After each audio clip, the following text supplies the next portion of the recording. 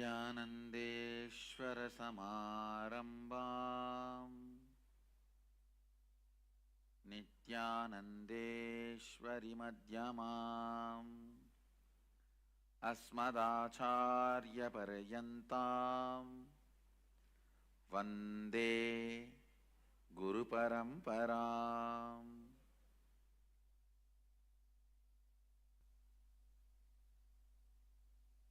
I welcome you all for the experiential session on Jiva. Listen, first let me define Jiva. What you perceive yourself as of now to whatever you can perceive you.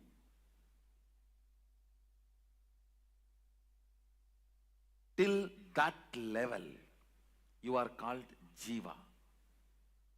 When you cannot perceive yourself anymore individually, separately, you are Shiva.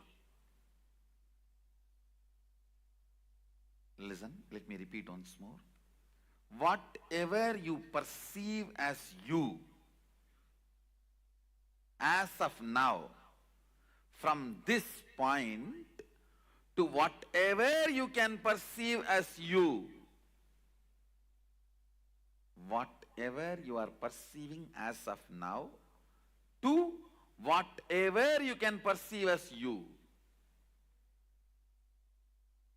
Understand? Even if you perceive yourself as Sadashiva, you are only Jiva.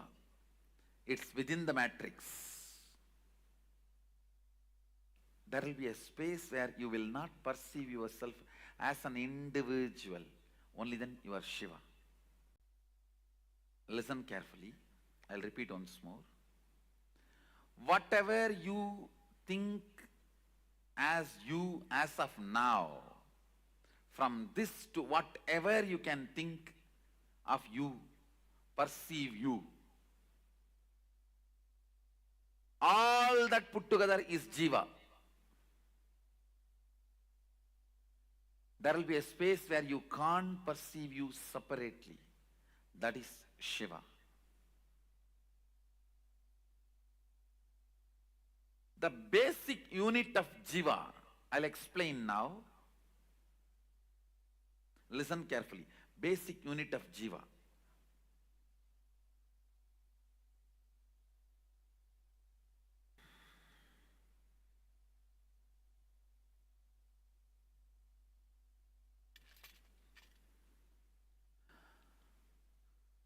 Listen. You all know in your day-to-day experience, sometime you are with thoughts. I should say most of the time maybe. You are with thoughts. There are some moments in your life where you don't have thoughts, without thoughts. I can project this on you in your screen. I project it on LED screen.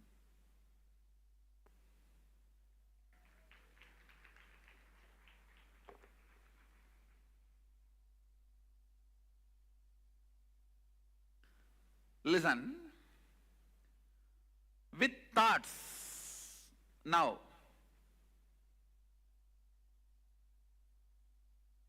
there are some moments in your life where you don't have thoughts. Every night, deep sleep. That is why you wait for that moment where you can forget your spouse and boss.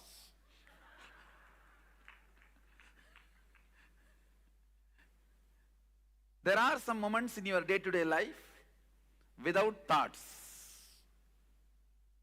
And there are some moments in your life where you have that clear I identity with I consciousness. Now, for example, now, how many of you feel you have that I identity clearly, I consciousness?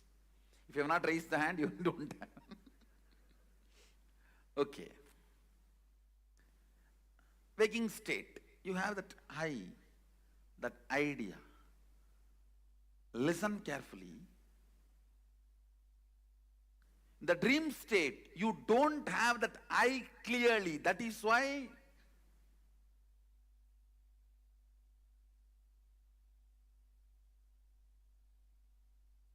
the thoughts are driving you.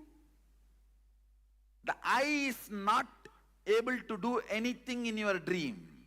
You can see your thoughts are acting, functioning in much higher frequency than your individual I. How many of you understand what I am saying? That is why I am saying in the dream state you do not have the I clearly. In the deep sleep you don't have the I completely. How many of you understand there is a space in you where there is no I? So the basic units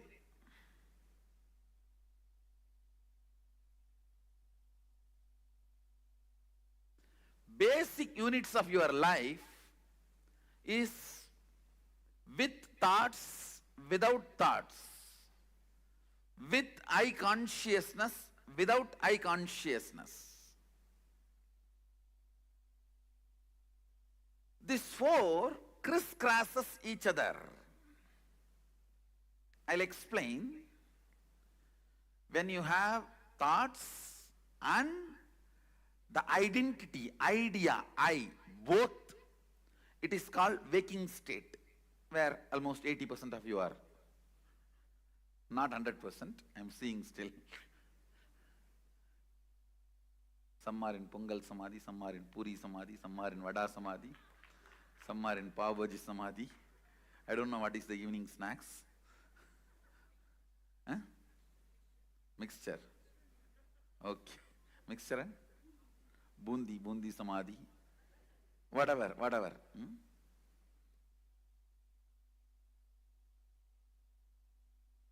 In the waking state, you have I and thoughts, both. How many of you are able to understand what I am saying?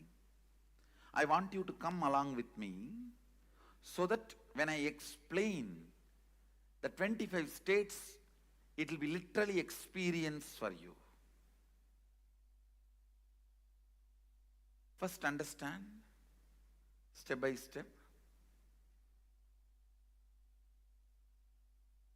Where you have thoughts and I consciousness, that is Jagrat state. Where you have thoughts, but the I identity is not strong enough. It is almost non-existent. That is why in one night itself you will see the dream of you getting married, you writing exams, you being chased by the tiger and elephant and lion. All bad dreams. No.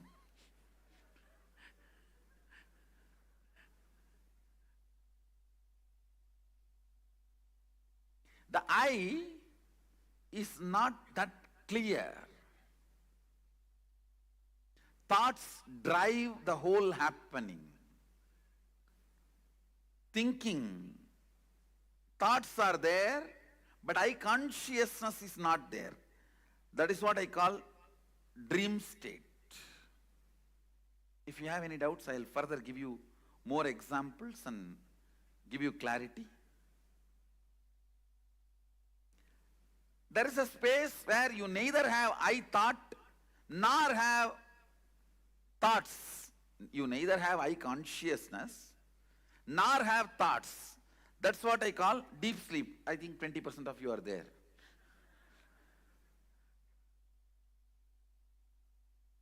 Whoever has not laughed, I know, they are there.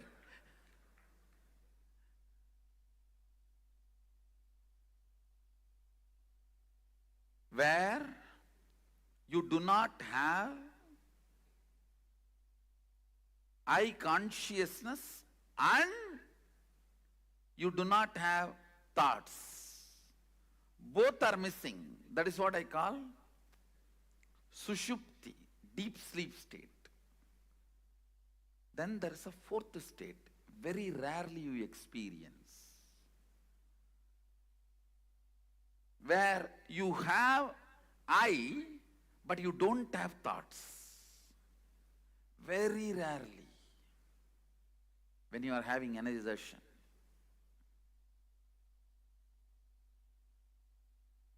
When you are really, really unclutched, or when you go through a very powerful energy experience, those moments, you get the glimpse of it. We call it Turiya, where there's no thought, but there is that I exist.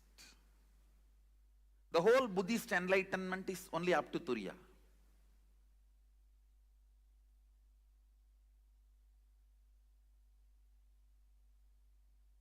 Understand, these four are the basic units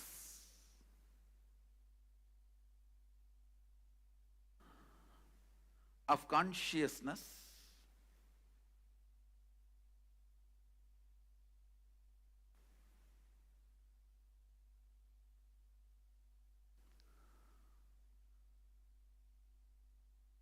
In Sanskrit, I use the word Jakrat, Swapna, Sushupti, Turiya. Turiya means simply fourth state, that's all. Fourth state. There's no meaning for the word Turiya technically.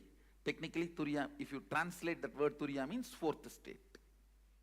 Maybe in English I can give a new word, awakened state. I myself can create a word, that's all. There is no English translation. If I translate that word Turiya, it only comes as fourth state. Listen,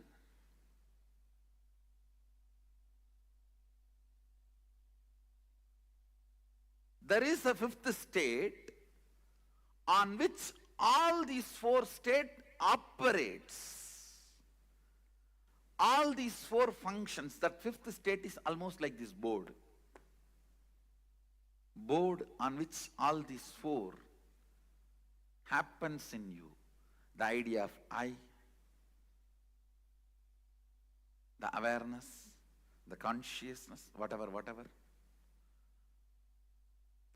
That is called Turiyatita, alive state, where the wax out of which your waking state and dream state is made is under your control. You can melt this wax and make whatever you want. Anything you want, it will be under your control.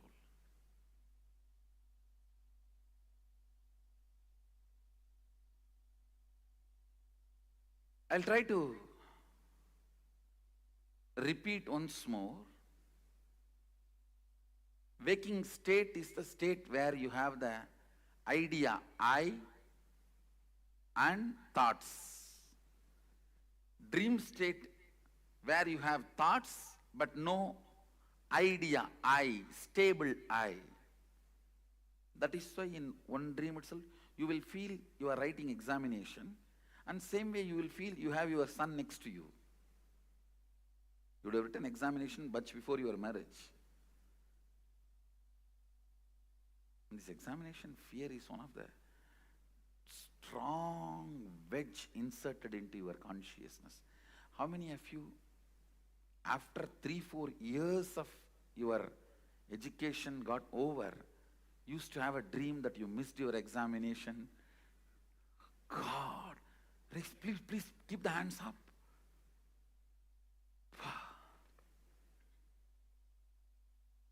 I never had this dream. First of all, I don't have a dream. Next thing, I never went to examination. So both problems. Neither I have dreams, nor I went to examinations. Examination fear is the strongest wedge inserted into human consciousness.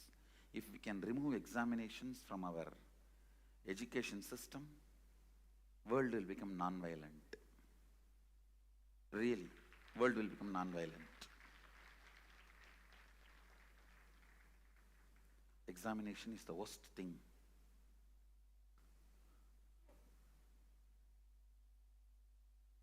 You go through most horrible experience thinking that if you go through this experience, you may never need to go through any other horrible experiences in your life. It's like I read a one-liner. Husband is a person who stands by you during all the problems, trials, tests, difficulties, which will not be there if he is not there in your life.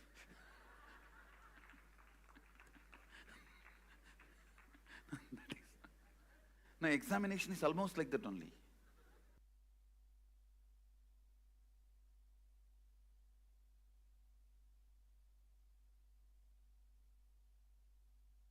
I am seeing thousands of people every day, either in classes, programs, or giving personal interviews, darshans, or people who come to hear about their Akashic records, whatever. With all my experience, I tell you,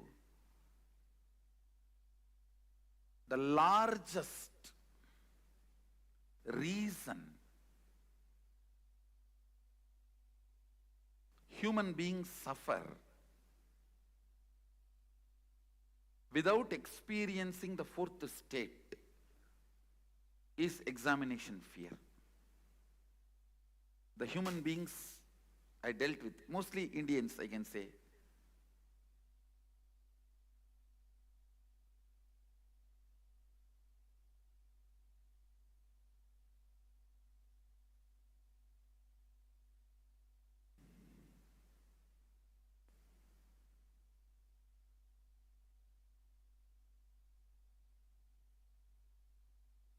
with thoughts, without the idea, what you go through is swapna, dream state. Neither thoughts nor the identity I, both does not exist. That is the sushupti, deep sleep state. And you have the thought I, but you have the consciousness, identity I, but no thoughts. That's very rare phenomena. Very rarely you go through that during energization, initiation, or Kundalini awakening. That is Turiya. So this is the basic unit. The space where all these four is happening, like this board on which all the four are written, that space is called Turiyadita. Alive state. The fourth state is awakened state. Fifth is alive, Turiyadita.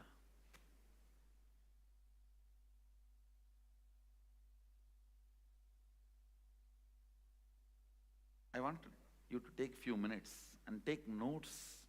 Usually I'll say you don't need to take notes, listen. But now I want you to write also once more, so you are all clear. I can take you to the next step. Please listen. First, I want you to intellectually understand this column. Then I'll explain step by step and define the states of consciousness and give you the example and raise you to that experience. I'll do it literally like a process. When I'm doing that, I'm going to be sitting center of you guys. We'll be sitting in mandala and I'll be there down in with you guys. Now I only want you to understand intellectually. Listen. All these 5 states, deep sleep, dream, waking, awakened, alive. All these 5 states in Sanskrit, Sushupti, Swapna, Jakrat, Turiya,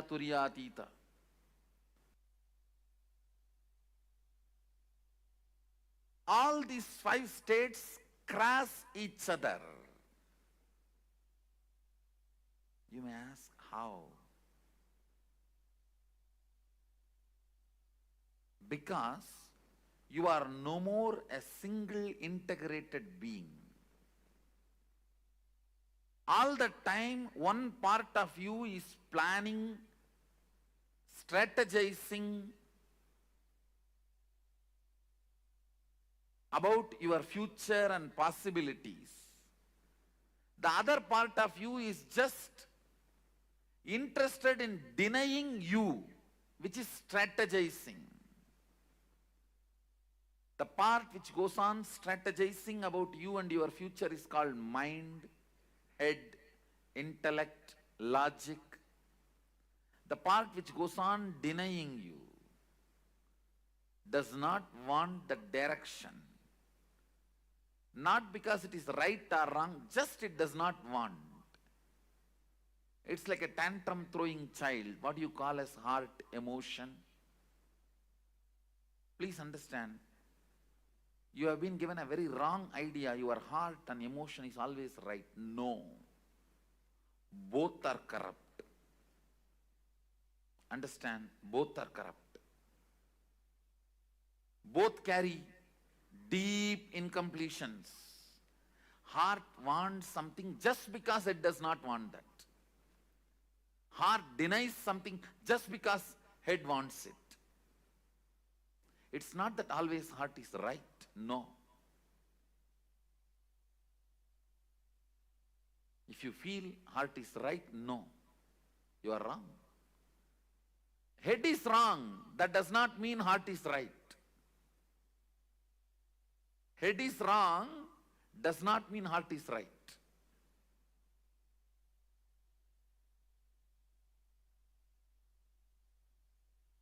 Sometimes head is right. That does not mean heart is wrong. Sometimes head is wrong. That does not mean heart is right. Both have their incompletions, both have their problems. Because you are no more a single being. See, invariably when the whole humanity has started experiencing this dual being, two part, that is when our masters declare the Kali started. So two parts of you experiences two different states at a time always. Please understand. If your head, which is strategizing about your future, is now awake, your heart is in dream state, sitting somewhere and doing something else. If you have to put your head and heart together, keep yourself in the waking state, you feel stressed, tensed. Oh, I can't be like that for a long time. Maybe few minutes, okay. Not more than that. How many of you understand what I am saying? How many of you experientially feel, yes, I go through this? Understand, the line, vertical line is a heart projector. Vertical line is heart's line. Horizontal line is logic's line. Head's line. So listen, when your head is in Sushupti, heart is also in Sushupti. It is called Sushupta Sushupti. Deep sleep, deep sleep. Very rarely you experience this. Even in your deep sleep, if you are lying on your bed for 8 hours, maximum you may experience this deep sleep for 20 to 30 minutes. Not more than that. Please understand. Head, heart, both parts of you experiencing sushupti and sushupti, deep sleep and deep sleep.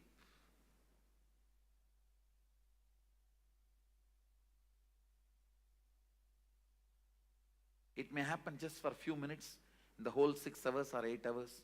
You are lying on your bed.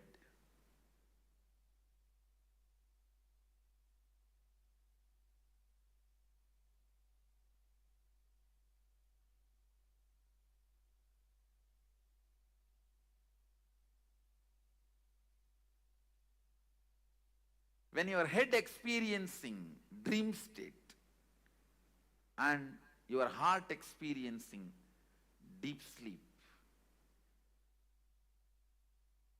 you can perceive this experience. When you dream and just fall asleep without even waking up,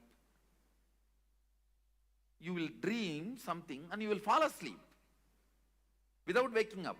Again you will dream something, you will fall asleep. Maybe third time or fourth time when you dream only you will wake up. How many of you have experienced this?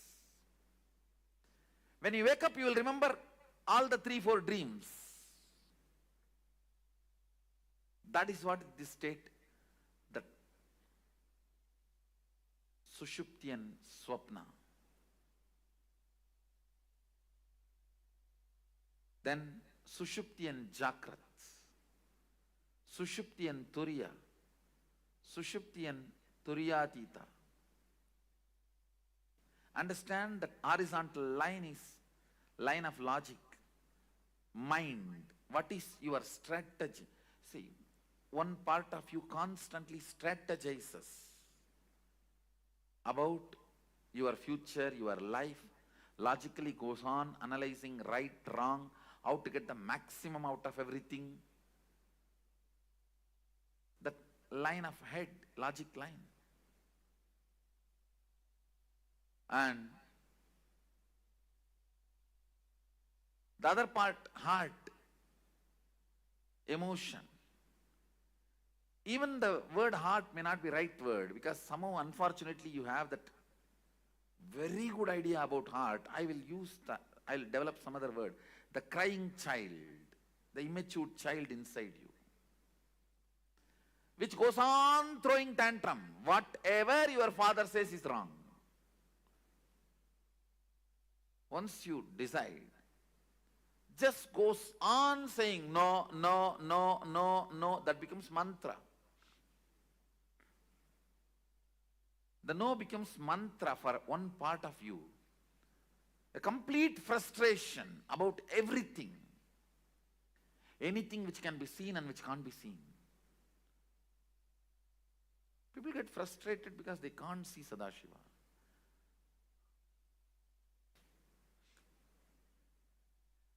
It is good sometimes you are not able to see. No, we get frustrated even with things which we have never seen, we never experienced, we never perceived.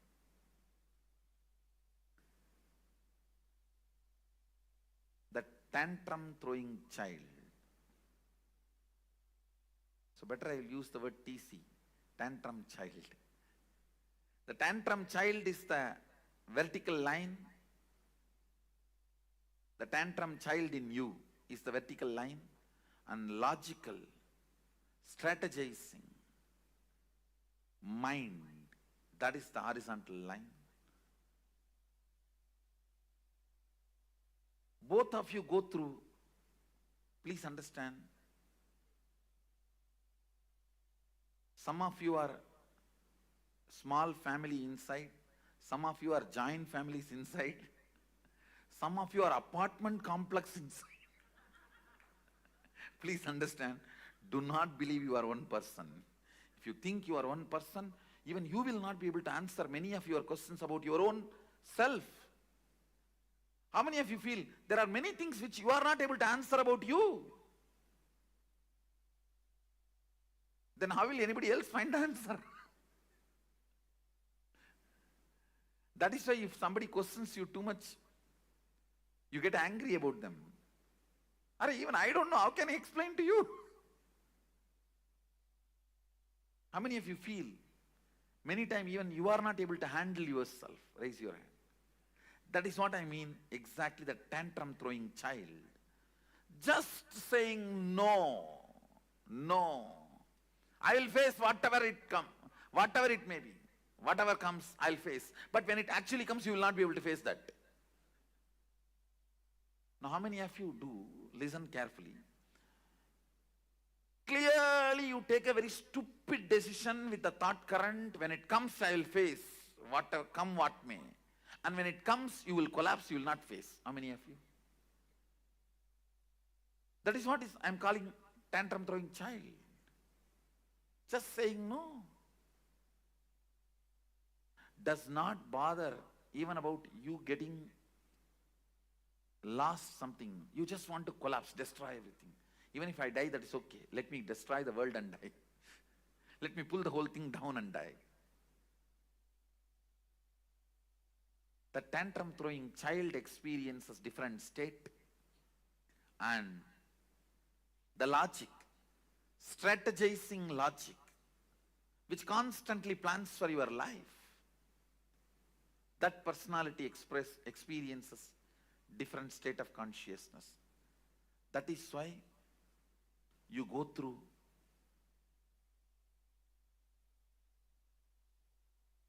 various states of consciousness. Listen. The TC, tantrum throwing child, goes through the deep sleep, and logic goes through the deep sleep, both experiencing deep sleep. That's what I said. Maximum you may experience 20 to 30 minutes, even if you lie down 8 hours in your bed. Then tantrum throwing child going through the dream, and the logic going through deep sleep. Earlier I explained that side, now I am explaining this side. Listen carefully. Earlier I gave an example. You going to dream, falling asleep without waking up. That is what is the example I gave for your logic experiencing dream, tantrum throwing child experiencing deep sleep. Now I am showing you this side. The tantrum throwing child experiencing dream, but the logic experiencing deep sleep. Listen carefully. That is what I call, if I have to find an English equivalent word, frustration. In Sanskrit we call it virakti. Vrakta means the tantrum throwing part of you is active, but the logic is completely absent. Listen carefully. In Sanskrit it's called vrakti. In English I am trying to translate with the word frustration. I'll give you the context where the tantrum throwing you is so alive, wildly active and dreaming. But the logic with which you need to control you, that reins are not in your hand. It's like you are sitting on a wild horse and the horse is running on a hill. It may even jump into cliff now. I'm talking about this part where, see, this is TC, means TC, tantrum throwing child, this whole line. This whole line is logic, your mind.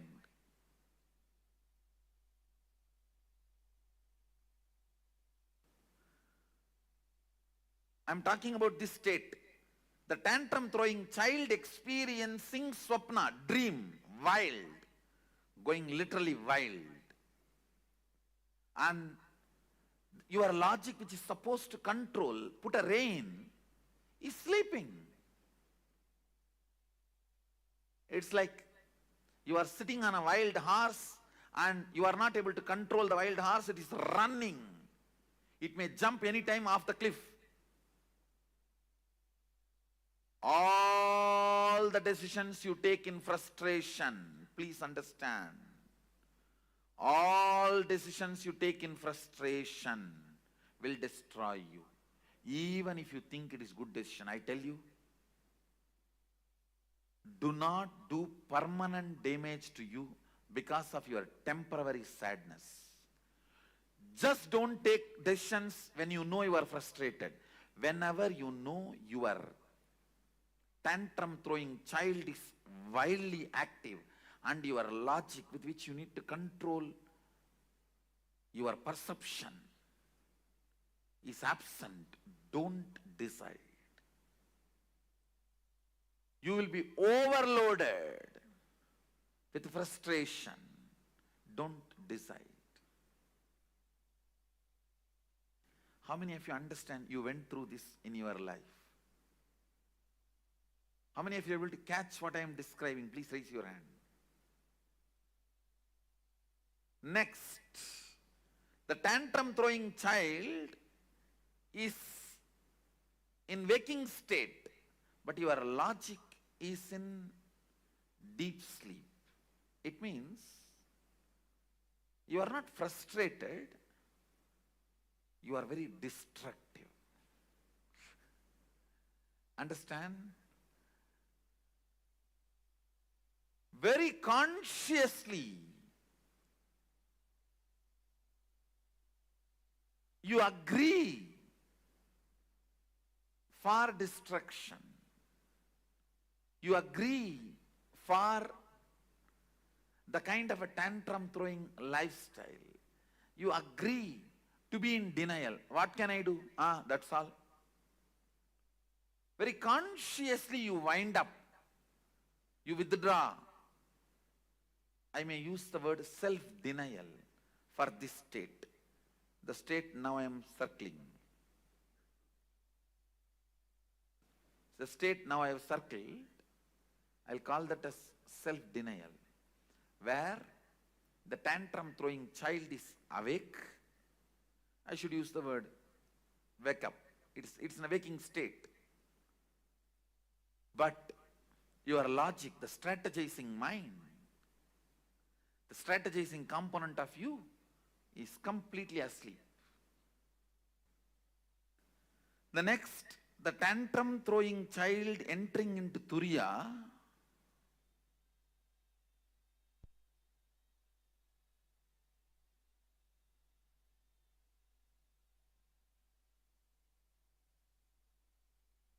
tantrum throwing child entering into Turiya and the logic in deep sleep. One good thing is, the moment tantrum throwing child enters into Turiya, he gets healed. He is no more dangerous. He gets healed. Listen, very important thing. If a tantrum throwing child in you catches the glimpse of thoughtlessness, Turiya, even once, the whole thing becomes seeking. That is why the hippies become seekers even if they get one glimpse. The tantrum throwing child in you becomes a powerful seeker even if you catch one glimpse of Turiya. So I'll call this state as Turiya plus Sushupti, which I marked, seeking awakened but don't know what to do. Your logic does not know what to do, how to proceed, but you know something you need to discover. I'll call that as a seeking but not active. Means you don't plan about how to go about it. Your logic has not found any method. It has not discovered any way to seek. But the tantrum throwing child is now throwing tantrum about everything which is seen or felt, which is not matching with the reality of the Turiya. See, now the Turiya becomes the benchmark. The awakened state becomes the benchmark. Anything which is not matching up to that mark, you throw tantrum about it, but you don't know how to make everything match up to the standard.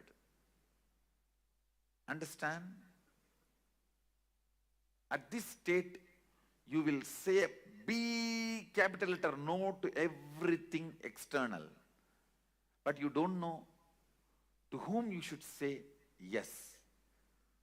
You only know to say no to everything, but you don't know to whom you should say yes. How many of you think you got this? Next, Turyatita and Sushupti. When you enter Turyatita, when the tantrum throwing child enters into Turyatita and the logic is in Sushupti, I call this accidental enlightenment. No, there are few people who got this. They got it accidentally by Guru's grace or by the high energy experience without their logic planning for it. This J. Krishnamurti actually had a glimpse, but accidentally.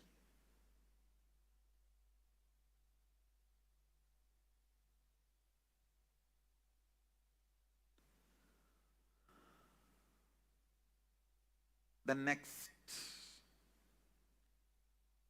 your tantrum throwing child experiencing deep sleep and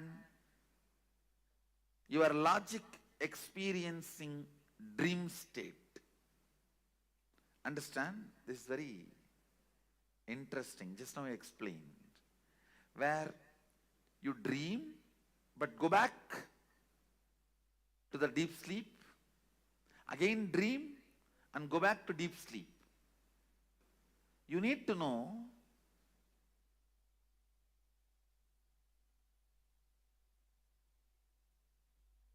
maximum only 30% of you is your logic part.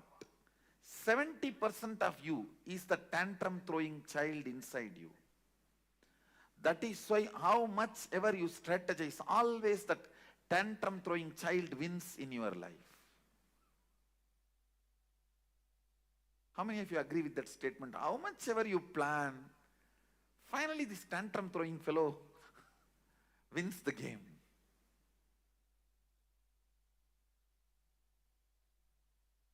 Even if your logic, for example,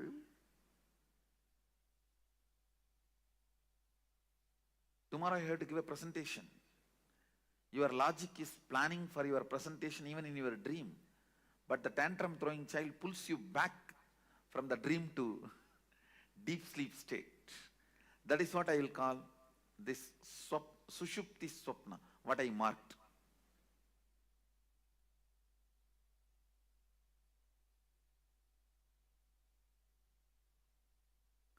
Next, the tantrum throwing child experiencing deep sleep, but the logic experiencing waking state.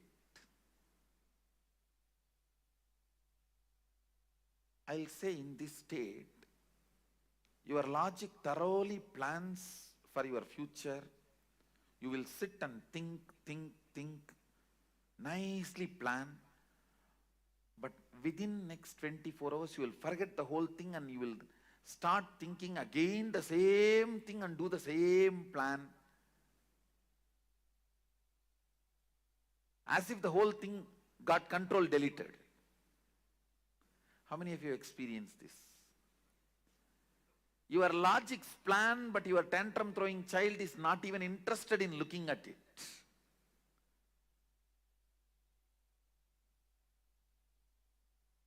That is what this state, where 70% of you are sleeping and 30% of you is strategizing. It's like 70% of you boycott that meeting. How can any corporate meeting be successful if 70% is boycotting? See, I'll put it in a very simple way. What you desire is your logic. What you believe is your tantrum throwing child. You will never get what you desire. Please understand, you will get only what you believe. You desire always to have wealth, but you believe you will never going to get it. You are never going to get it. You desire to have health, but you strongly believe that is not part of your life. So you will not manifest what you desire, you will only manifest what you believe. People always confuse between desire and belief.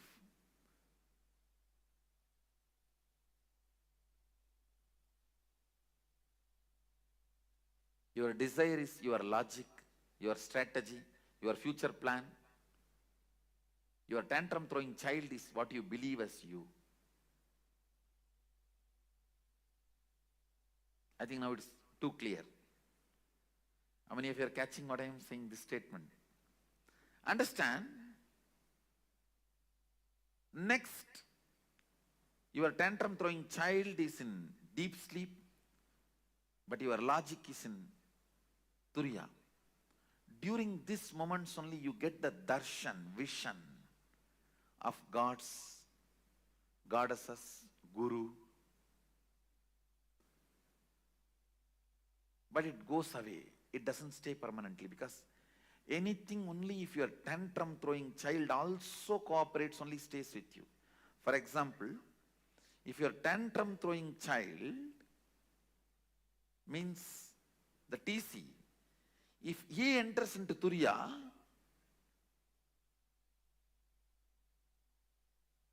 and your logic is in Sushupti, which I circled now, at that state, if you get any experience of God, Guru, Darshan, it stays with you permanently, because 70% receives it.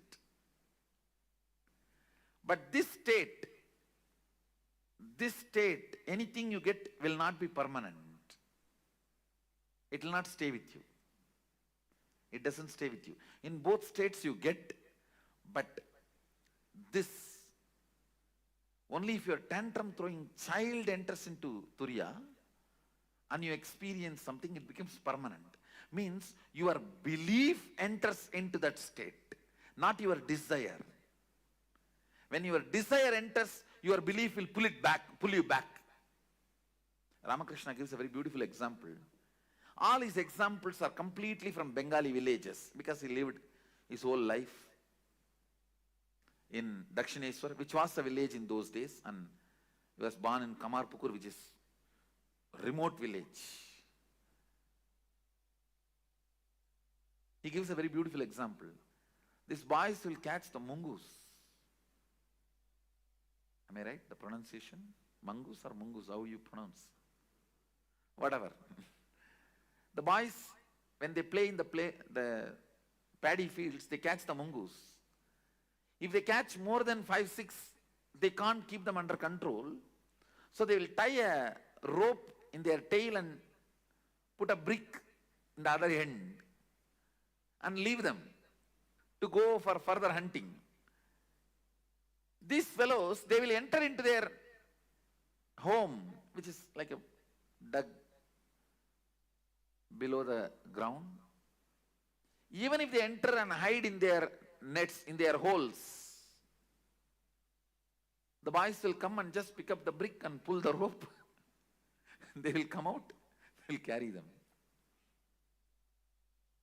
Just like the mongoose, in whose tail the rope is tied with a brick, can never hide, can never rest in his hole.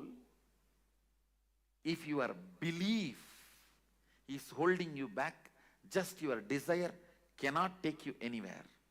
Because the belief is a rope and brick. It will just pull you out. Listen, here, your belief is in deep sleep, only your desire experiences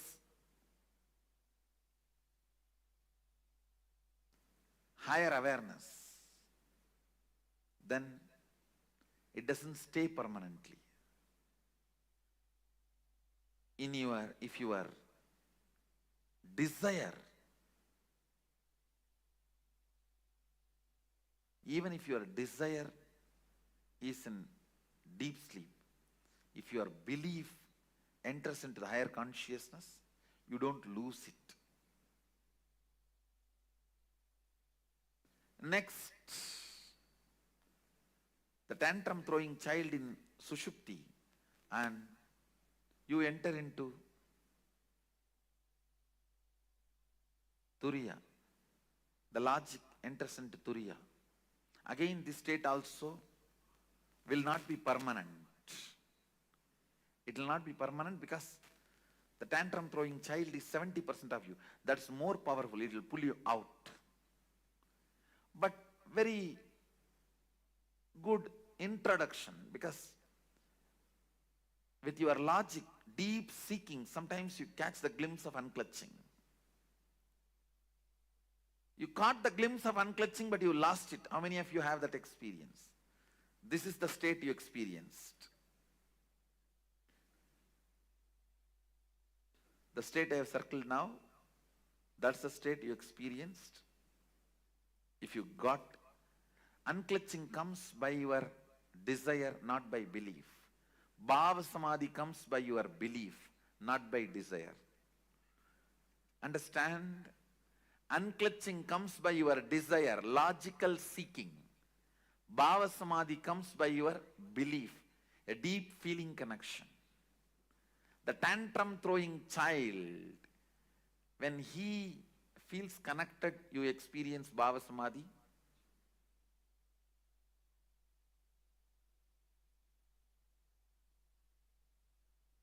I think now many are experiencing Bhava Samadhi. I am seeing many faces. Already experienced. I think I am experientially putting you in Sushupti. I am experientially showing you Sushupti.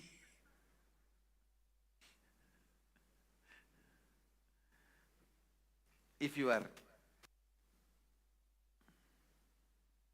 belief is in deep sleep and desire is in Turiyatita, that's the state I have circled. You do catch Satori, but which does not stay back. It doesn't stay back. It goes away. But if your belief catches Turiyatita, desire is not cooperating. That is, I can say, this state. Your belief means tantrum throwing child is catching Turiyatita, but your desire, logic, is in deep sleep, Sushupti. It's not cooperating. This will become permanent, but this will not be permanent. If you achieve this, you will always lose. Achieving this is very easy, but you will lose it. Achieving this needs little practice, but you will not lose it.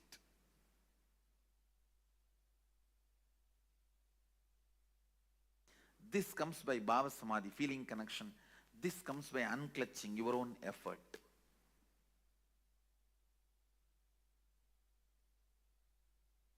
If both happens, that is what is called Turiyatita, which becomes permanent. Thank you. Be blissful.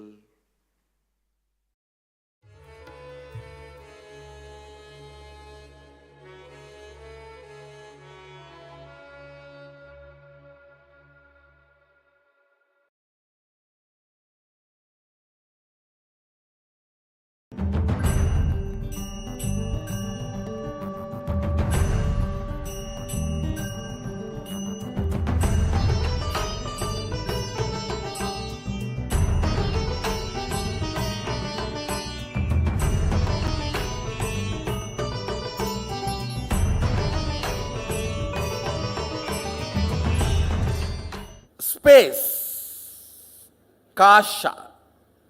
Let me use exactly the word Mahadeva uses. Akasha is modern Sanskrit word. In original Agama, the word kasha only is there. There is a possibility in that palm leaf. Sometimes this corner of the palm leaf gets broken. So, anyhow, whatever available, even the palm leaf breaking is his action only. So what he left it for us to understand. From that, the word kasha only is there. So let's use that, that's all. Space, simple understanding, where length, breadth, depth, time, all these are dancing, vibrating. That is the aspect called space. It's a very simple understanding, but now I'm going to give you how understanding space is going to have some use for you. See, ultimately our goal is to rest in the highest existence and highest consciousness, what we call as Mahasadashiva. Resting in that state, operating in that space, manifesting the powers of that space. For that understanding space, whatever we need to understand, I am going to give you those understandings. All of you are clear? Actually, if I have to speak on space, 2,000-3,000 verses Mahadeva is giving in various agamas on kasha, on space. Even this cloth is called kashaya because only a fellow who is established in that space can wear this cloth. That's why the cloth is called kashaya. Whoever is constantly in the space of akasa, only they can wear this cloth, this color.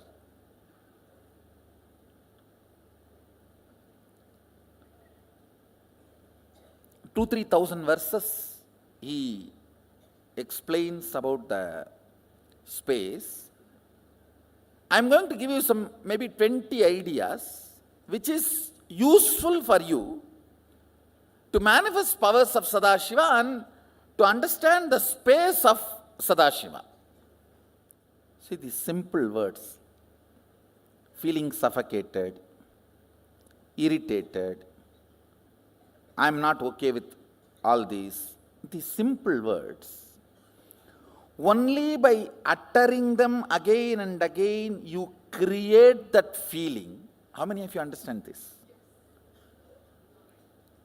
Usage of those words avoided, that experience is also avoided. How many of you understand that? So, can you take 2-3 minutes and pen down, listen carefully. Usage of words in your space, becoming experience, few incident. First time when you started using the word depression, various explanation.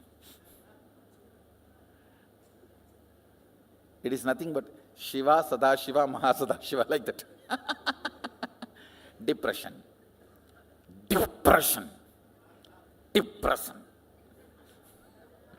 Means Shiva becomes Sadashiva and Mahasadashiva. Like that, depression becomes depression and depression. When you started using these words, cherishing these words and manifesting those experiences in your space, just for you to understand, listen, please listen.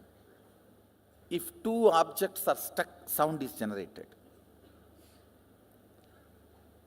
If a thought is stuck on the space, reality is generated. That's all. Thought, idea, depression, irritation, simple words. How you teach to these teenager kids, how they pick up between when you guys are fighting, I cannot tolerate this, I can't digest this, hell with it, better to die than living like this. All these words, they pick up while both of you fight. And when they use that word on their space, they generate that as an experience. You yourself have done this crime against you. First time when you did this crime, try to remember and pen down. See, where you could have avoided the word and avoided the experience, that is called freedom. You chose the word and chose the experience. After that, even if you don't choose the word, experience does not leave you, that's called marriage. Bondage. Understand? See, first few times when you use the word, I am irritated, I am agitated, I can't tolerate this, I can't put up with this, better to die than living like this life, hell with you, all these phrases, there is a dance. All these Jerry Springer shows phrases. All these words, listen, when you are using first time and manifesting them as reality, you had a choice not to use them and manifest those experiences and reality. How many of you understand that? So, but after continuous usage and those experiences produced, when that become your normalcy, that is what, I can't understand this word normalcy. What is common? What is normal? Most abnormal thing is normal. Most stupid things are common. Sometimes people question me, why our kids are taught so much of importance for the language is given. Our balasans are not supposed to even utter the word no, not, all that. Avoid knowing. So much importance is given for their language because when the language is stuck in the inner space, the reality is generated. Understand the Damaru of Mahadeva, dancing in the space of Chidambara, generates the cosmos. So the language we use inside is the Damaru of Mahadeva.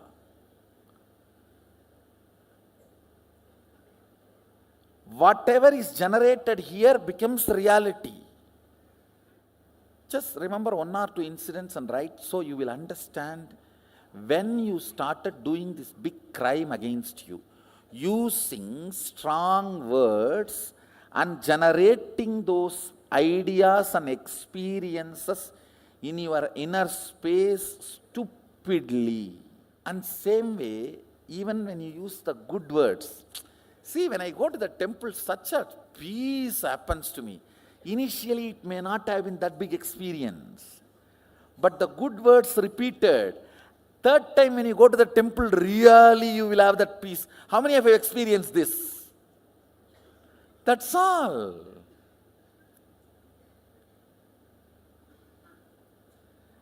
Generated good words or generated bad words, when they hit the space, they become real. Whatever makes the word into real is space. Akasa. Kasa. You are an adult. You can choose your words. Don't come and give me a big letter. Oh, still I have some doubts about you. Then die. Who cares? You are an adult. You pick up the word. Is somebody else sitting in your head and picking up the word? Nothing else can be done. Don't try to, ooh, ooh. No. Still I am feeling very negative about spirituality. Then what can be done? You are an adult. You decide which thought current you decide to cherish as your part. I can teach only to adults. My kids may not be adults, but they are matured. Understand, their very connection with me makes them matured. Try to write both experiences so you understand how initially the word you generate in your space manifests reality. Then I will teach you about, make you understand about the space. End of the day, it is not teaching. I am just making you understand the spare parts you have. what I am giving you is owner's manual. I am not giving you any disciplinary. I am just telling you how to ride the bike. You go in 200 miles or 600 miles speed, I don't care. I am okay whether you do a race, a bike race, or you go for a pleasure ride. That is up to you. I am giving you owner's manual. These are the spare parts you have, and these are the effects and side effects you will have. And I want to tell you guys, this Rudraksha holds the space. This Rudraksha, see, just like battery has a capacity to hold the neutron, electron, that proton, that all the electricity activity, Rudraksha has a capacity to hold somebody's space. All the Rudraksha you are wearing is holding Mahadeva's space. It is energized and brought to you. So Mahadeva's space is put in that. Karukkidai Nikandu is done. Then it reaches you. You can, even that word, record that word Karukkidai Nikandu means impregnating with a thought current or experience. It is not even impregnating. The Karukkidai means making you deliver. It's end to end actually. Not just impregnating. Then you may get aborted, who knows? So Karukkidai means successfully making you deliver this thought current as your experience. Karukkidai Nigandu. The word is from Prakrit. I think one of my important contribution is going to be reviving all these sweet words from Agamas and making them all day-to-day used words.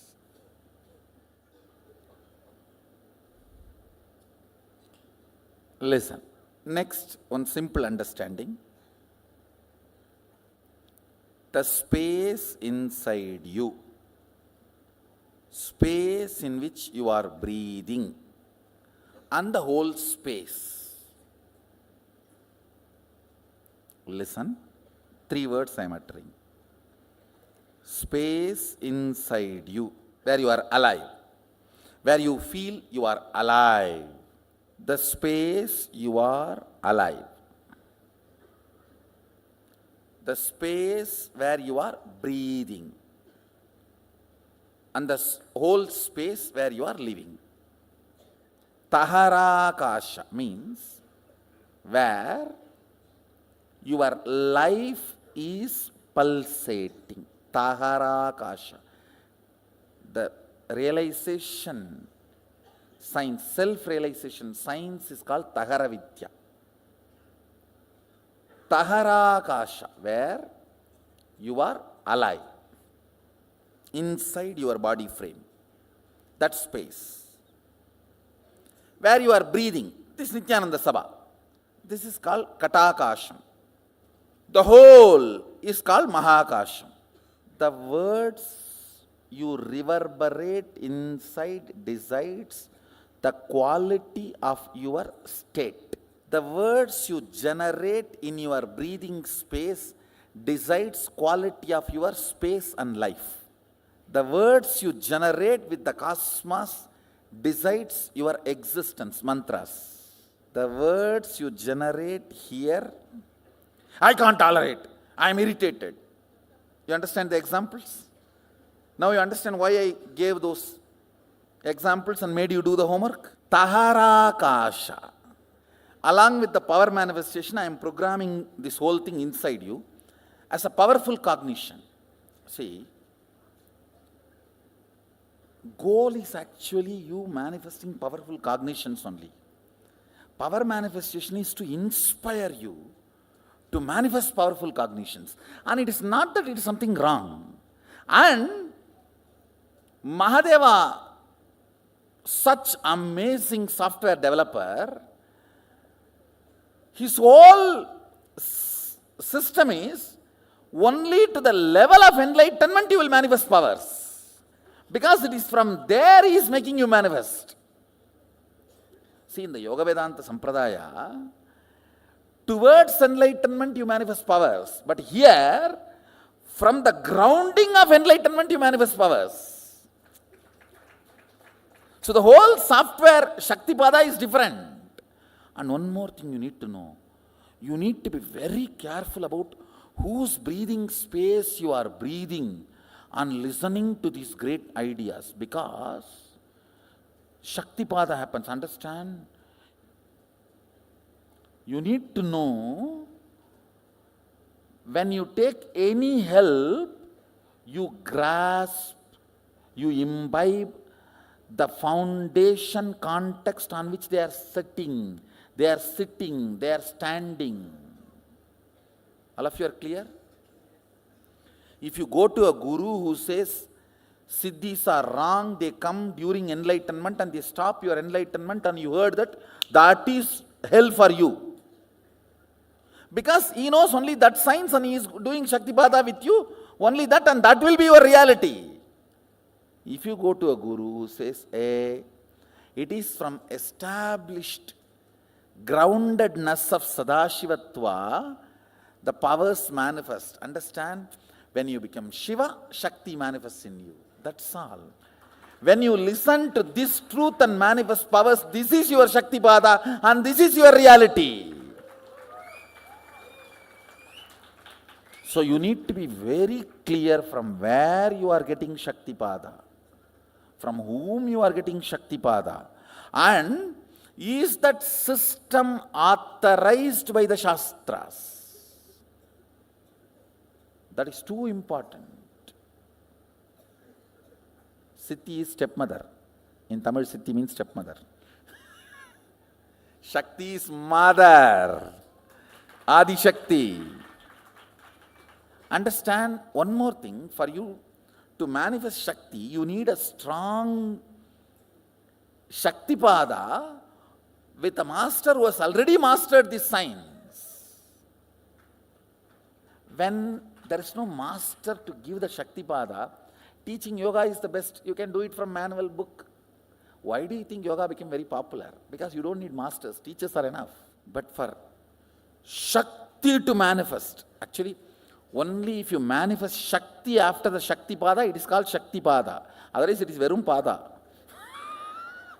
Not Shaktipada. Only if you manifest Shakti after the Shaktipada, it is Shaktipada. Otherwise, it is what? Pada, that's all. These three words. Taharakasha, Chidakasha, or Katakasha, or Mahakasha.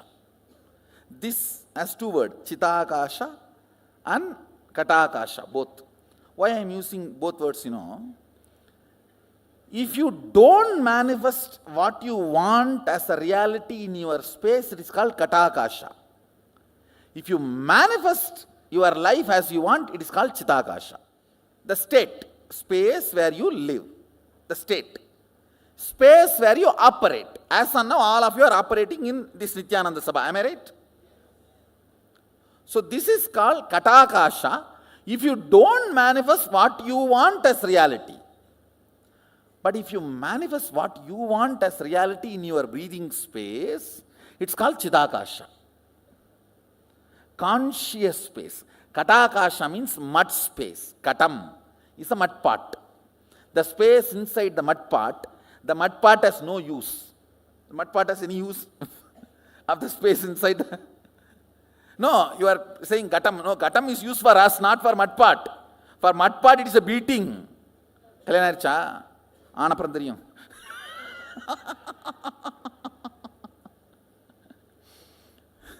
No, he is trying to show, no, there is a use, Gatam. Gatam music is used for whom? For us who generates, not for the Gatam. In your space, listen, your state is Taharakasha, where you exist, Taharavidya. Taharavidya means the knowledge of enlightenment science. Now, whatever I am talking to you, all these can be classified as Taharavidya. Precisely, if I have to translate that word, grounded in existence. Tahara.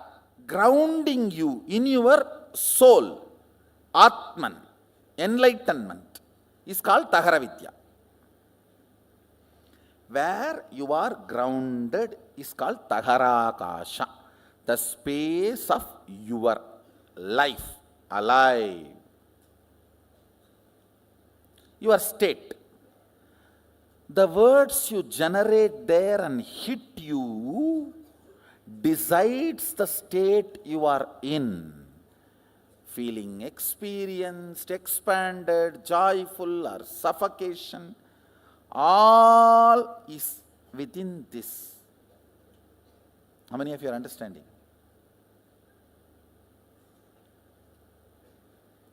Having the whole world open for you and feeling imprisoned can be there. Sitting on one small cave, feeling enlightened can be there. Because it is on Tahara. There are many great sadhus lived in a small cave of remote Himalayas, lived such an ecstatic, glorious space. And there are many people who are flying whole day and night in the space, but feeling imprisoned inside. How many of you are understanding what I am saying? I tell you, if this science can be taught in schools, the whole quality of the humanity will become different. The words you utter, actually, what we should do, that fork is there, what is the name? Spoon? Can you guys get one? We have the tuning fork. It should be given to everyone. Just 24 hours you should experiment. Every time you utter a bad word inside you, you should hit that and feel. I have damaged my state. Now for you to remember, just 24 hours is enough. So much awakening will happen to you. How many times you are damaging you? Understand? After a few days, you logically start substantiating this self-sabotage pattern. What is there? That is the way it is. All right, I stop self-sabotaging. As if my life is going to become better or what? See, my business is failing. My life is ruining. All right, now I will stop doing all these self-sabotage patterns. So it's going to become better. It means what? You yourself have come to the conclusion that you are doing is okay. How many of you understand with what I said? So, okay, a lot of drainage water is coming into your home because of flood, then why not drink it? Let's drink. No, that's not you are coming to conclusion, am I right? So you are saying, okay, I am not drinking it. Is it stopping coming here or what? I am not saying it's coming or stopping coming and all that. But this is not the way to go about.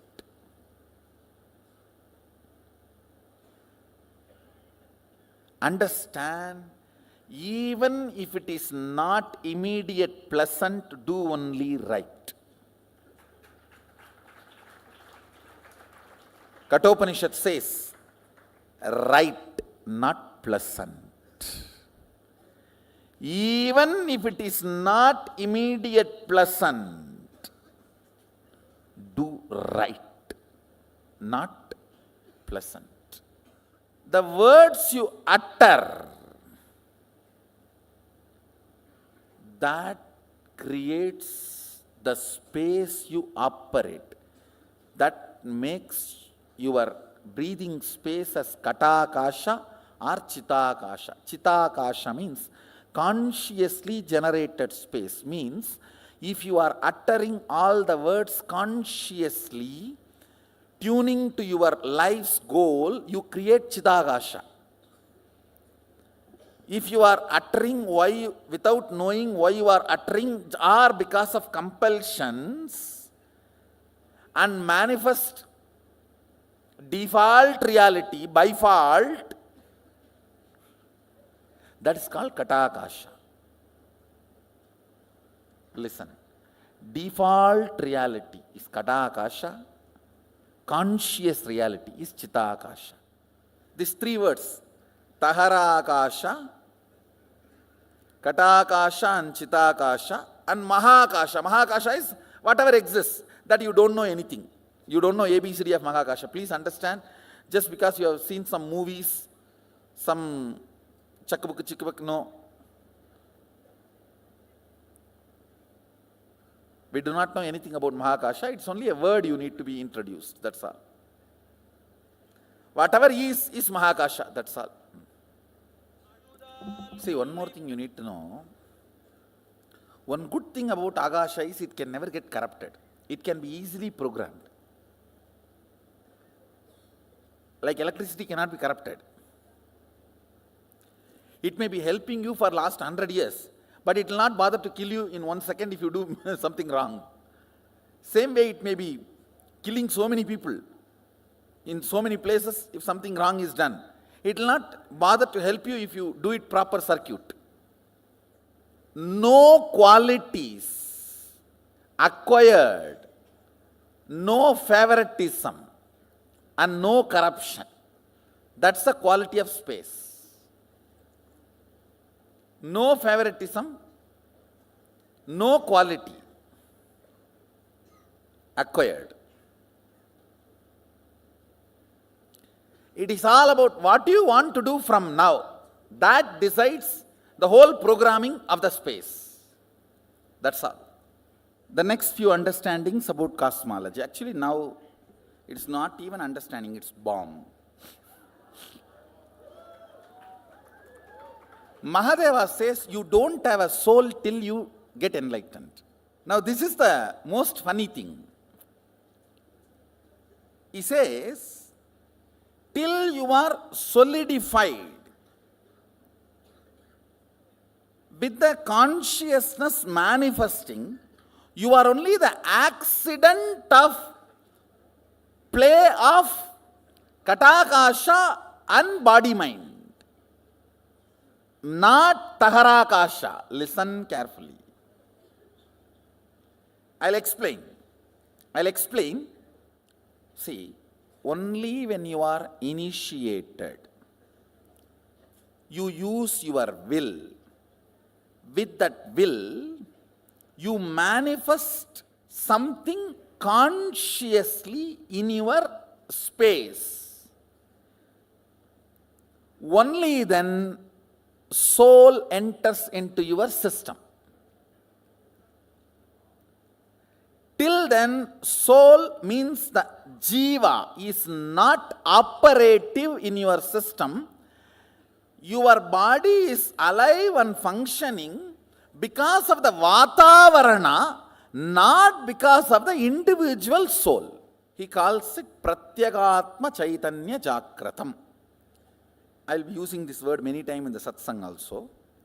Individual conscious will awakening and declaring its existence. If you know, yes, I exist and I have this as a problem, this as an inspiration. Even if you have a problem, it's okay. But your individual will should perceive the problem, only then it will start cracking the code.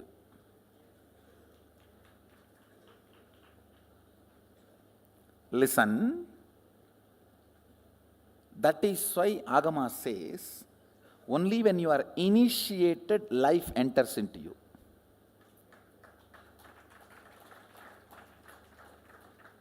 In Vedic tradition, we have something called Dvija, reborn.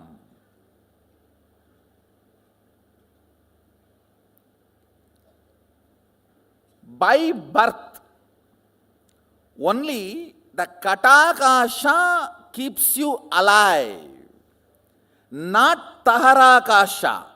Taharakasha is infused into you by the person who is operating from Mahakasha through Chitakasha. Too many words. Come on, I'll repeat. the individual soul in you is breathed by the person who is breathing the cosmos into you through his breathing space. That's the translation.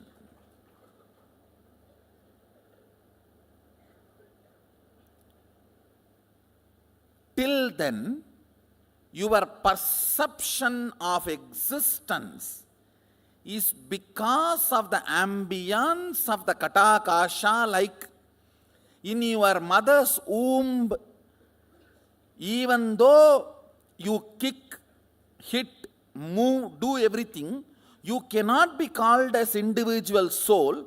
By its Vatavarana, it appears as if you are alive.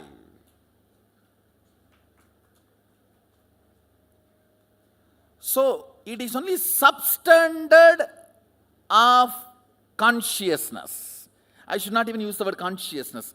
Substandard existence. How many of you are getting? Understand, the Katakashic existence is called accidental existence. You need to use your will persistence ferociously. You need to break the laws of Katakasha, that is called tapas. Breaking the chains of your Vatavarana by will persistence is called tapas. More tapas, more alive you will feel. That is why in Hindu tradition, if somebody wants to become a king, he will not enter into politics. He will retire to forest and start meditating for 12 years. When he becomes alive and walks into the city, the elephant comes and puts the garland and carries him and puts him on the throne of the king. Whether conquering infrastructure or internal structure, breaking Katakasha by your will is the only thing any human being need to do in the life. Katakasha is the accidental ambience you are breathing, which gives the illusion or delusion you are alive. Your existence is given a delusory idea that you are alive. Because you are breathing, you are made to believe you are alive. Like ups and downs of the wave gives the feeling as if the ocean is alive in that area. Even though there is no independent individual energy exists, you have soul only when you manifest powers. Now that is what is the conclusion. And do you know funny thing? People who are not initiated or not manifesting powers, he classifies them as Panjama, and murdering of those people is not punishable crime. Sorry for... No, I am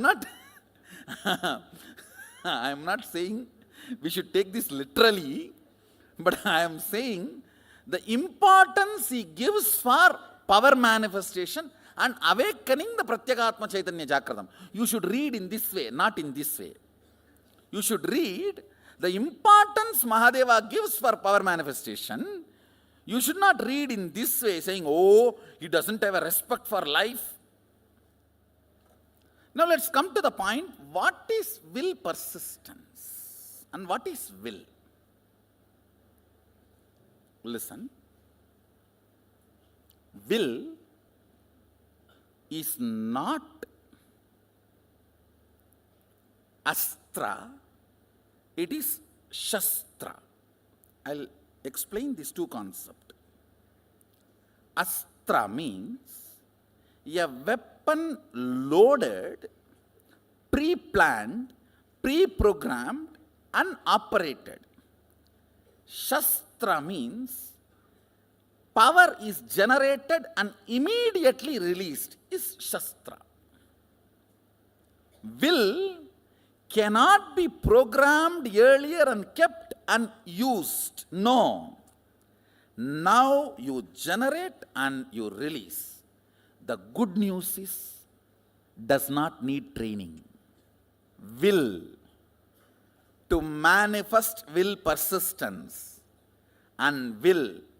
You need not be trained for 12 years.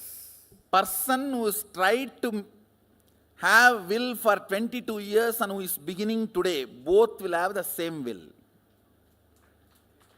Because will is the weapon from the space which cannot be programmed. Listen carefully. Subtler and subtler you go, they can only be less baggaged, programmed. When you are going in bullock cart, you can carry the whole city. When you go in bus, you will have to reduce. When you go in train, you have to reduce more. When you are going in the flight, it has to be reduced a lot more. If it is jet, you can only carry pills. The subtler and subtler you go, baggage, the past patterns, compilations, judgments, concepts are not allowed. In the length dimension, your whole past is required, only then you can move towards future. You need to know about your past history, only then you will have the confidence about building your future. That is why British destroyed our history first. So we will lose confidence. Destroying history is not a small thing, it's a strategy. Destroy it so he doesn't know his possibilities. Just before extinction, I have come, so don't worry, it cannot be destroyed. 79 would have been too late. It cannot be destroyed now. I am grounded. We have grounded enough now. The important lesson you need to know, understanding you need to know with all this is, for consciousness to manifest in the form of will and power manifestation to happen, you do not need pre-training. Astra is different, Shastra is different. Astra means you meditate on Nagadevata, goddess of snake, and get the boon from that Nagadevata and keep Nagastra and put it in the bow and send it. That is Astra, Nagastra, where pre-process is done and loaded. Shastra means you just pick up something, use only your will and send it. Understand, Mahadeva very clearly says, state, space, manifestation, all the three does not need pre-training because it is fundamentally based on the space.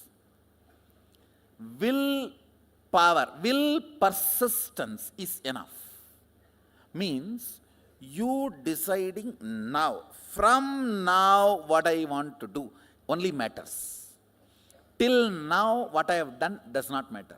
Womanizer, Arunagiri Nadar, not Arunagiri Yogeshwarar, Arunagiri Nadar, who lived in Tiruvannamalai, he gets Kailasa Padavi. He gets to go to Kailash and come back with a Parijata flower. But a fellow who was in the Parijata flower garden, Sundarar, just because he saw the Rudraganyas in a little flirting way, he has been sent down. Understand these two stories. A womanizer goes to Parijata garden and brings Parijata flower. The fellow who is in that garden serving Mahadeva whole day and night, who was supposed to have been such an intimate assistant, who brought even Alahala to Mahadeva, just a flirting look, he has been sent back to Buloka. So fundamentally, Mahadeva asked Sundara, what do you want from now? Forget about what happened. This moment and now, what do you want? You want to enjoy them, then go and finish and come back. For Arunagirinathar, forget about what has happened. Now what do you want? I want Kailasa Padavi. Come on, have it. Understand, past, the good news I have for you. Past is irrelevant when you are working with the space, Akasha. Present is too relevant when you are working with Akasha. Clear?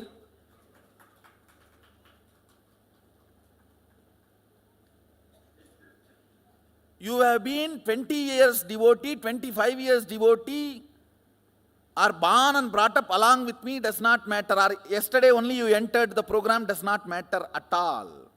From this moment, what do you want to do matters.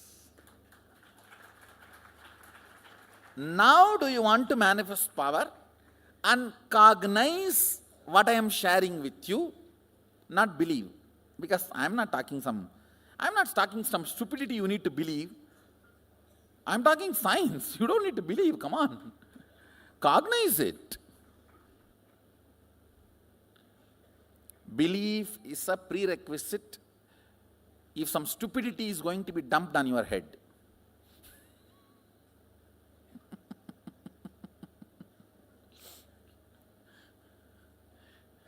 Here I am sitting and analyzing the science of life. Science of existence.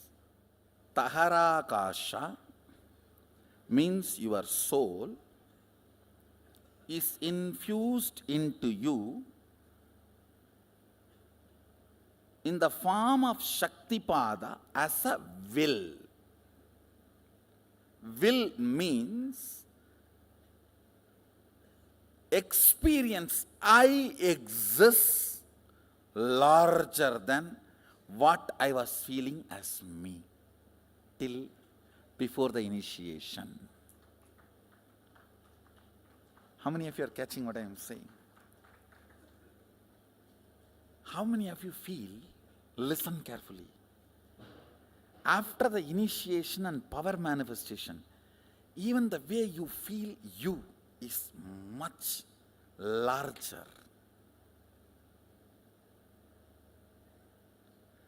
That only manifests into Katakasha and makes it into Chidakasha. If you don't manifest power, your Nithyananda Sabha is Katakasha. If you manifest power, your Nithyananda Sabha is Chidakasha. Understand? Whether this is Ponnambalam or part,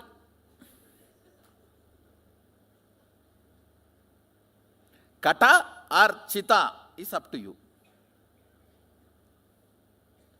In part, what you can do? Only. In Ponnambalam only you can dance. In Chitakasha only you can dance. Signs of initiation. Diksha. This word Diksha need to be understood. The word initiation is too superficial for Diksha. If I have to translate exactly the word Diksha into English, breathing life, infusing life. The frequency of your will existence raised to the level of frequency of will persistence to become the realization of will, reality, realization. Understand? Taharakasha. Breathed. Guru breathes life into Taharakasha. With that you start that will persistence with the will persistence, you start manifesting not only powers, even the life as you want. Kata Akasha becomes Chita Akasha. Understand? In Kata Akasha, Kauravas are cooked. In Chita Akasha, Pandavas are cooked. See how Pandavas are born? Kundi calls gods and goddesses. Out of will, they are generated. Chida Akasha. How Kauravas are cooked? Kept in the pot. From Kata Akasha, Kauravas manifest. From Chida Akasha, Pandavas manifest. 5, but conscious. 101, but unconscious. It's not 100, 101 actually. One daughter and 100 sons.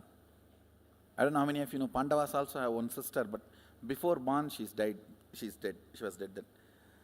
The Madhuri, Pandu had a curse that if you have a physical relationship with anybody, you will die, and he was not able to control himself, has a physical relationship with the second wife. That Nahula and Sahadeva's mother. That night, see the power of Pandu was such, because for quite a long time he was celibate. Within 24 hours the child has happened. But before the delivery, she also entered into Sati and left the body. So, died before birth. But one sister. Karna was never called Pandava because before the marriage of Pandu he was born. So he was only called Kaundeya. Kundi's son, not Pandava's son. Bio-memory from Pandu, muscle memory from Kundi, bio-energy from those gods. That's the way they were born. With Karna, bio-energy and bio-memory both Surya gave. That is why even the body had Kavacha. Vajra. Unless you understand Agama, you cannot understand Puranas of Hinduism. You need to know the Agama as a context to know the Puranas of Hinduism. Conclusion of these truths I am sharing with you, you do not need pre-training for power manifestation. Now if you decide, Swamiji says, life is continuous rhythm, rhythmic continuum. I have option either to cognize with my own capacity. I have one more option till I cognize, because he cognized and he will do only good to me. I am deciding to vote for him and cognize this. With this strength, let me start acting out what I am supposed to act out from this cognition. Is initiation. How many of you are getting? That is what is Shaktipada. See, life is rhythmic continuum. You can realize only if you die 3 times and see. Before death, keep the accounts in your muscle memory, die, and after coming out, pull it out and check whether all the house, number of houses, wives, cars, properties handed over to you. And after 3 times checking only, I think bank is working properly, okay. Do you want to do that? I think this guy is saying he has seen many times. He must be telling only good for me. Let me try it out, putting my understanding as his understanding. Let me cognize and see. Like how in the maths teachers they say, let's keep x equal to y for the sake of solving this problem. Once you solve the problem, then it becomes yours. See, once you keep this cognition as a proposal and manifest the powers, after that you don't need to die and see. This cognition is yours now, because it has worked for you. How many of you are understanding? See, till you manifest the power only, this is the proposal. Will you become me? Understand? Once you manifested the power based on that cognition, then what happens? Then it is yours. Then it is your realization. Yeah, Acharya should have the capacity to convince the disciple to keep this as a proposal till the manifestation happens. That is the qualification of an acharya. Acharya needs a different frequency. He has to be so strongly manifesting. See, when I am proposing, saying, hey, till you manifest powers, keep this life is rhythmic continuum. I should be able to command your inner space and should have proved at least in few people a good track record. How many of you are understanding what I am saying? Otherwise, why will you say, life is continuous rhythm, who cares, go. An acharya who occupies the seat of Sarvanyapita has to be strong enough by his own authority. When he proposes, disciples should be able to hold it and try it out. Because till it manifests in you, I am responsible. See, this life is continuous rhythm. Once you manifest the powers associated with that understanding, that powerful cognitions, then your self-doubt, all that doesn't matter. Your being cognizes, hey, this is the truth. Your being just grasps. Your logic do not know, but your being acts it out is what is falling in love. You will fall in love with these higher cognitions. Nothing can be done. You just know this is the way you are going to be. You will not bother about anything else. How many of you are catching what I am saying? That falling in love with higher cognitions. An acharya should be authoritative enough, authentic enough to present this proposal and make the ball roll. Because now you are going to get into the virtuous circle. One higher cognition, one power manifestation, then because of that more trust on the more higher cognition, and more trust means more power manifestation. That's virtuous circle. Otherwise vicious circle. No faith, no higher cognition. Faith is too small word. No higher cognition, no power manifestation, only powerlessness manifestation, and more depression, and more lower cognition, and more depression. Somebody has to stop the snowballing effect and push it out that side.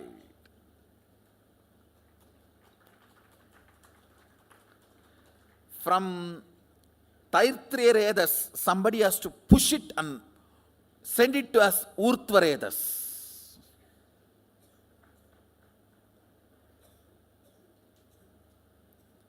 That is exactly I do during the initiations. Stopping this Taitriyaredas idea and pushing it out as Urtvaredas.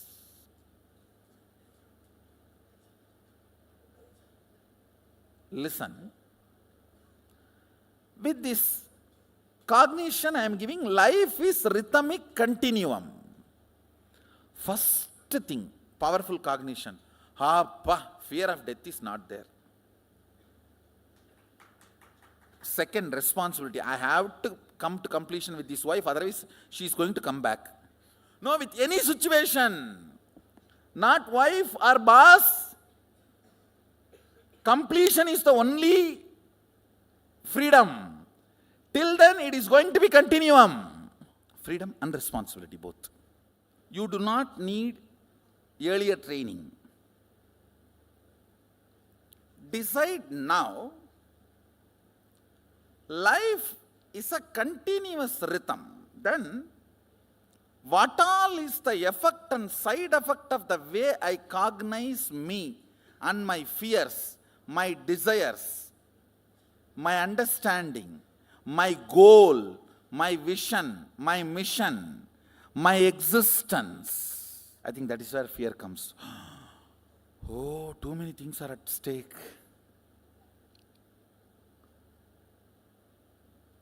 This is what is washing your brain, not brainwashing. Understand? This is not brainwashing. Washing all the dirt we collected. Washing all the blind spots. Just with this one understanding, life is continuous rhythm. You can become enlightened and manifest all the powers. That puts so much of trust on life. All your insecurities are humbug. All your possessiveness is humbug. Understand? Own but don't possess. Owning means taking responsibility to include everyone and share. Possessing means owning it to exclude everyone else. The whole Indian village economy will be all about owning, not possessing. If your friends, family or brothers have money, you have a right to go and ask, hey, you have na, give, I have a problem. There is no such thing as, hey, it is yours. If you have, come on. Because our mental structure was all about owning, not possessing. Your idea about possession, your idea about people, your idea about wealth, your idea about your mission, your idea about your existence, all will go through a huge acid wash. If you just relax with this one cognition, life is continuous rhythm. How many of you already are feeling the effect and side effect of this one truth in you? Few minutes. Can you pen down whatever you want, you pen down about this truth. If this becomes your experience, what all will be the first changes you will find in your life? See, after power manifestation, it is going to make your experience, not now. But suddenly you manifest powers really. And this becomes your realization. What all the immediate effect going to happen in your day-to-day life and in your day-to-day thinking? Few minutes.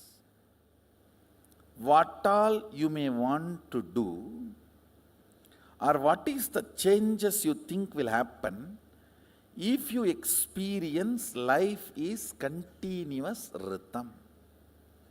I tell you, this will give you such a tremendous grounded healing. You will make wealth like a ghost and you will live peacefully like a saint. Your asa gets converted into pasa and collapsing your whole life. The desire becomes blind spot because you don't add awareness to it. If you have tremendous healing,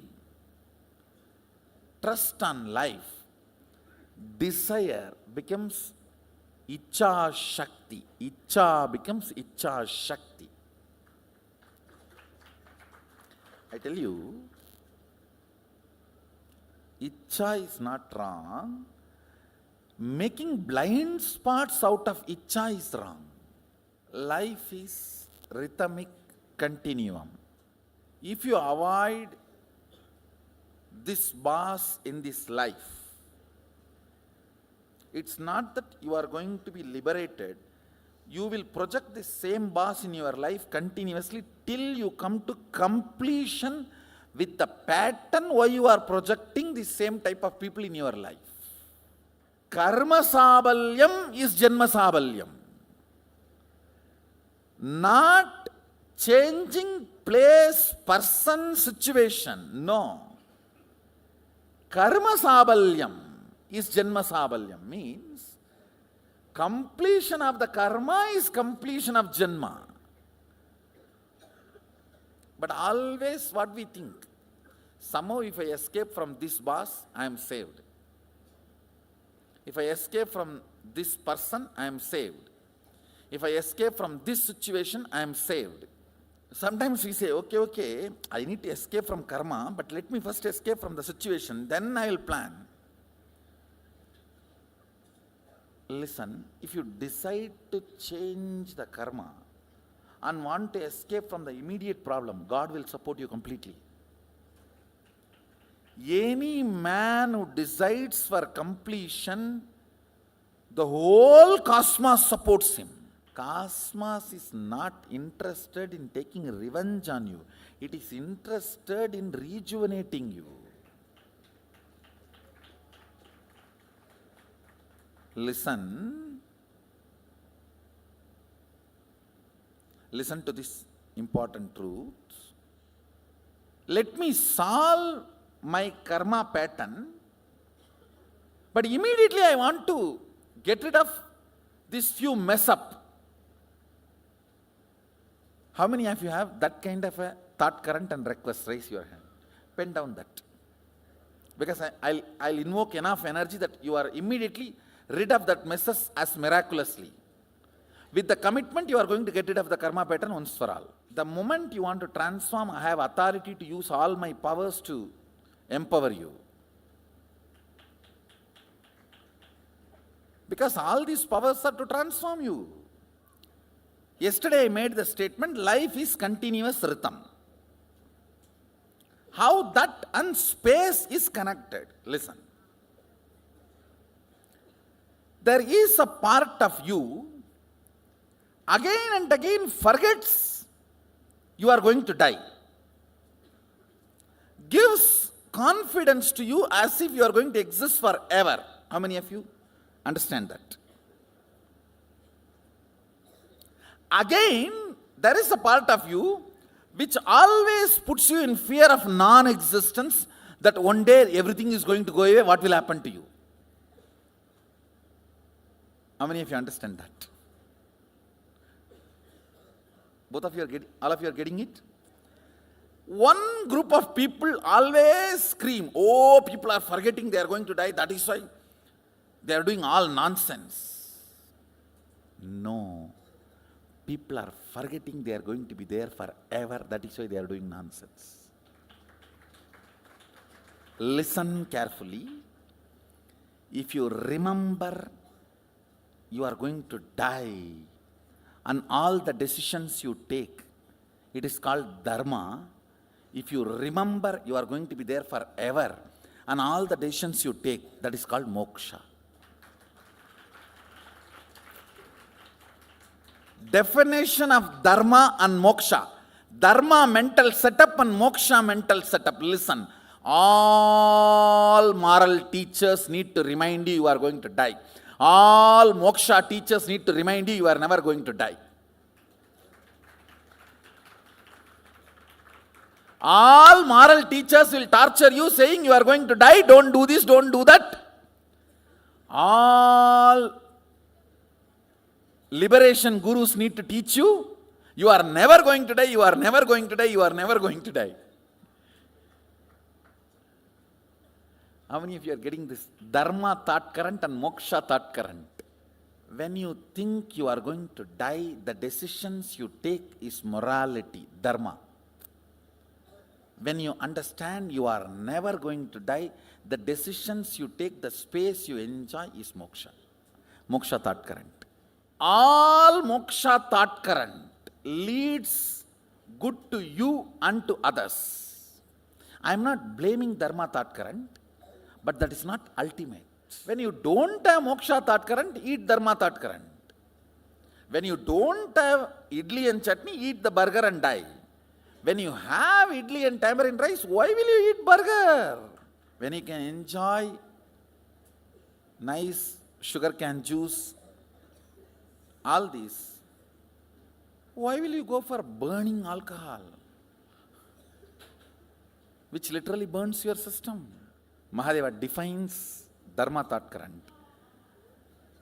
Mrityu Smarana, remembrance that you are going to die.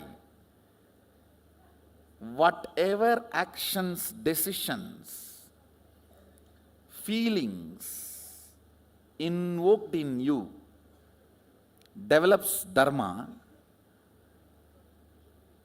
and remembrance you are never going to die. Whatever powerfulness is invoked in you, that evolves as moksha. Your inner space should be hit with the idea life is continuous rhythm. Understand? Hit your takara kasha with understanding life is continuous rhythm, powers will start manifesting. See, I tell you, all your thoughts either manifest powerlessness or power. It cannot just be dead. No. It cannot be your retired mother-in-law. Mother-in-law, even retired, cannot keep quiet. Indian mother-in-laws especially.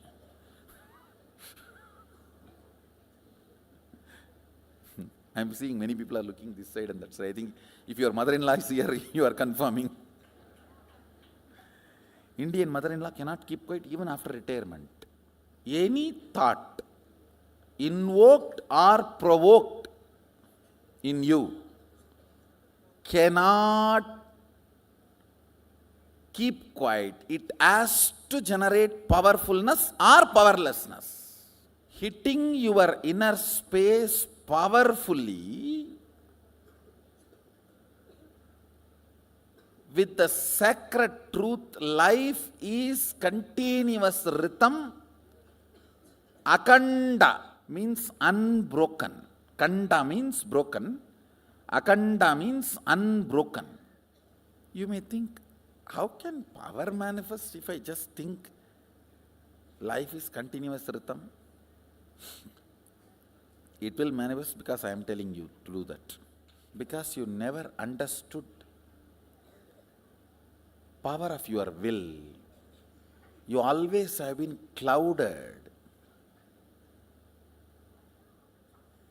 Next understanding, listen. Even if it is dharma also, if the decision comes from the powerless cognition, it should be given up. Listen carefully. Even if it is dharma also, if the decision comes from powerless cognition, it should be given up when you have met the moksha guru, not till then. Only after you hear these words directly, Sarva Dharman Parityajya Mamyegam Sharanam Vraja Aham Tva Sarva Babebhyo Moksha Ikshyami Masuchaha. Understand? Here, Krishna gives the assurance, I will liberate you from everything. You drop whatever you know as dharma and surrender and do. When you hear this, only then you can give up dharma, not till then. When you hear, you have to give up dharma, not after that. Now I am going to make you understand why dharma is good but not enough. Because even though it is good for many people around you, not good for you because it stems out of powerlessness and makes the powerlessness more and more stronger. How many of you can catch immediately 2-3 things at least in your life to match with what I am saying? Pen down. Your powerlessness decisions, but useful for others, which continues to keep you powerless, and others now have a vested interest to keep you powerless. That is when sometimes dharma becomes bondage. How many of you are understanding that stark difference between dharma thought current and moksha thought current? Life is continuous rhythm. Means you are not going to die, moksha. You are going to die, remember, dharma. Do not measure dharma or moksha based on its effect on others. Measure based on its effects of that on you. Its effect on you. When you declare life is continuous rhythm, fundamentally what happens, suddenly your gear is shifted to consciousness. If you are a body, life cannot be continuous rhythm. If life is continuous rhythm, then who you are? Consciousness. That is when it hits your inner space and makes you manifest powers and powerful cognitions. Understand, when you are generating a will, if you remember your consciousness, that will becomes reality. Mama sangalpam Shiva sangalpamastu. Let my will become Sadashiva's will. When it will become? If you are consciousness.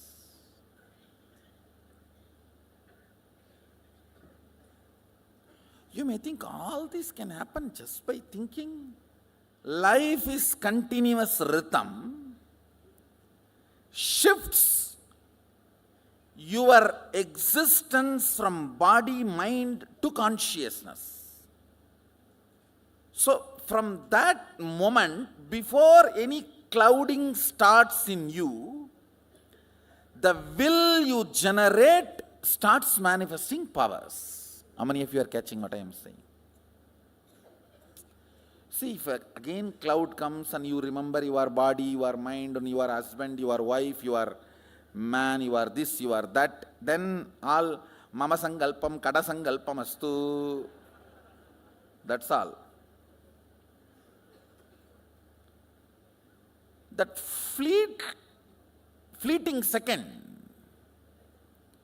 few split seconds, where the gear is shifted to consciousness, where you don't remember about how beautiful you are,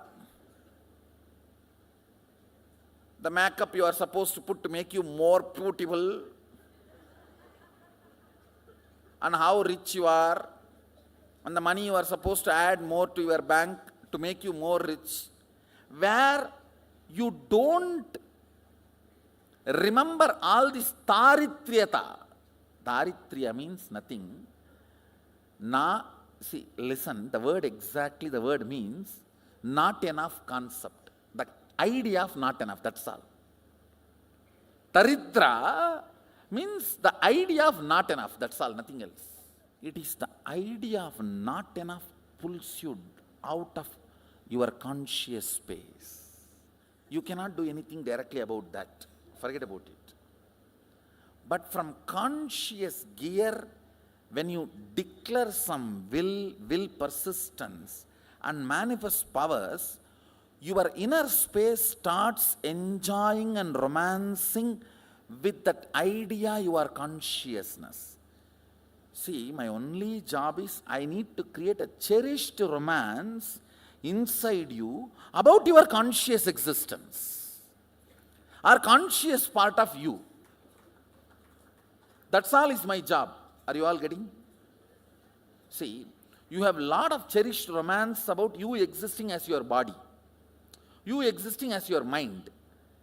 I need to generate and make you cherish the romance of you existing as consciousness. This whole power manifestation drama is that's all, nothing else. Generating romance and letting you cherish with the idea you are consciousness, you are Mahadeva, you are Sadashiva. When I say conscious, you can use the word super conscious and super conscious or whatever. Meha super conscious, Maha super conscious, okay, that's all okay. How many of you are getting what I am saying? I tell you, with this understanding, you don't even need others' third eyes to see what is happening in New York. You can directly see your consciousness, all-pervading space. Why New York? Start seeing what is happening in the moon and the sun. Start seeing what is happening in the Jupiter. Sunny Perchi, you go to Sunny and talk to him and come back. How many are feeling this? Life is continuous rhythm is a very powerful way of ironing out your whole inner space. From the various angles, I am trying to iron it out. Mahadeva, the way he defines itself, he provokes you to manifest him. He is not talking to you in the language where after that you can just tie the book and put it under your pillow or above that paran. Paran in English? Huh? Loft. You can put the book in the loft and sleep well. He charges you up so much. You just have to manifest him. You just have to manifest him. It has to become reality. Shiva means reality. I'll tell you exactly when Agama was revealed. I'll tell you. All the Vedas, in his formlessness, he breathed all the Vedas and handed over the Vedas to Brahma, telling him, come on, create the whole creation and let things happen. Brahma did a beautiful job. He created, and then the whole Manu did an amazing job based on the Vedic knowledge, wrote a practical dictum, a constitution, kind of a social structure laws. Everything was going very well. Then Manu's Smriti, Daksha developed. Manu's daughter's husband is Daksha Prajapati. He developed a next level of very precise theories, like a currency, the whole concept of exchange, all that started by Daksha Smriti only. It's not from Manu Smriti. From Daksha Smriti only, the exchange items, all that thing starts. Everything was going smooth. Then Vishnu and Brahma, they request Mahadeva, Sadashiva, to assume a body and assist them in the physical plane. Then Sadashiva assumes the body. That is when the Sati falls in love, when he was there in the Himalayas. And they elope and get married and all this whole mess that Daksha Prajapati opposes. And then finally Sati gives up the body. This whole mess has happened. Then Mahadeva withdraws Adi Shakti into himself. He sits as Sadashiva and Adi Shakti together. That is what is Dakshinamurti form. That is why in all Rajeshwari temples there will not be Shiva. In all Dakshinamurti temples there will not be Devi. Because in Dakshinamurti form he is both. In Rajeshwari form he is both. When the male component is sucked into the female component, he is Rajeshwari. When the female component is sucked into the male component, he is Dakshinamurti. In no Dakshinamurti temple, there will be Devi. So he sits as Dakshinamurti. Sapta Rishis come to Mahadeva with a complaint. Now, how can we follow something written by a person who is not respected, who has not respected you? See, Daksha evolves the Smriti. So all the Saptarishis say, we neither want Daksha's Smriti nor wants Manu's Smriti. You yourself give practical applied technology also from your own mouth. That is why the pure science Veda, he himself gives applied technology Agama.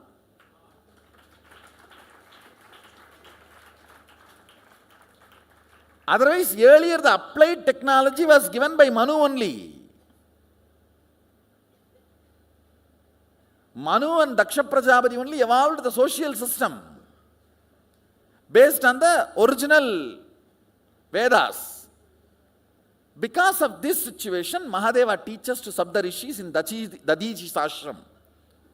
That is where the Agama gets revealed to Sabda Rishis. He himself gives applied technology. From that time, the Smarta, Smriti Sampradaya and Saiva goes on fighting with each other. The Smarta Saiva problem starts from that time. Means Yoga Vedanta and Vedagama.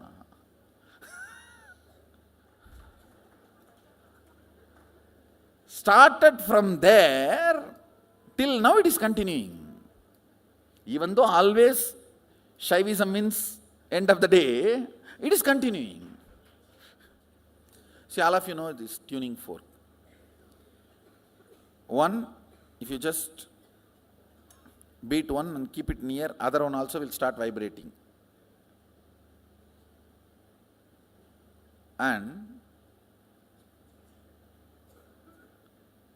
literally, like tuning fork hitting the space, hit your inner space with the thought current, life is continuous rhythm.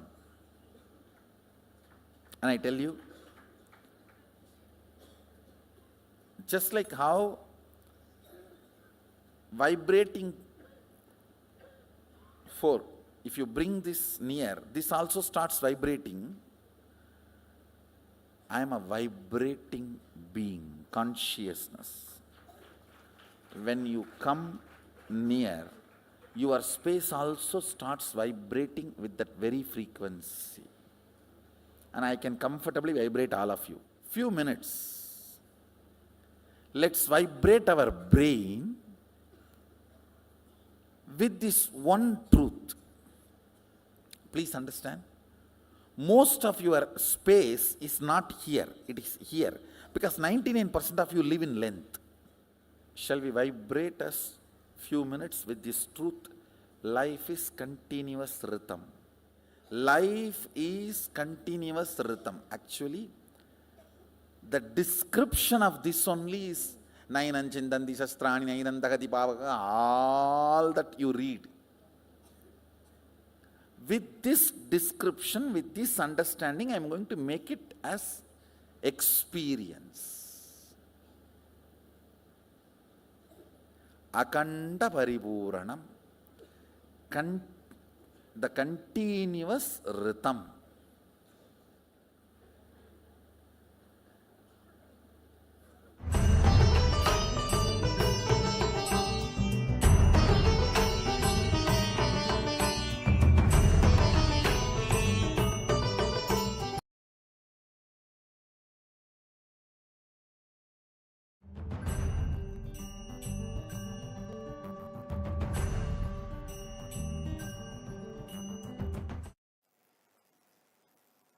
All of you know this deep sleep, Sushupti,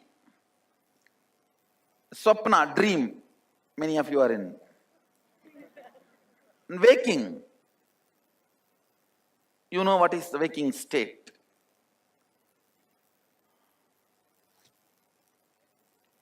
Listen. In the waking state, you constantly hurt yourself by impossible expectations or irreparable past failures. Please understand, you lost $1 million in the past. You can gain 2 million in the future, but you are not okay with it. Why did I lose? I want answer for that. Can that be repaired ever? It can't be. See this, hitting your head on impossible corner, you start enjoying it.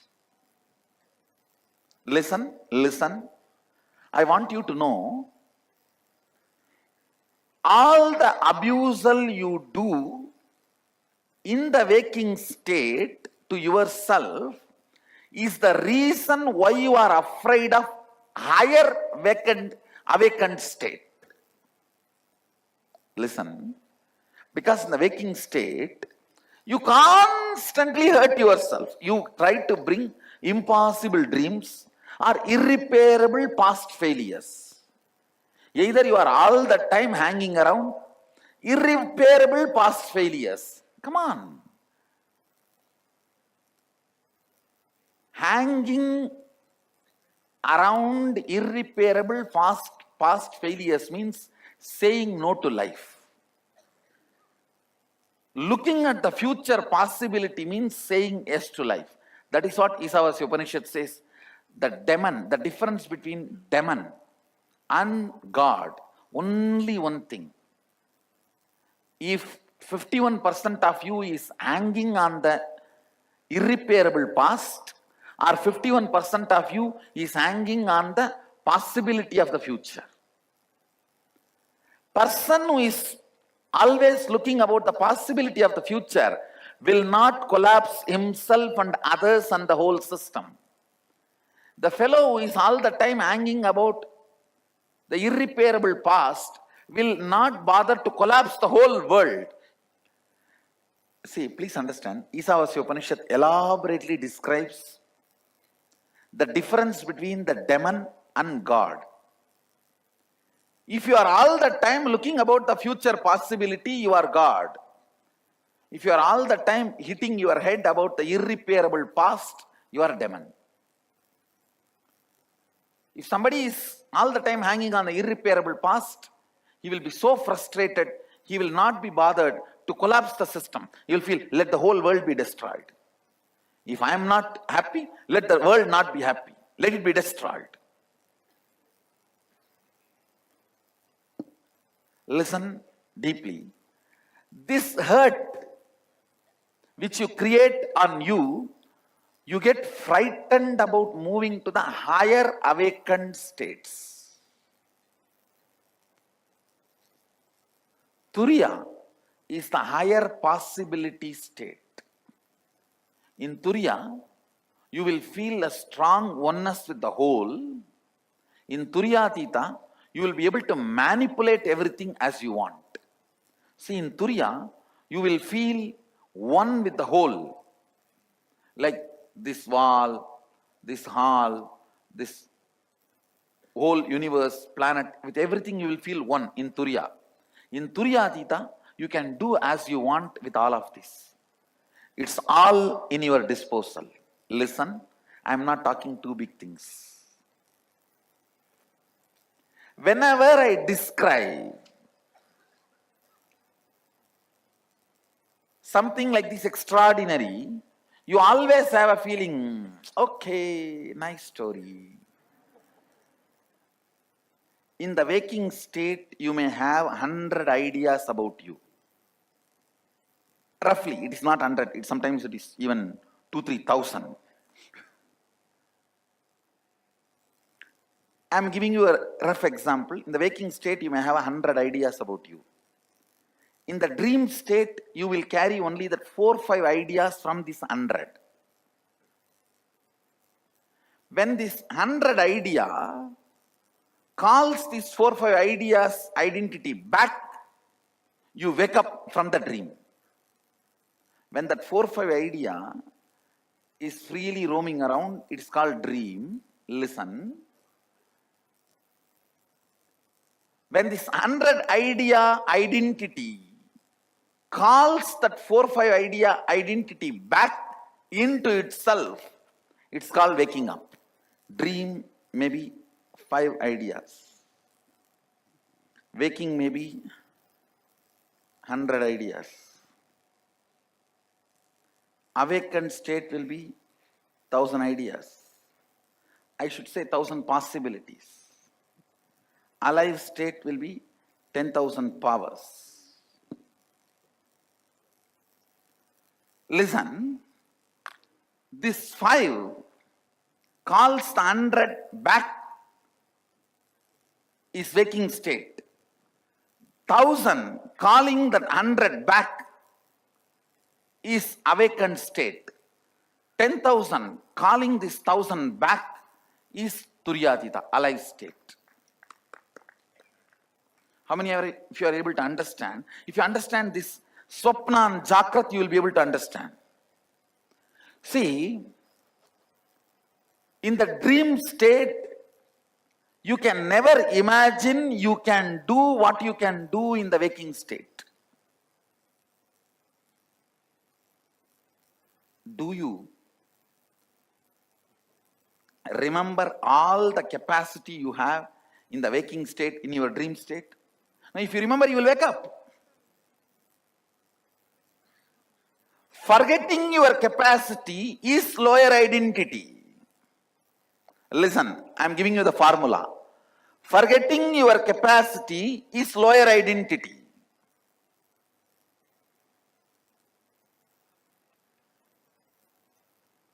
In the dream state, if I tell you, you can do so much, you will never believe. Only if you wake up, you will believe. Same way, in the waking state, if I tell you, you have so much of possibility, you can manipulate, you can manifest, you can play with this whole, you will never believe. Only if you reach this awakened state, you will understand, yes. People who are manifesting powers, ask them, have they believed? When I told you will be able to do it? No, ask.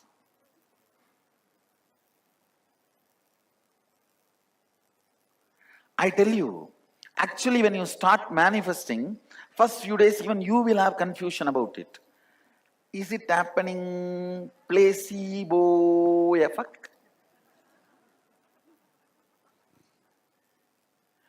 In placebo effect, you may even win fight between you and your spouse, but not manifesting powers.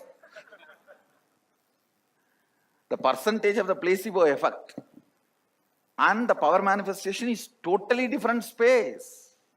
Listen carefully. Even the people who manifest powers, first few days will have this doubt. But few more days of manifestation of powers, your very identity changes. I tell you. If you heard my lion cub story, how many of you heard it? How many of you have not heard it? Please don't miss. Go to YouTube and see. Please go to YouTube and see the lion cub story, where a cub mistakenly identifies itself as a sheep and lives brought up by the sheep, and it meets a lion by mistake, and the lion makes this cub realize its identity. That's the whole story. And you are the cub, mistakenly you identified yourself as a human being and got caught with human beings, and by mistake you see me and I catch you by the throat. And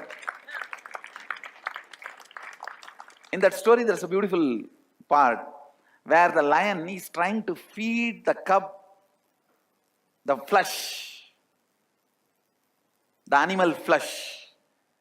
Poor fellow had only grass along with the sheep, never tasted flesh. But when the lion is trying to push the flesh into the mouth, the blood goes inside, automatically it changes the identity of the cub and he starts roaring. Same way, when I feed you with powers, 2-3 powers, when it goes inside, you start roaring.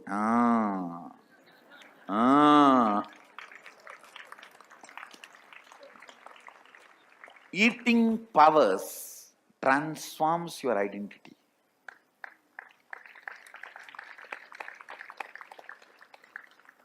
Actually, in the initial 1 or 2 days, it will look like a trial and error. Oh, I read one word properly, not second word. All that, you yourself deny you can do it. The whole game is that only. You can't handle, your third eye is open. No. For others, okay, they have done so much and they are with Swamiji and there I. Not for me. That strong, I call it toxic mental setup. Not for me. I am very clear. It is for everyone else may be possible. But that is not for me. Let me be just devotee.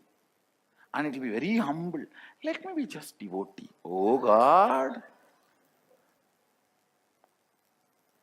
Unless you taste me and evolve as me, you will never be devoted. Your devotion can never be trusted. Understand? Only if you start manifesting powers, your identity will evolve, become stable. Only a higher identity's devotion can be the real devotion. That is why in Shaivism it is very clearly described. Shiva can be worshipped only by yogis. Vishnu will be worshipped by rich people. See the Tirupati, whole rich crowd. See Tiruvannamalai, all sadhus. Devi will be worshipped by sons and daughters. Vishnu will be worshipped by rich people. Shiva can be worshipped only by yogis. Only if you start manifesting powers, your devotion can be trusted. Your higher identity.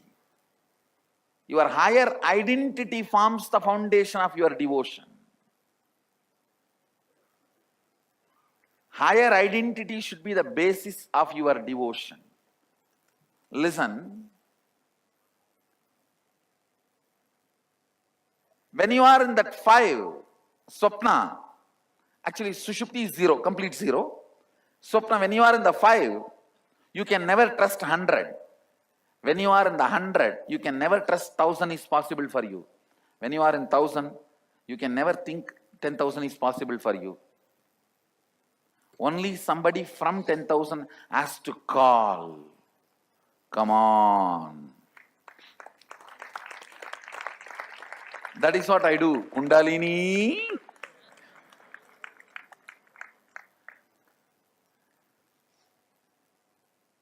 That is what exactly I do. When I call Kundalini, it is exactly the 10,000 calling. The 1,000, the 100, the 5 and 0. Lion calling the cub. Feeding. The flesh is what is the powers. When you eat powers, you will wake up to the higher realities. All I need to do is break this toxic mental setup that this is not for me. Sometimes the moment you see the hanging rope, you or the moment you see the Mallakamba, How many of you without even trying decided this is not for me? Raise your hand. That is what exactly I call toxic mental setup. I am not saying you should try. That is up to you. But I am saying that mental setup is wrong. The toxic mental setup. Before even trying, declaring to yourself, this is not for me.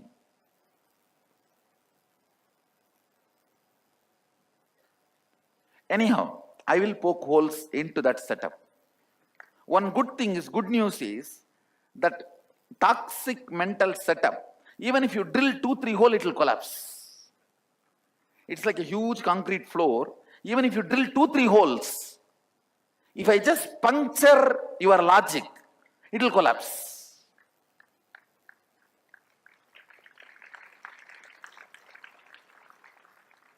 That puncturing is what is initiation.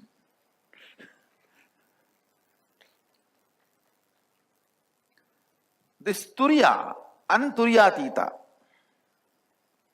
Turiya is all possibility space. Turyatita is all powerful space.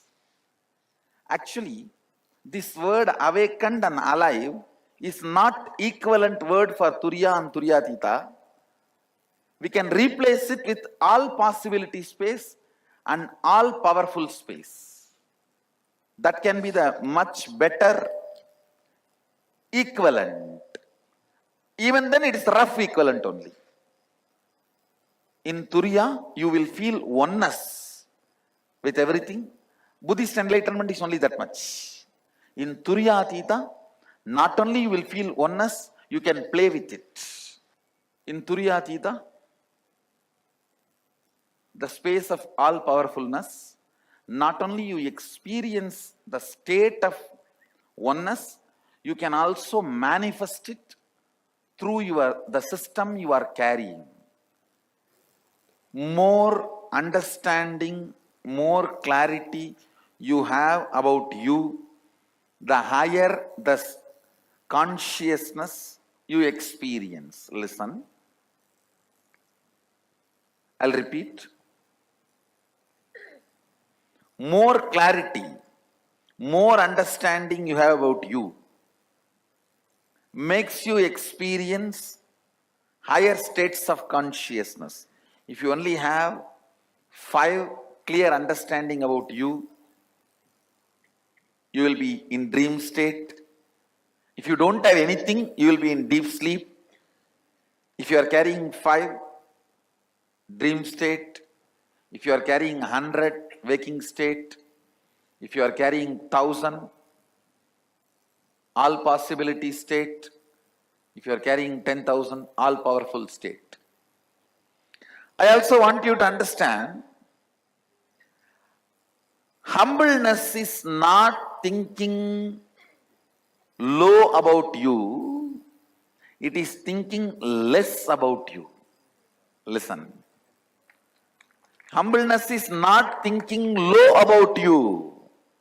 Don't think if you have a 5 idea about you, it is humbleness. No. It is thinking less about you. More.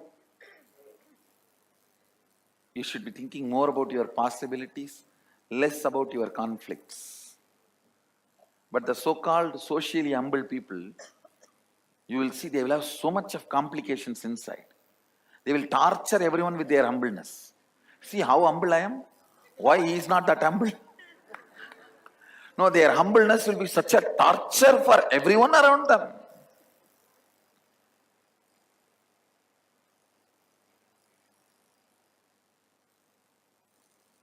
This whole Sadashivam is about making all the powerfulness as your inner space, so that Turyatita gets established in your system.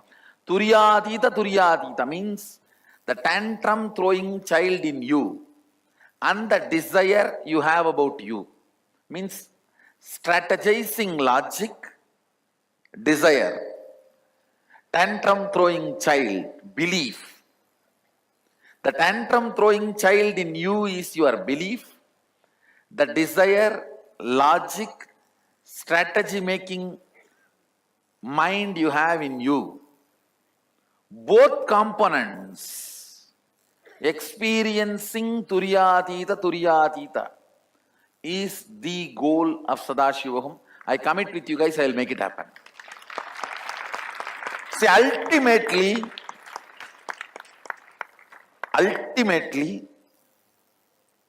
all the incompletion you have, even if you have the incompletions to the level of Ravana, don't think you have a Guinness record in incompletions. No. Even if you think you have, it is nothing more than a betel leaf. So do not worry. And if your mind is cunning enough to play with you and keep you in confusion, I am brilliant enough to play with that mind.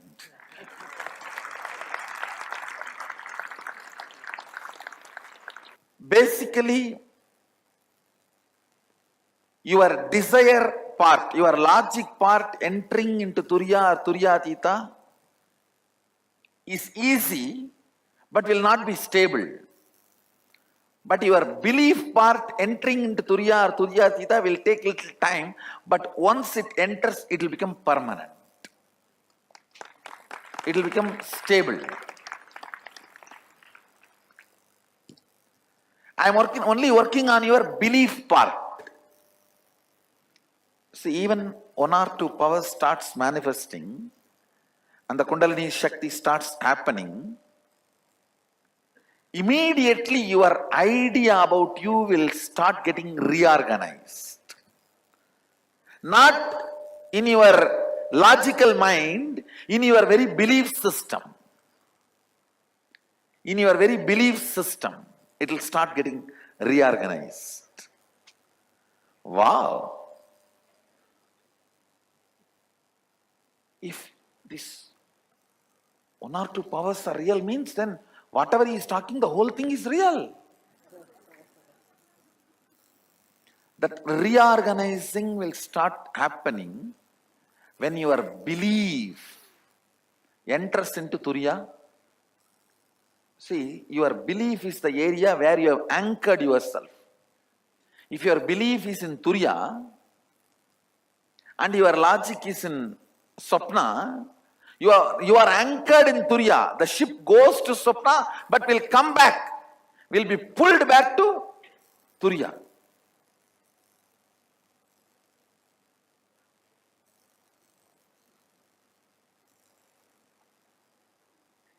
I have made more people experience Turiya during the Kirtan's eye contact than number of people experience Turiya through unclutching or completion or mirror or everything. Understand? When you are ecstatically dancing in Kirtan and catching my eye contact, that moment, very casual, that eye contact, when you are in joy, see, joy is the receptor for bliss. That's a yes. I have made more people enter into Turiya. During the Kirtan, when you are jumping, you will see the casual look. That through that look, I have put more people in Turiya than you looking at the mirror.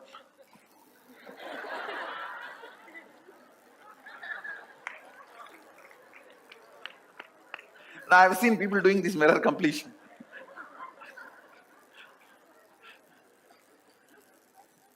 See, I know I'm not disrespecting the technique. It is I who taught you guys. So. But there, your desire, that logical strategizing mind only is trying to enter into Turiya. But in Bhava Samadhi, your belief gets into Turiya. This Turiya becomes more stable than that Turiya. This Turiya becomes more stable than that Turiya.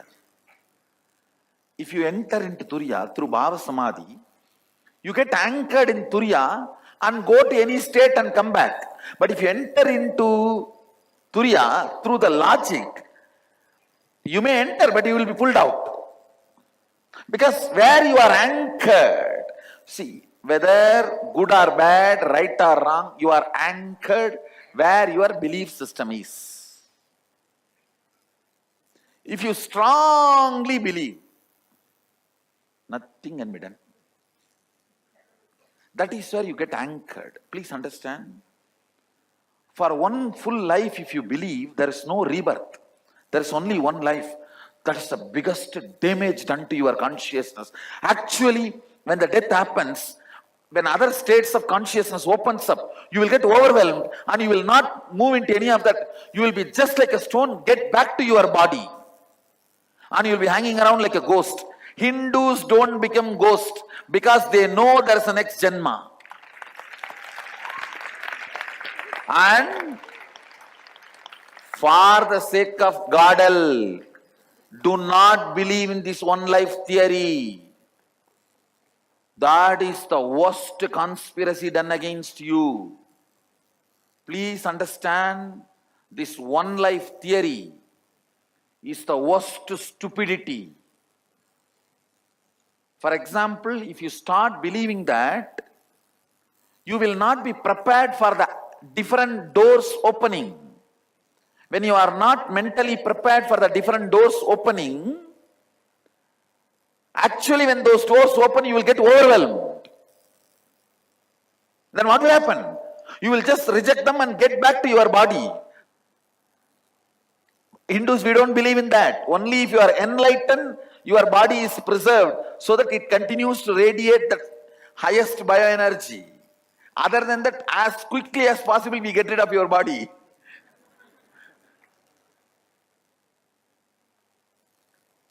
Understand this one life theory, karma, this delusion liberation, all these are very closely connected. Whenever you are overwhelmed, invariably you retire, you retreat, you withdraw, and just collapse into sushupti. Means deep sleep. Sometimes for ages, people retire into deep sleep. Like the story in Ramayanam, Ahalya. The story says she has done some mistake and she was cursed to be a stone. It is nothing but she is pushed into sushupti.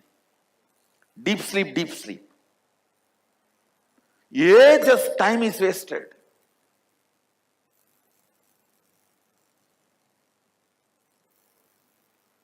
If you understand the karma theory, reincarnation theory and all, you can see many zigzag puzzles will fall in place.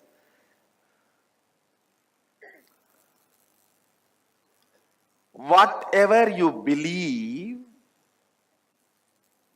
that belief system, which state of consciousness that belief system goes through, will be the state where you will be anchored.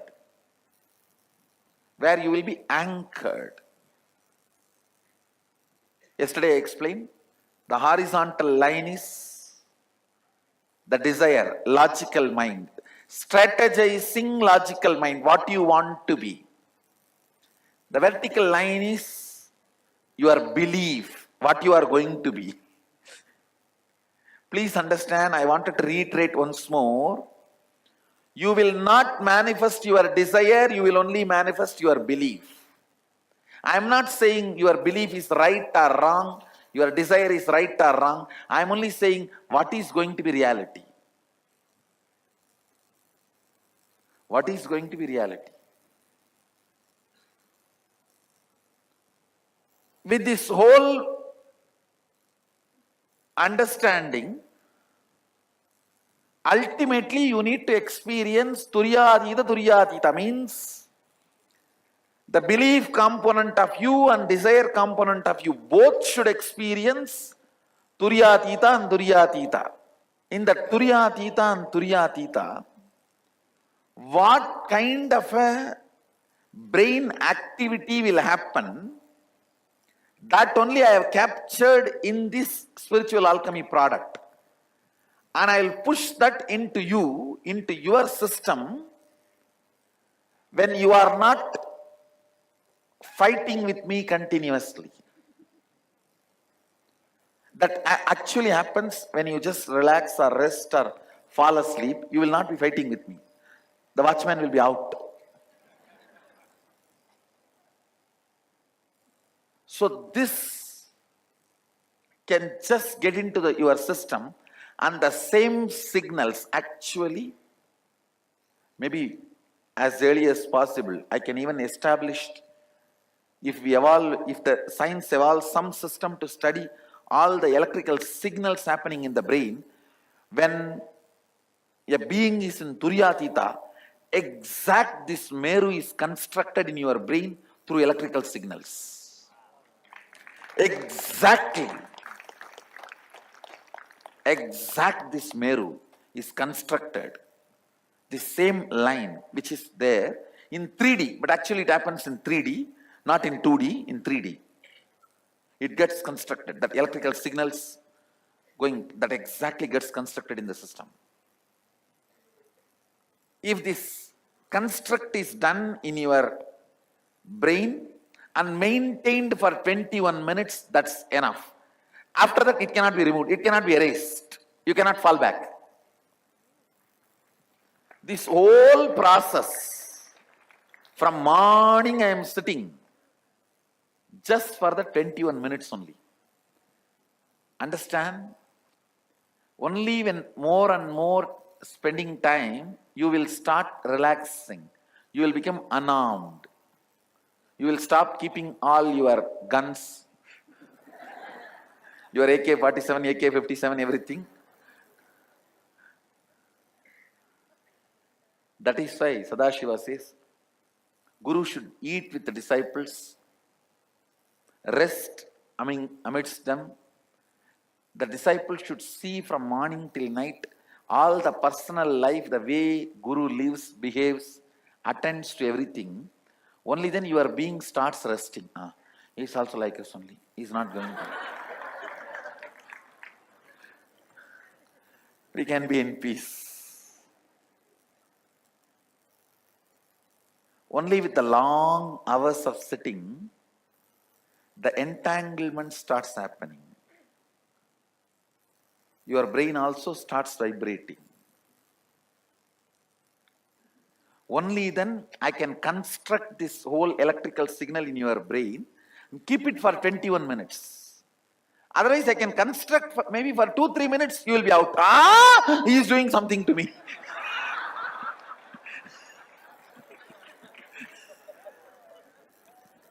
No, really.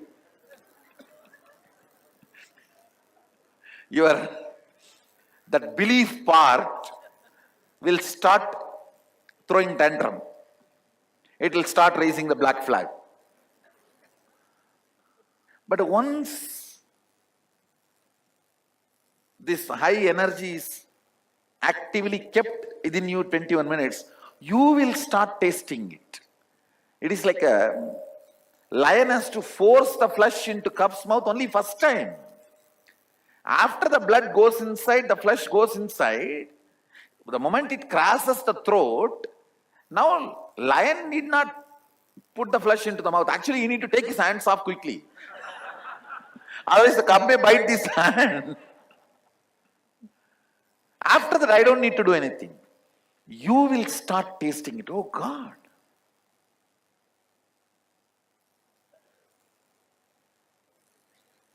No other tradition other than Agama works on your neurology. That is why Agama is able to make more people enlightened and manifest powers. Other traditions miss this one major component of you. Understand?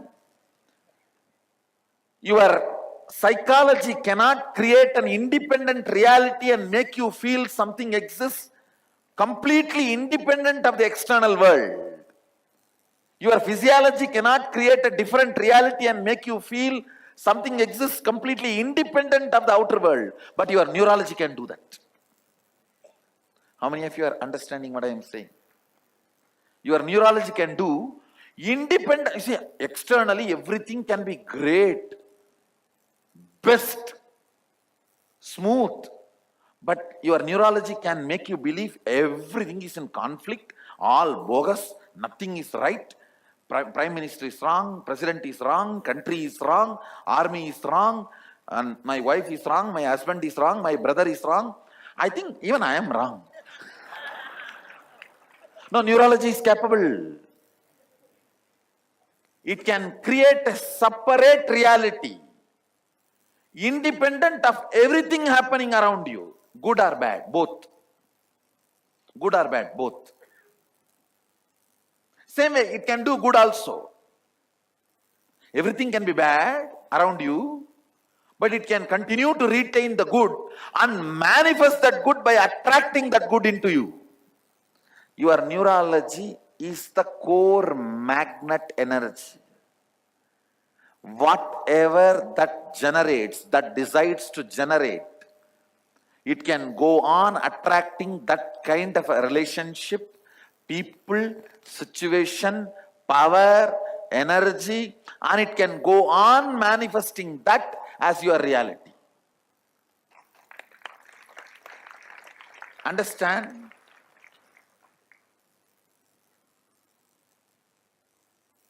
That is why only spiritual traditions which works on your neurology are successful in making you enlightened and manifesting powers.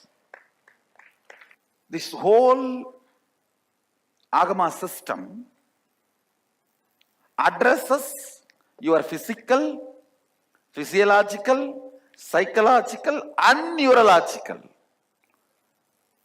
Neurological circuits are basically impacting your belief system, and your belief system is impacting your neurological system.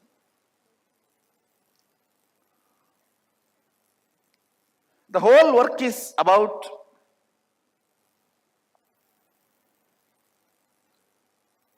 the final decision maker. You see, inside you, your neurological circuits only finally decides what kind of a space you are in, who you are, how your life is. Those final conclusions are supplied to you by your neurological circuits. That part need to tell you you are all powerful. Understand? That part need to tell you you are all powerful. This neurological circuit, making that part realize you are all powerful by keeping that part in the highest energy possibility. That is the purpose of the spiritual alchemy product. Understand? These are one or two signs you can see how it works. You may also have a very extreme light visualizations, means the light which you can never imagine, like a million suns together. That kind of extreme electric activity. These are the one or two signals or symptoms, I should say, proofs that the spiritual alchemy product is working on your neurological circuits. The extreme lights, like a million suns together, that kind of a light, you will start perceiving. Whenever the high electric signal activity happens in your brain, you perceive extreme light and extreme joy. Understand? All this process, the base material on which the programming is done is bliss. Bliss is the base material. So whether initiation or spiritual process or all, everything, it will go on increasing the layer and layer of the bliss dosage in your system. The level of ecstasy will start getting layer and layer and layer. Like as if your muscles, your skin, everything is getting injected and infused with bliss. As if your bone marrow is replaced with bliss. Bliss is the base material on which this whole process, this whole powers, everything gets programmed. That is why I tell you, if you want to find out whether somebody is manifesting Siddhi or Shakti, see, Siddhi comes before enlightenment. Shakti comes from enlightenment. Siddhi comes before Turiya and Turyatita. Shakti comes from Turiya and Turyatita. How to find out? The person with Shakti will always be blissful. Person with Siddhi will always be tensed. Person with Siddhi will always be insecure. Person with Shakti will be always don't care.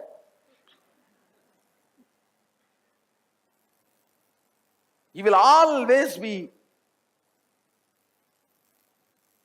in that extreme joy and bliss. And it's not that he will not attend to things, but ultimately he knows, next. That extreme, sometimes it will be even perceived by people as a arrogance.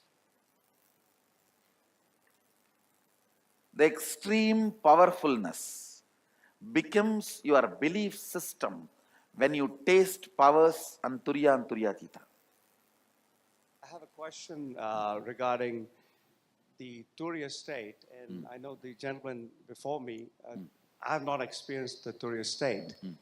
So, as an analogy, trying to understand it, when world-class athletes, they are at the top of the game, and they say, well, I don't know what I executed. Yes.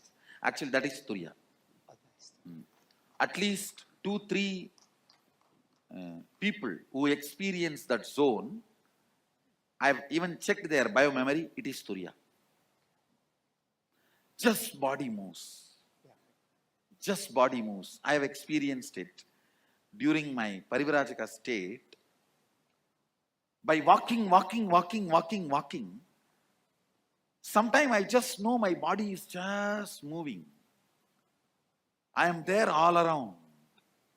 Your psychology and physiology binds your physical happening. If certain actions are performed where your psychology and physiology is made to feel tired, and they both come to the convincing understanding that I cannot stop this physical fellow, he is just going to do what he wants to do. How much ever I try to stop him, I can't. That is what I call tapas. Tiring your physiological and psychological signals and making them understand they can't dictate terms to your physical system is called tapas. Understand? Sometimes people ask me, in our Akada, Mahanirvani Akada, some sadhus stand in one leg for 25 years, keep their hands up for 40 years. Do all these required? Sometimes it is required. Those actions are like a statement sent to physiological and psychological circuits. You can't dictate terms to me. Get out, move out. I'm not going to listen to you. Actually, by walking, somehow my system has sent that statement to physiological and psychological circuits. So I saw they just moved out and body is just moving. I used to walk 60 kilometers a day. 60 kilometers a day. After reaching to the place where I am supposed to reach, I will just sit in samadhi. I will not fall asleep. I will sit in samadhi. So it is possible, the extreme physical activity in a tremendous loving and caring ambience, where you do not feel you are tortured, but you are on the side of the physical activity, sending a statement to the one part of you, makes you experience that. See, if you feel, I am putting you through this yoga from morning till night, I am forcing you, it will not be tapas. If you are convinced, no, I am doing it, Swamiji and me, we both are on same side. You fellow, you be on the other side. If you tell your tiredness and boredom, relax. You are one side, me and Swamiji another side. Then it is tapas. Understand? So basically, your physical part, if that takes my side, this whole program will be a tapas. Means, I'll give you the practical statement. Just do not respect your tiredness and boredom. treat it like your spouse.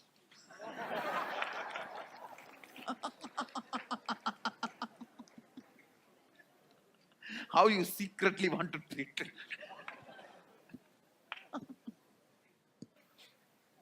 Your boss, treat your tiredness and boredom like your boss. Tell them, no, I'm too busy with Swamiji. Then that becomes tapas. Could you please explain how the logical mind and the tantrum child, How the larger logical mind and the tantrum child experiences or cognizes Turyatita? you reach Turyatita, logical mind loses its form as logical mind, and tantrum throwing child loses all its spicy qualities. Both of them become very evolved, matured beings. So, in Turyatita, they are no more tantrum throwing child, they are no more the logical mind. Much of their qualities disappear. Yesterday I was telling, even once a rebel catches the glimpse of Turya, he becomes a seeker. He is no more a rebel. He is not rebelling just out of his ignorance. He is saying capital letter no due to his knowledge. Understand? See, a Parivarajaka, at the age of 17, I said no to society and started walking. I decided I will live out of the grid life. I don't want this grid. I don't want to be hooked to this grid. I live my life. I walked out. Not because I hated, but because I understood this is not useful for me anymore. So, at one point, the tantrum throwing child will lose all his spice and he will become an intelligent, brilliant seeker. Your no will have a different context. Your yes will have a different context. Is it true that some of our desires get dumped in the Sapnaloka? Whatever you powerfully deny and powerfully run behind starts reverberating in your dream state. If you really, really want it, and if you really, really don't want it, it gets into your dream. That's all. If you really, really want it, and you really, really don't want it, really, really want to spend time with somebody, really, really don't want the snake to chase you, you will see both in your dream. It boils down to the strong yes and strong no. Both gets dumped into your dream. As we go through the states, what happens to time in Listen. our relationship? No, listen. There is something called chronological time. How the clock moves. There is something called psychological time. The psychological time is the unit of the psychological time. Listen. The unit of the chronological time is 1 second. Understand? 60 seconds is 1 minute. 60 minutes is 1 hour. Like that. The unit of the psychological time is the gap between one thought and the other thought.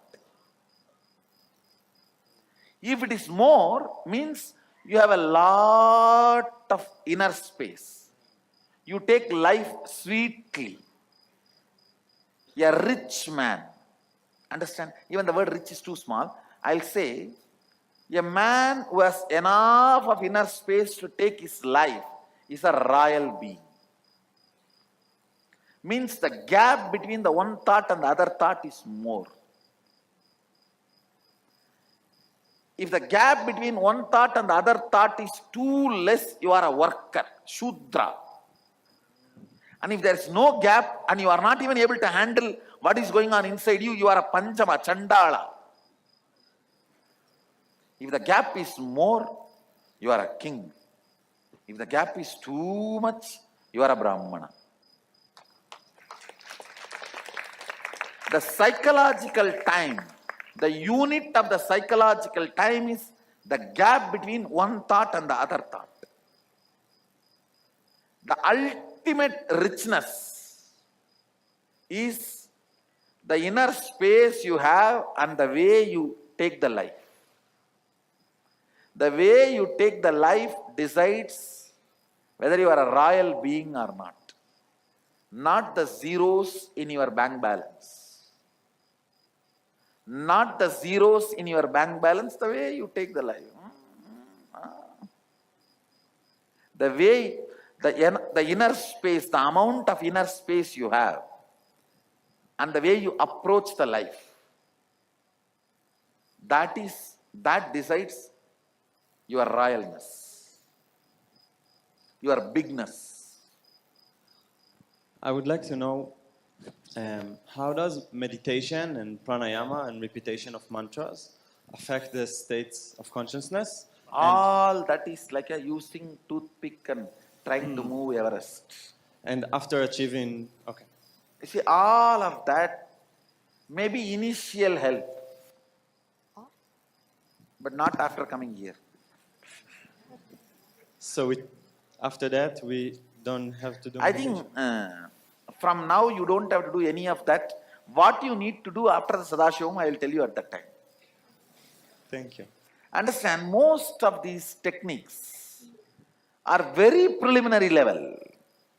Very preliminary. I can show you the people who practiced pranayama for 25 years.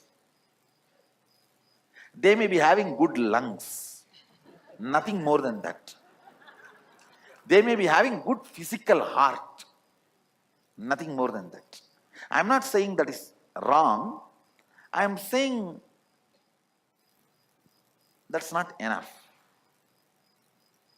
A couple of questions, Swamiji. So when we see that flashing golden kind of light internally, is that the higher state sort of reaching down? Yes, I can say, whenever you see a flashing light which is like indescribable, I'll surely say it is moving, your being is moving towards Turiya. But it should not, it should be like uncomparable. Like million suns. What will you imagine when I say million suns? It should be like that. Overwhelming. Overwhelming light. Why does the lion, the cub, feel that it is sheep? What makes it? Actually, lion has to ask that question to cub, not the cub to the lion. I should be asking, why do you guys feel you are a sheep? When logically, as per the fact and truth and everything, when you are a lion, why will you feel you are a sheep? I have to ask you. You are asking me because I don't feel. Come on. See, it's like people come and tell me, Swamiji, I don't know why I am not listening to you. What do you mean? You are not listening to me.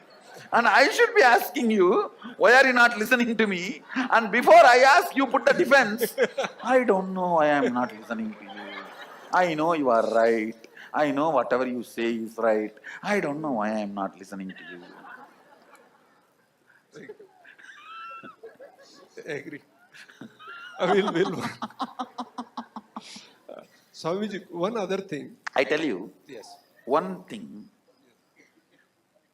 You hurt yourself too much in the waking state. In the waking state, you have beaten yourself too much. So you start hating this being conscious. And you feel, if I become more conscious, I'll become more aware of so many more things, so I may hurt myself more, which is not true. Understand? It is called killing the wrong person. It's like sometimes it happens in the media news comes now that somebody pays 1 crore to a professional killer and gives a photograph, and that fellow misidentifies and kills somebody else. Same way, with more awareness, you will only having less problem. But very unfortunately, you start believing, I am now aware, but how much I am hurting myself. If I become more aware, it will only be more tension, more stress on me. Why? Understand, information undigested is a stress. Information digested is consciousness, knowledge. Because of your earlier indigestion, you are afraid to eat more. But if you want energy, you need to eat and digest. It is all about stopping you hurting you. Stopping you hurting you. That can be a very important understanding for moving towards the higher states of consciousness. You will get more and more comfortable to manifest your possibilities and powers. I tell you, even third eye. Please listen. The biggest reason why you don't awaken your intuition and third eye, you are always afraid. You will get the bad news and your life will be suffering. You are afraid of intuition because the fear you will have the bad news about your life. And you don't understand, intuition always comes with not just information about future, ability to change the future.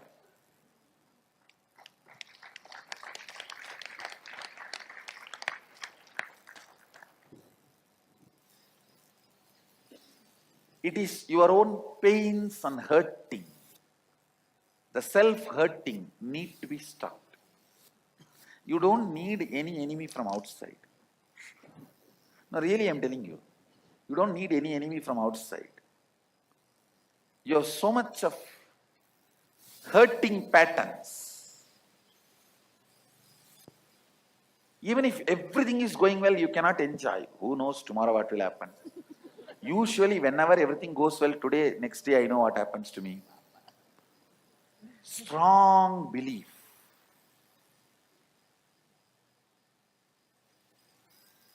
When things go bad, you are very comfortable. When things go good, you feel, this cannot be my life. Looks like somebody else's life.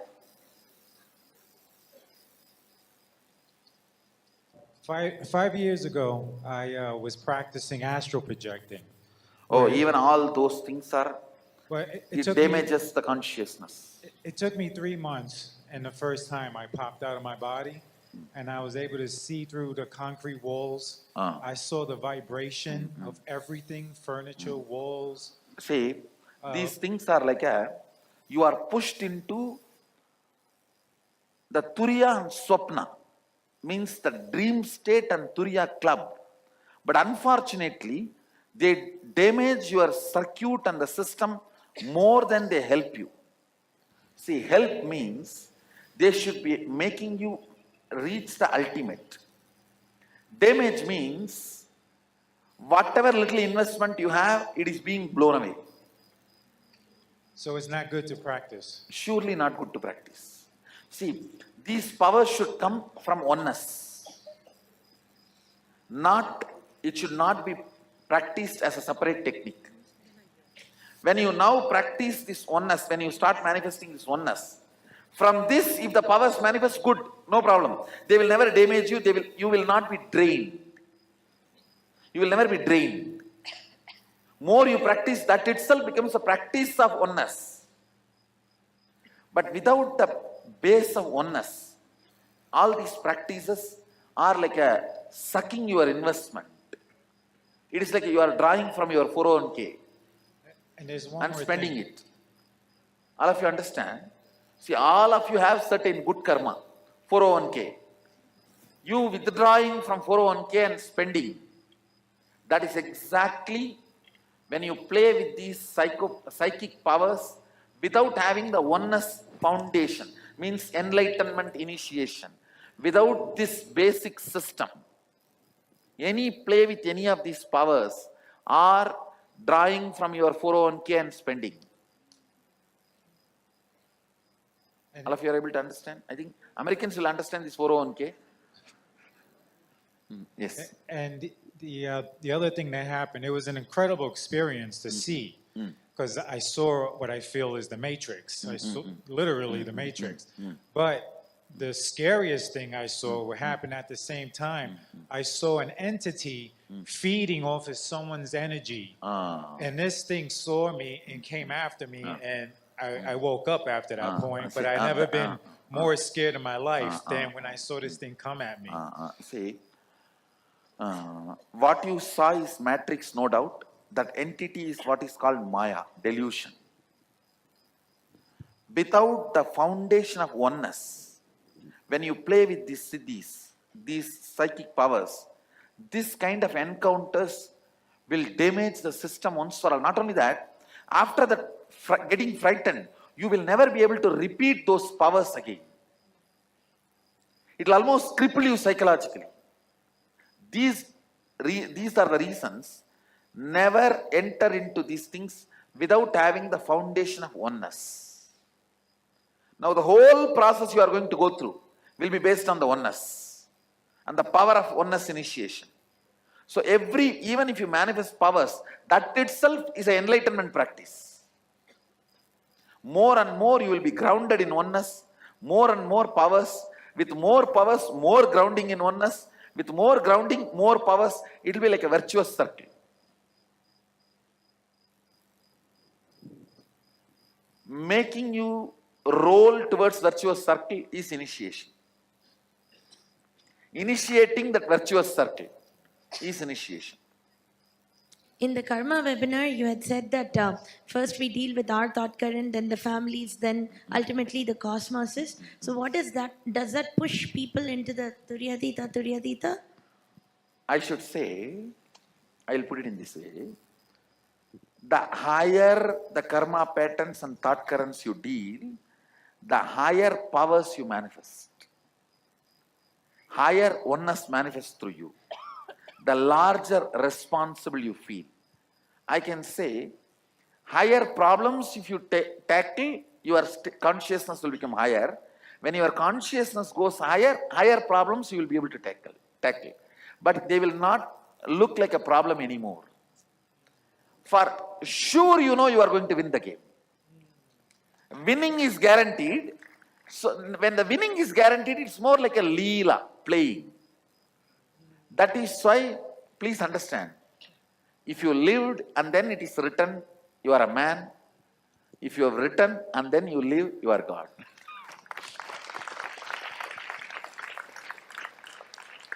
For incarnations, they write the script, then come and enact. It's not that script, it is written after they lived. No. Because winning is guaranteed. When winning is guaranteed, then it is no more tackling. It is just leela. Like kabaddi. Kabaddi. When you know the medal is only yours. Yes. I wanted to understand where some of these states lie in the matrix that you showed. One is the various samadhi states, and the second one is we often experience... See, various samadhi states all fall under... Listen, all the various samadhi states, like a bhava samadhi, savigalpa samadhi, nirvigalpa samadhi, bija samadhi, sabija samadhi, nirbija samadhi, all these various states of samadhis fall under these states. And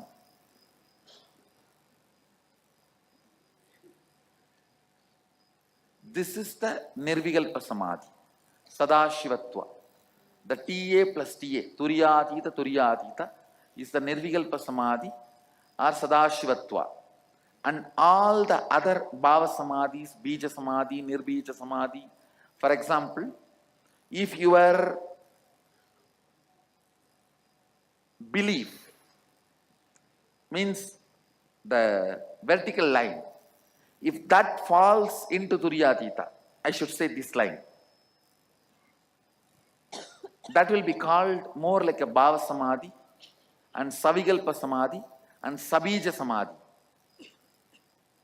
And when that reaches into Turyatita, it will be Nirvikalpa Samadhi, Nirbija Samadhi, Nirvikalpa Samadhi, Nirbija Samadhi, Nirbhava Samadhi. All these three words are Turyatita, Turyatita. And this Sushupta Turyatita, Swapna Turyatita, Jakrat Turyatita, Turya Turyatita. These all can be called as Sabija and Savigalpa, Bhava, all this. These samadhis usually do not stay. Means when your desire, the logic enters into samadhi, they should be called more like a Shanta state or the unclutched state. Those places, usually you don't stay there permanently. It will be like a Vena's, the string is held tight. So you can't hold that tight for long. You can't be in the Uchaswara for long. It won't. You have to come down. But these things, this line, you will be more and more getting comfortable in settling. Because that belief is getting into. This line will be more desire getting into. Clear? Meditation and things like when you're in a high productivity zone during your work hours. That is only Jakrat. High productivity, all your high productivity is only Jakrat. Not more than that. Meditation. Meditation will be Jakrat entering into Turiya. And enlightened beings. See, then Jakrat entering into Turiya. This is, I can call this as a meditation. And when your belief system enters into Turiya, like this is Leela Dhyana. Sometimes, see, Jakrat Turiya means your desire entering into Turiya. Like when you meditate, the high energy zone you experience. Turiya Jakrat means your belief getting into Turiya. That happens when you are in the nostalgic memory of your Guru, the Leela Dhyana. Understand? Listen. Sometimes you don't put any effort and all. Whole day and night, whether you are cooking or washing or walking or driving, as an undercurrent of your thinking, the master will be there. He will always be there. How many of you have experienced that? That is what is Turiya Jakrat. Your belief system entering into Turiya. Your desire entering into Turiya. You will experience that for a few hours. After one meeting with your boss will go away. 10-minute phone call or half an hour meeting with your boss is more than enough. So, this Jakrat Turiya is your desire entering into Turiya. Turiya Jakrat is your belief system entering into Turiya. The Leela Dhyana. It's not that you remember, you think. Just like how the cow chews. Like that, you will be doing all your work, but the inner space, that your belief system, your belief being, it will be going on chewing something connected to Swamiji, connected to the Master. Turiya versus Turiya Atita. Turiya is more like you feeling all possibilities. Turiya is you manifesting all powers. In Turiya, it's more like you know that it's possible. In Turiya you manifest. I just have a question about Turyatita and what Ramakrishna said about attaining Brahmanyana. I just wanted you to Tell me exactly what is your question. So he said that attaining Brahmayana after 21 days, one just can leave the body, does not have to come back. Is this Turiyatita or is this beyond? No, no, something actually beyond that is or- Turyatita only. Okay. And it is not necessary everyone has to leave the body. Yeah, he just kept on repeating this, and it's not really explained. So I just thought someone like See, you would. it is not necessary. Yes. You have to leave the body. Sometimes that joy and that ecstasy, you may feel that you may not need to use the body again. Don't worry about that. Oh, You no, are not I'm- going to leave the body. I'm not worried. I was actually, the opposite. But I mean, because the possibility is open. So, just one more thing. When you experience, we all have heard your story about the enlightenment experience when you saw 360. That was Turiya? No. Sorry. I should say that was Turyatita only, but it did not stay permanently. I came down to Turya. Ah. And then only when I was 22, the Turyatita became permanent. Wow. Okay. Thank you very much. Question based on own experience. When breathing stops during meditation, where are we? You are somewhere like a Jakrat, waking state entering into Turiya.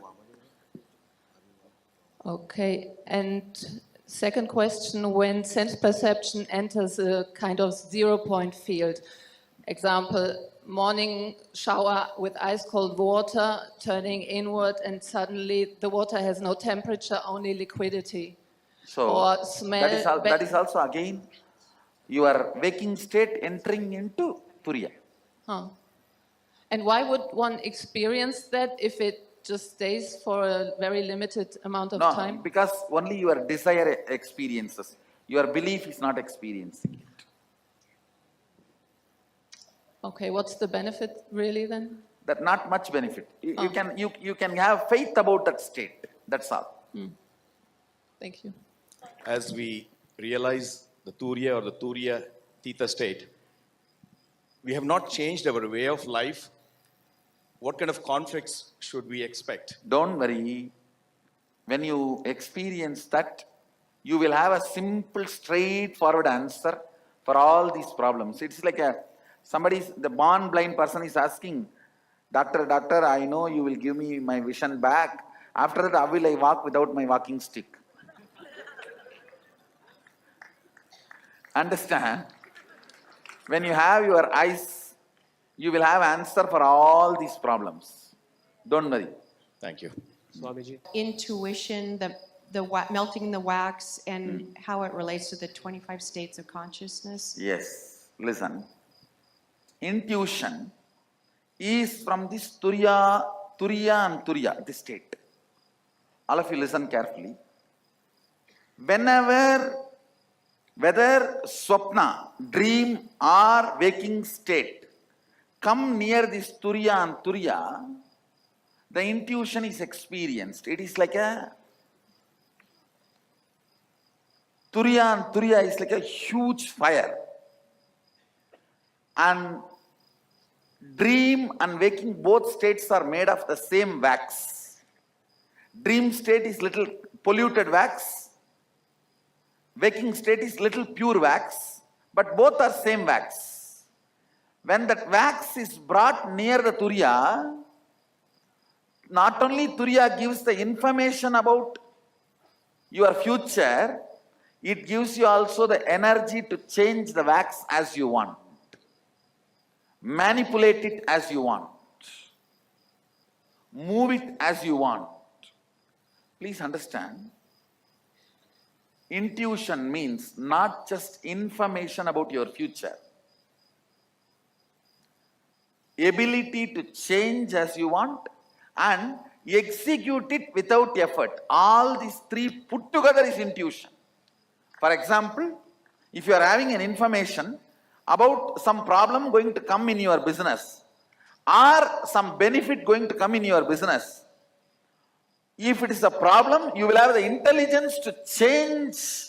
If it is a benefit, you will have the simple manifesting without you putting any effort. Understand? Along with intuition, intuition means jnana. Always the icha. Icha Shakti means ability to change. Kriya Shakti means simply able to manifest. All these three always comes together, not as one. You cannot say, I just came to know the accident going to happen in my life and I went there in the car exactly in the time and got into the accident and broke my hands. No, that is not intuition. That is your fear assumption. Sometimes it may become right.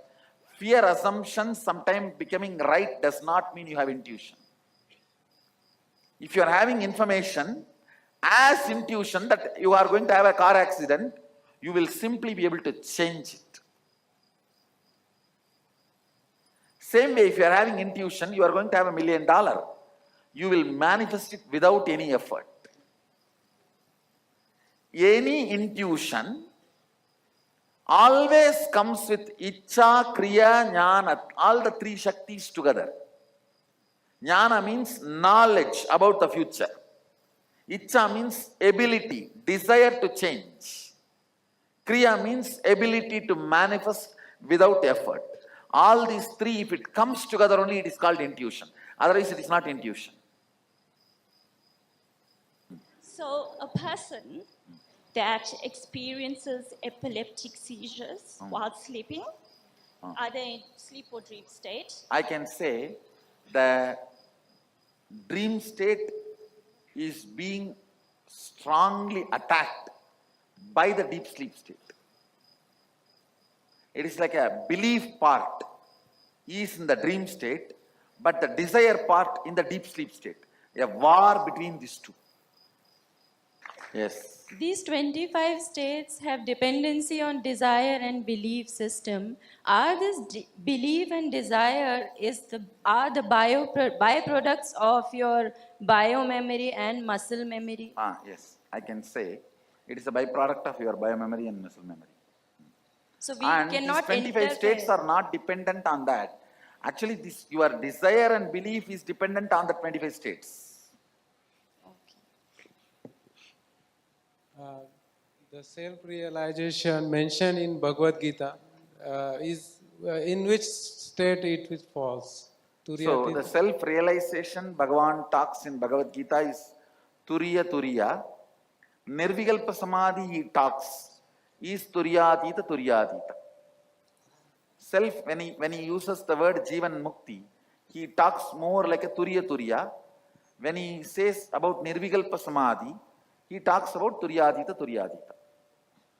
How are emotions like anger handled in in the higher state? In the higher states, you may be ferocious, but you will not be angry. Being ferocious does not mean angry. So anger makes you powerless. Ferociousness never puts you in powerlessness.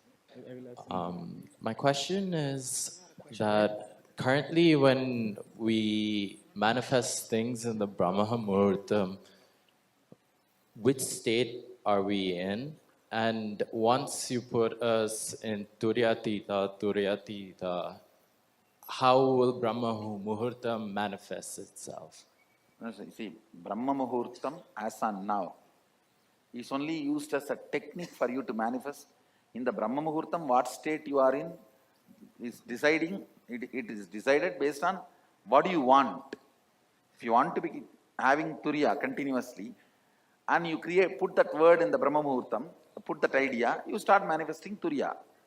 And after I put you into the Turyatita, naturally your Brahma Muhurtam, you will be in Turyatita, you will not be asking for anything else. Thank you, Swamiji.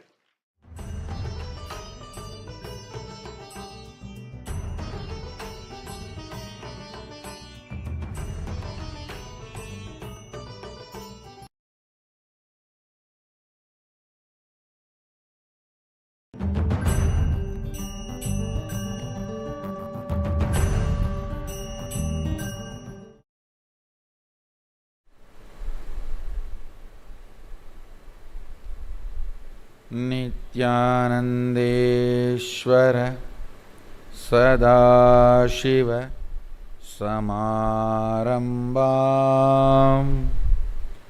नित्यानन्देश्वरि आदिशक्तिमध्यमाम् अस्मदाचार्य पर्यन्तां वन्दे गुरुपरम्पराम्.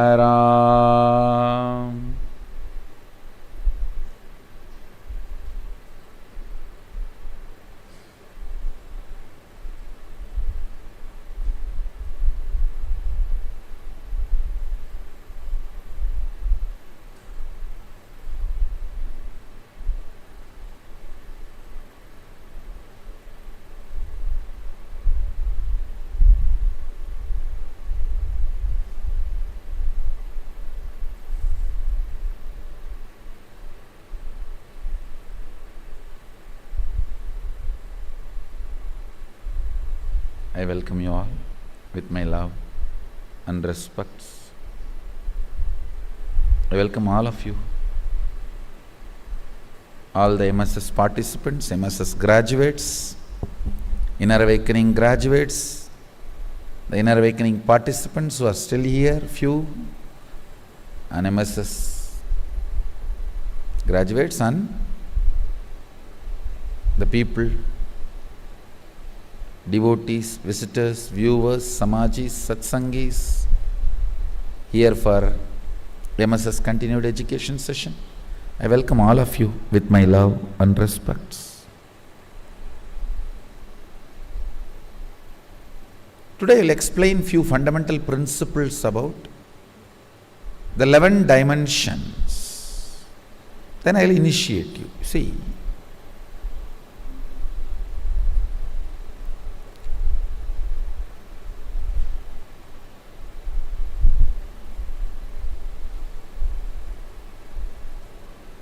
Vedas clearly describe how these multiple dimensions manifested. Ekoham bahushyamaha. Listen.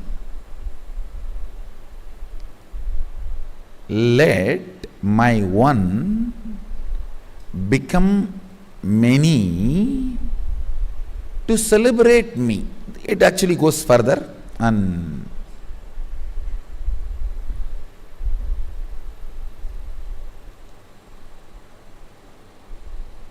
Sutra and Bhashya and Vartika and Tika, if you see all the four, it's such a beautifully aligned.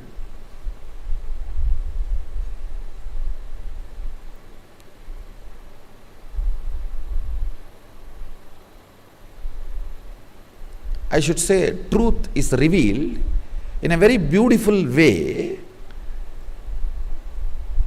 where the logic of the listeners understands the truth. See, those days, the people's logic, it was intense but light. Understand, there is a difference. All the casual logic only will be long, like you talking to your spouse. Talk 10 hours, then again. But listen,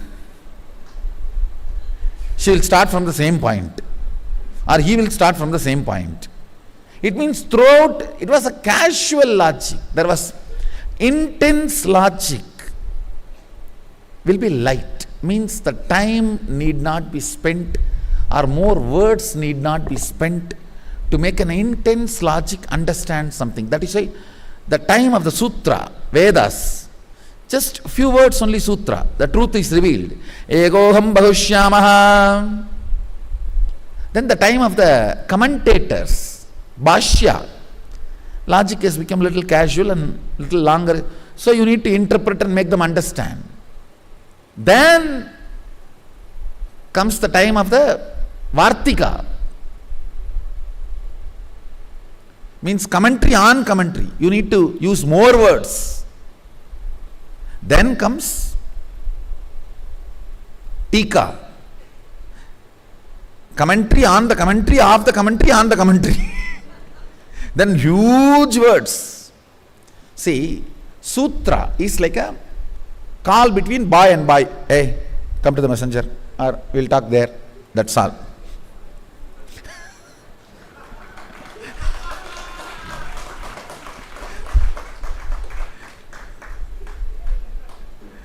Bhashya is almost like a call between mom and married daughter. Little more. Then comes Vartika. It's a call between man and a girl when they are in love but before marriage. Little longer.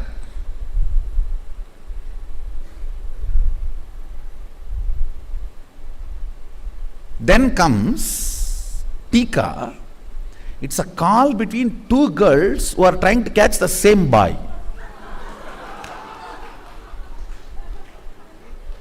It will not end that easily.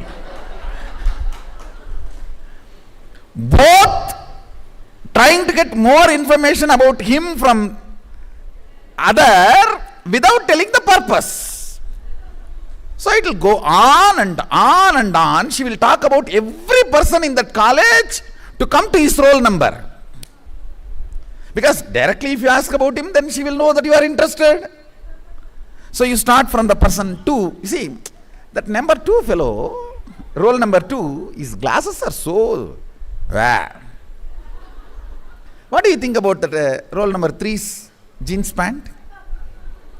What do you think about this roll number 4's new bike? And this fellow's roll number is 757. But she has to finish the whole thing for the other person not to doubt.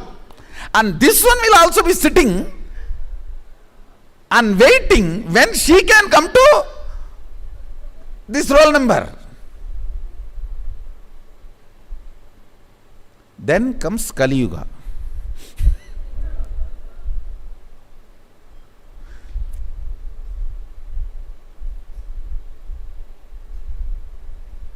This one verse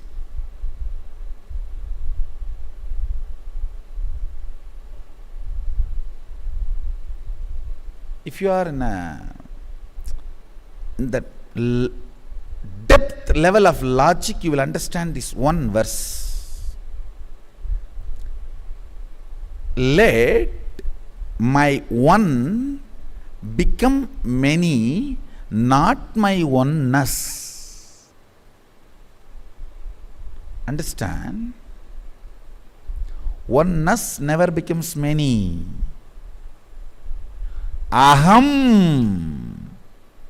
He is not saying ekam bahushyamaha. No, ekoham bahushyamaha. Aham can always only be one.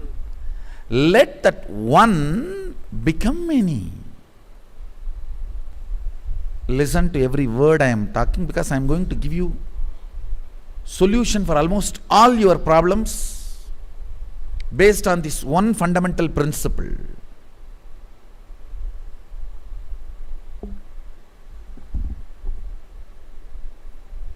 When he decided to become many, to celebrate himself, all the dimensions of this universe opened.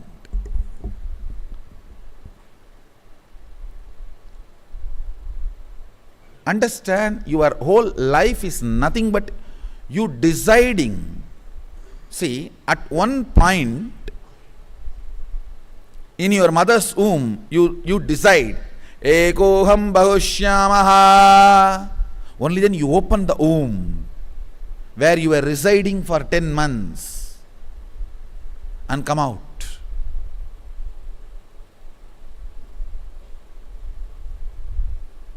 But after that, everything is mess. That is different. Listen. Many times you will hear me saying whenever you have a problem, always see how your ideal, your guru will handle this. I used this as a technique when I was young. I always used to connect. Whenever I have a problem, Annamalai Swamigal was ideal for me. Ramana Maharshi's disciple. First thing I'll say, how Annamalai Swamigal will handle this? Of course, after Arunagiri Yogeshwara happened, he became the ideal. Then I'll always look how Arunagiri Yogeshwara would have handled this. Have this one understanding how Sadashiva will handle this.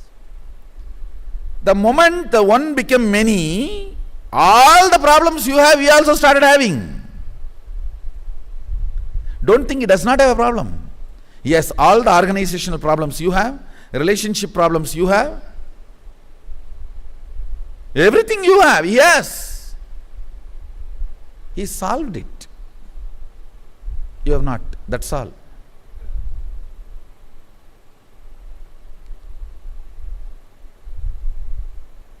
If you understand this one principle, let me repeat once more. For example, this cup. Inside this cup there is a space. That is aham. The space inside the cup is connected to this cup. This whole thing can become multiple, but the space itself cannot become multiple.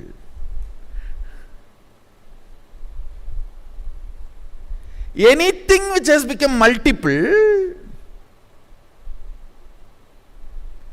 as the source of oneness inside them. Listen carefully. Anything which has become multiple, as a source of oneness in them, oneness has not become many, only one became many. Aham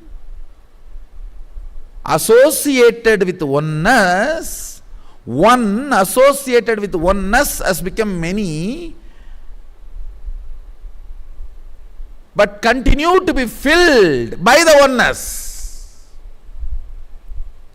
Understand this fundamental cognition. If you spend little time on it and contemplate on it, many of the moments which will lead to divorce can be led to darling. See, if you know, even in the other person's aham, there is a stuff which is in me also. The space in that glass and me, in that cup and in me, is oneness. One only became many, not the oneness. Oneness is same.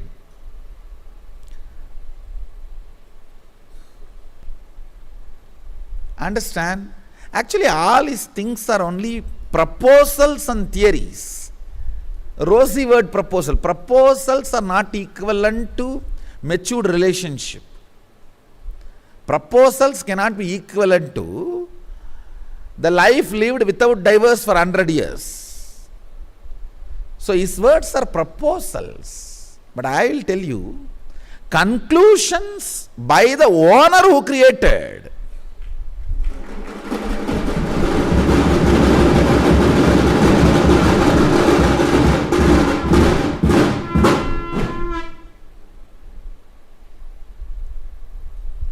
Listen.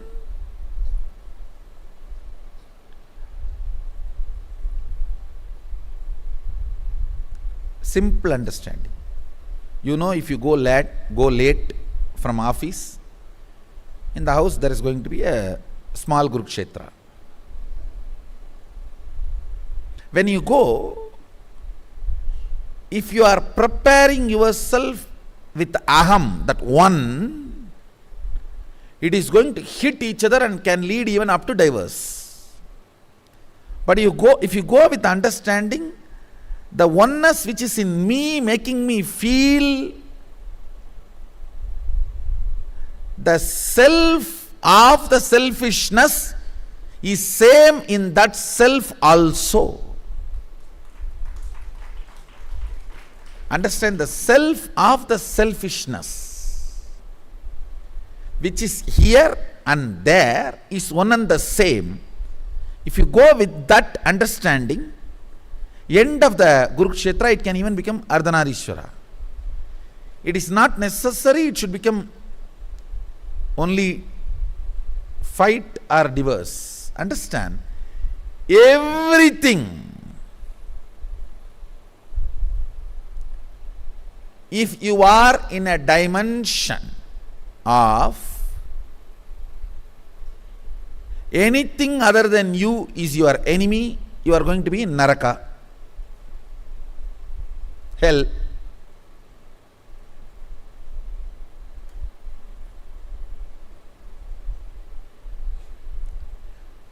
Anything which harms me is my enemy, then you are going to be in planet Earth. Come what may, I know how to convert the enmity into friendliness. You are going to be in heaven. Because end of the day, if you know how you develop enmity, you will know how to undevelop. If you know how to build, you know how to unbuild.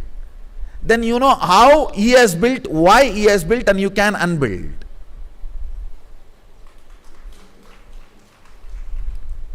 And most of the time,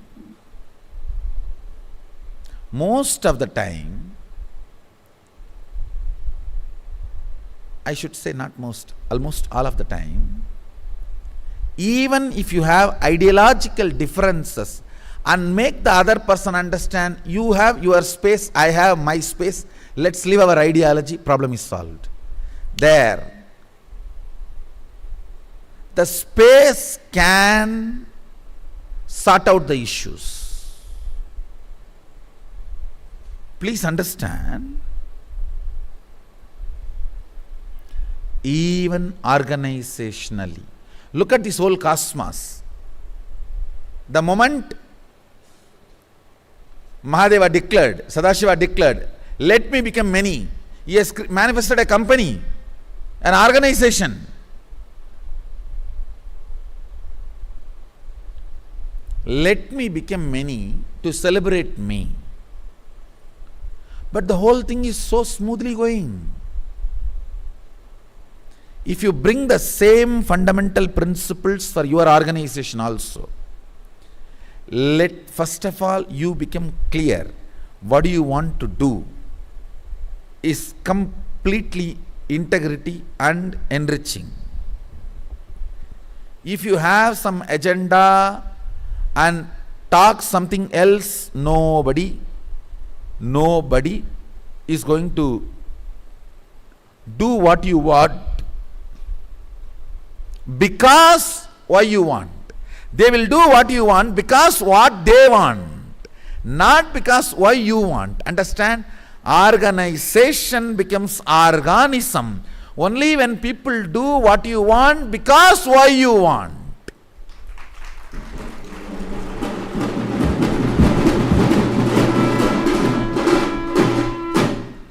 Many times they will do what you want because what they want, not because why you want. In an organic organization, you and your expansions should know why you want what you want and should work only why you want what you want, for why you want.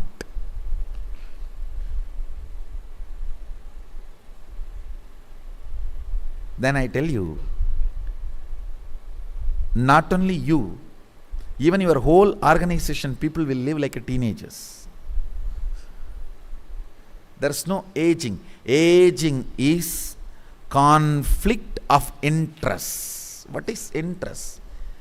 Your original, what you want is really not doing good to everyone. You have some interest, you can't reveal that, then but you go on be painting, and you have a layer and layer.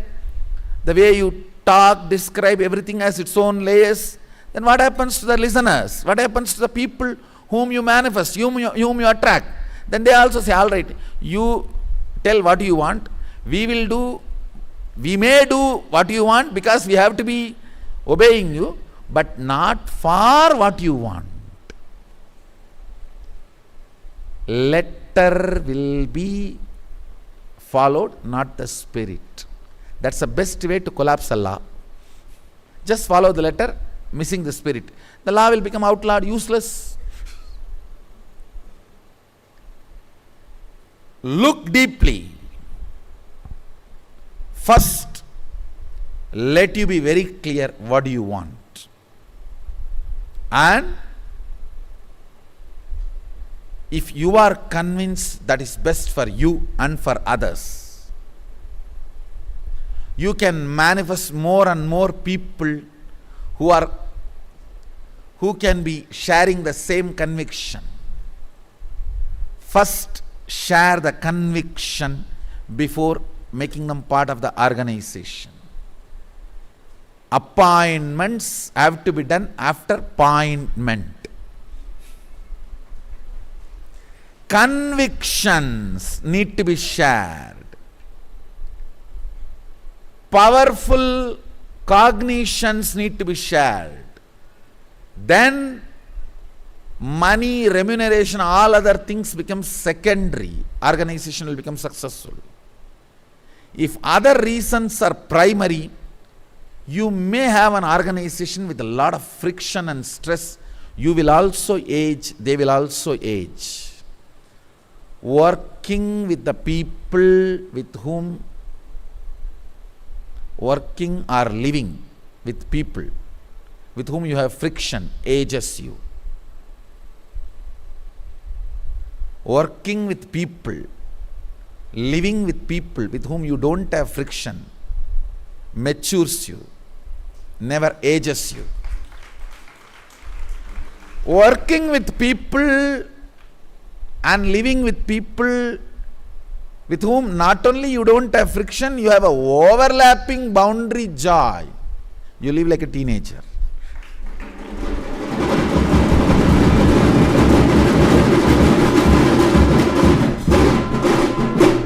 Sadashiva describes himself as a teenager in his original Dhyana Sloka. He says, meditate on me as 16-year-old.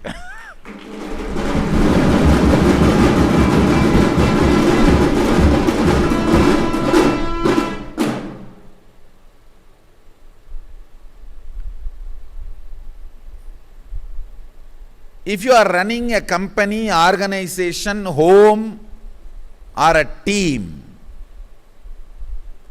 sit and internalize this one understanding, integrity to the vision, then ability to transmit that cognition, powerful cognition to your team, your family, your company or your organization. Then you will see life becomes Ekoham Bhagushyamaha. Let me become many to celebrate me.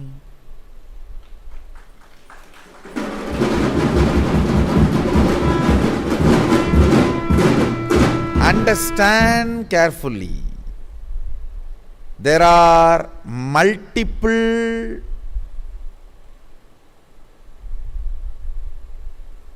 me's, but there is only one mummy. There are multiple ones, but there is only one oneness. Mahadeva is very clear. My one become many, not me become many. Not my oneness become many. Oneness remains as oneness. That is what is the Meaning of the verse, Purnamata Purnamidam Purnat Purnamudachyate. Even after the whole removed from the whole remains as whole. Understand? I can give two-layer meaning. WHOLE and HOLE. If the whole HOLE is removed from HOLE, HOLE remains as HOLE. WHOLE removed from the WHOLE continues to remain as WHOLE.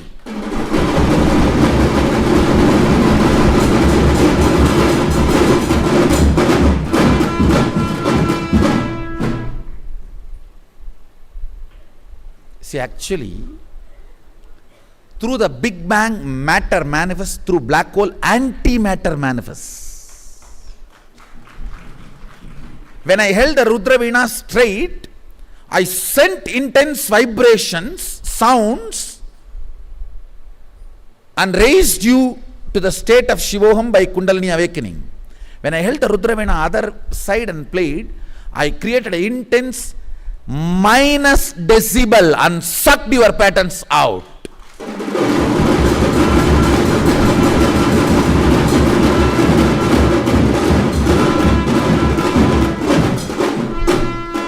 Understand?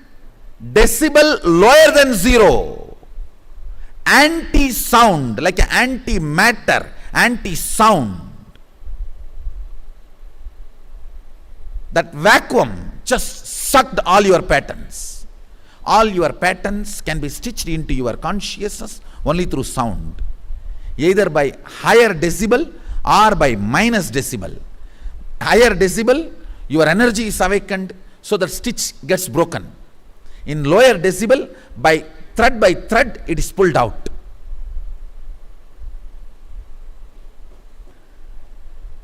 Understand? Listen carefully.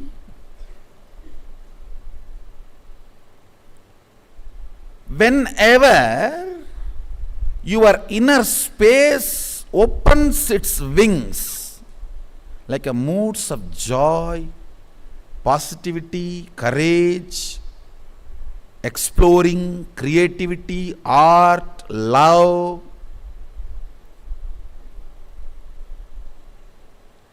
go on moving forward.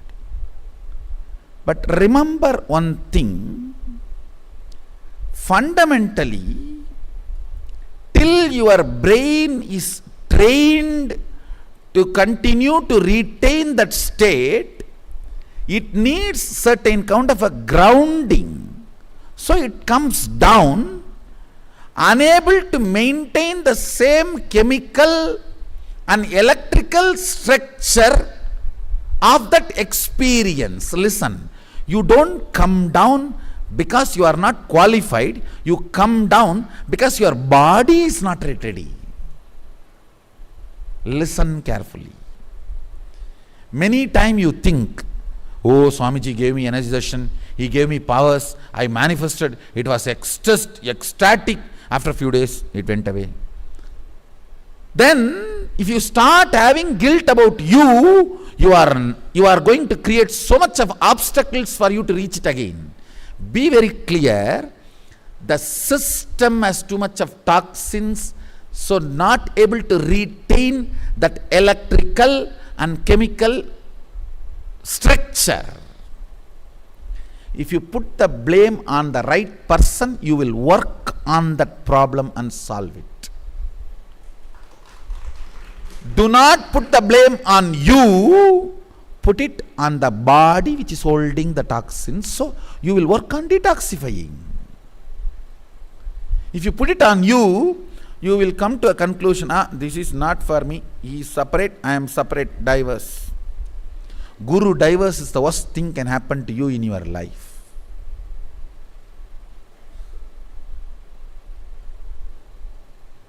Listen carefully.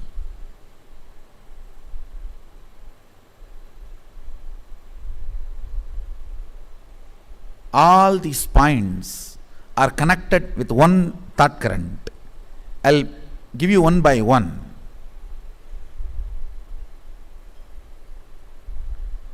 Whenever your brain is not able to retain the higher experiences, electrical structure and chemical structure. Sometimes you read a beautiful book and you are in ecstasy and you declare that I am going to be the love of whole universe and life of the whole universe. No more agitation, irritation, disturbance. Just next ring, home.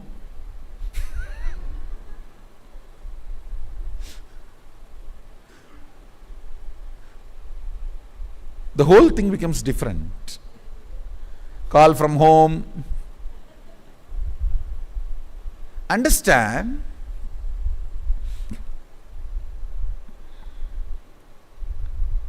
I am giving you an example. Whenever you are not able to retain the higher electrical structures and chemical structures in your brain and come down. When I say higher, I mean everything. Feeling love, ecstatic, compassion, powerful, kundalini, power manifestation, all of them are higher in various levels. You come down. Do not fall into powerlessness like a guilt or feeling powerless or depression, low mood, and worst thing, giving legitimacy to your confusion and start doing psychoanalysis and psychological, psychiatric solution analysis. Over.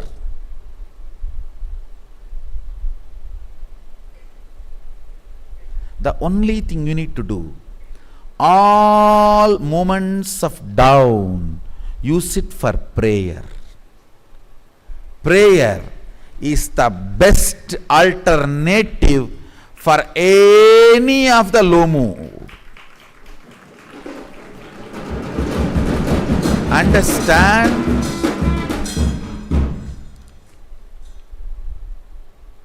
If you are not able to be here, fully expanded, that electrical structure, electrical signal structure, when the crown means your brain, it has 1,000 aura, means 1,000 petal electrical structure.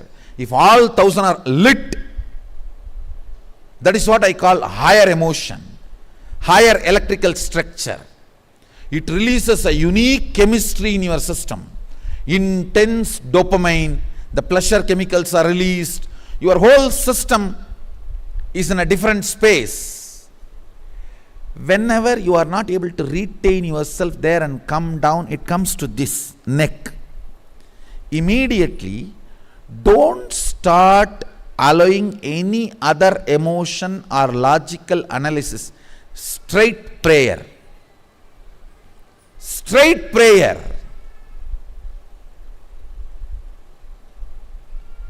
You can pray to the same power which gave you the glimpse, or whoever you think is the ultimate. Hinduism gives you complete freedom. Param, ultimate. It can be Para Shakti, Parama Padam, Parama Shivam, Parameshwaram. It can be Para Brahmam.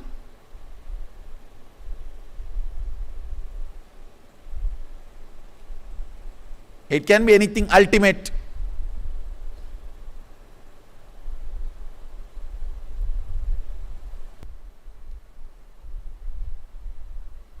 Let this answer become once for all clear, because many times people try to ask me, when you are so generous to add all of this, why not that?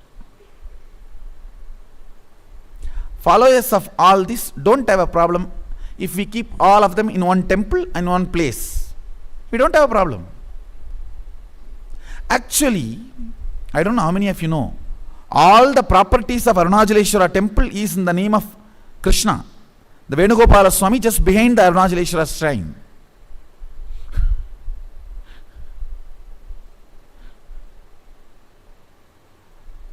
So I want to make that point very clear here. Let me come back to the subject. Listen. Whenever you are not able to hold the lit up 1,000 lotus petals, the Sahasrara, and come down only with prayer. Prayer will grow roots and push you back to that same higher electrical structure and chemical structure in your brain, to the Sahasrara.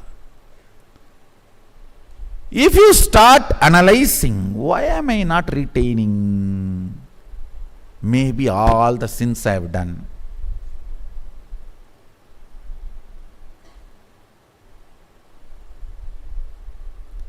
That is complete stupidity. Wrong diagnosis makes duplicate doctors.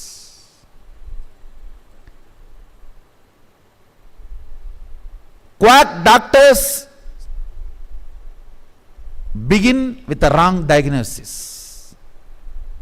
It's a wrong diagnosis starts giving birth to quack doctors. Understand?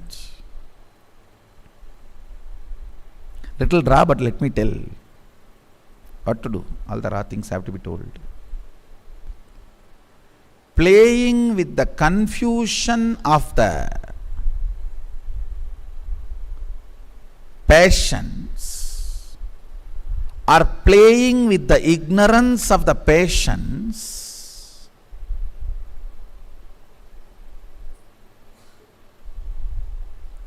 is one of the worst sin.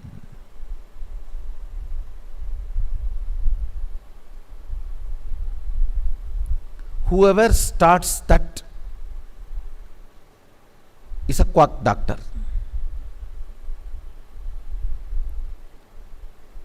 So not able to retain yourself in the higher space and coming down is one of the biggest problem of the seekers.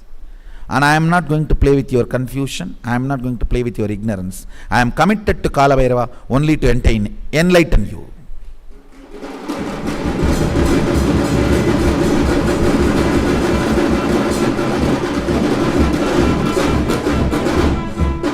I am committed to Kala Bhairava only to make you enter into, push you into enlightenment.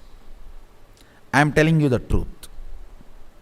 As it is, neither sin, nor guilt, or karma, nothing is a reason.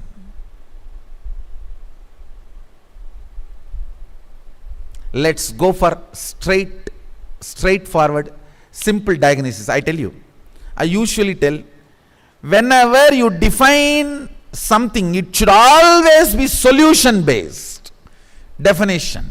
Death can be described in 2000 ways or million ways.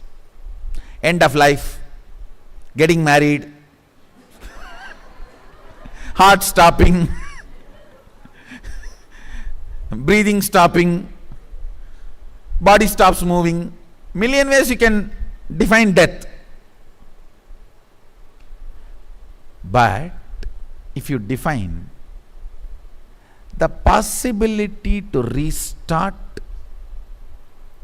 many damages which cannot be repaired unless a complete restart happens, is death.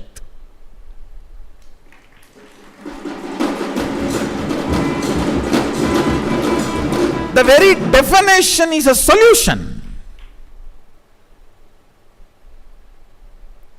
Understand?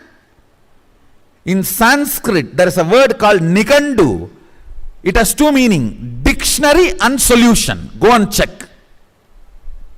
Nikandu. Any dictionary has to be solutionary.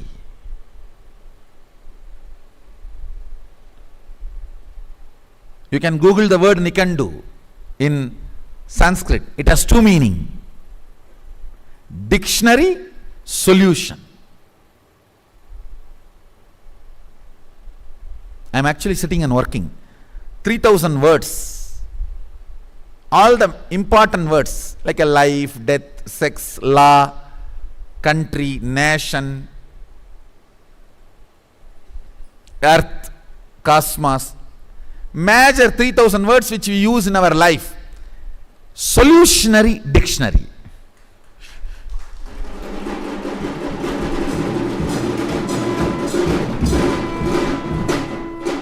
So let's look at this whole problem of solutionary from the angle of solutionary dictionary.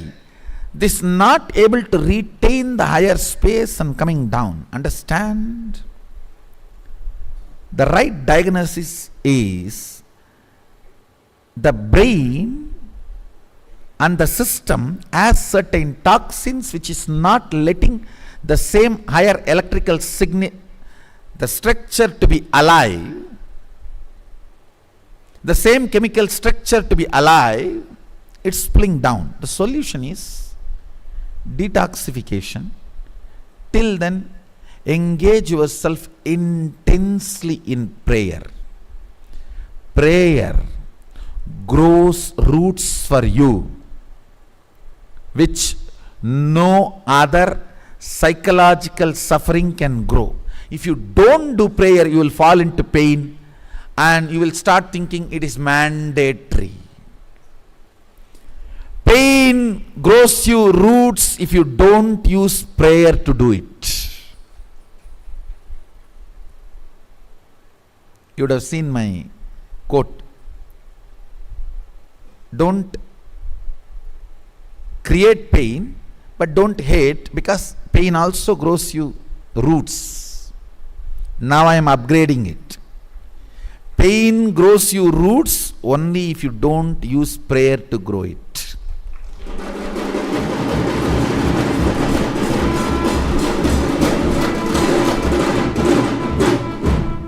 Whenever you are in ecstasy, you are Shiva.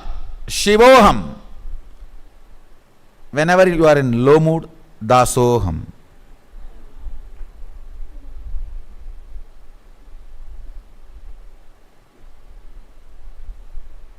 Whenever you are in ecstasy, I am Mahadeva. Whenever you are coming down, I pray to Mahadeva. That's all.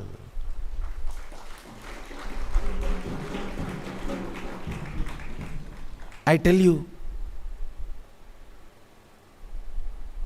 the whole psychology is irrelevant and redundant if you just catch these two attitudes over. Whenever you are in ecstasy, I am Mahadeva, Sadashivoham.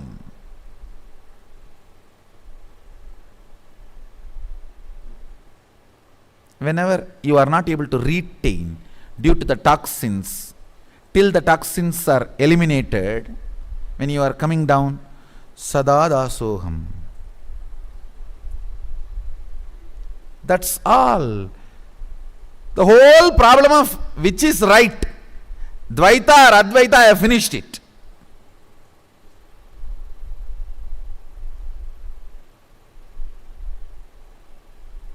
When all the 1000 petals are lit, Advaita. When it is slowly coming down, Dvaita. Over.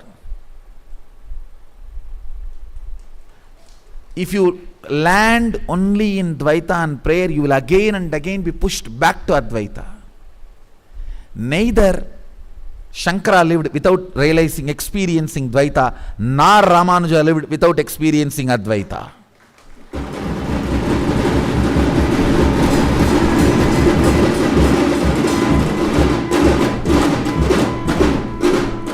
Neither Shankara lived without experiencing Dvaita, nor Ramanuja lived without experiencing Advaita.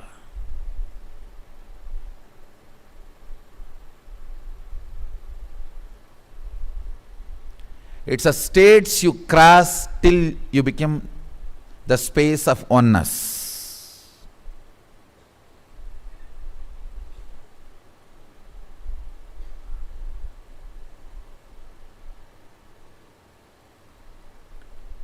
Understand now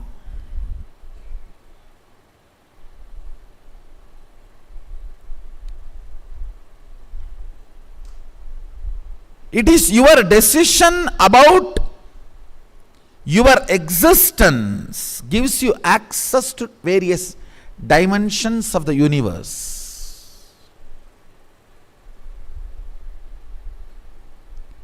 Now, why I want to give you access to the different dimensions of the universe is to make you feel powerful and understand all your problems are as silly as you.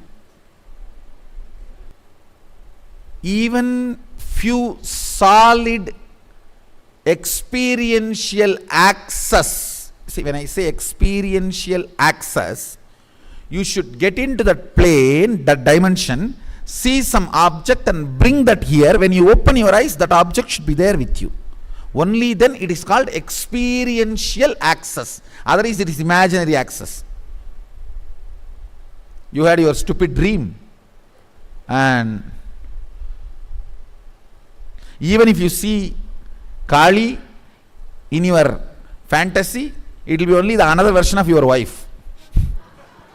The voice will be almost like your wife's. Be very clear.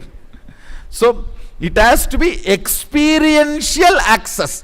An object of that plane should be mapped to this plane. Is only a confirmed experiential access.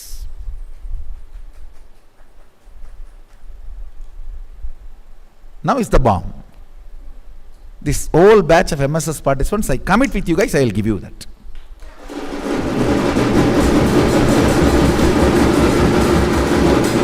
And understand, when I am making the word commitment, I am serious. I am really serious. The software is successful, that is why I am courageously talking. That is, you see, the moment you started materializing, that itself is actually the plane to the other dimension only, but it is done through me. Now I have to give you individual visa, that's all. See, materialization is like having access to the other plane, sitting in my disk. Instead of you sitting in my disk, I am going to put you in my plane.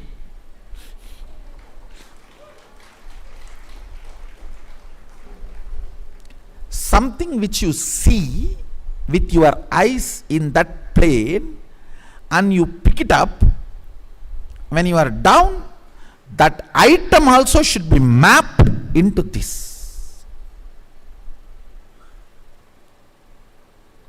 Let's do the drama. It's possible. It's possible. What happens, with this, the powerful cognitions about the larger existence of you becomes more stronger in you than the stupid identity given to you by the stupid society. The personification of stupidity is human society. Nobody knows why they are doing what they are doing. Everyone is afraid of the other and doing. You are afraid that he may be talking bad about you, and he is afraid you may be talking bad about him. I tell you, don't bother about others' opinion because they are bothered about your opinion.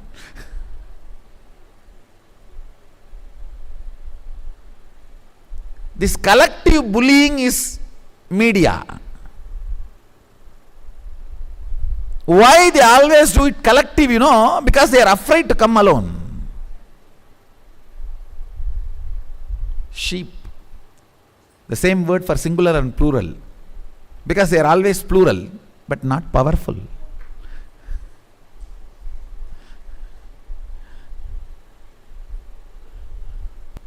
Through this collective bullying, society tries to put you into fear and create some identity for you. The only way to liberate you from that identity is to make you understand the existence of the multiple dimensions. Once that existence of the multiple dimensions become your powerful cognition, then the identity enforced on you. Pushing an identity on a human being is equivalent to conscious rape. Conscious gang raping done on an individual by the society, and that gang raped person getting pregnant is evolving an individual identity. You carry that for your whole life as a blame and destroy yourself.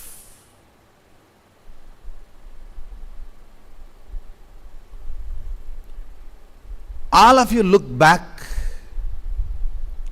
Whenever the social identity which you are carrying as broken pieces in you is created, you have been gang raped by society. Look at the original incidents, and giving you experiential access to the higher dimension will make you realize and will make this identity lose its power over you. That is what I call liberation.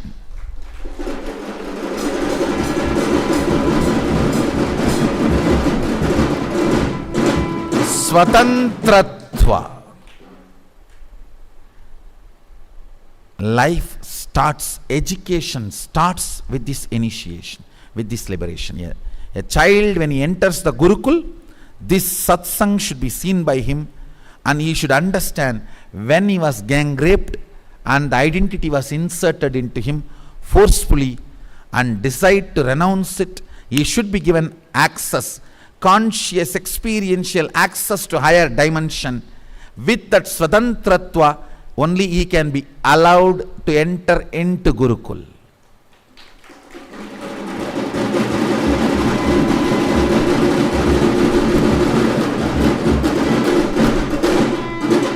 No, actually, that's the way I'm going to I'm going to build the Gurukul. The initial people who came just from Buloka and staying. And once you have experientially demonstrated you had access to the higher dimension and manifested it, brought something from there and mapped it to this planet Earth's matter, and you have shown now you are more powerful than the identity inserted on you by the society by gang raping you, only then entry into Gurukul is given.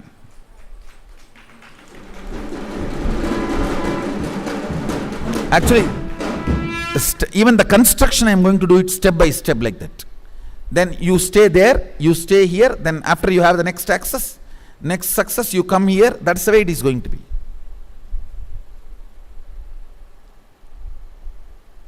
This is the first step in education.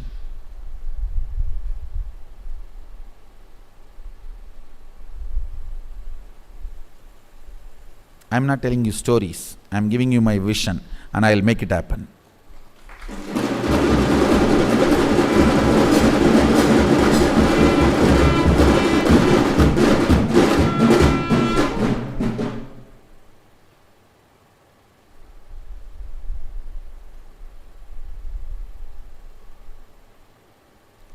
Brilliant are those who wait for me to make my vision into reality. Fools are those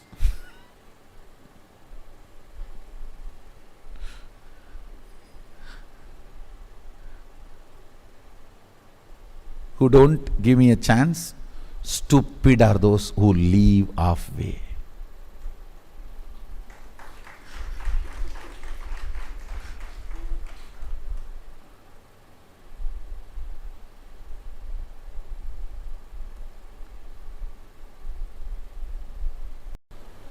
I bless you all.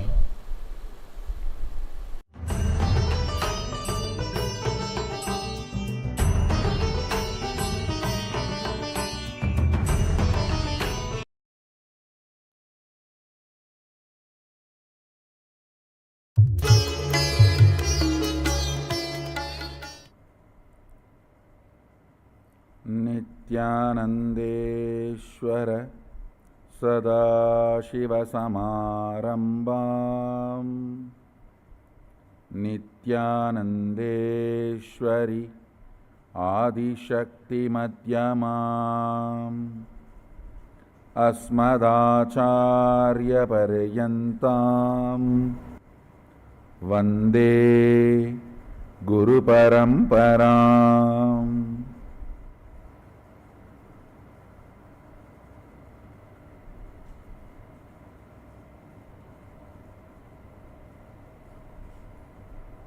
I welcome you all with my love and respects.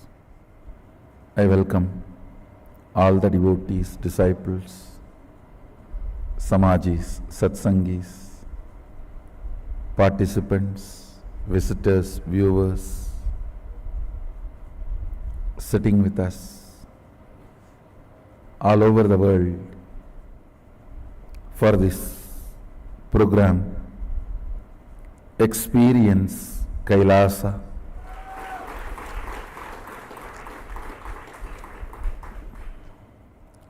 First of all, I want to tell you, I recommend you take notes. And I also allow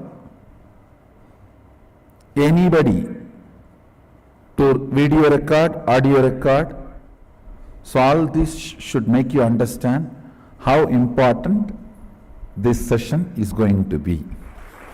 And I also sincerely recommend you watch this like a spiritual practice for next 21 days. I'm going to introduce Mahasadashiva.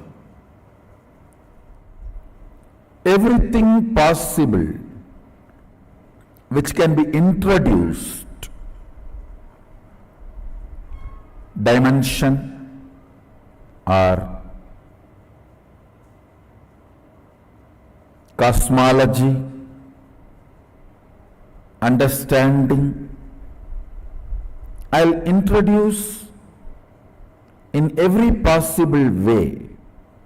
I'm introducing cosmology directly from horse's mouth. Understand? Maybe if we want to use this horse's mouth phrase in a very Indian Shaivite way, bull's mouth, we can change it. Nandi's mouth. Directly. First thing I want to tell you,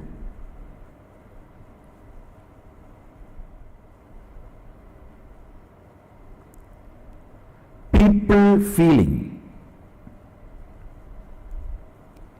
oh, these big concepts, ideas, cosmology, all these are not for me.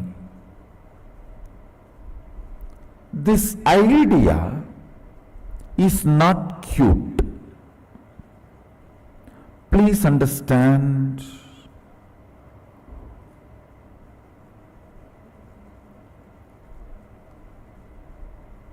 Sanatana Hindu Dharma is very clear. Not able to understand is a lie. Not interested in understanding is the truth. Listen. The word not able to understand is a lie. Not interested in understanding is the truth. So do not cherish with the cuteness. Oh, all these big concepts I don't understand. I don't care. I don't want all these big concepts. You just tell me what should I do. I am telling what you should do. Understand. Now people try to celebrate, feel cute about their decision not to put their listening and integrity together to understand life. Please understand.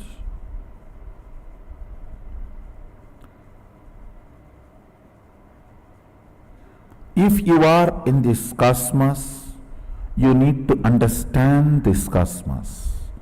And you are equipped enough by Sadashiva to understand this cosmos. So all these sentiments, oh, these big words, big ideas, big concepts, I cannot grasp. I am a simple devotee. No, don't. Being a simple devotee is not alternative to understanding. You will be a simple devotee only if you understand the cosmos, not otherwise. Ignorance is not celebrated in Hindu tradition. Ignorance cannot be the quality of a devotee. Many times I hear this argument, oh Swamiji, I am a simple devotee. You just tell me what should I do. I cannot understand these big words, cosmology, cosmos. No. If you are a simple devotee, sit with integrity and your simplicity, you will understand exactly what I am talking and you will experience it now. I am introducing Mahasadashiva as he himself introduces himself in Vidyapada of Agamas, and I have some of the interesting articles by modern day researchers. In the modern day, some people are trying to research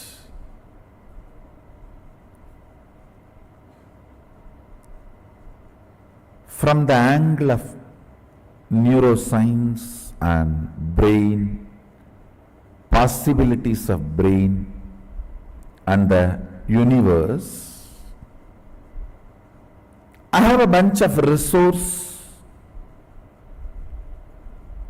set of articles.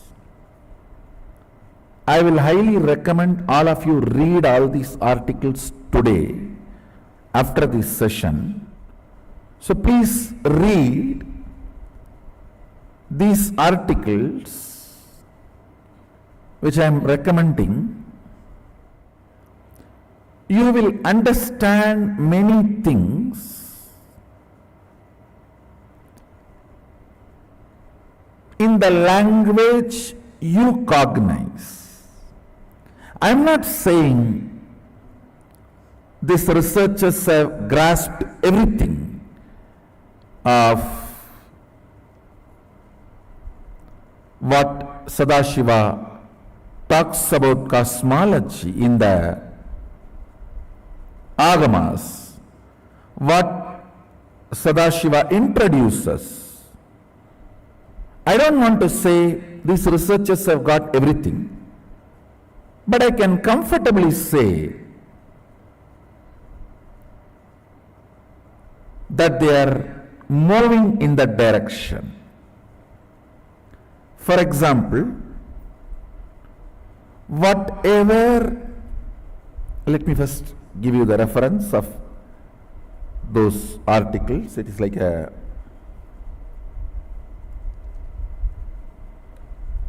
Science Daily, Science News, Multi-Dimensional Universe in Brain Networks. That's article name, and I have few more, maybe around 20 articles. This is the second article. The human brain can create structures up to 11 dimensions. And then I'm again projecting a sequence of article titles.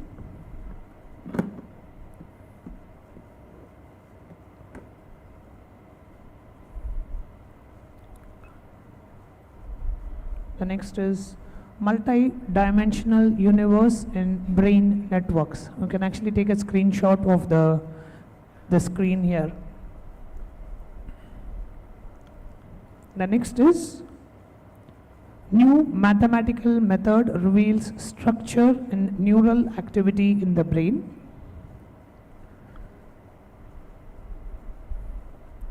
Mathematicians help unlock brain function. Multi-scale computational model sheds light on embryonic development. Cold Spring Harbor dream to use $2.7 million NIH grant to map long-range neural projections. Researchers propose sequencing-based approach to map all neuron connections in the brain. Now I want to tell you, first I wanted to express my appreciation for these researchers putting their knowledge and intelligence, time, energy and integrity in this line.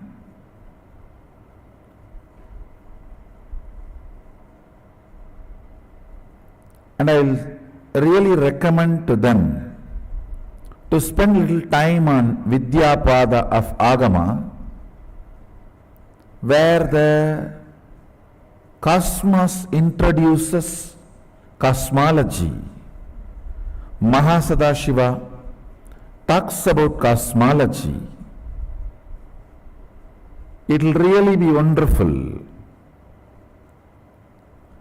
that they will be helped in their research. They will know which direction they should look, towards which direction they should look.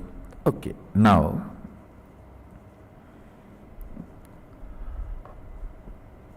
all this research is all about your brain. Understand, this is like a mirror.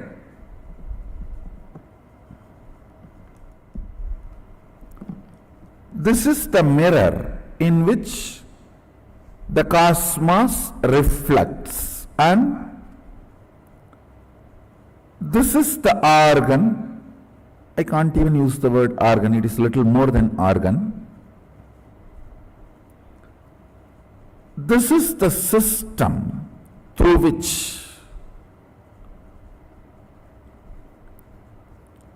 you are perceiving the cosmos,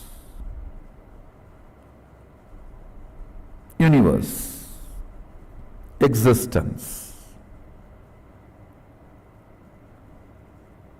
These researchers have done research on what all is being perceived here, means in the reflection. Based on that, they are projecting, assuming, trying to understand what must be there. All of you are understanding? This, what is being perceived, reflected in this, is presumed as photograph or reflection of what is out there. So by studying this, what is going on in this, with a very evolved mathematics called algebraic topology. I don't know whether I pronounce the word properly, algebraic topology, whatever. So with that, they are trying to study, project, understand what is going on in this. With that, they are trying to understand what must be out there. Now, the good news I have for the researchers is, you are heading in right direction, because we have a description of what is out there already by the person who is out there.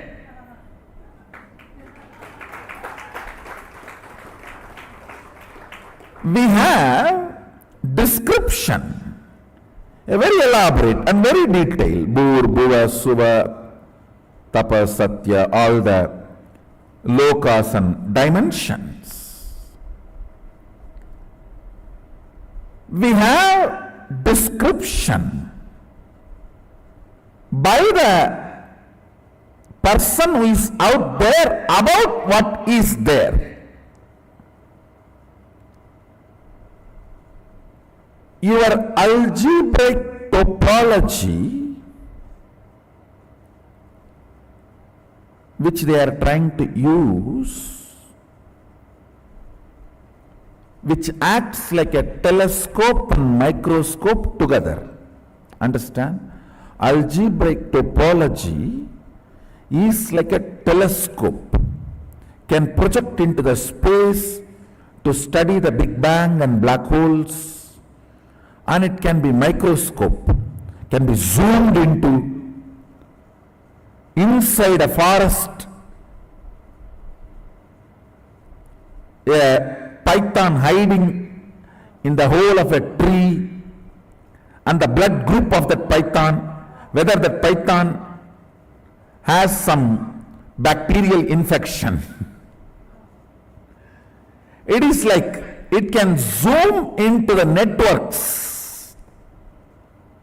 Understand, this algebraic topology is a very sophisticated maths they use, which behaves like telescope and microscope together. And with this, they are studying what is happening here. What is happening here? Roughly, I will equate this as a pindanda. And what is happening there is Brahmanda. By studying the pindanda with algebraic topology, scientists, researchers are trying to understand multi-dimensions of the universe. Listen.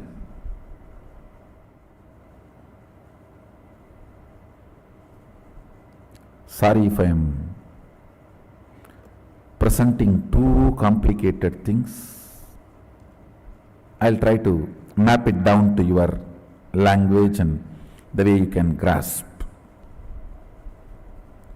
Fundamentally, the researchers are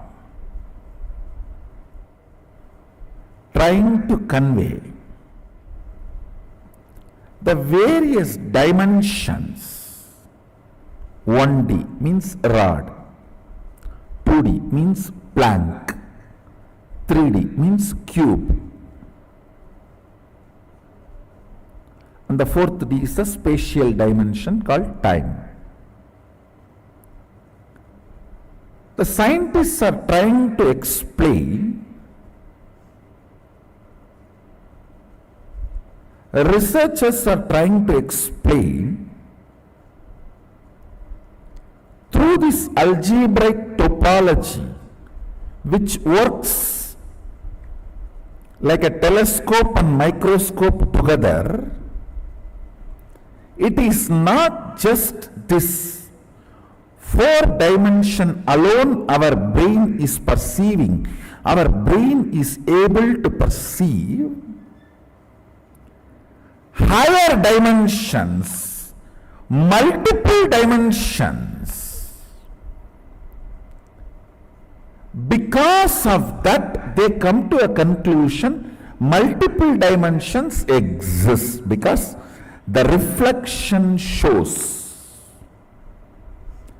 the multiple dimension perceptions, not only the possibility But as a reality, they are saying that many of these algebraic topology data they have discovered, they try to map it and see its effect on the rat's brain, and the researchers are confirming many of this data is very realistic. Understand?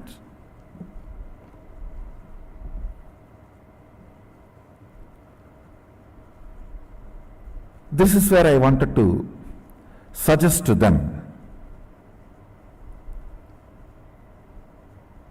One, please study Vidya Pada of Agamas.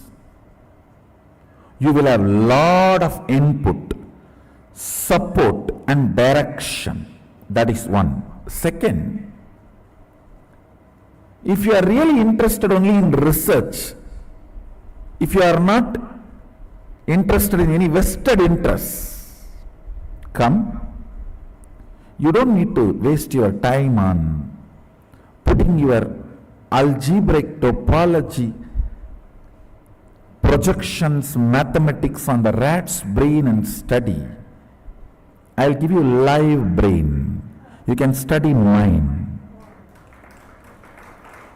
I'll reflect this whole 11 dimension, what is out there in here purely.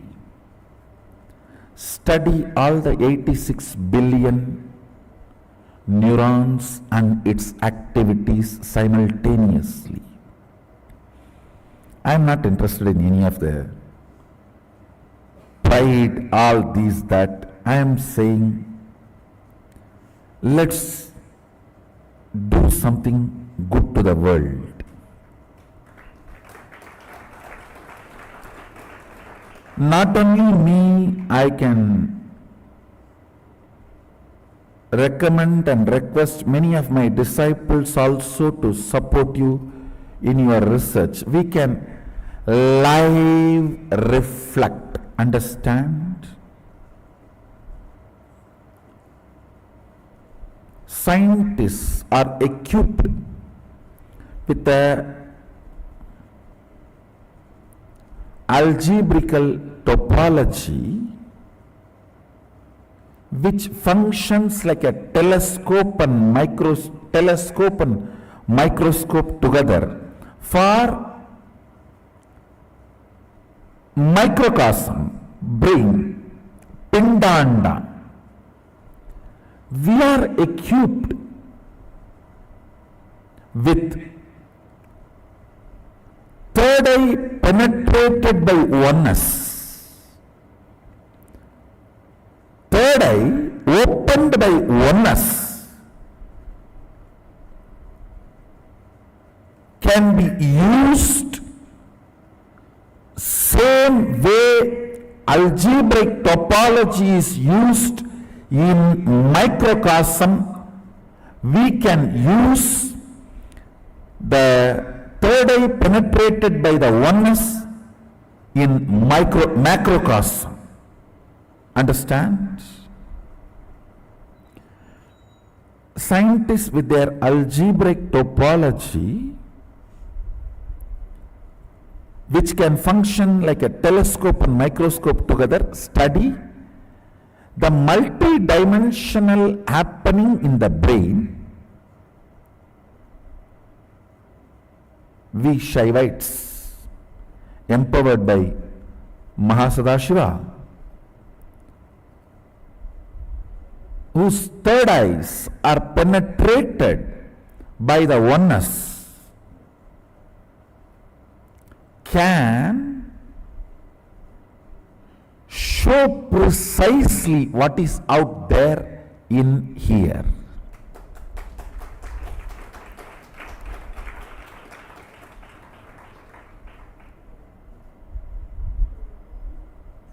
All of you are able to understand. In the macrocosm, brain,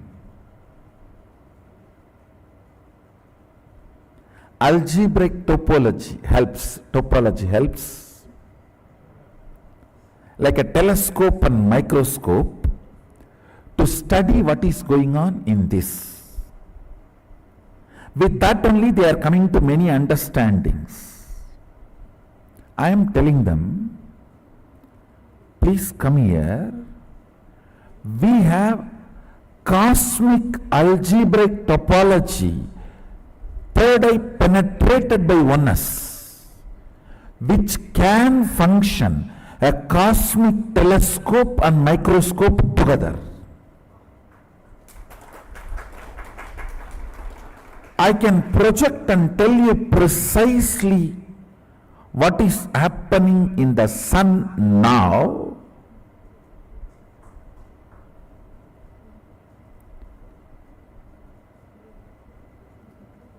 The precise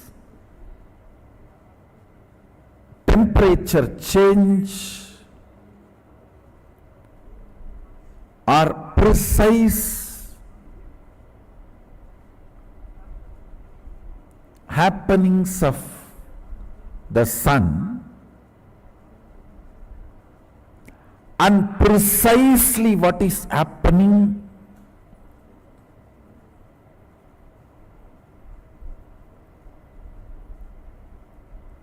in your eardrum when you hear these words from my mouth. Understand? Microcosms, telescope and microscope is algebraic topology. Macrocosms, telescope and microscope together is third eye penetrated by oneness. As long as third eye is not penetrated by oneness, it is not opened, it is not yet initiated. The moment it is initiated, if the third eye is penetrated by the oneness, it acts as telescope and microscope together for cosmos, Brahmanda, what is out there.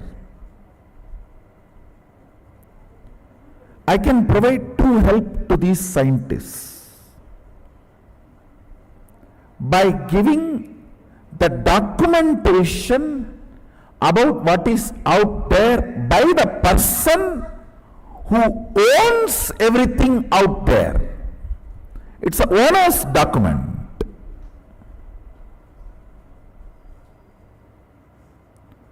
Who created and who is sustaining his own internal document.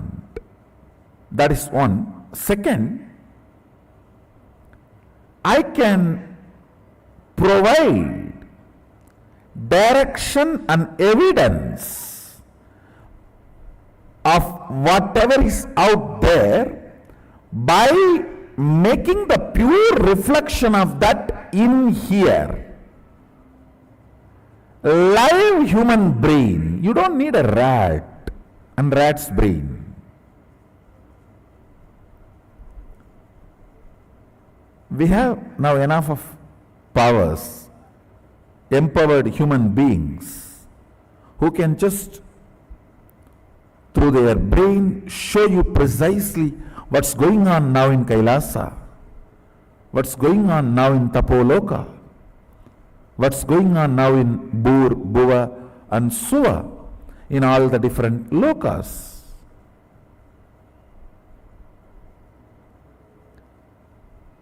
Understand, you do not need to use the rat's brain to map the data you collect through algebraic topology and verify them with the reality. We can provide. Not only I am open, and many of my disciples whose third eye is penetrated by the oneness,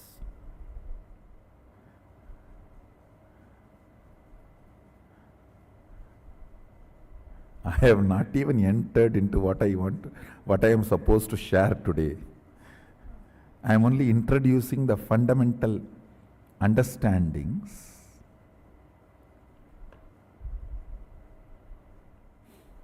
Sanatana Hindu Dharma is rich man's religion. Means who is really rich in everything.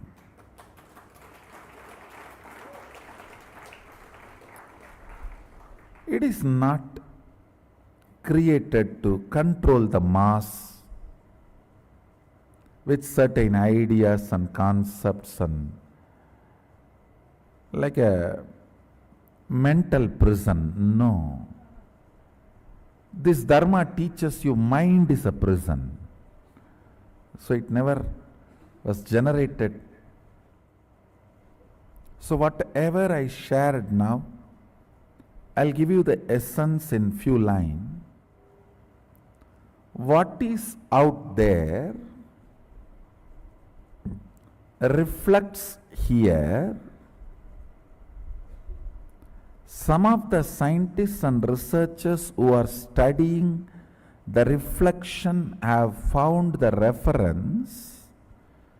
What is out there is not just 4 dimension, at least 11 dimension.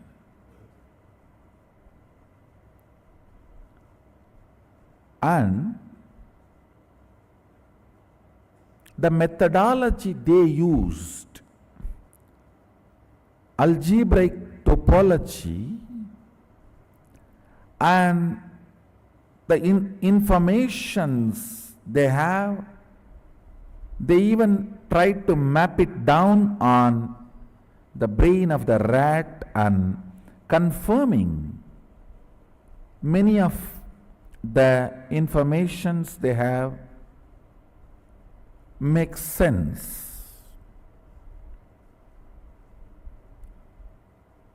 So I am giving them my support in 2 ways. You are only working on what is reflecting here. Unfortunately, a normal brain's reflection is not complete. That's first. Second, we actually have a documentation of what is out there by the owner who is out there. And it is available in here. We can provide you the documentation. Next to the documentation, we can provide you a live laboratory where you can see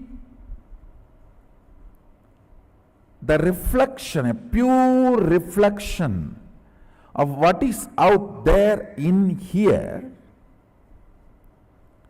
to take your researches further.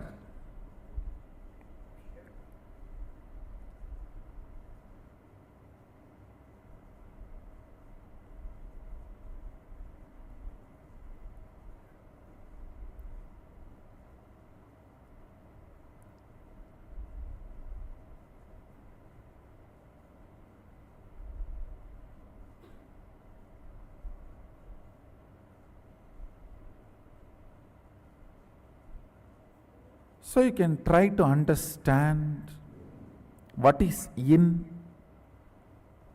here and what is out there. Pindanda and Brahmanda. Like your algebraic topology, which can function as a telescope and microscope together for Pindanda, reflection. Our oneness filled third eye can be used as a telescope and microscope together for the Brahmanda, cosmos. You have a live telescope, microscope together for cosmos. So,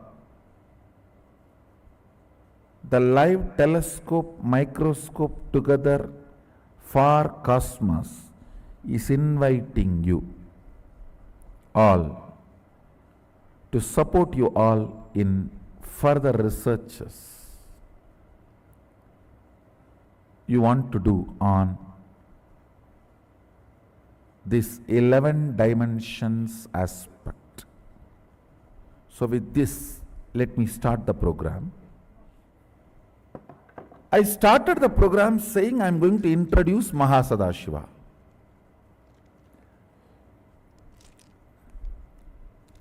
I only prepared you to introduce Mahasadashiva.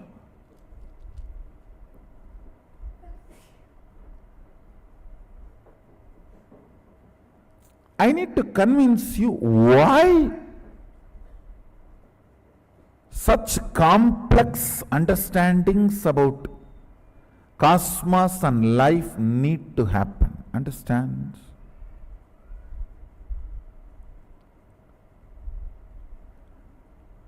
If you have complex understandings, you will not have complex problems. If you don't have and if you are avoiding complex understandings, you will have complex problems. Decide whether to put your energy towards the understanding and problem-free life, or avoid putting energy towards understanding and live with problems. In any field, if you want to be successful, you need to put little your time and energy to understand the logic of that field. Even to operate a cell phone, you need to pick up the cell phone, understand where is the number, how to press and all that, and where to keep. You can't keep it somewhere and talk, you have to keep it in your ears and near the mouth. Now you need to understand the logic.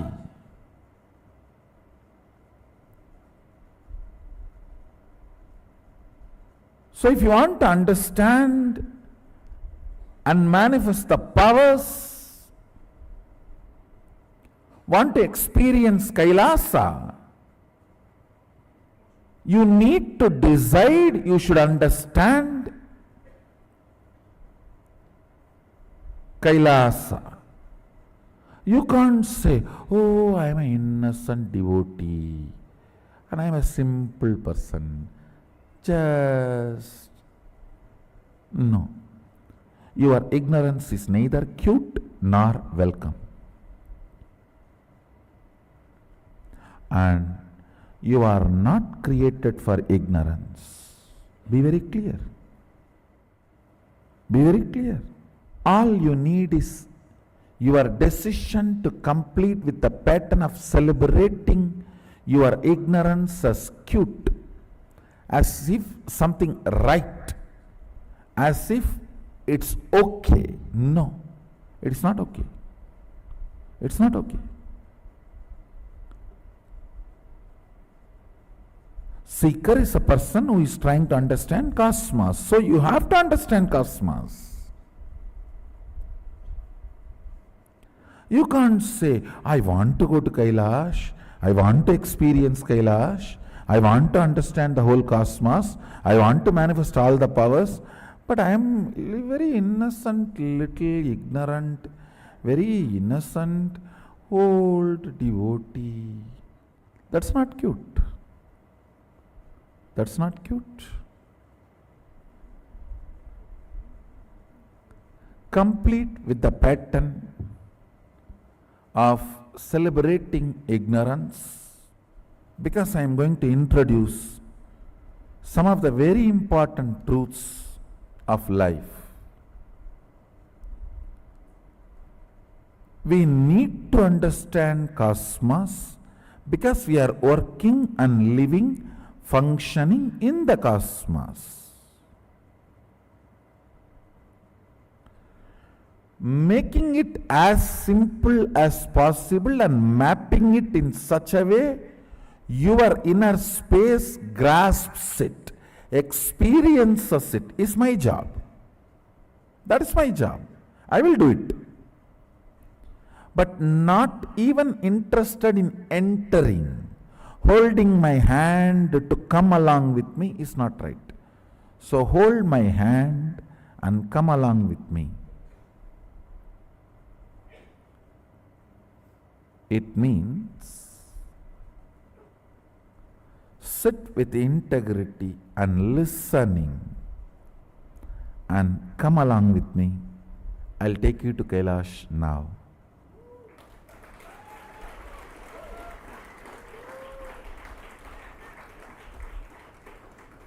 You need to understand Kailash Pati, Lord of Kailash, Mahasadashiva.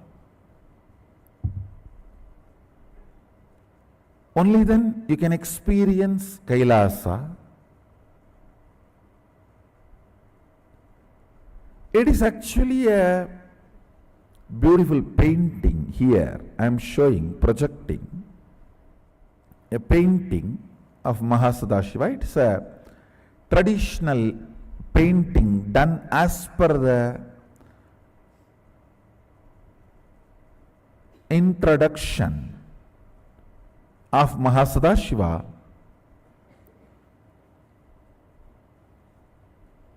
about his cosmic form.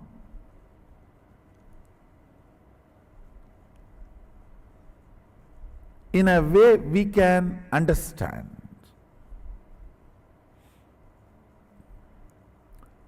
Originally he says thousands of heads and thousands of hands. Means literally all the identities exist, is part of him. All the heads exist, is part of him. Whether it works or not. You may ask, even mine? Yes, yours, even yours.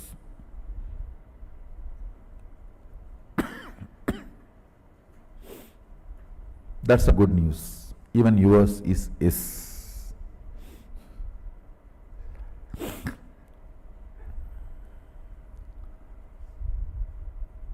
Here it is presented with a 25 head in a very symbolic way. Can you project that? Understand, in the first means the lowest row, which is connected to the neck. 9 heads are there. In the next row, 7 heads are there. In the further row, 5 heads are there, and further 3 heads are there, then further 1 head. It's a symbolic representation. And I wanted to tell you all, I am giving you only very minimal understanding which is required for you to experience Kailasa. It's like if you go to Universal Studio or Disney World, Disneyland, how they give you a very minimal introduction to let you experience and enjoy all the rides and shows and the place. Same way, I am only giving you a very minimal introduction. I am not torturing you with too much information. No.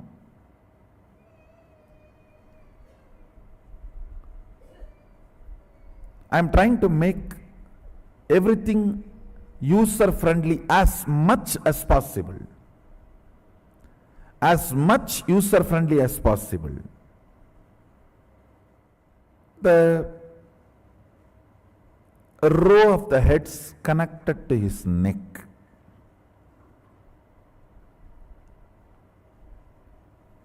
Nine faces is mathematics of the universe. Listen. Mathematics of the logic and mathematics of the universe is different. Mathematics of the logic is 1, 2, 3, 4, 5, 6, 7, 8, 9. Number. 1 plus 1 is 2.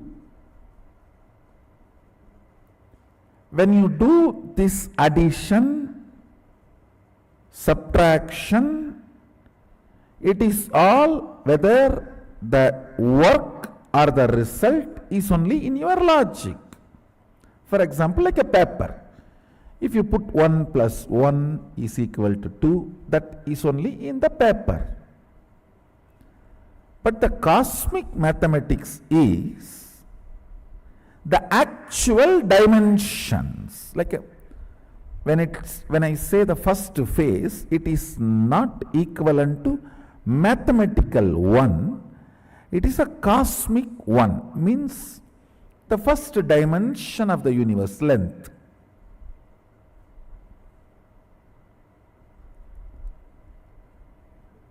Two is not mathematical 2 which exists in logic. It is second dimension, Planck. First dimension can be called as a rod, just one dimension. Then Planck, second dimension, means length and breadth together.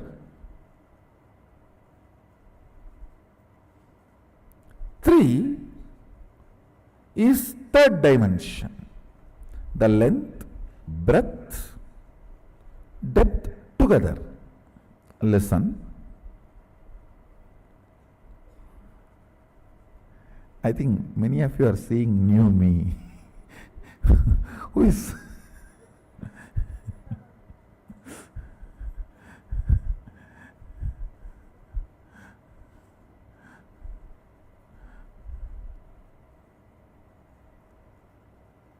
after the length, breadth, depth, the 4, in the fourth phase only sound even starts. Understand? The science says any particle's movement creates sound. Sadashiva says very clearly, if the particle moves only in the length, breadth, depth, sound is generated. If it moves only from length to length, no sound is generated. Listen. You may say, oh, my hand, if I move like this, sound is generated. Very subtle. It is generated because your hand has a depth. This or this does not generate sound. Yeah. Atom, molecule moving this way or just this way does not generate sound. If it moves only this way or that way or this way, where the depth is involved, sound is generated.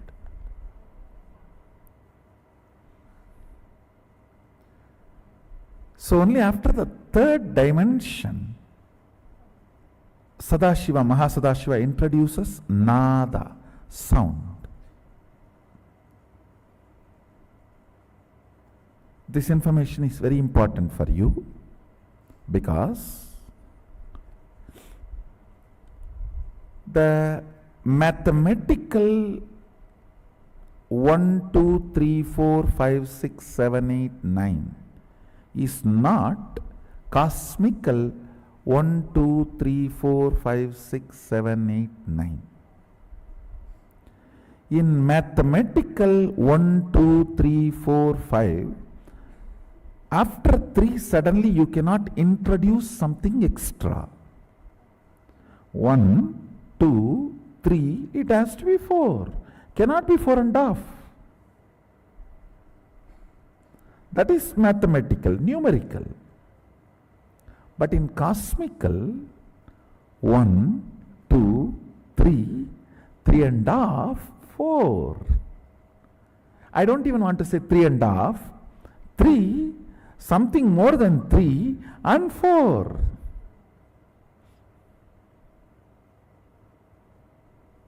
I don't even want to say it is between 3 and 4, no.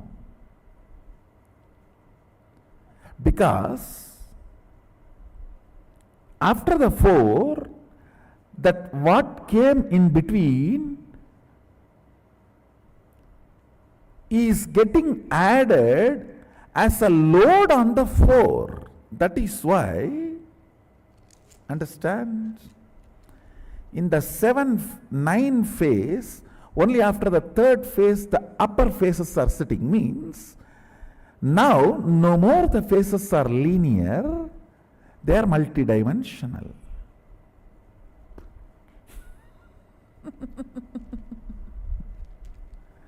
Listen. 9 phase. First phase length. Second phase breadth. Third phase depth. Now in the depth, sound comes as a new introduction. So after the sound is introduced, it is no more 3rd to 4th, 3rd with one more head on the top and 4th. And the 4th has 2 more heads on the top and 5th. 5th has 3 more heads on the top and 6th. How many of you are catching it?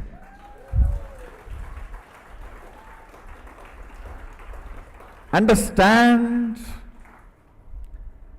Till the depth no sound. After the depth, when the sound is introduced, 4 is not just like how from 1 to 2, 2 to 3, 3 to 4, no. 1 to 2 is 1 to 2. 2 to 3 is 2 to 3. But 3 to 4 is not 3 to 4. 3 plus something and 4.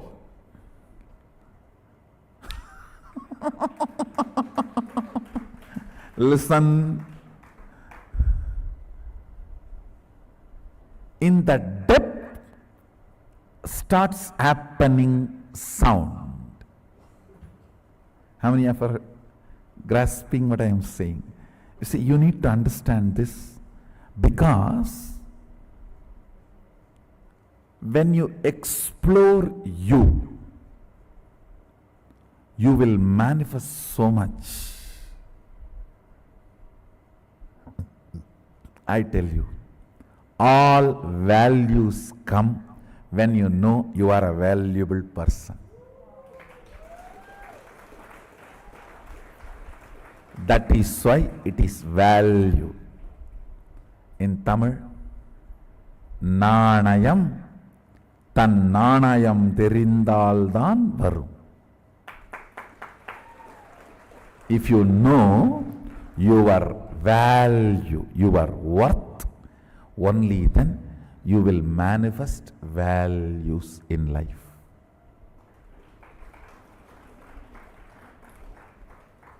You will not give up your integrity for 2 pennies lying on the ground. No. You know your integrity is much more valuable than that penny lying on the ground. So you need to understand. Listen. Now, length, the first head, second head, breadth, third head, depth, fourth head, time, but it is not just Like how we moved from 1 to 2, 2 to 3, it is not same 3 to 4. Because in the 3, suddenly one thing is added, one head on the top, that is nada, sound. And sound cannot come just in y-axis travel or x-axis travel. All sound is generated only in z-axis travel. Any particle, pure movement of x-axis and y-axis. I don't know whether I showed properly. I think this is x-axis, this is y-axis. Listen, pure movement of x-axis and y-axis of a particle does not generate sound. It is z-axis, z-axis that travel generates sound. So, when it comes from length to breadth to depth, it is not directly from depth to time you can jump. Now you need to consider one more dimension of life, nada, sound as introduced. Sound has come into existence. So the time is going to be handled. Time is going to be the totality of not just 1, 2, 3, 1, 2, 3 plus the sound. Totality of this 4 is the 4, time, fourth head. Now, fifth head. Listen. Fifth head is connected to the body. The neck is the integrity. Poison is the non-integrity. It is integrity connects the Sadashiva with the whole universe, universe with Sadashiva. Anybody with integrity can penetrate Alahala and connect with Sadashiva and all his dimensions and live. When you miss integrity, you cannot penetrate the Alahala. Listen, first head, length. That's a face. I am purposely explaining with just as per the Agama's introduction, because I don't want this knowledge to be stolen by the people and mapping it back to their understanding and saying Agama has been written much later than the science discovery. Nowadays, in the modern day, that one big crime is going on, steal everything Vedic. And then say that Vedas were written very recently after all the modern day discoveries. Some Pandit who did not have a job, he read all the English books and he translated everything in Sanskrit and made a book. No, that's what they are trying to claim. The Vaimanika Shastra was written very recently by somebody mapping all the Western concepts of aeronautics into Sanskrit.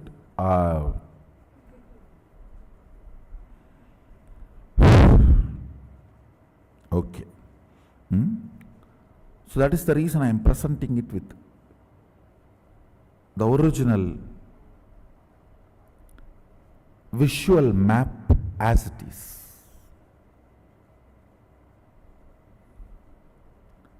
See, the first phase, length. Second phase, breadth. Till then, those heads are just independent. Nothing much above on them.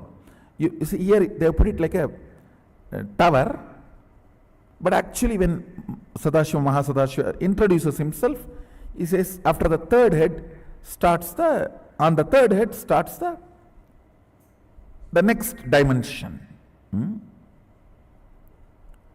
Means 7, when it is put on 9, only on the third, the next starts. Am I right? All of you understanding?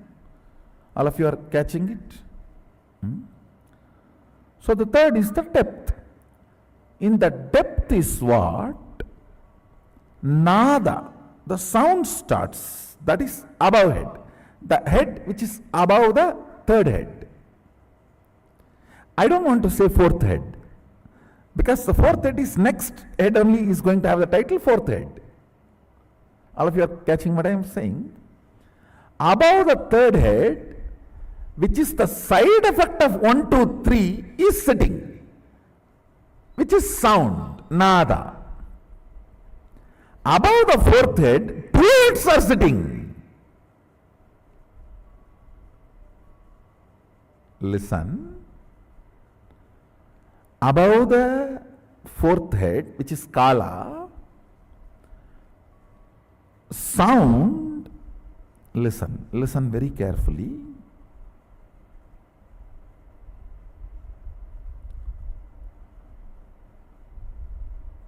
Sound and nada and bindu. Bindu means longevity, life. Only when the time is introduced, longevity concept gets introduced. Till the time is introduced, there is no life, longevity. How many of you are grasping? So the head sitting on the fourth, one is time, nada, bindu, above, which is this. See, the fourth, nada, bindu. That is life. Only the time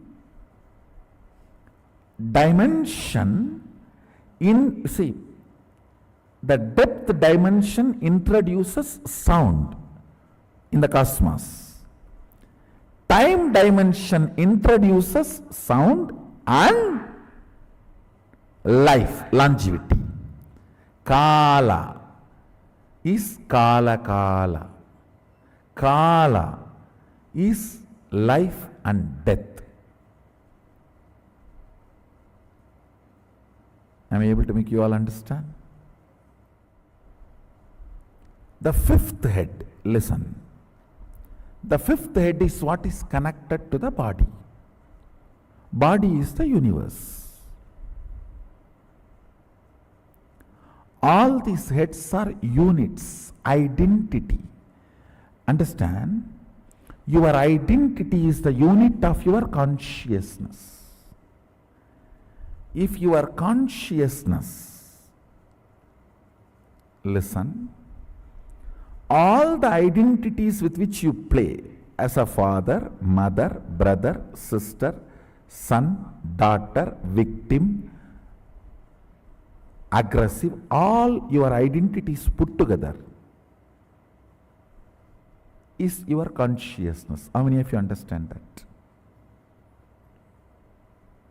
That is your world. Here, each head is the unit. Each head is the identity. All these identities put together is universe, Sadashiva, Mahasadashiva. Like all your identities put together is your consciousness. Identity is used as a unit to measure your consciousness.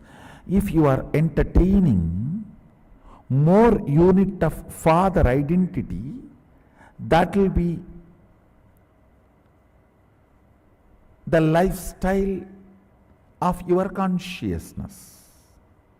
If you are entertaining the beloved identity more units, that will be major aspect of your life.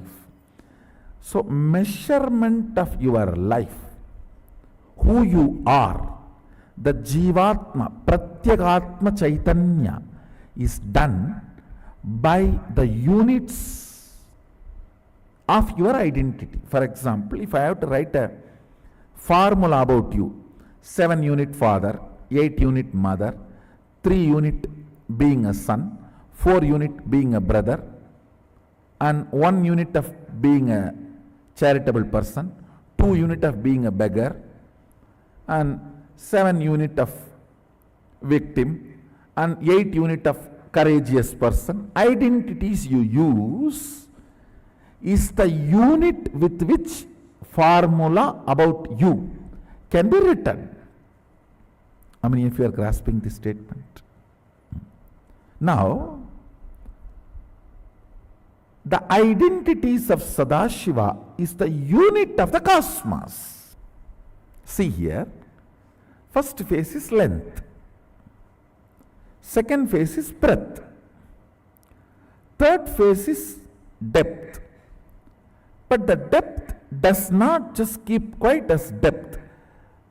If it is mathematical 1, 2, 3, it should be just 1, 2, 3. But it is not mathematical, it is existential. 1 man plus 1 woman mathematically is 2 persons, but existentially there will be third child. If you allow both of them to be there, there will be child. So existential mathematics is different from your logical mathematics. When the third dimension of the depth happens, I don't want to say fourth dimension, the next thing of a sound happens existentially. And next phase, when the next phase is added, this is time. When the time is brought into the scene, Nada and Bindu both are added. That is Nada and Bindu. Yes. You may say, why Nada should be added to depth and time?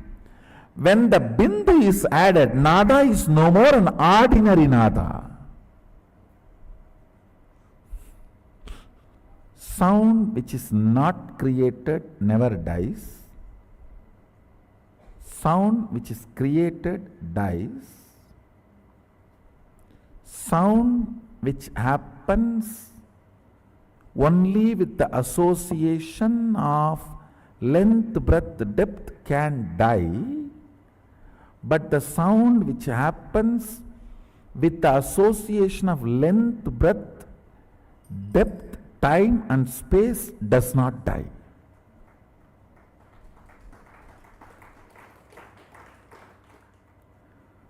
So the sound associated just length, breadth, depth is different, and the sound associated to length, breadth, depth, time and space is different.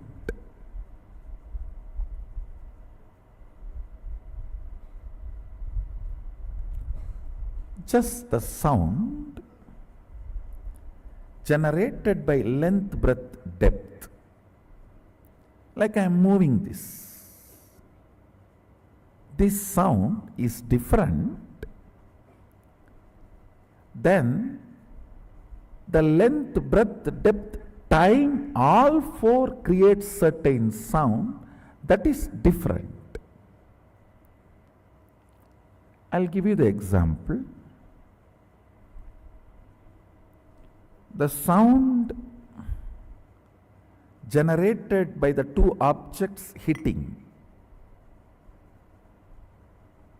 it is between length, breadth, depth and time.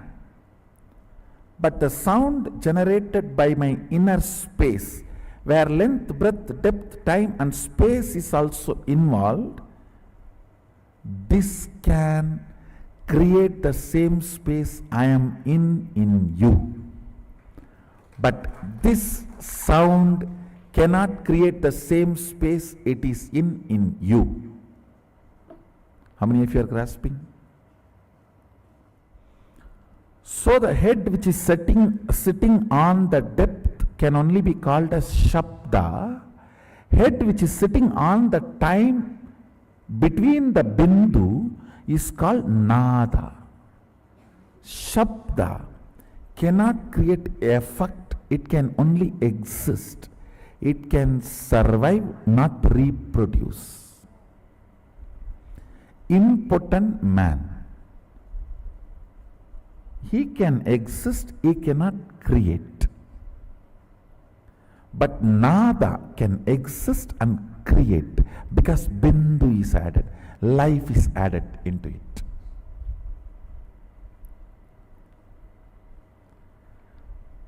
A sound potent of producing something in you is nada.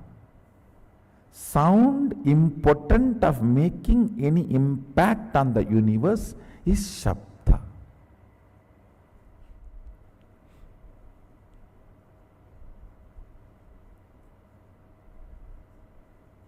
Then comes combination of length, breadth, depth, time, space as the fifth head. Above that sits nada, bindu, amaratva, immortality.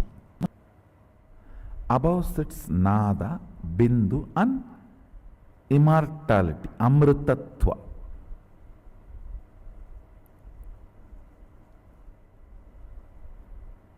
Tattva means unit. Amritatva.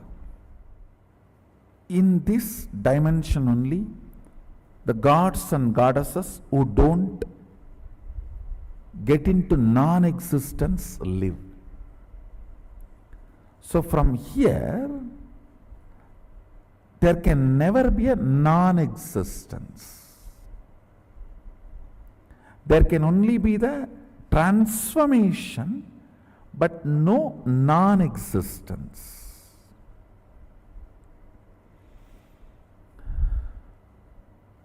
We may think, why do we need to know all this? If you know these basic understandings, you can map them in your life in multiple level, and it can strengthen your balance sheet. Understand? It can make you healthy, wealthy, happy, blissful, because many of these understandings awakens those dimensions of your brain. Already, if you are feeling too much is happening in your brain, raise your hand. Good. Those electrical signals, understand? When the owner is introducing his home and you are sitting in front of him, his neurons, brain neuron activity mirrors in your brain.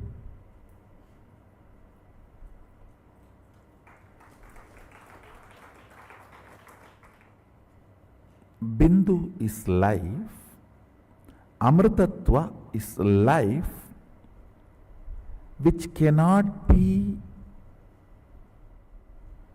dulled, reduced, diluted by length, breadth, depth, time.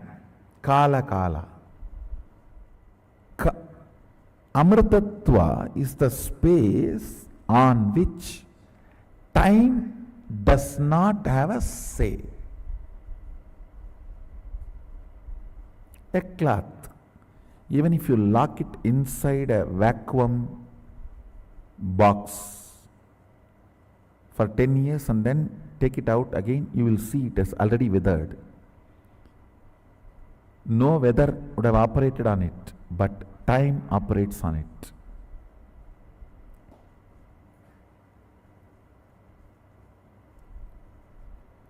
If you do not allow the time to operate,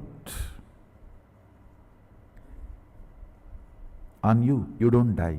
If you don't remember you are aging, you will not be aging. That's the truth.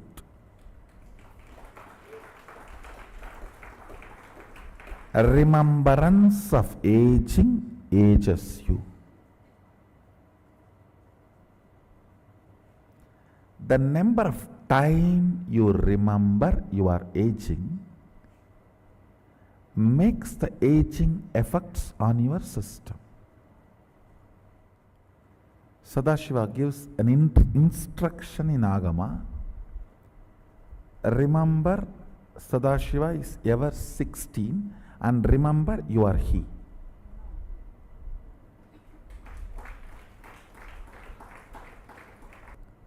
In those days, that 16 is something like a peak health and peak possibility. Even if you are brought up in a Gurukul way of life, by 16 you will manifest all the powers.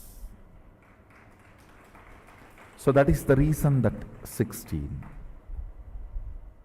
Now, length, breadth, depth, time, space, all these are called dimensions of universe. The Shabda, which is byproduct of depth, Nada and Bindu, which is byproduct of time, Nada Bindu Amritatva, it's called Amrita Kala. These things, these heads above, they are called multi-dimensions of the universe. Understand? You cannot call Shabda as the fourth dimension of universe. No. Third multi-dimension of the universe is Shabda.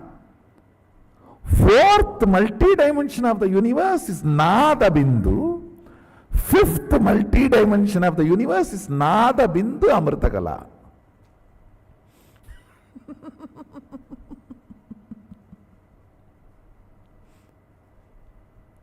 How many of you are understanding the statement?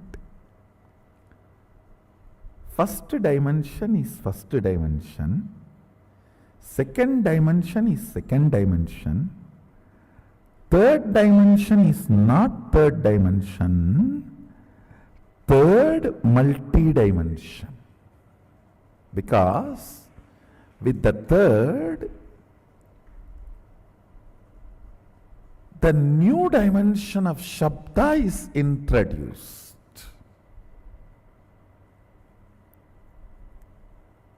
Which cannot be called as dimension because we are using the word dimension for fourth, fifth, sixth, seventh. Third multi-dimension is, see, for example, the third multi-dimension depth has length, breadth, time and depth all together. Sorry, not time. Length, breadth, Shabda and depth together is third multi-dimension.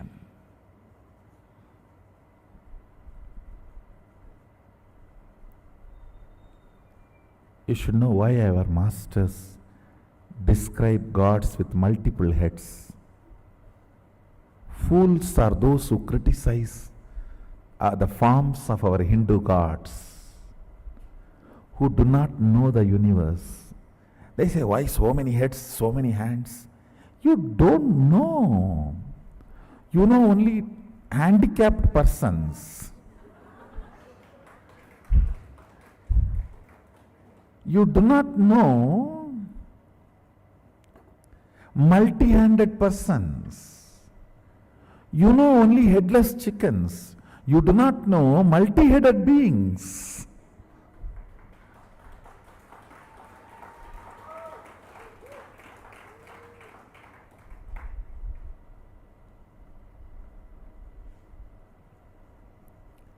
Third multi-dimension holds length, breadth, depth and Shabda.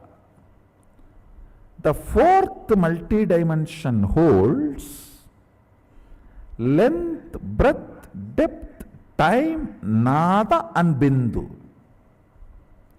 I do not want to use the same word Shabda for Nada, because Nada with quality of life is no more Shabda. For example, Shabda can be called as a raw, precious metal you have.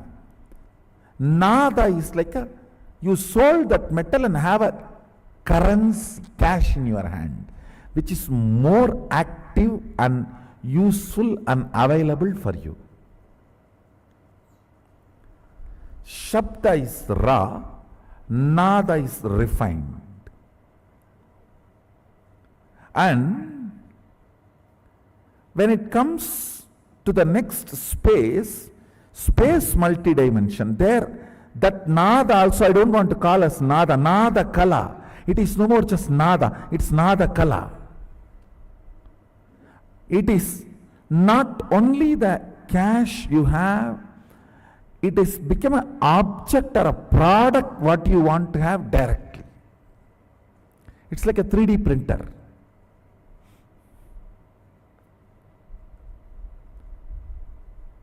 Out of Nada Kala, you can just directly do 3D printing of anything you want. Above the Nada Kala is Bindu Kala. Above the Bindu Kala is Amrita Kala.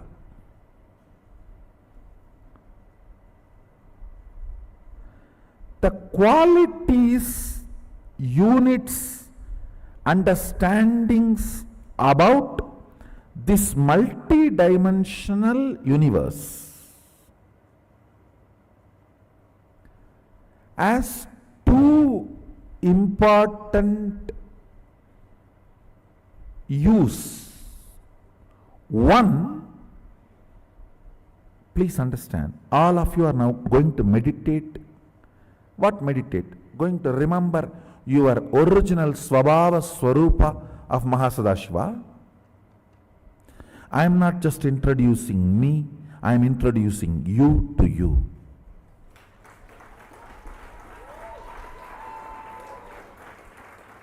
I do not talk to anybody who is less in my stature. Understand? This science is called Rajavidya, means a king does not talk to somebody who is less than his stature. This Vidya cannot be taught to somebody who is less than my stature. If I am teaching you, understand, you are same of me.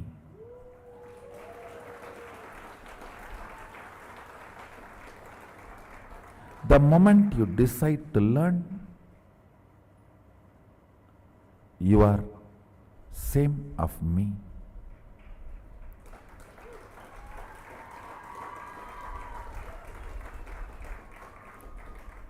I have a Shastra Pramana where Mahadeva Mahasadashiva says, eternal age of 16 years. That's a beautiful word he is telling.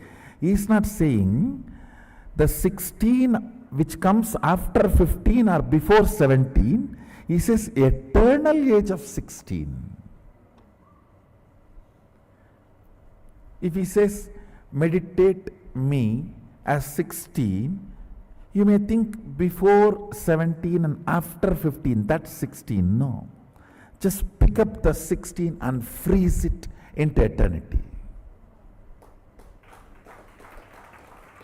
That is why he is using the word eternal age of 16 years.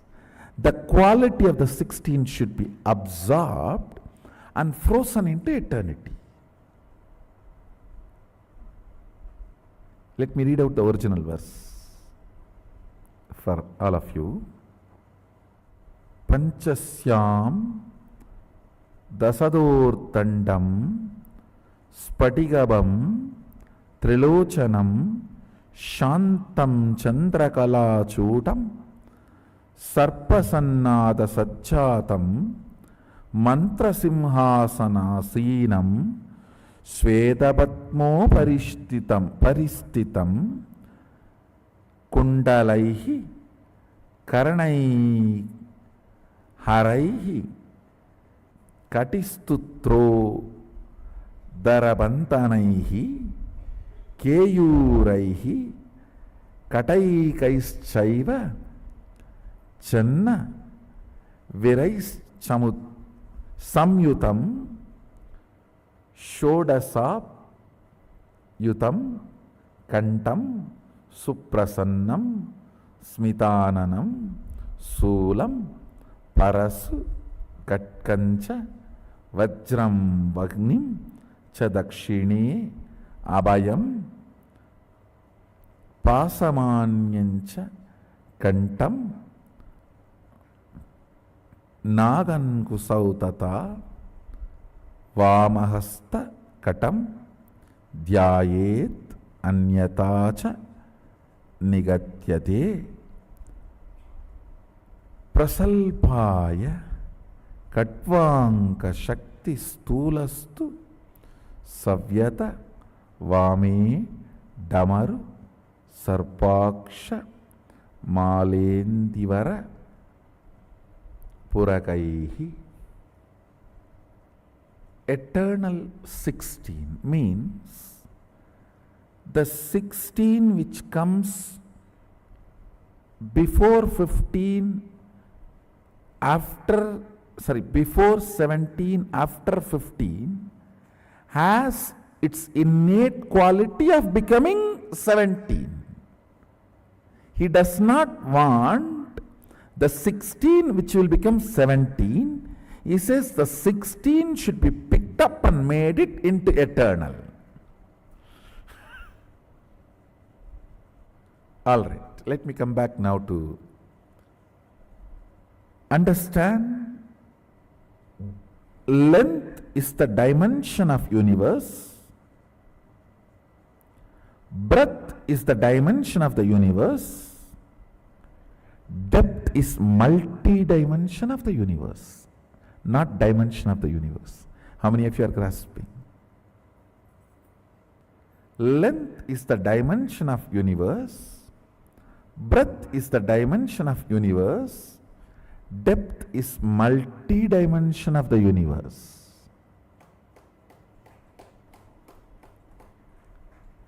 Time is the multi-dimension of the universe. Space is multi-dimension of the universe. I have just introduced this understanding called multi-dimension. And what is multi-dimension? The essence of this almost 2 hour session is multi-dimension. The purpose of introducing this is two. One, if you understand, great. You can sit as this understanding Mahasada.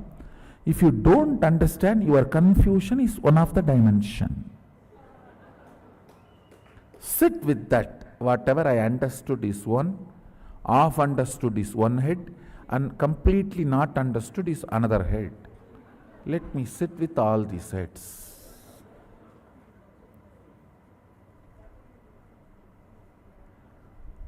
All non-understood is avyakta, unmanifest to you, and if you decide to make that as part of you and feel that as part of you, it will start revealing itself to you. Anything which you decide as make it as part of you, even if it is good or bad to you, understood or ununderstood, it will reveal its secrets to you.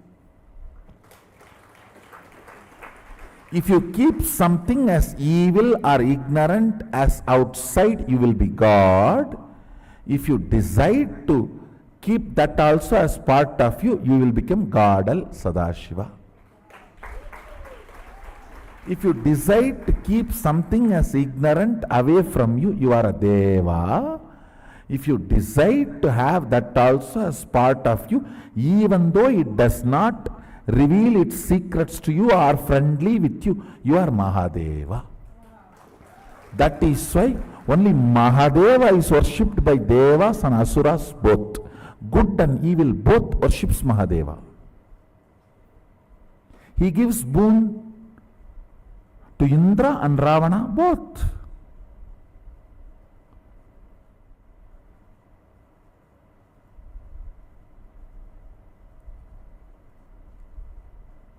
You are going to meditate, contemplate, internalize, do dhyana on all these great truths. That is why I am introducing all this to you.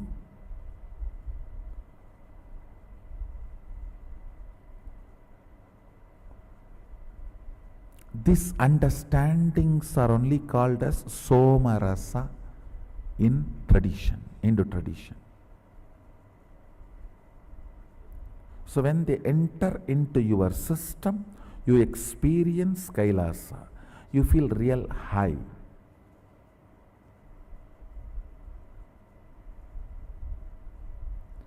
With alcohol, you feel high, but you fall down. With Somarasa, you feel high and you fly high.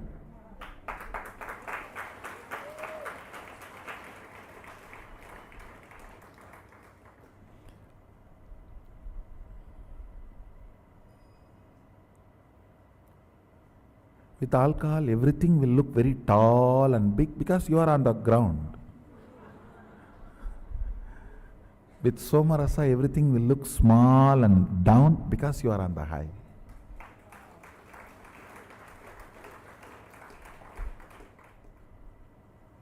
Small break, then we will continue. Let's gather for next session to internalize Mahasadashiva more. Be blissful. Let's gather for next session. Thank you. Be blissful.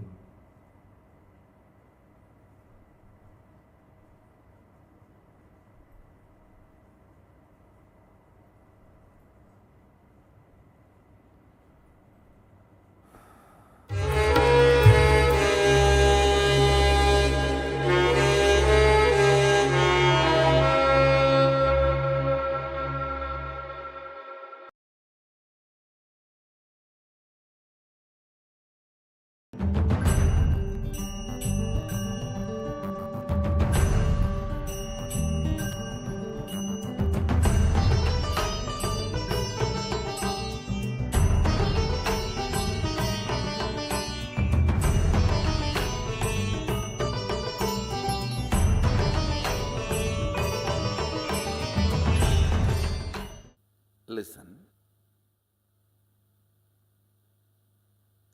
Again, Mrigendragama, Vidyapada of Kamikagama, fundamental principles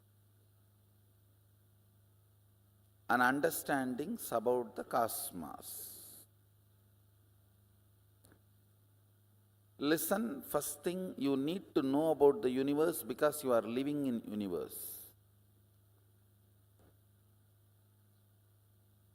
Ignorance is no way cute and ignorance is not going to save you anywhere. Second, why I am teaching about this fundamental units of the universe, 11 dimensions, because understanding about these 11 dimensions will make you manifest multiple powerful cognitions and powers. I'll repeat. See, manifesting powers of third eye, like reading through your third eye, scanning through your third eye, is power. But understanding the fundamental principle, unit, tattva, why you are able to do? Because you connect your third eye with a third eye which is already awakened, your master's third eye which initiated you. And that third eye is connected with all the existing third eye.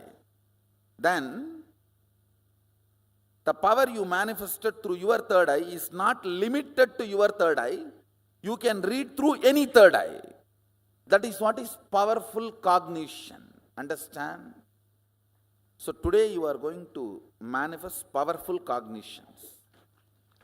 Only then you will understand how understanding about these multi-dimensions makes you start functioning in multi-dimension level.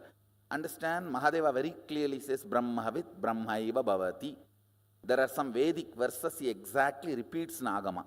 Knowing which you became, that is Brahman, cosmos. Listen carefully. Just because if you know about this pillar, it's not that you will become this pillar. Just because you know about this screen, it's not that you will become this screen. But consciousness is such, just by knowing about it, you will become that. Brahmavit Brahmaiva Bhavati. Knowing cosmos, you become cosmos. Because you are cosmos.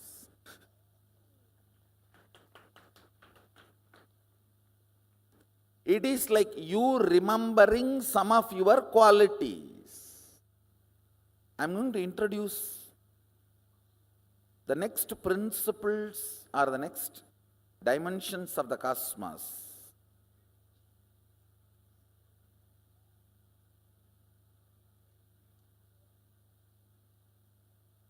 Length, all of you know logic. Whatever you understand as per your logic is length. Breath is rhythmic flow of your logic is breath. Breadth includes length. Depth includes breadth and length. How many of you understand that? Depth is the source from which length, breadth both are manifesting. Clear?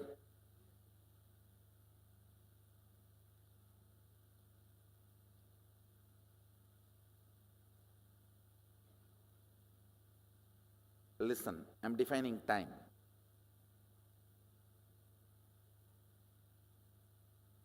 Length is your logic. Length is your logic and universe's logic. There is a lot of gap between your logic and universe's logic. How many of you understand that?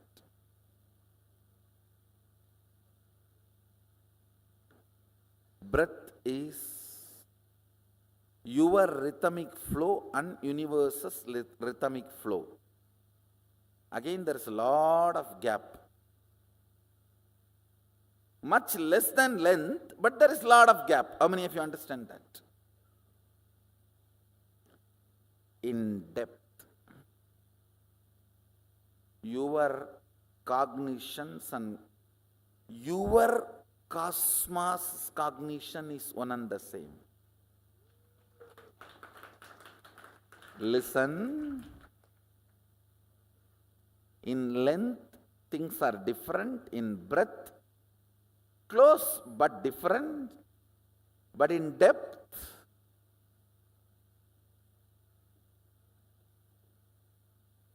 you come to such close quarters, jumping of the flame happens in the depth dimension. Means whatever you cognize, you start causing as reality. Whatever is reality, you start cognizing as your existence.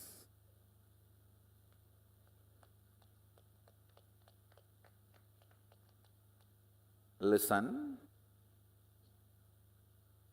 Listen to the fourth statement.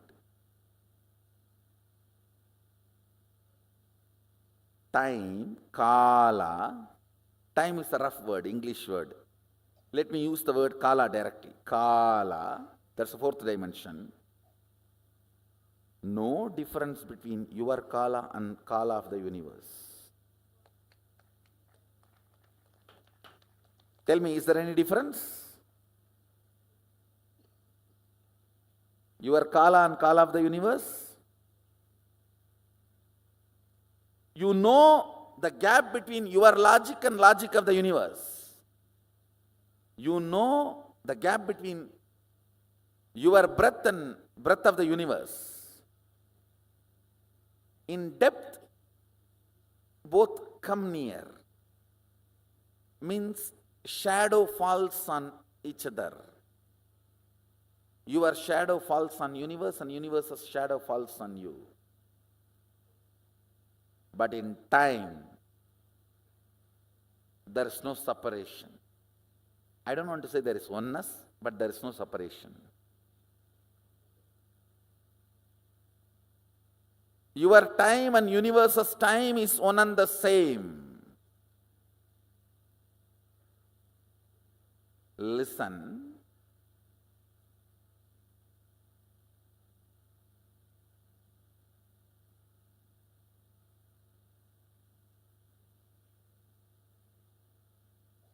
Listen carefully. Anything which makes you feel universe's time is different and your time is different is not you.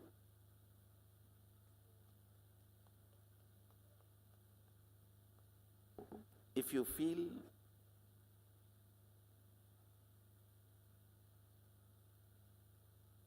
your body is this many years old, it is separate from the universe, that is not you.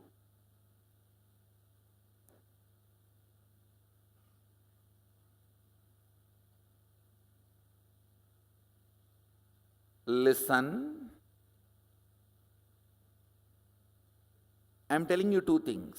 One, don't think, oh, earlier itself I heard all these Vedantic lessons. That and all doesn't work for me. The moment it becomes time, I feel hungry and all my Vedanta goes in the air. Listen. Earlier failures does not confirm it is impossible for you at all.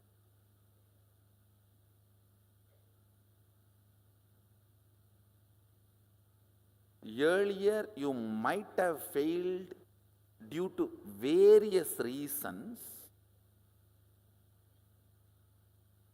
Now you will be successful because I am going to be the reason.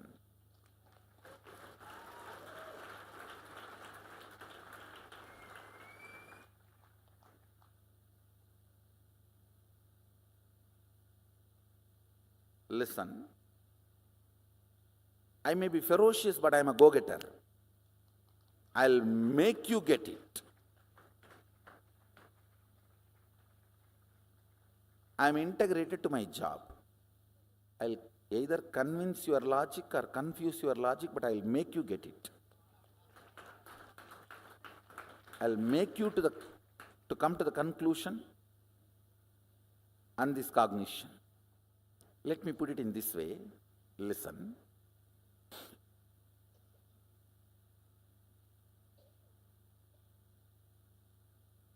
Your length, when its frequency increases, becomes breadth. Your breadth, when its frequency increases, it becomes your depth. Your depth, when the frequency intensely increases, it becomes your time.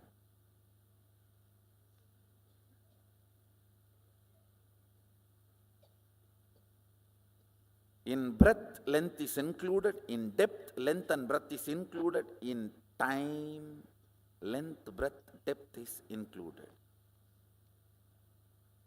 This fourth dimension is the space where your so-called normal human life faces a breakthrough.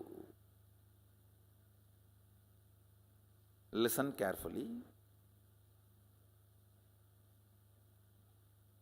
Anybody who is introduced to the time dimension, Kala, manifests even one or two powers related to Kala. You are liberated from death. Listen carefully. You need to know the principal unit why you are manifesting powers or why you are not manifesting powers. If you know, that solves literally every possible problem. See, I know, like how I try to find solution for every problem. There are people who can find problem for every solution. But even they will not be able to find problem. If you understand these fundamental principles, idea you have about life will get upgraded into such powerful cognition, you will have so much of relief.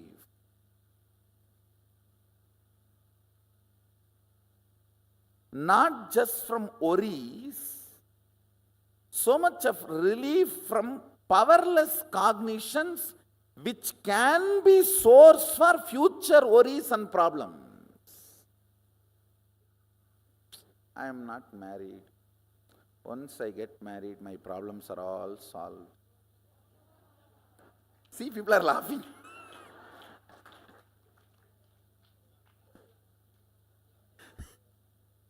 And if you think, I don't have a son, if I have a son, all my problems are solved.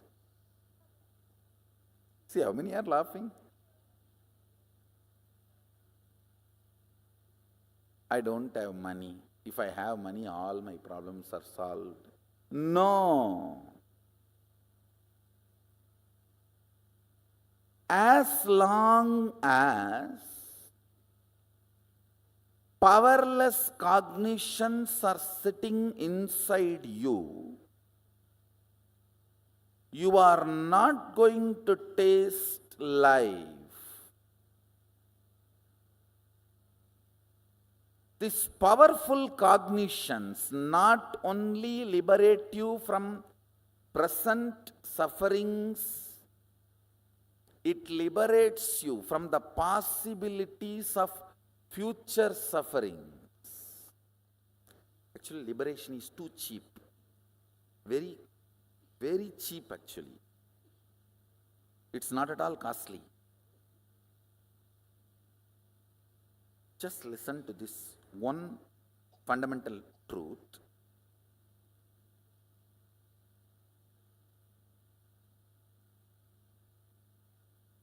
If you have tons of cotton and you need thread, if you have a tons of cotton source material, will you be worried about having less thread? No. You know you can make. Same way,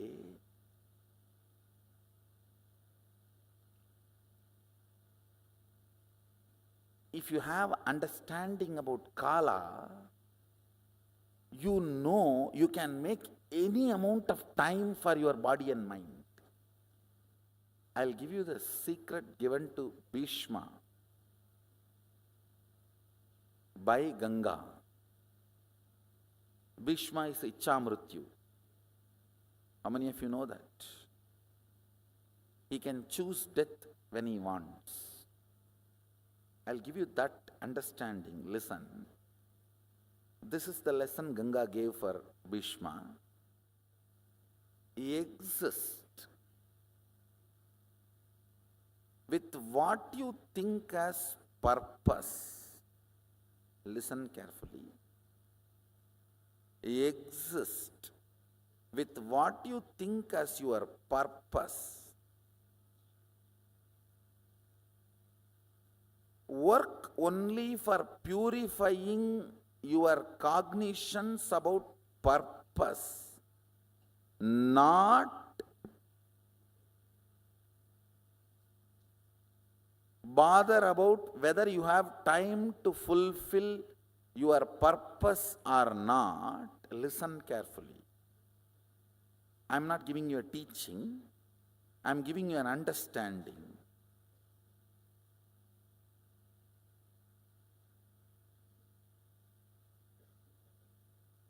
The number of times you remember you have become old makes you old.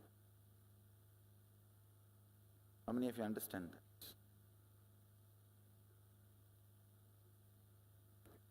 Number of times you remember you don't have time makes you don't have time, not to have time.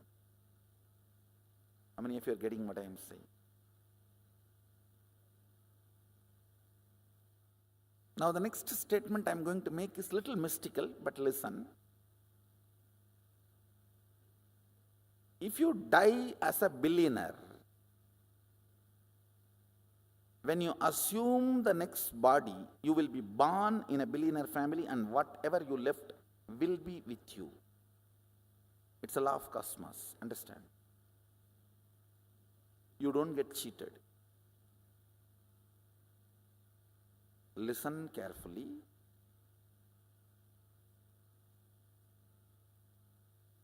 Lives after lives after lives, you are a continuous rhythm. It's a little mystical, but I will establish experientially for you in the next few power manifestation and powerful cognition manifestation.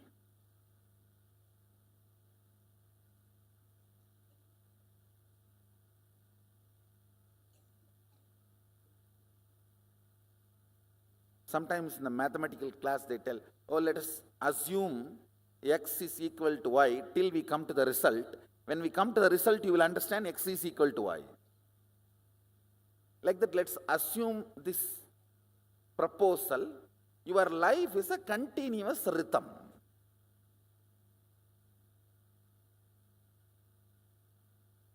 Whatever you acquired, whether power or money, or love, or relationship, or fulfillment, or completion in the last Janma, and where you left, where you dropped out, you again start from there.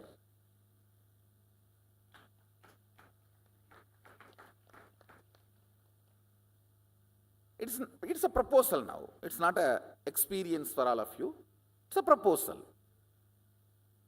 I'm going to give you a few more understandings, then once it sinks,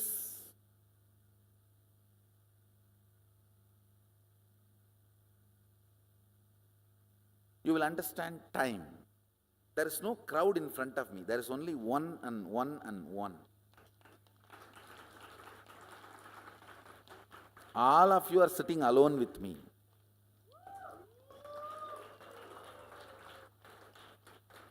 Because the profound truths I am talking, I am touching the core of you.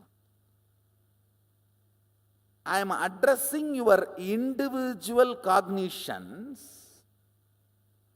That is why even if the other persons are sitting, you are having a complete, a separate relationship. Time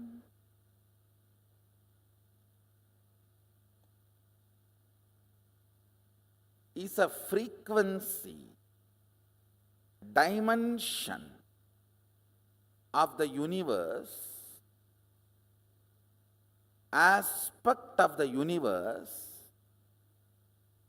where you and universe are reverberating in the same frequency.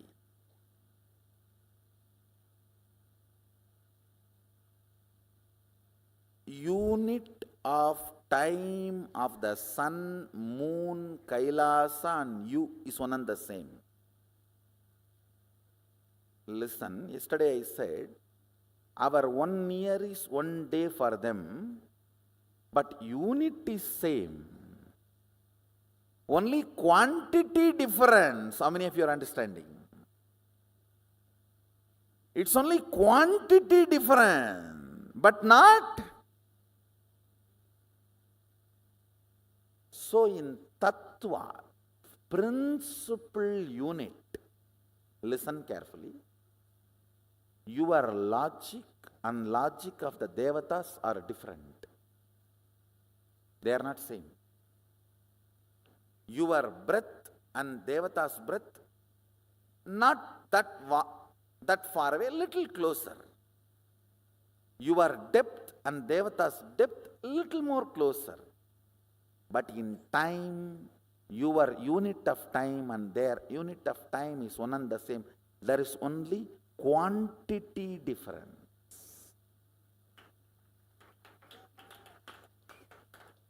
Tattva, fundamental principle unit is same. How many of you are getting it?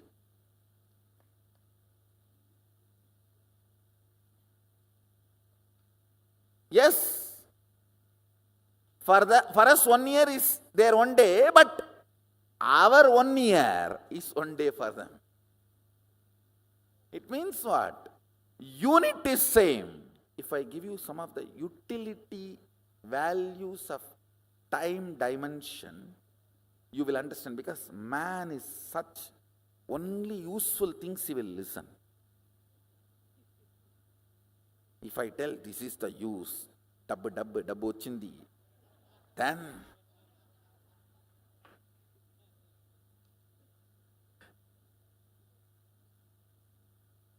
all 5 senses will be up and alive. When you are working with this power manifestation, how many of you have already started feeling precisely you will come to know now it is going to manifest, because you are falling into the tune of that needle. Like almost that needle is showing the north, that magnetic needle is aligning. Now it is going to manifest. No, I don't think now it is going to manifest, because I don't think the needle is aligning. How many of you are able to catch that precision? Raise your hand. Listen. Power manifestation should not be an accident after a few days of practicing. First few days only it will be an accident. It may come, I am telling, this is like my wife only. 10 days before I told, now it is been doing. First 2-3 days it is okay. But after a few days of power manifestation, you will catch, hey, and now I know, because my inner space is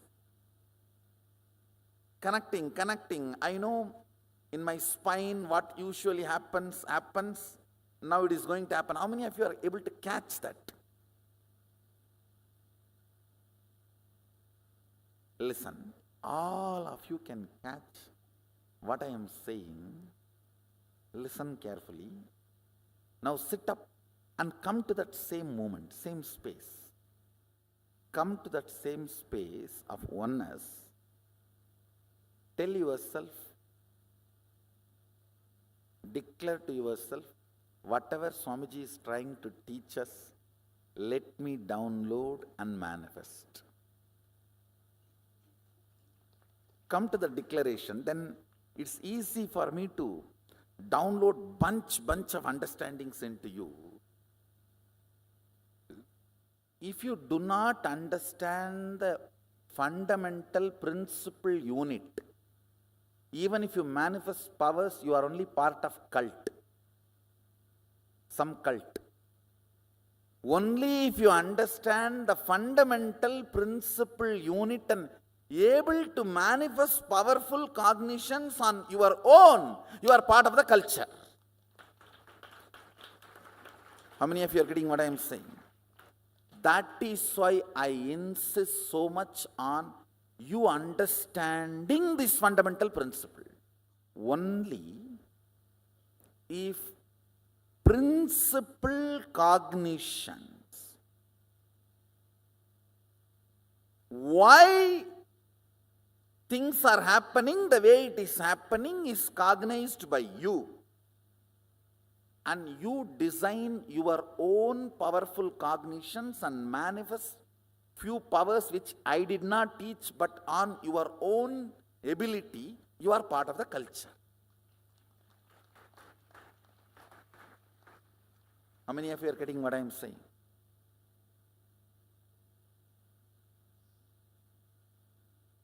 Neither I am a cult, nor I want you to be part of any cult. I am a culture. Sanatana Hindu Dharma, the oldest spiritual culture. And I want you to be part of that culture. That is why I want you to understand these fundamental units, principles. Your remembrance of you powerfully associated to some subject or not associated to something. For example, you may remember you powerfully by feeling I have a young body.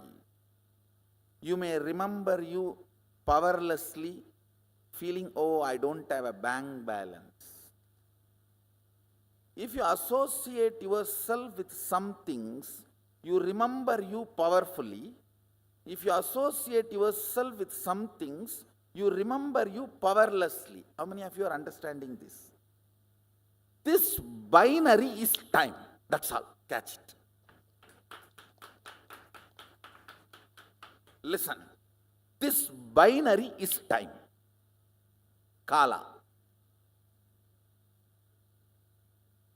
Kala, Sanskrit word, means jumping between associated powerfulness and associated powerlessness.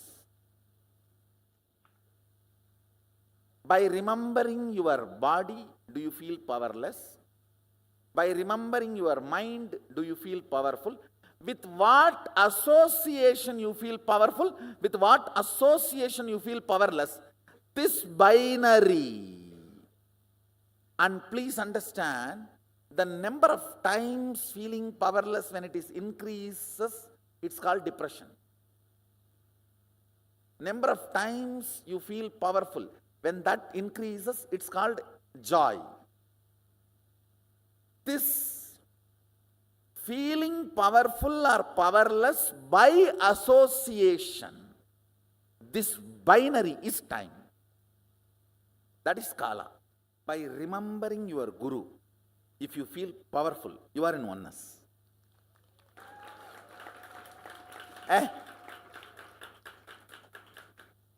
என்ன வேணா இருக்கணும்டா, இருக்கட்டும்டா. கடவுளே என் பக்கம், அப்புறம் என்னடா?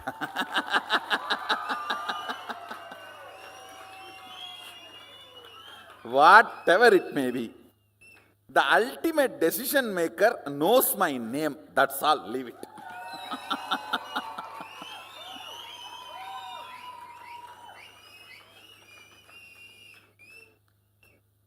That is actually the initiation.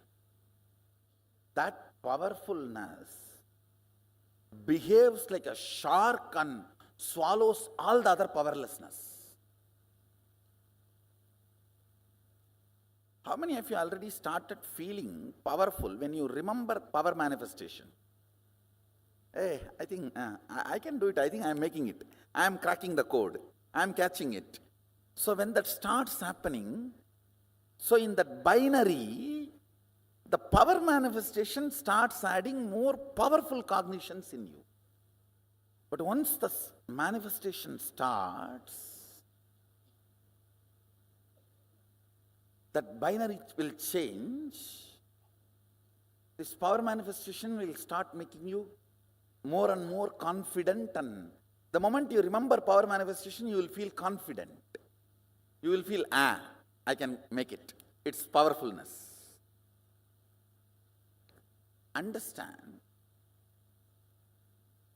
anything which you feel makes you powerful, you start cherishing romance with it. Cherished romance. Listen carefully. Cherished romance makes the frequency of you in tune with the time. That is why time is forgotten when you are in love. When you are in love, you do not know how time passes. How many of you are catching what I am saying? Being in cherished romance with the whole life is mastering time dimension. About this binary. Associating with something feeling powerless or powerful. This binary is Kala. Associating with something and feeling powerful is cherished romance. You start cherishing romance with it because it is making you powerful. It may be power manifestation or guru, God, with whatever. It can be even money, anything with which you feel it is making you powerful, you cherish romance with it. And cherished romance raises your frequency to the frequency of Kala. That is why when you are in romance with something, time is forgotten. You don't know how the time is moving. If you are sitting with your close friend 3-4 hours, you don't even remember time is lost. Your dating period. With the whole life being in cherished romance is what is powerfulness of the Kala dimension. Catching? That is what keeps you ever young.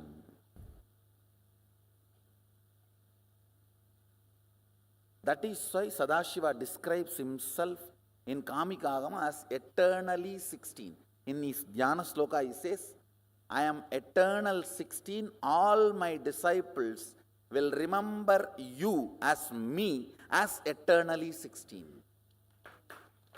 He uses the word, all of us will meditate on him as us, means Shivoham, Sadashivoham, as eternally 16.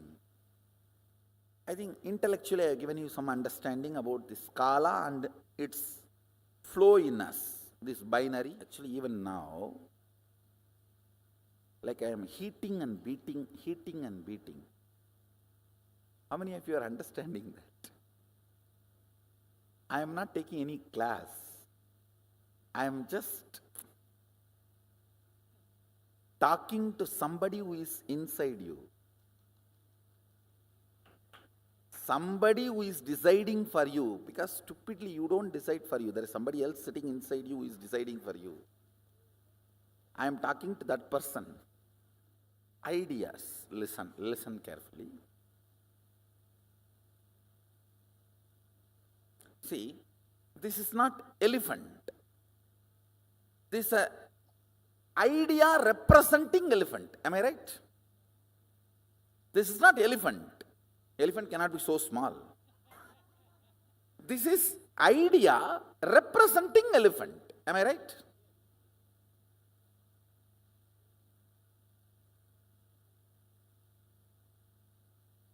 But all practical purpose we call this as elephant. Hey, remove this elephant.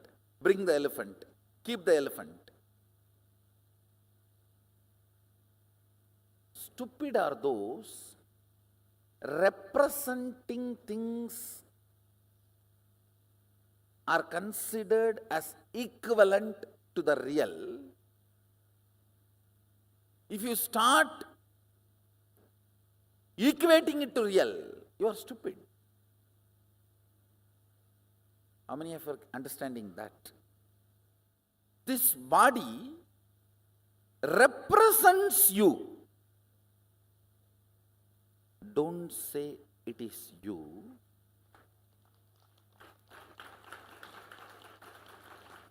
How many of you are catching?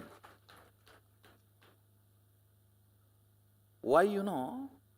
If somebody takes your name and abuses, you feel hurt. They have not hurt you. If this is you, if they put the knife, you should be suffering. But if they take your name and abuse, you are hurt. It means you are this also and something more. So this represents you. Catching it? Now listen. Now is the climax, punchline. In you, please listen, in you, whatever you consider as you and whatever you consider as represents you and faulty misidentification,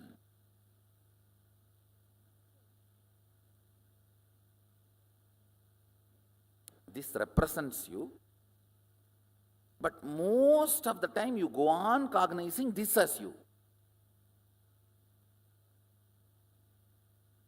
Some things are you are more alive in that, but while you are cognizing, you don't cognize when you take decisions, you are too alive in that. How many of you are catching that blind spot? Sometimes your profession, your career, your goals, your vision, your mission, you are more alive in that. While you are taking decision to risk them, you don't understand that. When they are really suffering, the suffering you go through, you understand you are not able to handle it. How many of you are catching what I am saying?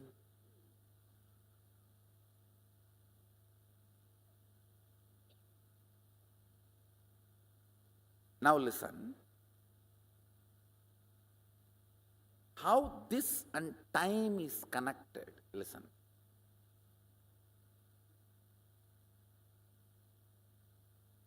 Your day-to-day time represents Kala. I am starting again. This represents elephant, not elephant. This represents you, not you. Sometime what is you do not understand that represents you, and what represents you do not understand that is you. It is called blind spot. Clear? Your day-to-day, 24 hours time represents Kala, but that is not Kala.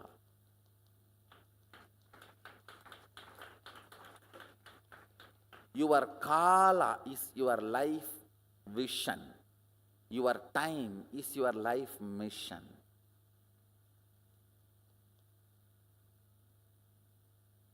No, I think I missed a link.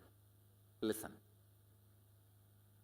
Your life's vision is to become enlightened and yogic body, Vedic mind, and living literally like Swamiji.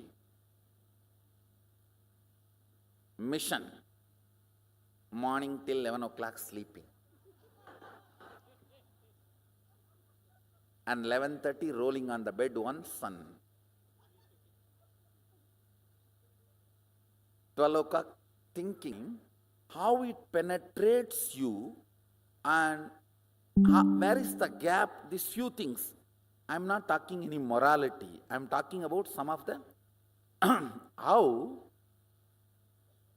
the vast gap between your ideas and reality is your old age, tiredness and boredom.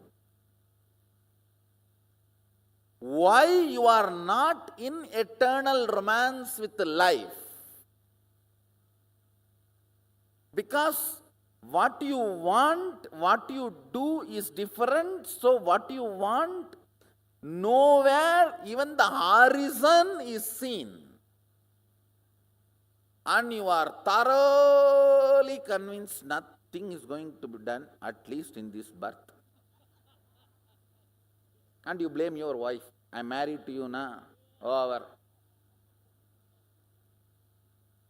Or your husband, or your job, or your country. No.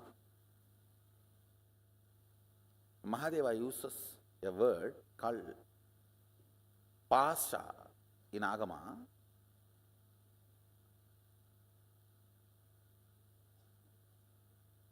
Not knowing why you are doing what you are doing, but continuing to do is pasha.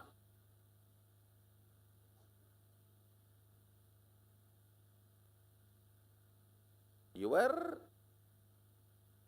purpose, vision is something, but your day-to-day actions are all your day-to-day life is no way matching, and you don't know why you are doing what you are doing every day and continuing to do. Thinking suddenly one day somebody will appear in your life and change the whole thing. And when that person comes, you try to change him.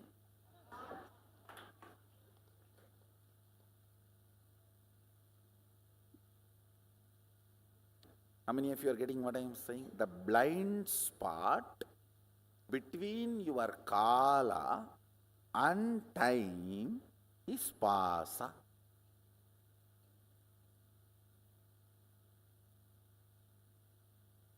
Now I am explaining only the problem, don't worry. I'll come to the solution next. I'm only analyzing the problem. What is time? The higher frequency of length is breadth. Higher frequency of breadth is depth. Higher frequency of depth is time. So, if there is a problem in time, where is the problem? If there is a problem in depth, where is the problem? Now the good news is, I gave one proposal just now. Can anybody remember? I gave one proposal telling that till the end let it be a proposal. It is rhythmic continuum. That's the word I used. Rhythmic continuum.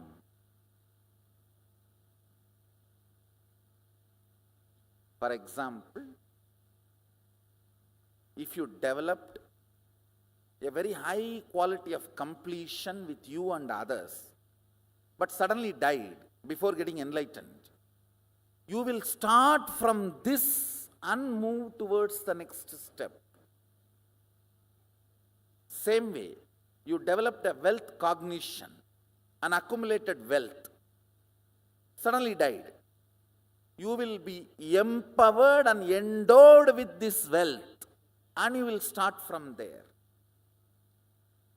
Rhythmic continuum.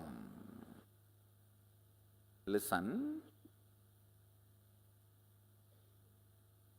Listen, I am going to connect this proposal which I kept, and now whatever these long understandings I have shared, you need to catch this connecting point. Each power manifestation, listen, each power manifestation is nothing but infusing consciousness in your time or depth or breadth or length. Listen, each power manifestation is nothing but infusing your consciousness into your time or depth or breadth or length, any time you spend on it is the most useful time of your life. Because any power you manifest comes back to you till you become powerfully established once for all as Sadashiva. Listen. That is why Patanjali says, Shaktis come back to you even if you have practiced a little bit in some remote past birth. Krishna says, Svalpam apyasya dharmasya trayate magato bayat. Svalpamapyasya dharmasya drayate mahato bayat means even if practiced little removes huge fears of life. Now listen. I told about good news, now I have the great news.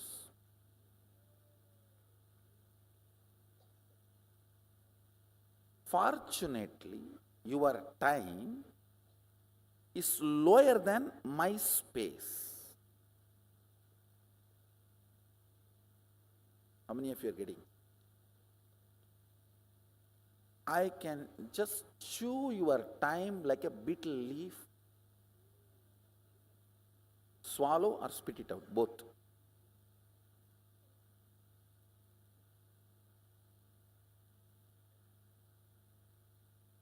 Which I am going to do.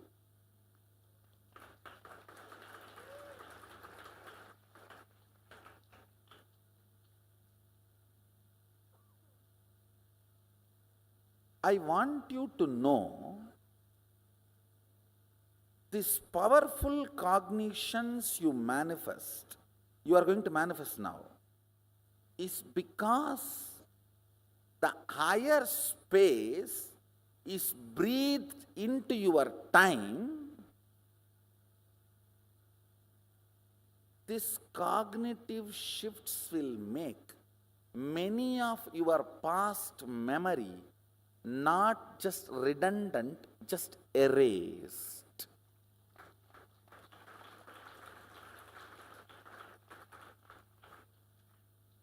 Whose memory load which makes you powerless is less than 16-year accumulation load. Listen, till the age of 16, in those days especially, you do not accumulate the load of memories which puts you in powerlessness to make you experience the binary. How many of you are understanding? If your load of what, you see, powerlessness, powerfulness, only then binary happens. If one load is taken away, can binary happen? Now, by making you manifest powerful cognition, I am going to take away the one load.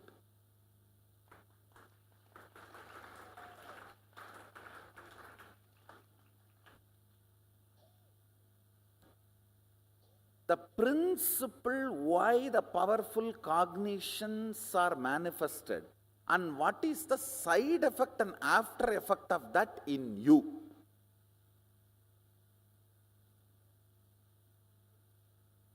I know too many things have gone above your head. I'll do one thing.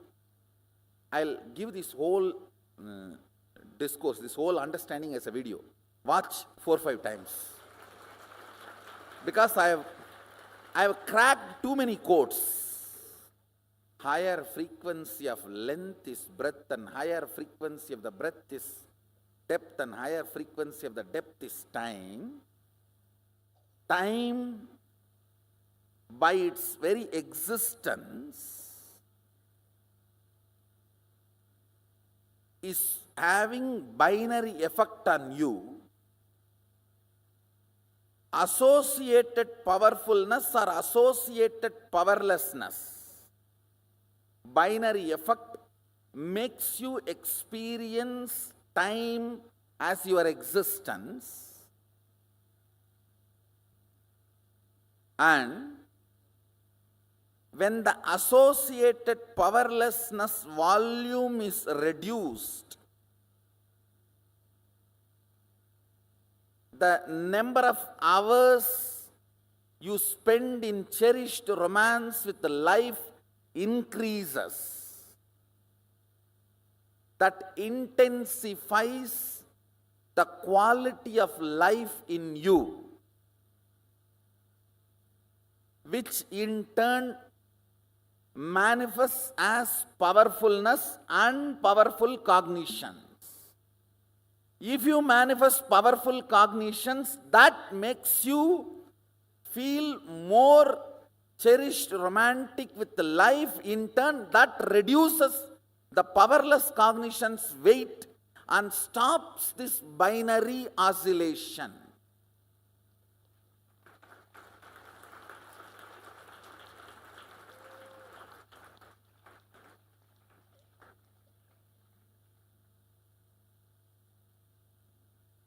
Pasha means doing what you are doing even though you know you don't know why you are doing what you are doing. You know you don't know why you are doing what you are doing. Listen. You know you don't know why you are doing what you are doing and you continue to do. Knowing you don't know why you are doing what you are doing and continuing to do what you are doing is pasha. Pasa. That makes you old and tired. Manifesting powers makes you manifest powerful cognitions easily. See, your small identity is like a dam. Never strengthening a river can break a dam. Dam needs to be weakened, only then it will break. Have you ever heard strengthening of the river can break the dam? Weakening of the dam only can break the dam.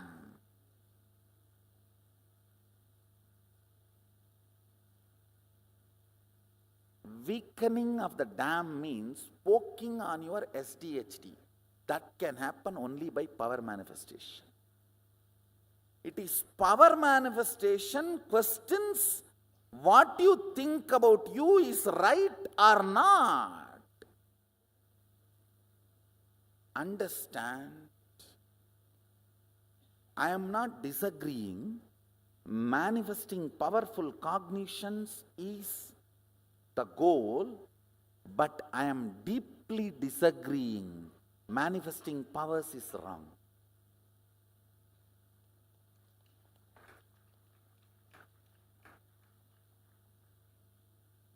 I tell you, the number of enlightened beings I am going to produce, not out of arrogance, I am not talking out of arrogance, I am talking out of reality. Number of enlightened beings I am going to produce, that is going to speak the authenticity of what I am saying.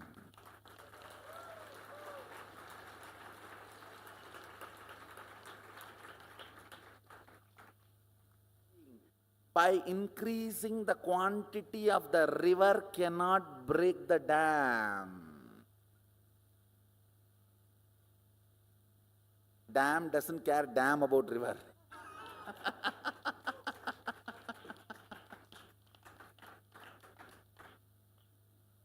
It says, I am a dam. You are a river. Listen. From the side of the river, you cannot hit and break the dam. From the other side, if you poke the hole, only it can be broken.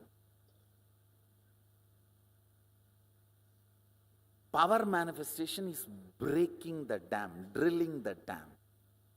Drilling, questioning your very smaller identity. Only that can open up and make the flow happen.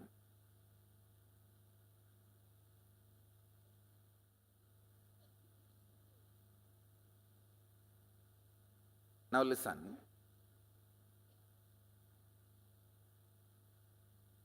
I have given you the proposal that life is the continuum, rhythmic continuum. Based on this cognition, I am going to make you manifest some of the powerful cognitions and powers. I am coming back to the logic I introduced when I introduced Mahasiddhashivogam, the Sattva Tattva. The logic I introduced is static matter, dynamic activity, strategic existence is one and the same, and strategic existence has power over any dynamic activity and any static matter. Am I right? Feels like I heard 1 year before, na? So with this cognition, you manifested few powers. So that manifestation strengthened those cognitions. Now I am going to work on life is a continuous rhythm, rhythmic continuum. Anyway, is okay. Rhythmic continuum or continuous rhythm.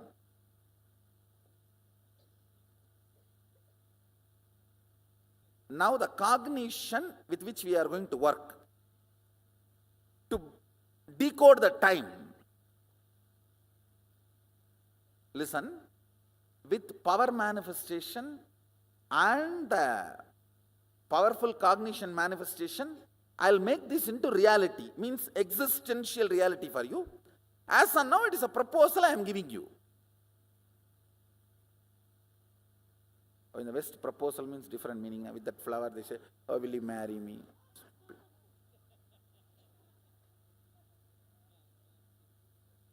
Maybe you can consider this. Mahadeva is giving you the proposal. Will you become me?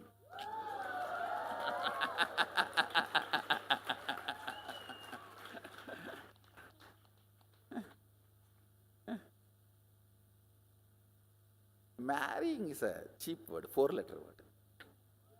Will you become me? That's the right proposal. Marrying is the proposal of the length dimension. Will you become me is the proposal of the space dimension.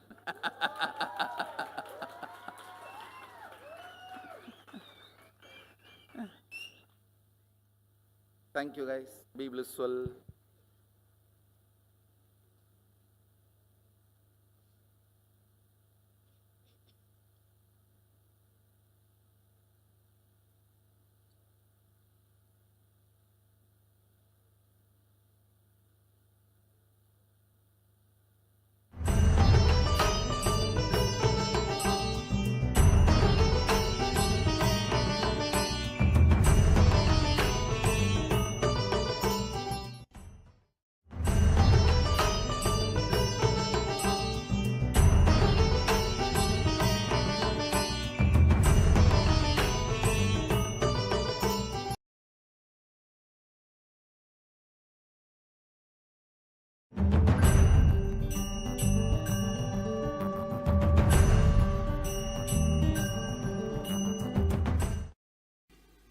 Now, I've introduced 3 things.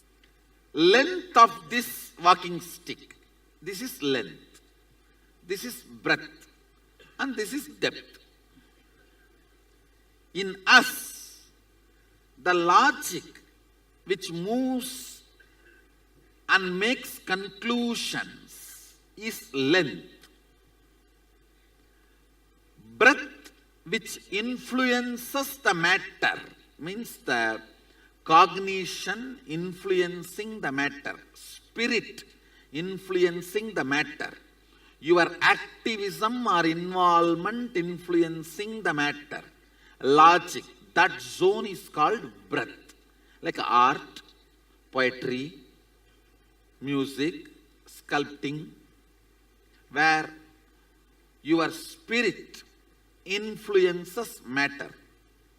There is a part of you, independent of length and breadth, matter and emotion can create an experience. Like I gave you the example, you may be sleeping on a beautiful king-size bed and air-conditioned room completely secured by the whole army around you, but you may be dreaming, experiencing a tiger chasing you, sometimes stray dog chasing you in the forest. Independent of everything external, the cognition you generate, the ability to generate cognitions is depth. Listen. Logic, which always concludes, is length in you. Your art, emotion, heart, which you can influence, that is breadth in you. The cognition, which is independent of all these, can create, generate experiences, cognitions, that is depth in you. Same way in the universe. All the forces submit themselves to a logical flow. The whole physics is length of the universe. All the artistic, where the consciousness influences the matter. For example, I give you a boon. You ask for healing or money, something, and I give a boon. Consciousness influencing the matter and altering. All those things are artistic, breadth dimension of the universe. Vishwamitra creating independent, complete new plane of existence for Trishangu is the depth of the universe. Now in this LBD, let's have question answer. You ask whatever you want to ask about the LBD. Then I'll talk about the time and space. Yes. So Swamiji, does it mean that dream is the depth? I should say, dream is depth, but it does not mean always the depth should be right. Wrong depth. Okay. You see, here when I say depth, your power to manifest. Yes. It can be good or bad, right or wrong. Sometimes somebody may be in the platform, but he can manifest the experience is the palace. So Turyatit is depth. I should say, Turyatita itself is the source where the depth is manifested. From Turyatita, you never manifest bad depth. You only manifest conscious depth. For example, a $1 billion rich guy will never go to a shop and steal $10 and get imprisoned. The material which is in Turyatita as a depth. But sometimes people do use that to make a cheap things like ordinary dreams. Right. Actually, your ability to make a dream and your ability to make a heaven is one and the same. When you have a low self-identity, you create some ordinary dream where you have a small bungalow and the actor or actresses whom you want and all that. When you have a higher identity, you create Ramba, Menaka, Urvasi and Swarga. Otherwise, the stuff is one and the same. Many questions will fall in place when I merge all these three, this length, breadth, depth, this 11 dimension, 25 states of consciousness, 5 aspects of Sadashiva. When I merge all these three, tons of questions will become clear. You just know the whole, how things happen. For example, when you are having 5 ideas about you. Somebody has 5 ideas about them. And their depth, if it becomes active, it creates a low dream. Whatever they know as a best, they try to have that. When that identity is 100 ideas, then he tries to create little better dream. When that identity is 1000, then he creates heaven. Trishank, the energy Vishwamitra used and created a Swarga for Trishangu, is the same energy with which we also build a home for our worker and give. Nothing more than that. So Swamiji, if someone is in the depth, then is person A depth?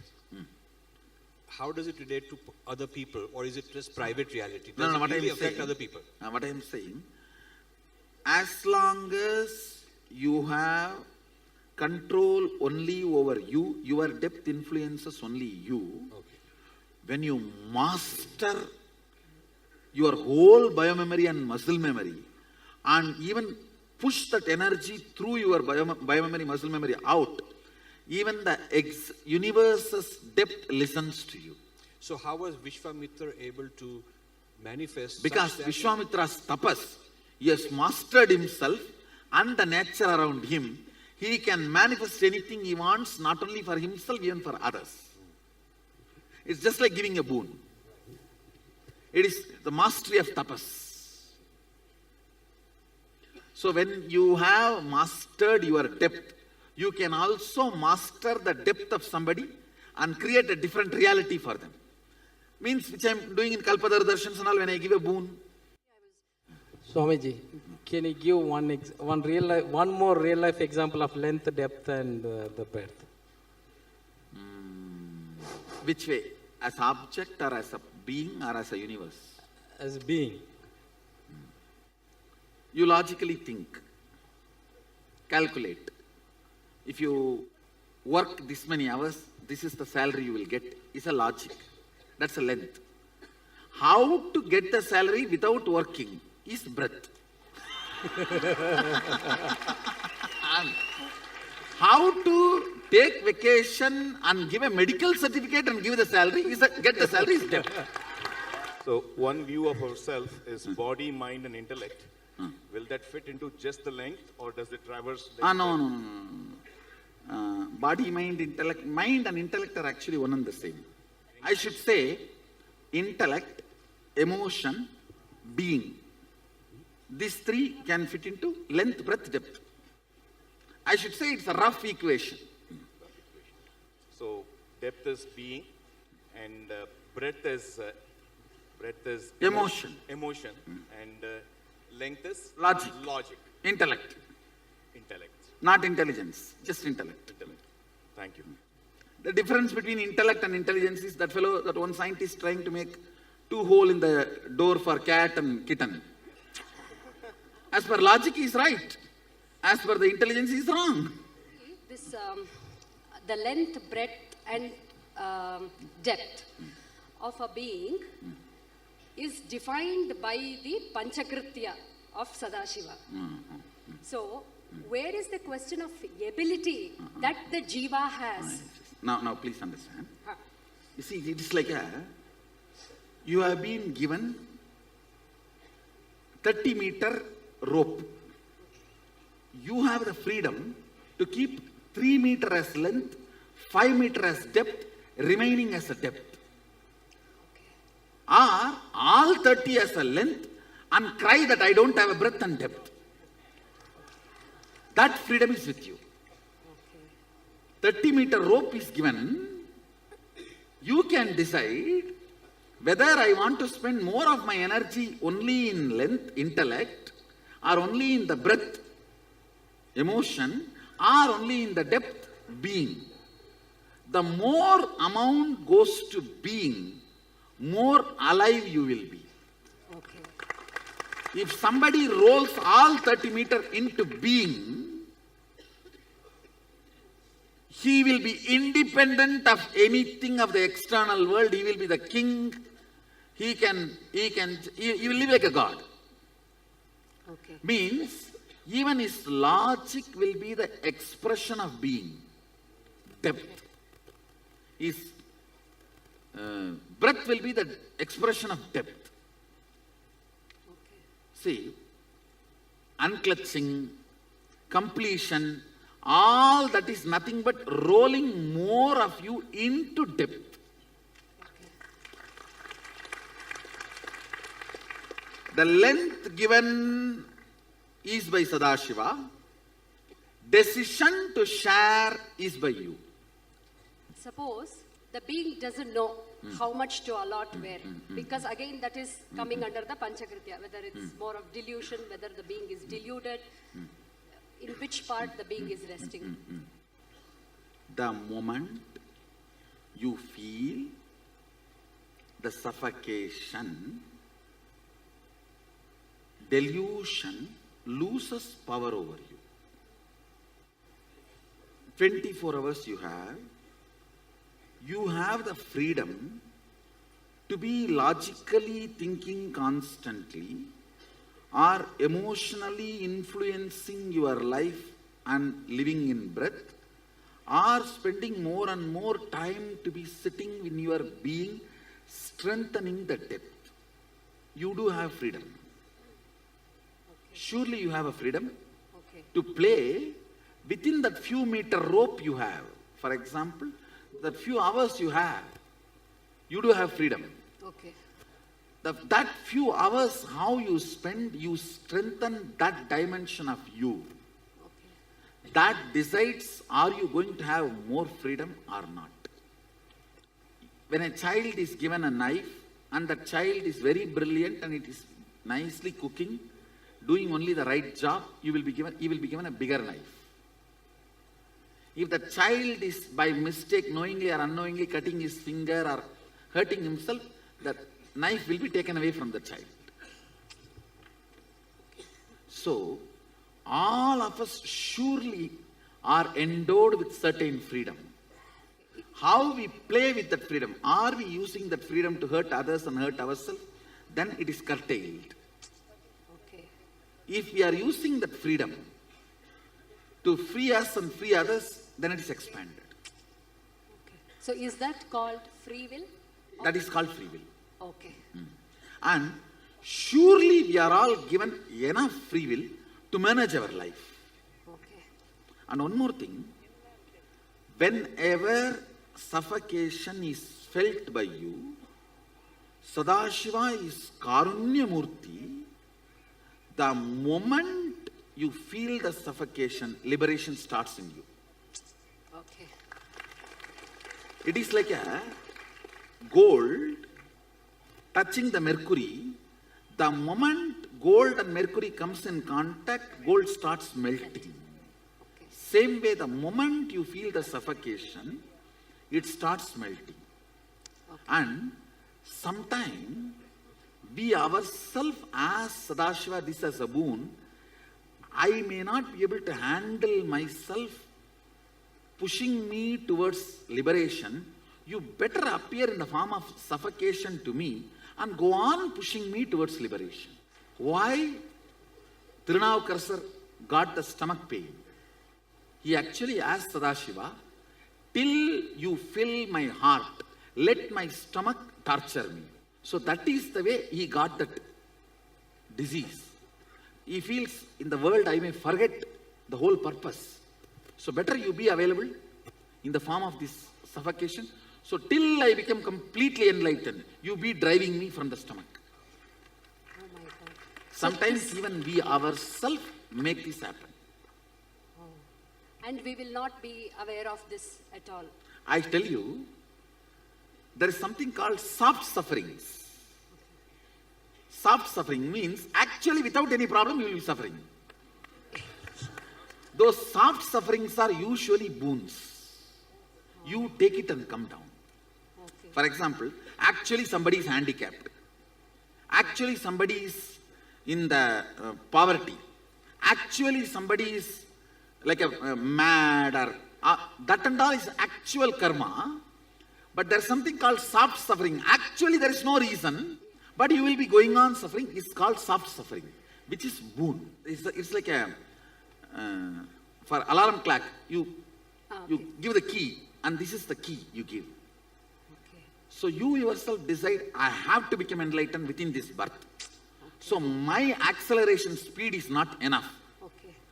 Devi, please accelerate me. Whatever it may take, I am ready for that. Whenever you give that kind of a commitment, she gives soft suffering. Okay. She will never give you hard suffering. Hard suffering comes by karma. Okay. Soft suffering comes by boon. All soft suffering is come only as a boon. Swamiji, just before with the length, breadth and depth, just by having the depth, can we create even the matter? Just by See having what I am saying, listen.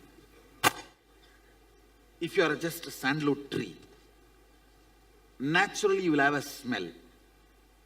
So if you become fully depth, for example, 30-meter rope is given, all 30 you ended up and become a depth.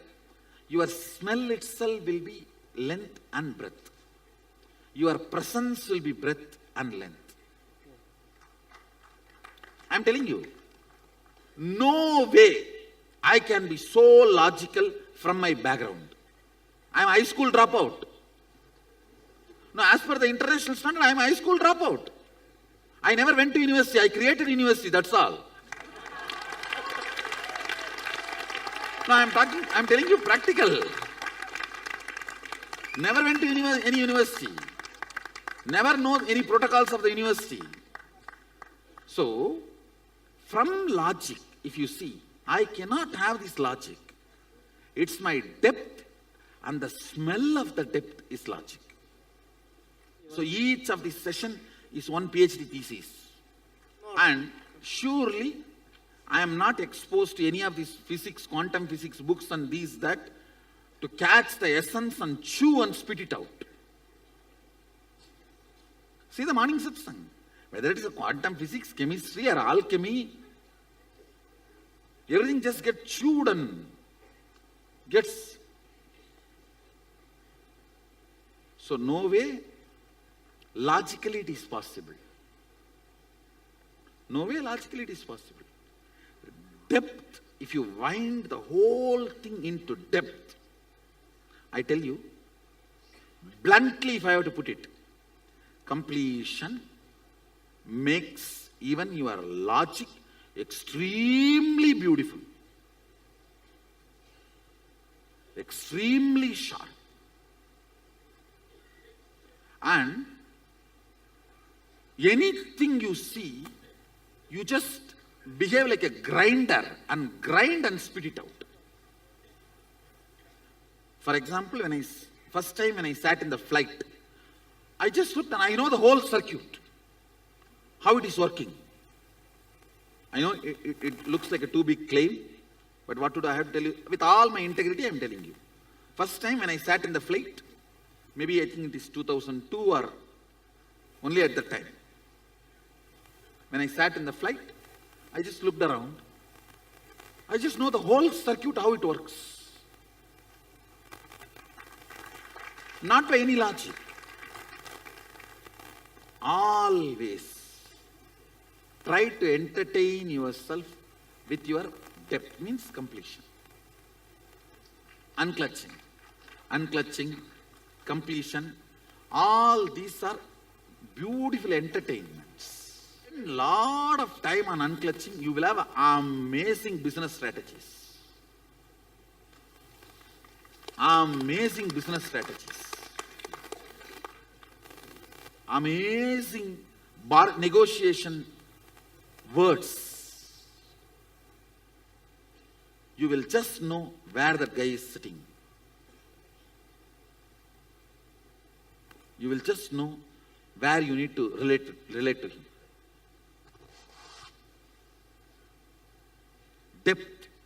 Depth matters. This is the question regarding the teleportation.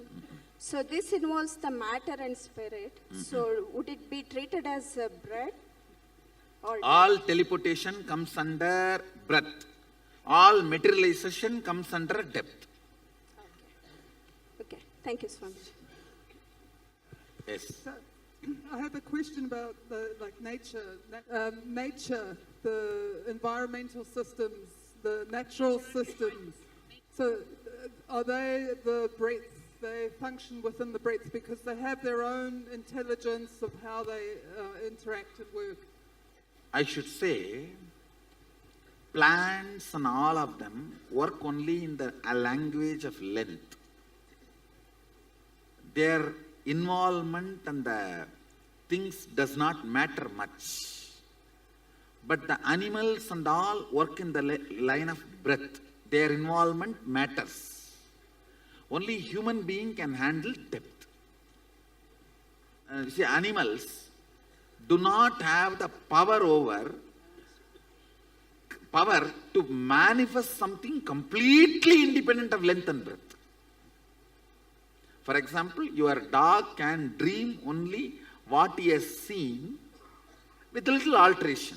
But you can dream which you have never seen, completely independent of all your perceptions and the perceived informations. The relationship between the verbalization and visualization and the source of that, now that's in the unclutching and silence. Now, that is also related to, well, you access the God particle and the I. But now, is that related to source of depth too, or please can you explain that? Actually, this can be related. Understand this way.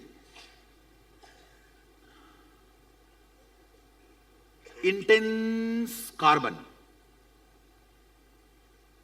When the intensity increases, suddenly it gets a breakthrough of Swayam Prakasa, self-effulgent. Okay. It becomes diamond. Carbon by itself has no trace quality of self-effulgent. Yes. But when it becomes intense, it gets into the zone of self-effulgent. So your depth, by your length, breadth, depth, you have no possibility of enlightenment. But the depth, intense, it suddenly develops the quality of self-effulgent. Wow. It's ready for radiating Sadashiva. Wow, that's amazing. But now that breakthrough, yes, point is Satori. Wow.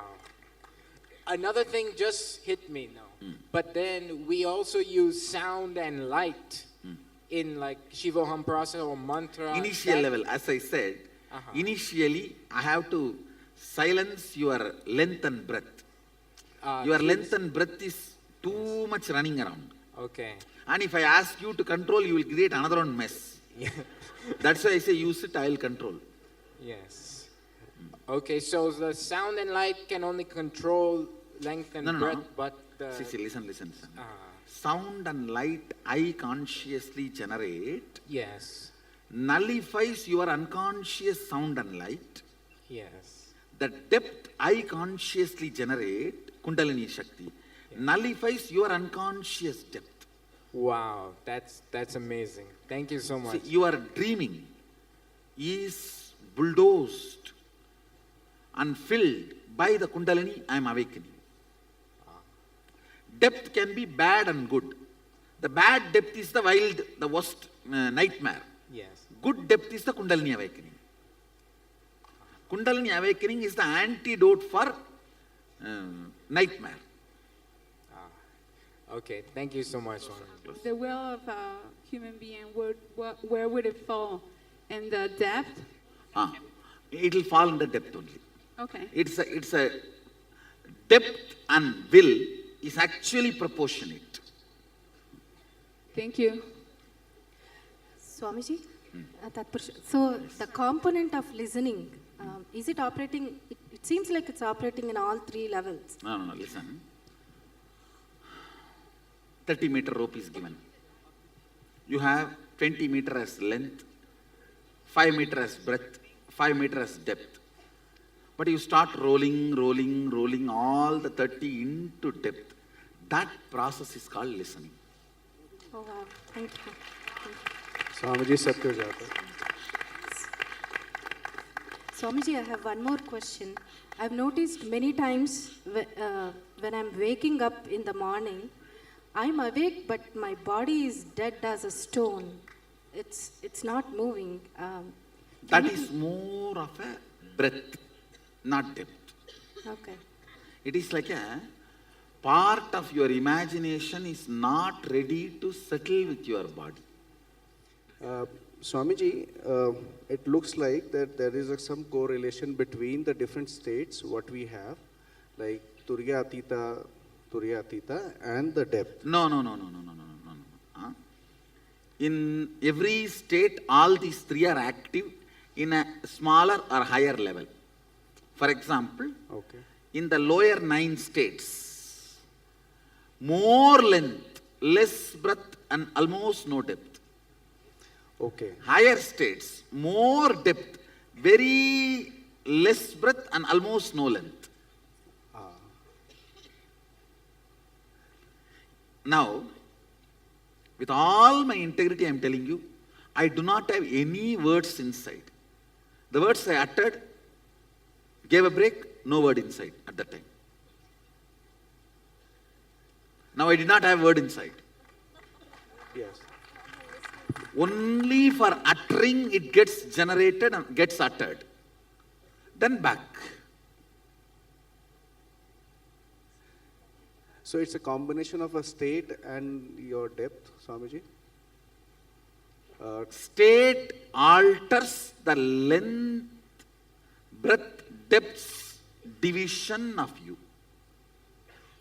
So state alters the length of the length and breadth of the breadth and depth of the depth. Yeah. So at a being level, we keep on floating basis our state into different dimensions. I should say, states influence dimensions, dimensions influence state. If you sit and unclutch before falling asleep, you will not have the nightmare. Yeah. If you have a nightmare, morning you will not be able to do unclutching. If you have a Kundalini awakening, you will not have nightmare. If you have a nightmare, then awakening your Kundalini will be a little difficult. So all of them are interconnected. Interconnected. So at Sadashivam, what we are experiencing is I the am merging working of on the depth. unit of you. See, unit of you is, you feel I exist. That I. That's a unit of Jiva. Yes. Unit of dimensions is a space which I am going to give you the experience. Unit of Sadashiva is Shakti, which I am already working on you and feeding you into which. Understand? More and more Shakti is fed in your mouth, more and more you will feel Sadashivatva. Like if you eat, whatever you eat, that only you will belch. True. So if you are fed Sadashivatva, you will belch Sadashivatva. That's it. Unit of Sadashiva is Shakti. I think all of you are clear about these 3 units. Unit of Jiva is I. Unit of dimensions of the universe is space. Unit of Sadashiva is Shakti. So I am working with, actually all these 3 are one and the same. Shakti, space, I is one and the same. So awakening them and filling you with that Advaita is the whole Sadashivam process. Actually, I am giving you some experience, then spending little time giving you logical understanding. Because of the strength of the experience, you understand it deeply. Because of the understanding's depth, you get into deeper experience. So this virtuous circle, because the experience has started, the virtuous circle is running. If the experience is not there, no listening, no experience, it will be vicious circle. Teachers put you in vicious circle, masters put you in virtuous circle. Yes. Swamiji, for the depth, you had used three expressions, I think: cognition, consciousness, and being. So you All said three different words pointing towards the same experience. So, but cognition can be good and bad both. Being also can be good and bad. Depth can be good and bad. Okay. The same, when you have a nightmare, you are going through the depth only. It's not that depth is good. Depth can be good. So for making it good, the cognition needs to move to Consciously, if you build depth, it will be good. Unconsciously built depth will only be nightmare. For a happening of any event, is there any way to know the origin of that event, whether it is from depth or breadth or from length? See,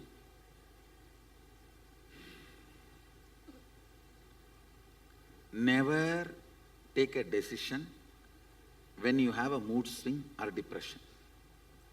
Because many times you will permanently damage yourself because you are temporarily upset. After happening, even if you know you have taken the decision when you are in the length, it has no use. Anything, whether the outcome is good or bad, strengthens you is from depth. Anything, whether the outcome is good or bad, makes you shallow, is length. Even the nightmare wakes you up finally. Yes, bad depth, but wakes you up. I wanted to ask whether depth is inbuilt in human beings or not, or we have to build it, like. You are given freedom. I will not say it is inbuilt. The possibility is there, but you should consciously build. Because many times when you don't build, you just die without even experiencing or tasting depth.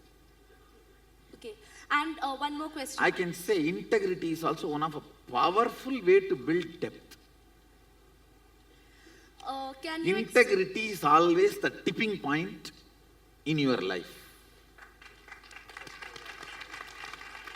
That's a tipping point, and I tell you, integrity also makes you enjoy life very deeply. For an integrated person, this coffee will taste 1,000 times more than an ordinary person who is superficial. Same coffee, 2 cups. For one it will be coffee, for another one it will be nectar. Integrity matters, increasing the depth of being and experience. And Swamiji, where do we put aggression and mood swings in? Is it breadth or logic? It is more length. Length. Usually, length damages, breadth heals, depth makes it irrelevant. When you are doing a poetry, art, dance, music, it heals. Logic hurts, emotion heals, depth makes it redundant, irrelevant. But you talked about 3 levels, like the one which you gave the Trishul example and being example and universe. So is it that we are being better and better, like going up? I have given you understanding. For understanding, I use these examples. And can you explain depth in the universe level? Vishwamitra creating Trishangu Swarga. I don't know that. Vishwamitra created a new heaven for Trishangu. If you are deeper enough within you, you can not only handle you, control you, you can even control things outside you. You can create your body temperature change the body temperature and make the rain happen.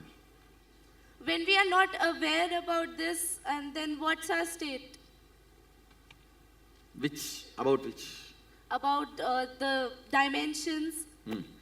What is our state? When you are not even intellectually introduced and you are not opened your eyes for it. Like how a born blind man, difference between born blind and the fellow with eyes. Ignorance is suffering. Not being introduced to the unit of you, unit of universe, unit of God is torture. Being introduced to the unit of you, unit of God, unit of universe is a mandatory basic requirement. It is a owner's manual for a body. Along with every body, the owner's manual should come. See, it's like a saying, oh, if I have not introduced the owner's manual to my car, what will happen? What will happen? Anything can happen. A Gurukul, the first job of the Gurukul is introducing to every being unit of you, unit of universe, unit of Sadashiva. That's the first lesson. And then making them understand life from the unit. See, if you have to teach physics to the kids, you naturally teach unit of length, millimeter, centimeter. Same way, how you teach units of everything. Liter means unit of liquids, 1 milliliter, 2 milliliter. Like how you teach units. You need to teach the unit of being, unit of universe and unit of Sadashiva to every being. Not doing is the crime against humanity. Education is an education only if you are educating the units of life. These three are units of life. Nithyanandam Swamiji. Swamiji, I want to understand this depth dimension, the equivalent of this from the modern physics point of view. My understanding might be very limited, but I think, see, for example, what these guys are telling us now is that when we observe certain phenomena, we change the result. See, they only gone up to the breadth of the physics. Breadth. See, length of the physics is A plus B is C, 1 plus 1 is 2. Now, this whole observer changes the result is only a breadth of the physics. Still the fools have not gone to the depth of the physics. Understood, Swamiji. Understand? Yes, Swamiji. Now I can move my hand and move the sun is the depth of the physics. Understood, Swamiji. All these mystical powers, all this is completely... See, I can move my hand here and move the sun there. Is the depth of the physics. Very difficult for the physics to grasp. Even the breadth of the physics they are catching only after so many hundreds of years. Yes, Swamiji. Understand? You see, length of the physics is Newton. Breadth of the physics is observer influences the observed. The depth of the physics will be quantum. Not these guys, the quantum word they are using.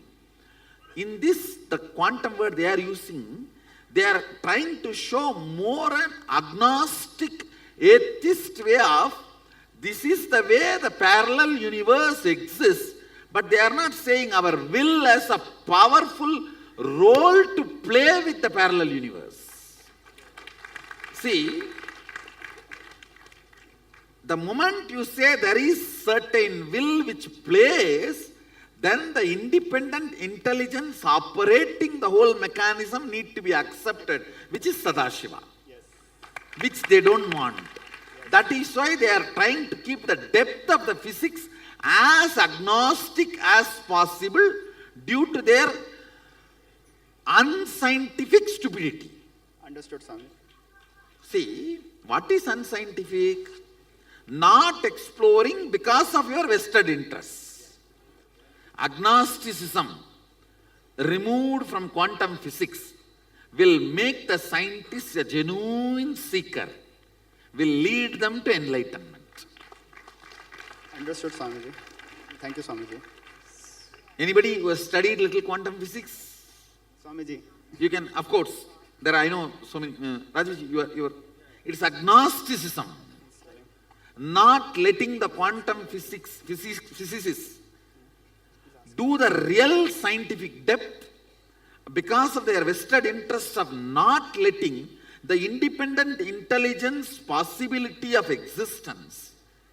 They go on denying, not looking at that direction, that parallel universe as a possibility of the will's existence of manipulation and manifestation.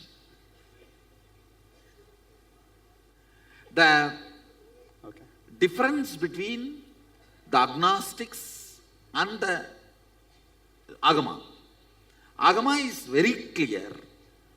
The depth of the physics as an independent intelligence playing the creation, maintenance, destruction, delusion, liberation part. And understand, I am manifesting powers to establish theism of the quantum physics.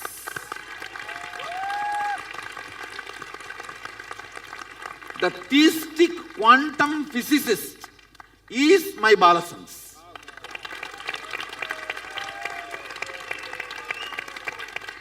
If I have to define my Balasans, theistic quantum physicists. Actually, I told some of my Balasans, hey, don't write 12th examination. I'll make big universities, give you honorary doctorate. When they bring it, tell them, put it at the feet and go. Don't touch by hand. It's dirty.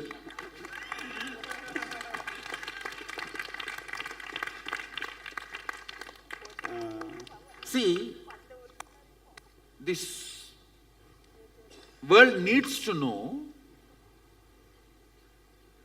when the depth is awakened, the education is different.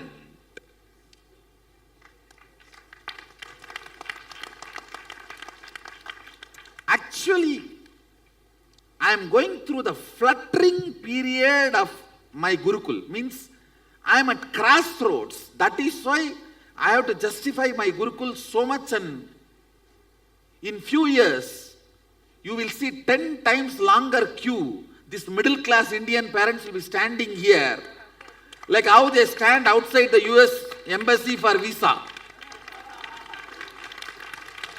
for my Gurukul administration, for my Gurukul admission.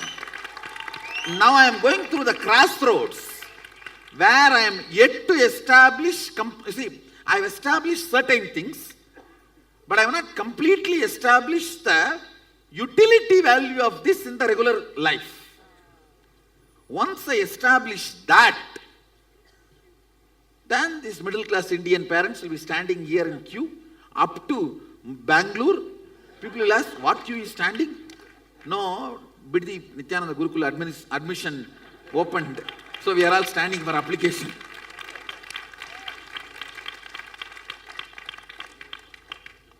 See, when the physics is looked at from the angle of depth, with the integrity to the scientific seeking, Atado Brahma Jignasat, let us inquire into the reality for the sake of reality. When that starts with the depth, the being produced is called theistic quantum physicist, my Balasans, who will wave the hands and move the planet's effects and will always be bound down in front of deity. who can wave the hands and materialize what you want, who will always bow down and bend in front of a deity. Theistic quantum physicists. And even Swamiji, simple things like how they project the world to us, how they teach us about the world to us, it is like random chaos. The auspiciousness, they are not able to present. I tell you, agnosticism will always end up in chaos because any order introduced needs justification. See, any order introduced always points towards the independent will's existence. Yes, Swamiji. Understand? So if the order is introduced, will be justified. Yes, Swamiji. That is why the moment will is justified, Sadashiva is justified. Yes, Swamiji. See, what is the definition of Sadashiva? An independent intelligence which has power over everything exists. That these guys cannot, not only does not accept, do not want to explore in the direction which may confirm even indirectly. They are so frightened Yes, Swamiji. that they do not want to look even into that direction. Yes. Theistic people denying the possibility of quantum physics denying the possibility of theism. Whole power structure. The power corridors trying to decide the reality of the existence instead of the rishis and seekers. Power corridors can decide who will rule, but rishis decide who rules. Rishis decide who rules, power corridors decides who will rule. Swamiji, what is the role of feeling connection and Guru Bhakti? See, understand.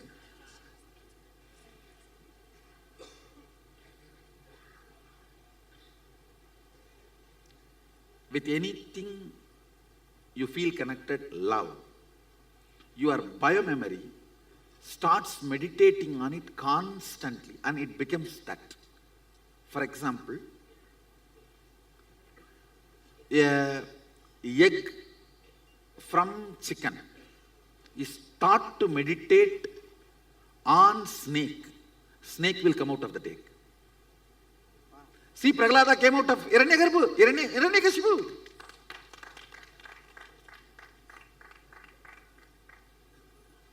Now, with the feeling connection, falling in love, or I should say rising in love with the Guru, the unknown parts of you, which is 99.99, is all the time sitting with me, or I am sitting on it and hatching it. All the parts of you which is in love with me, I am hatching it. All the parts of you which is in love with you, you are hating it. That part gets just hatched and you become me. So feeling connection or Guru Bhakti is like a quantum way of manifesting Sadashivatva. It is not logical or breadth, it's a depth way of manifesting Sadashivatva. See my Balasans, not just manifesting powers. Talk to them, every statement, their body language, everything will be literally mine. How many of you have observed that? It's like my DNA. That is because of the raising in love. So raising in love or feeling connection is kind of a, see, inch by inch, burning all the karmas, or just put the forest fire. Feeling connection is just put the forest fire. See, yesterday I was telling that if I have to sit and convince you step by step, yes, we will do it. When? I'll only be your retirement entertainment story.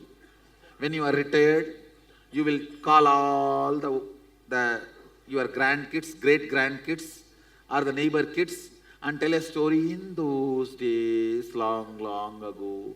Once upon a time, get little coffee, and then you will continue the story. If I have to be sitting and convincing, I can convince. I am ready. I can sit and go on be giving satsangs. But I will only be your old age retirement story. But if you catch it, yes, already established the authenticity of the system day one. Yes, established his adhikaratva to teach. Now after this, asking him to show the ID card every time is waste of time. Understand? Now it is waste of time.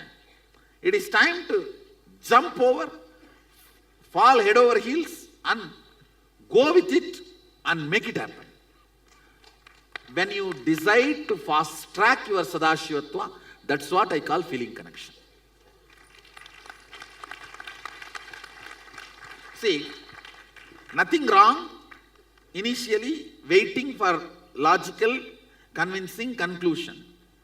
But when you know already, I have established and demonstrated successful cases from your background. If I do, you know, you will push me out. You are different, you are different. Okay. So I am not doing. I am picking up people from you. They have done the demo. So I have established the authenticity of the system. Then it is time to go head over heels, all over, and make it happen. Deciding to go head over heels and fast track your Sadashivatva, manifestation of Sadashivatva, is what I call feeling connection or Guru Bhakti. See, ultimately I am telling you, your Guru Bhakti, I am asking not for me to enjoy. I will just turn it and make it as Atma Bhakti and give it back to you.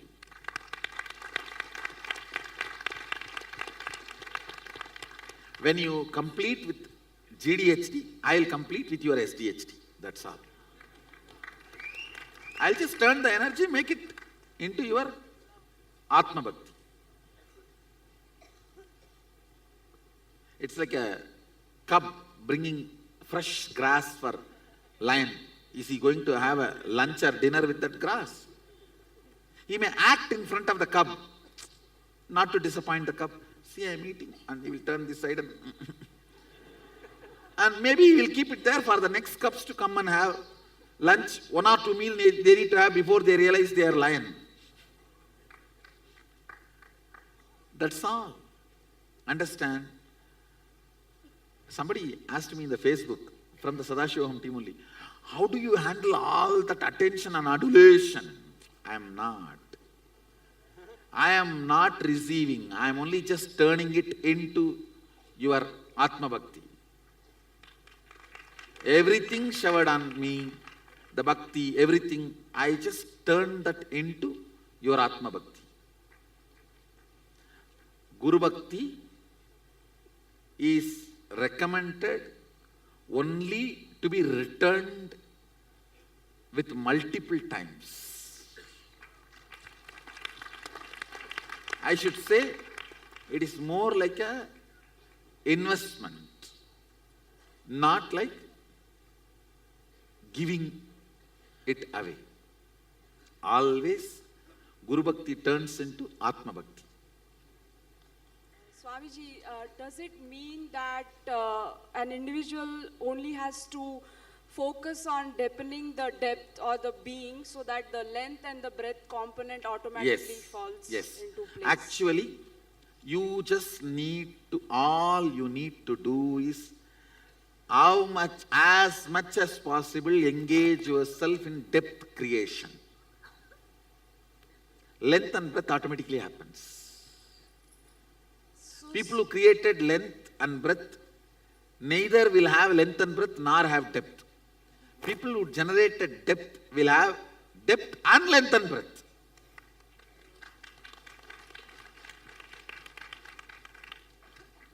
So, Swamiji, when you intervene in our lives, does it mean that you directly work on the depth Mic closer. component? Does that mean?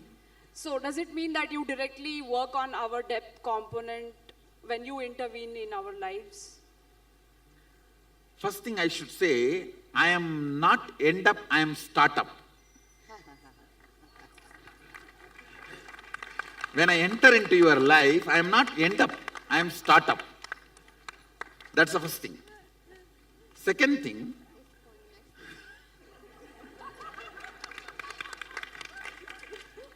see, you should look at the whole thing. The word end up is wrong. Word startup is right. Now this answers your remaining part of the question. Always with startup, the depth increases, everything else follows. Understand? Guru does not end up in your life, he is startup in your life. So my understanding is each energy centers 7 times 7 creates 49 depths in each energy layers. And if I'm making a decision from certain depth and it is perceived as a hurt by a logical like length, am I obligated to heal it, or can I say abhayam sarva bhudepyo and just walk away? I should say, depth always deals the length and breadth with compassion. Length and breadth always abuses depth. Depth never gives up length and breadth. It deals length and breadth with tremendous compassion and concern. So I have to work on them. Yes. Okay. So my question is, once depth is awakened, does ethical behavior awakens automatically, or does See, it I need to should be? say, the ethical behavior word, if you define, then I will answer. Right. See, I should say, more integrity gets awakened. So would you agree that then in that case it need not be externally imposed to the extent it is being imposed when depth is not awakened?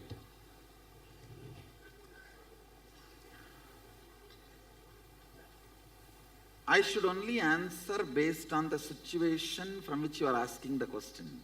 For example, if you are asking from the context of things should happen, we should not be forcing.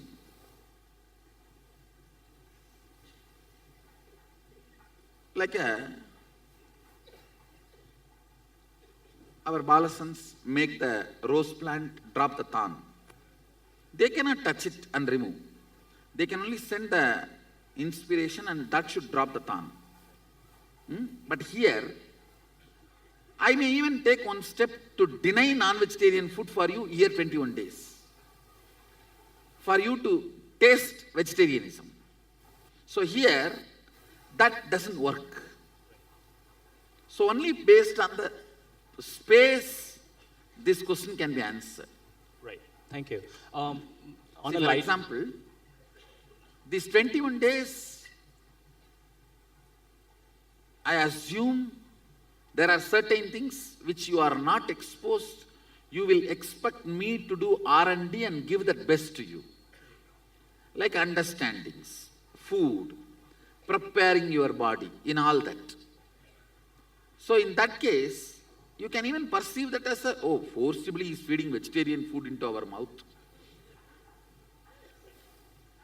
So in that cases, this logic will not work.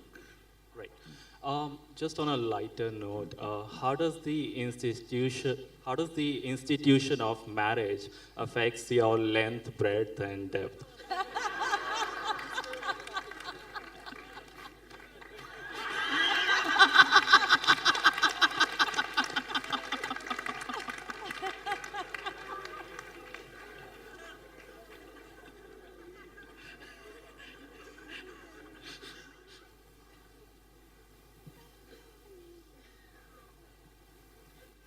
take this seriously. It's not.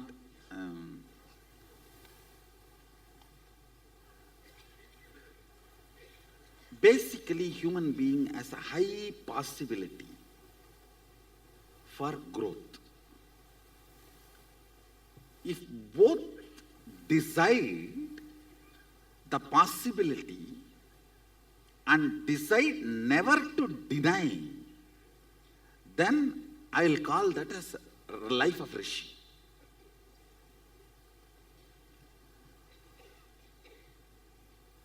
Both agree maturing of our taste should be the center of the relationship.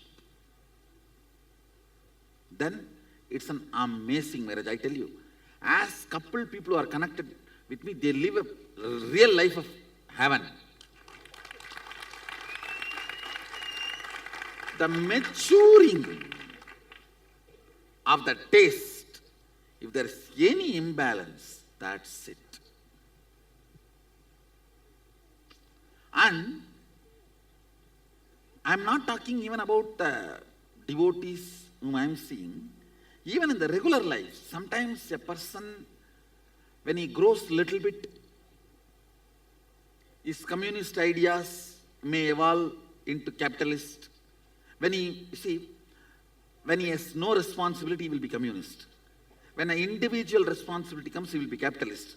When the whole responsibility comes, he will be really beyond capitalism. A kind of, I should say,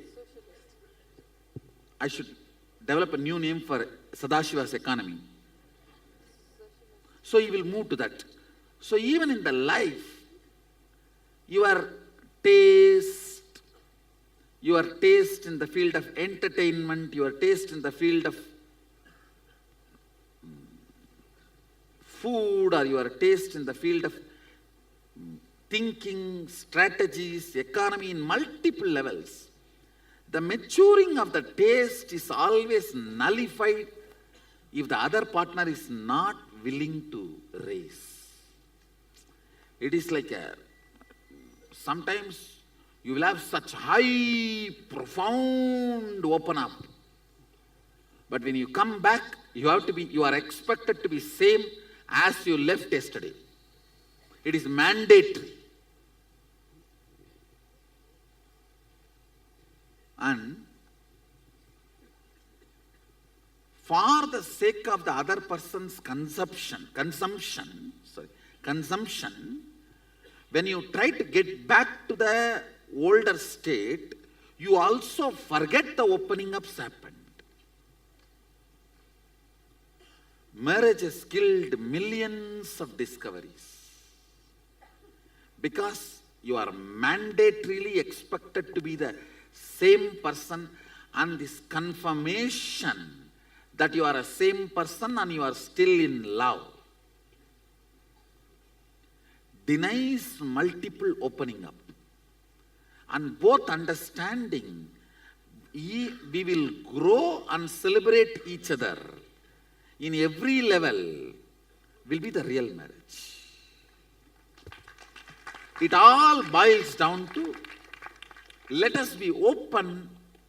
See, let me very clearly put it. The Saptapati, 7 vows Agama Sadashiva gives in marriage. He beautifully describes sex is the act between two individuals who revere and celebrate each other. That act does not need to be used to confirm that love exists between each other, and that act does not need to be the scale to measure both of us are still in the same plane. Understand, it should be independent of our maturing and maturity of the taste.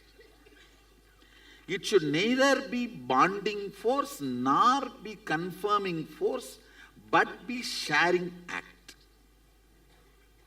But so much of insecurity about the confirmation about other person's love, or the our need for the other person's life, You always wanted to confirm your existence is needed in the other person's life.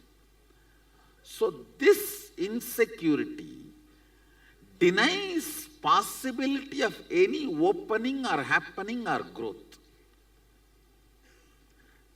If this understanding is brought between the two persons, and me shedding more old skin and you shedding more old skins is going to make us more better related, and we both are going to celebrate our togetherness more joyfully, can make marriage the real marriage, like Meenakshi and Sundareshwara.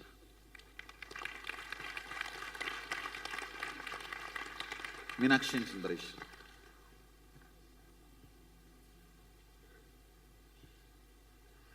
I should say that is what makes Sadashiva and Parvati.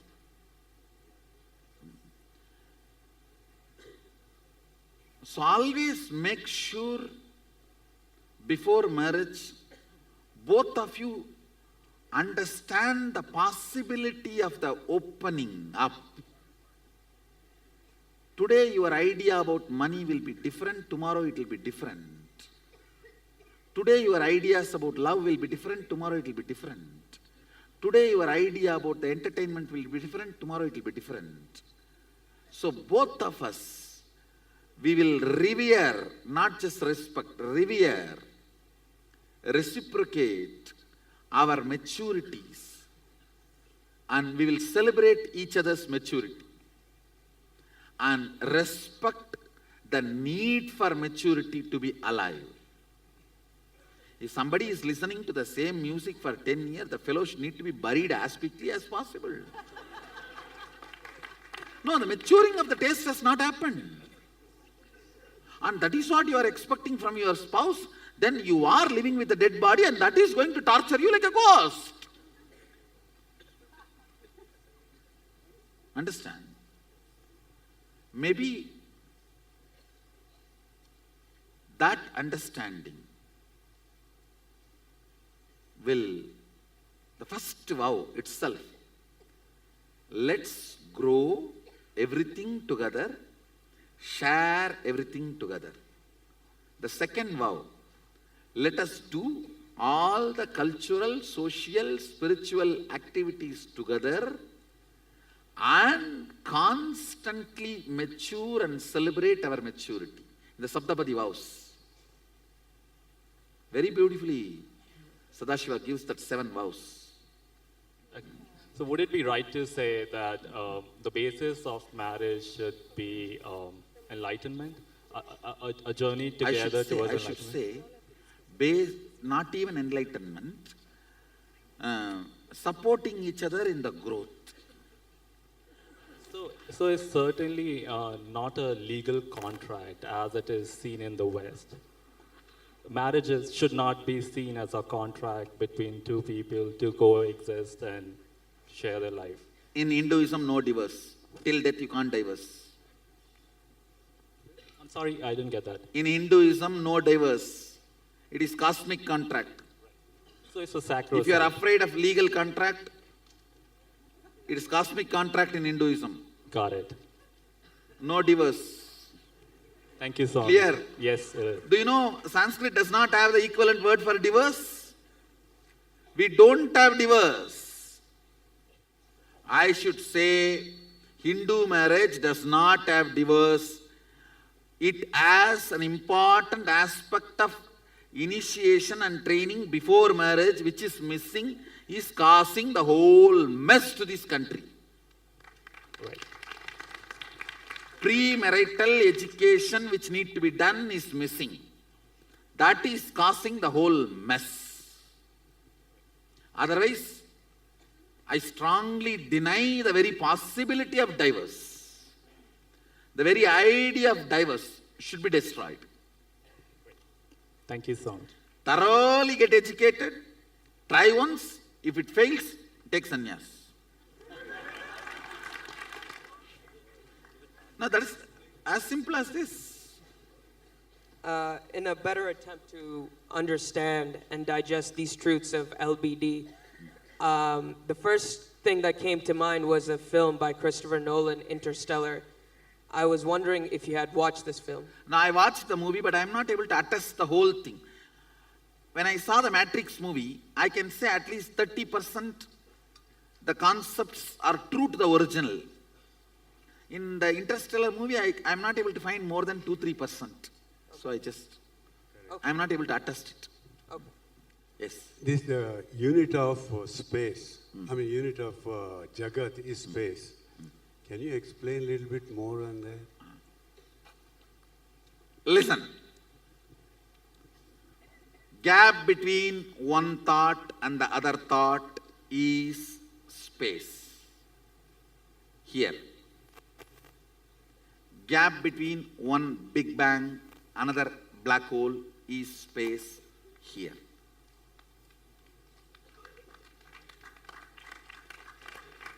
Listen carefully. LBD active.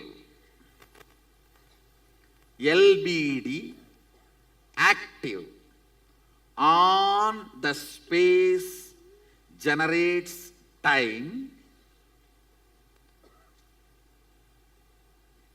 Anything gets active on the space generates time. Space is the canvas on which all these four exist.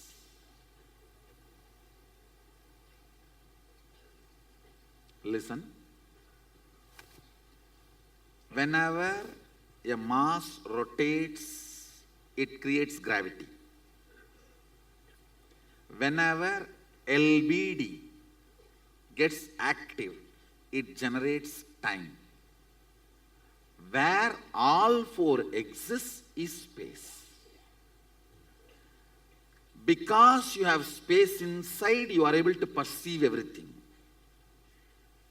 Because there is a space in the cosmos, all the generation, maintenance, destruction, delusion, liberation happens.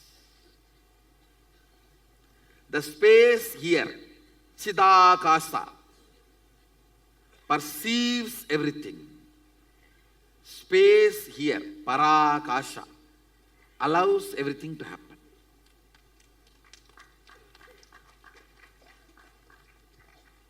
Little more. Little more.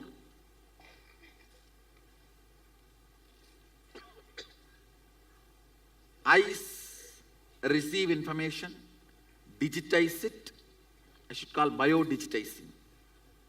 Sense it, it hits at one space and the response comes back. For example, you see the snake, response of let's run away or beat.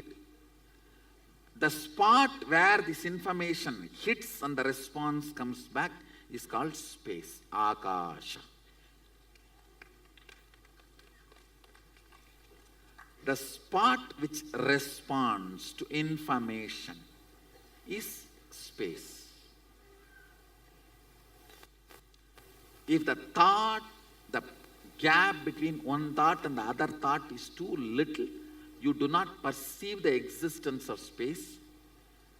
If there is a more gap, you perceive the existence of space. It's like if you are taking 2,000 files, quickly you have to come back. If you are taking only 2 files, you can spend time with him.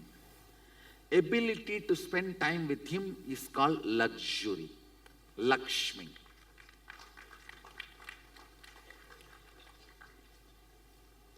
I know.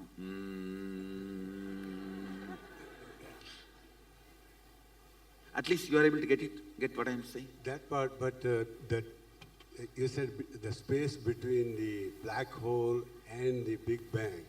But black hole happens in the Big Bang. Am I correct? That is why I am saying universe happens within the universe. From the nose of Sadashiva, he breathes out universes. In the mouth of Sadashiva, they all merge inside. The black hole, that is. It comes out and goes in. Comes out and goes in. That gap is space. Thank you, Swami. Listen. Somebody made this. The effort he put to make this decides how long it is going to retain its shape. That effort is space for this. Where this information goes and hits and response comes out, that is the space for this. Where all this goes back and comes out is the space for this. Length of this, breadth of this, depth of this, length of this, breadth of this, depth of this, length of this, breadth of this, depth of this I explained. Now the space of this, energy came out of the space of the individual which is put to keep this in its shape, is the space for this. If more space is spent on this, it can collapse or remodel itself. Am I right? So that is the space for this. And for this whole, the energy with which it is generated by Sadashiva is a space for this. Based on that proportion of the energy, it exists. If there is some more energy which nullifies this, it goes back, which we call Kali Yuga.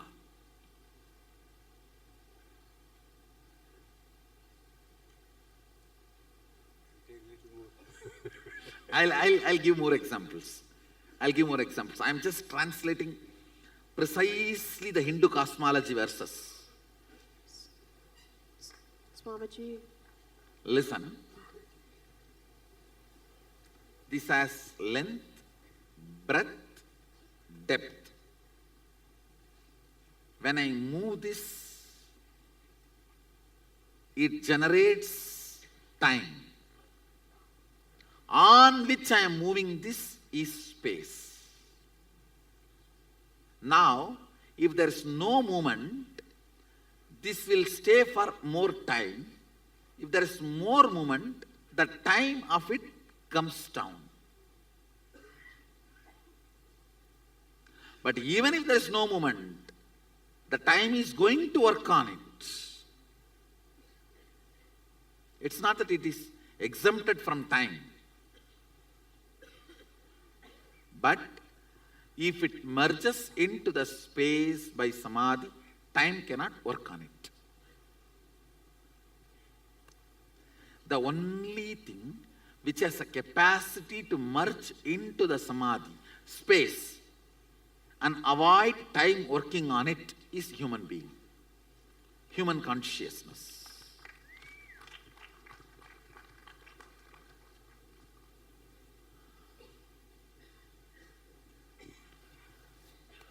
Too profound. So that is why you feel, oh, it is not imminent. No, it is imminent. Next, I will make you understand how it is imminent. That's why the animals, etc., cannot be. They need to get into the human body for enlightenment.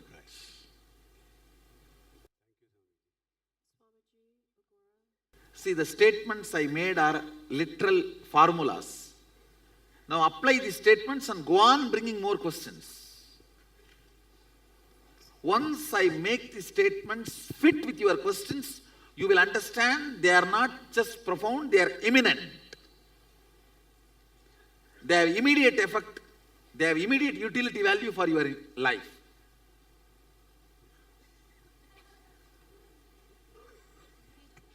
You were describing the unit of Sadashiva as Shakti. Shakti is Devi, it's feminine. Can you? When I said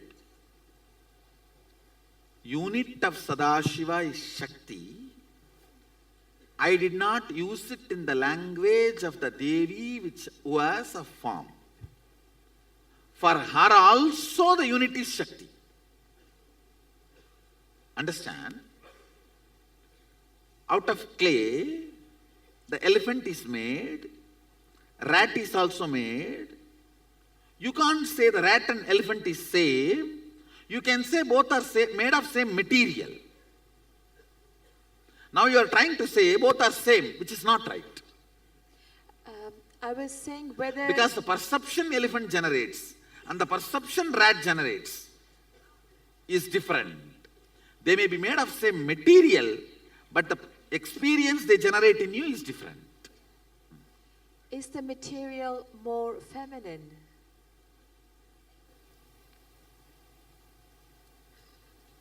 It has no idea of feminine and masculine.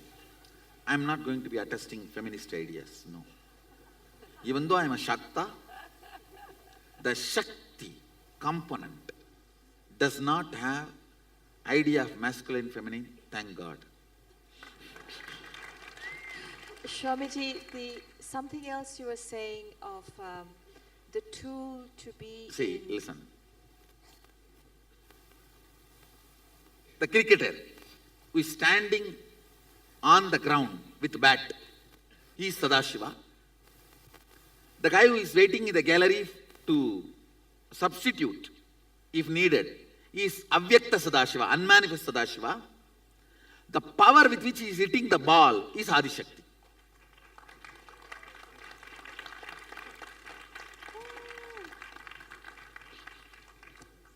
Clear? Thank you.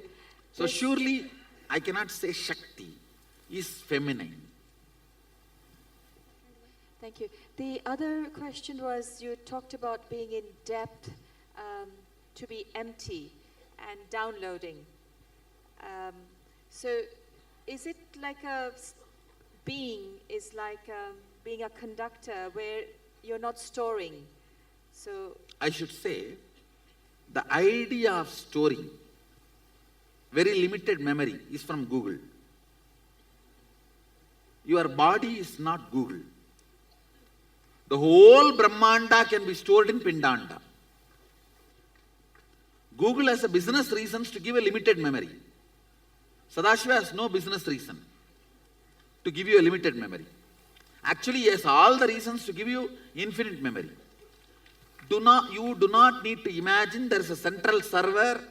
You only live Google and research. I should say the whole cosmic archives is inside you. Just your liver is enough to store the whole cosmic archives. If you are thinking your brain is the archives, you are wrong. Brain is a browsing center. Liver is the archives. My first question is there a hierarchy in this length, breadth, depth, time and space? Is there a hierarchy? First length comes and then breadth comes. I should say, not a hierarchy, depth. 10 frequency of length is breadth, 10 frequency of breadth is depth, 10 frequency of the depth is time, 10 frequency of the time is space. Like this, it becomes more and more intense. For example, one thread is a length, 10 thread is breadth, 100 thread is depth, 1000 thread is time, 10,000 thread is space. So there is interdependency. I should say qualitatively but not quantitatively. So you can make length out of space, but you cannot make space out of length. You can't take space out of length, but you can take length out of space. And the second question is, where do emotions lie?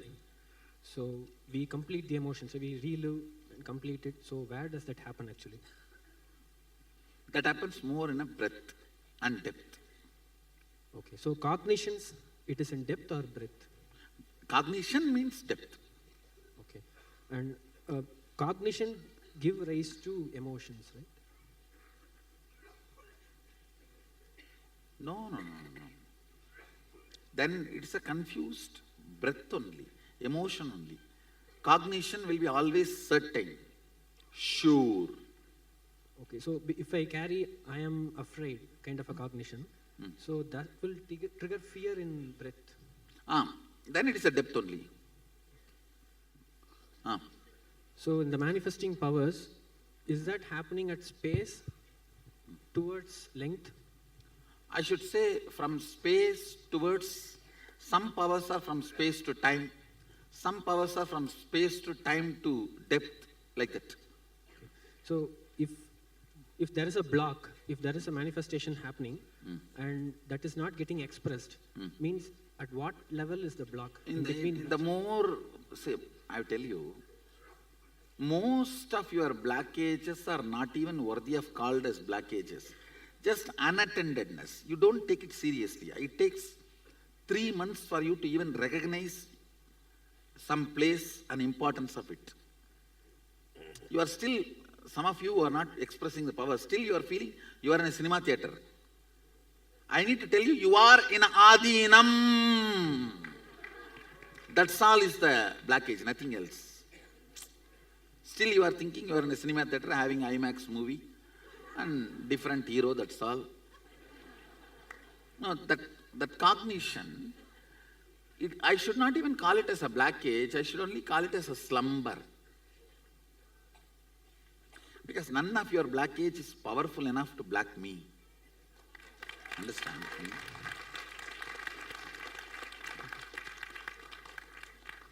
I always tell people, tell your problems how big your guru is, not your guru how big your problems are. Thank you so much.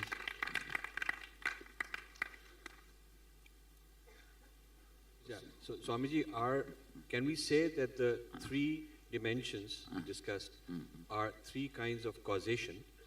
First is cause-effect, that's purely mechanical, predictable, formula, always this produces that. Yes. Second is consciousness producing effect on matter, cause-effect. And third is consciousness by itself producing an effect. So all there are 3 without even the help or support, independent of length and breadth. Yes. So there are 3 ways of producing effects. Yes. You are right. So this is a theory of causation, that there are 3 kinds of causations. Yes, 3 kinds of manifestations. 3 kinds of manifestations,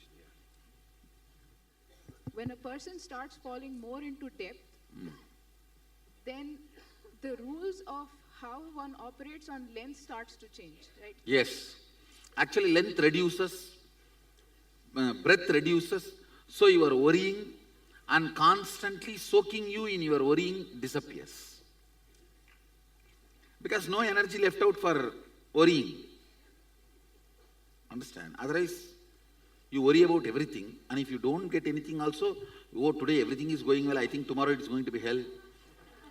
How many of you have this worry? Today if everything goes well, tomorrow is going to be a bad day. How many of you have that? Raise your hand. Almost it is a universal. Swamiji, Agora? Just one final thought. Go ahead.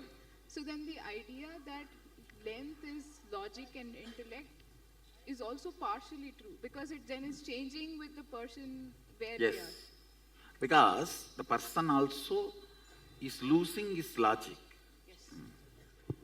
Whenever you are not able to handle yourself, the truth is on the depth side, you are on the logic side. It is like you sit on the branch and cut the root of the branch. That is what you do when you are sitting on the logic and trying to manage all the decisions. Decisions of depth, but from the logic.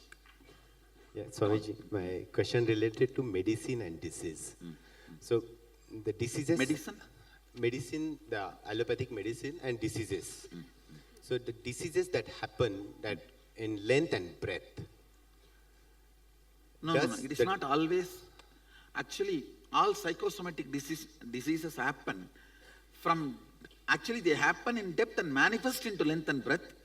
But we dump medicines on the length and breadth, so depth never gets healed. How does the depth of treating... Listen. Psychosomatic disorders, let me talk about that. Starts in depth, manifests in length and breadth. Chemical, which cannot get digested, assimilated into our muscle memory and biomemory, touches only our physical aspect, stops manifestation of symptoms, does not cure the core disease. But herbs has the capacity by its very tendency to dissolve into us completely, become part of even our muscle memory and biomemory. That is why when the herb-based things, without becoming part of the chemical, when it goes inside, it does so much of healing. Actually, chemical-based medicine is only few hundred years old. How can that be called as traditional medicine? It should be herb-based medicine. True. Does the depth of the patient itself or treating physician, does it affect the effects of... The treating physician does not directly affect, but your biomemory or the best wishes, your energy can affect independent of the medication you provide. Okay, got it. Thank you. And the feeling connection of the patient with the doctor makes the depth of placebo effect more. Okay, got it, Swamiji. Placebo is more when the patient has a feeling connection. During Brahma Muhurta, one is able at a specific time, within a certain state of consciousness, one is able to manifest their desires and bring it into matter. Now, can we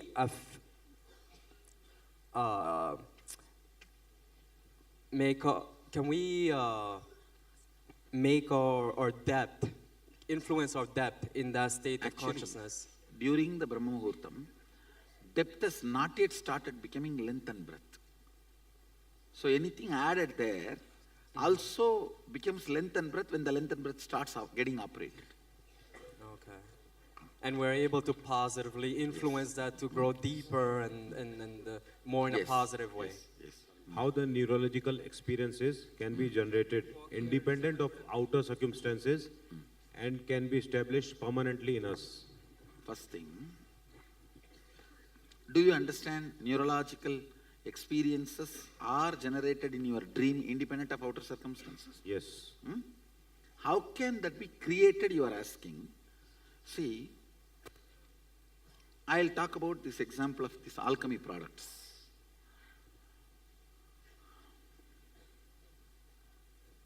If I utter a word cow, immediately that animal picture starts appearing in your brain.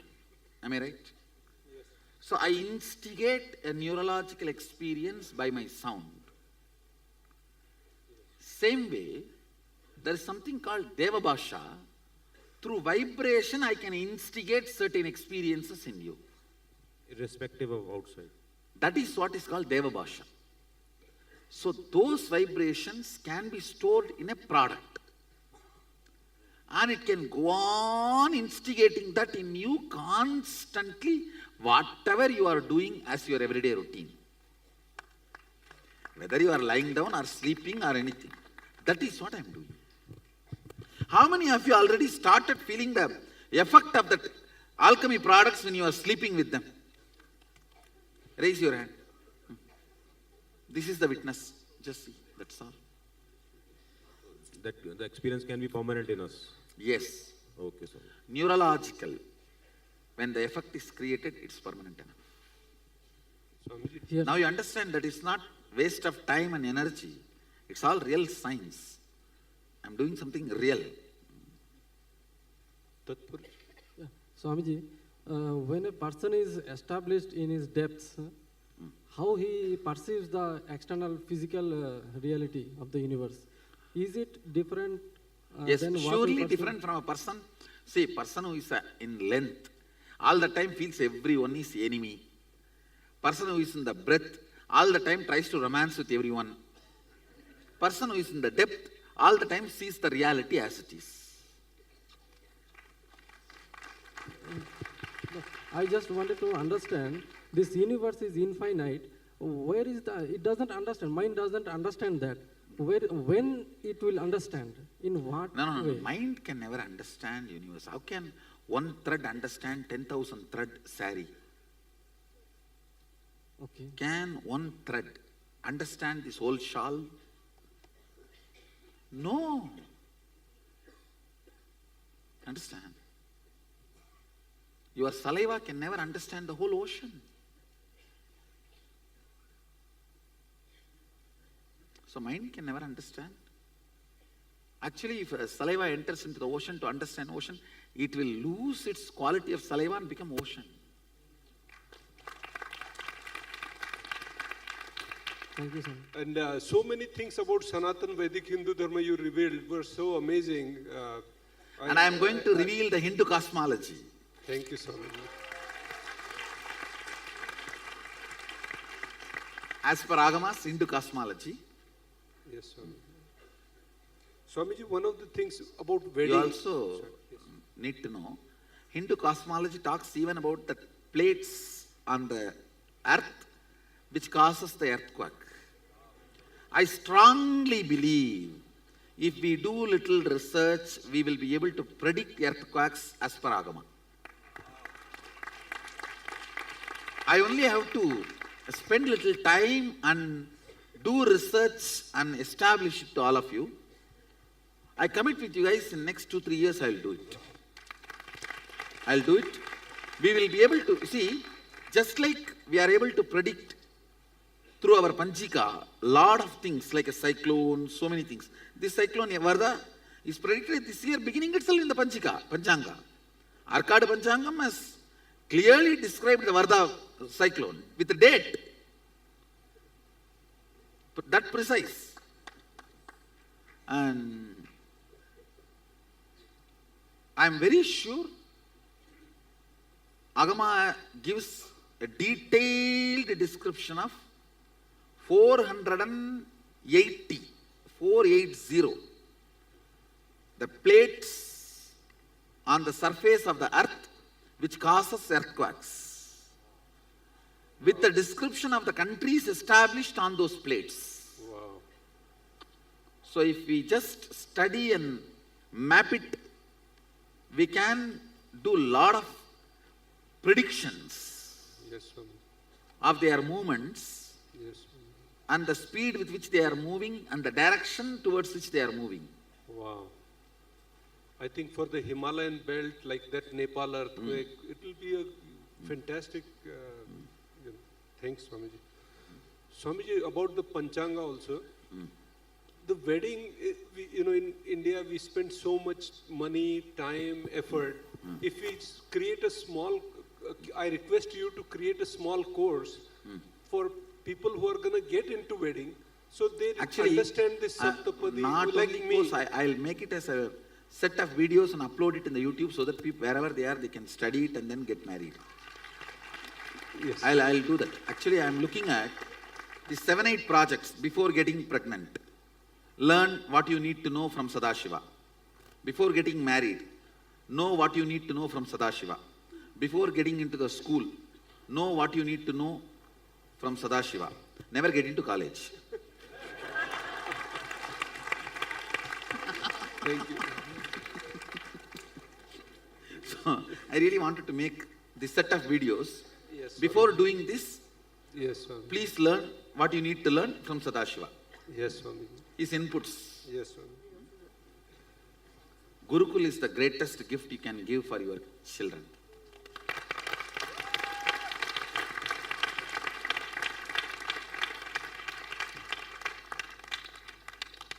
I tell you, till the age of 21, other than life living, anything else you dump on the child is no way useful for the child. Come on, let me have a survey. How many of you really use in your life, day-to-day life, what you learnt before 21 in your school, colleges? Raise your hand.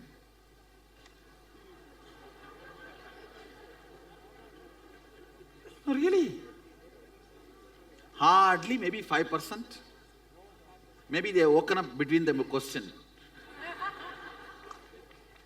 At least I am not using.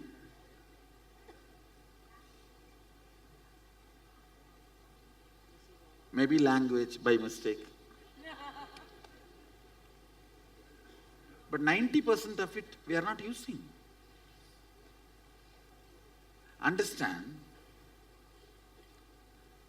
the fundamental definition of education is individualistic and the curriculum is generalized. Why you need to study? The why is all individualistic. What is all generalized? How many of you are understanding this big mismatch? Why you need to study is individualistic. What you are studying is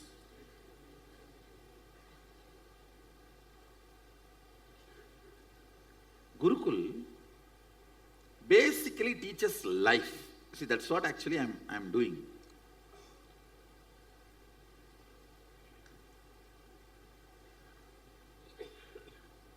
All I'm trying to do in the Gurukul is layers and layers and layers of bliss memory. Life is good.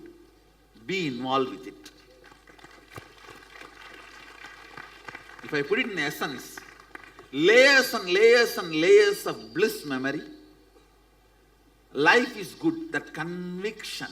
Life is good to the biomemory level, depth. And hey, get involved with it. Get involved with it. That's all I am trying to do. After that, that is enough. They will make money, make relationships, make children, make profession, make career, everything they will make. But in the regular school, you steal that and give all the so-called skills. There are tons of researchers, all university gold medalists,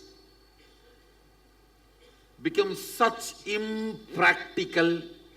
Their love life does not last long, more than 2-3 years. Divorces. No, they can't settle down in any one job. They become homeless. There's vast percentage of university gold medalists becoming homeless. How many of you read those research? There are at least 7-8 shocking revelations on researchers. The title of that research itself, that article itself, if you are a university gold medalist, soon you will end up homeless. Because they cannot settle down in a job. That street smartness. See, what is street smartness? You know, strong belief life is good in your biomemory. Strong belief I'll make it happen in your muscle memory. That is what is street smartness. Schools and colleges steals that away from your child and gives the efficiency. How much ever new revolutionary schools come also, those teachers themselves are not having that as a biomemory or muscle memory. How will they be able to put that into their kids?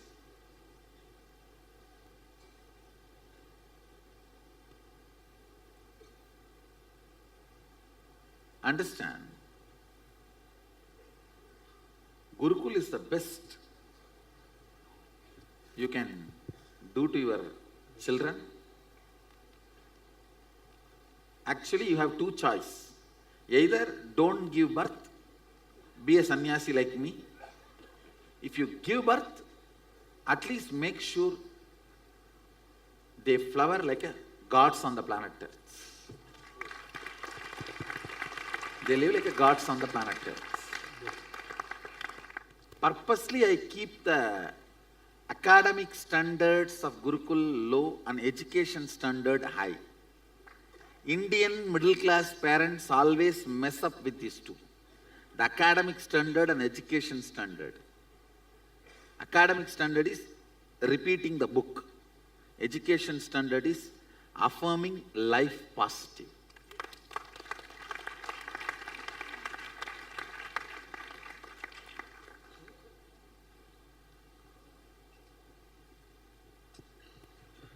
Yes. Swami, regarding the karma, by birth, we are accumulated by karma, and by karma we are facing all the problems. So where does it, so like length, breadth, depth, or time? The karmas are recorded. See,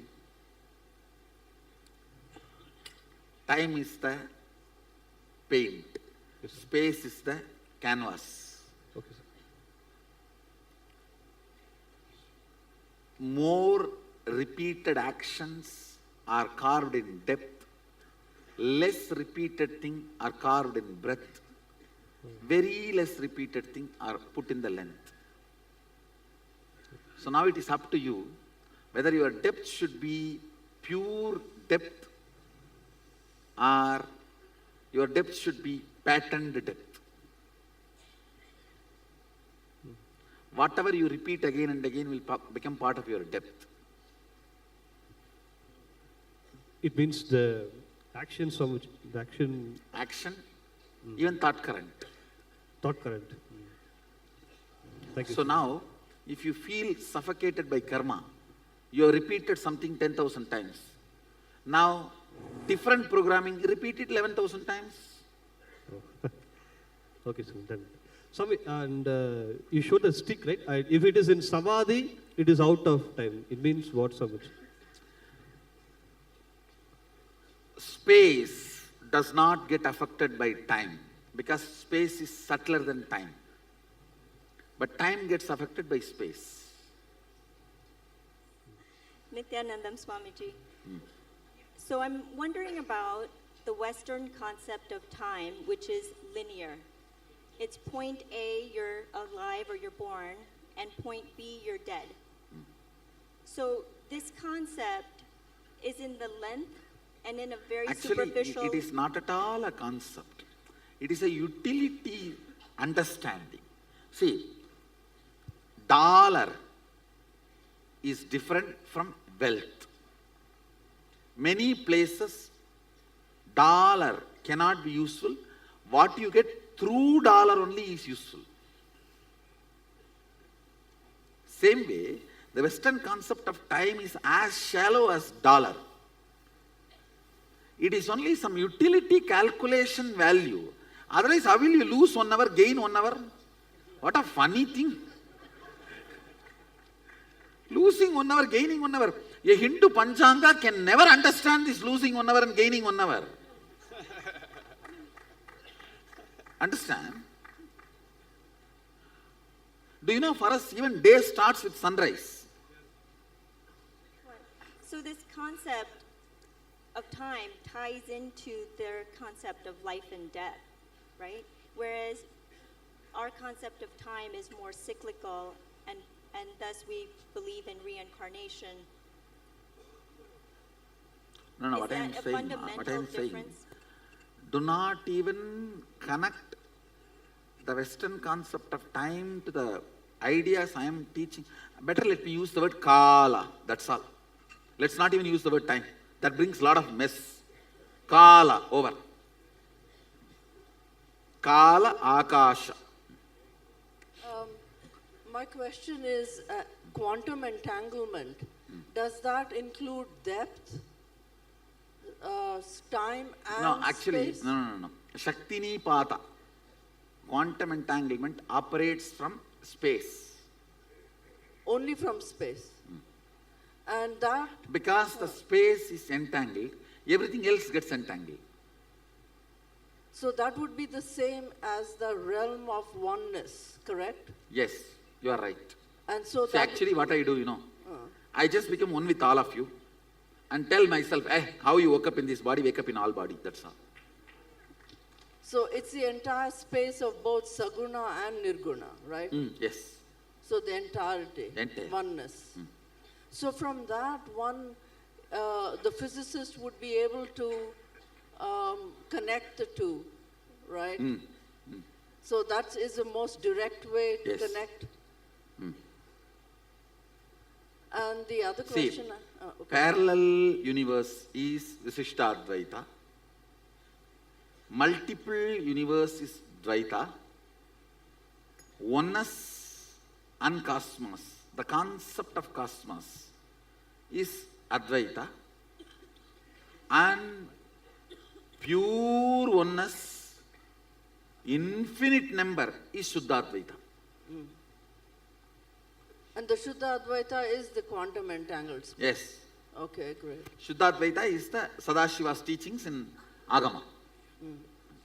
Whatever Sadashiva teaches in Agama, he calls the philosophical part as Shuddhadvaitam, the applying part as Shiva Yoga, and the actions as Kriya. Swami, I just wanted to ask, how does form and function affect space? And can it affect space negatively or positively? Tell me, form? How does form or function and function affect space? And can Form it? and functions. I'm not How able does to- the design? How does the design of something affect space as it interacts through space, either air or space? So does it? Is it possible for a design to have a positive or a negative effect on space? Or on air? Can you ask precise question? For example, If a car here I have put the mandala. out of my league. No, here I have put the mandala, a special drawing, and I made all of you to sit. It does have a special impact on your inner space. Right. What I'm saying is, if a aircraft or a car is going through space and time, so as it goes through space, does it create like energetic chaos, or does it create energetic harmony? And is my understanding See, right? I should tell you,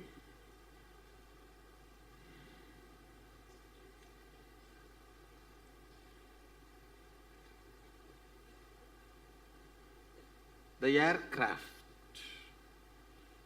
the way it is designed, manifested, if it is from the natural flow, I should say it only creates harmony. So does badly designed content based on badly designed or badly derived science, does that have a negative effect on the evolution of the planet? Sure. So an improvement in design then affects the entire planet for positivity? Yes. Okay, thank I you. should sir. accept it. You are right. Thank you, sir. I do see the smoke of petrol carries the pain of dead bodies. Whenever a dead body is burnt who is not enlightened, the smoke carries the pain. I have seen the same many times in the petrol smoke.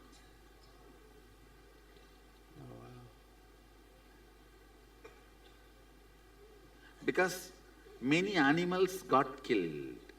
That only becomes petrol, na?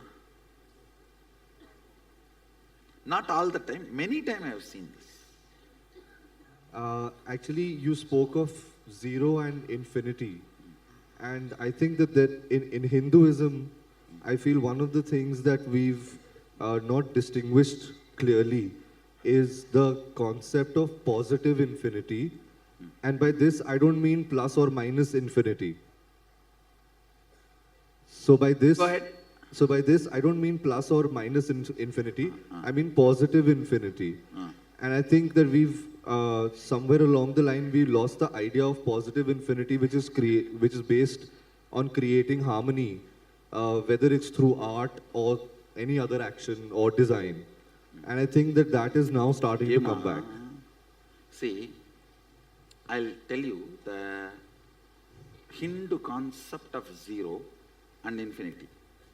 Zero, if it becomes active, infinity.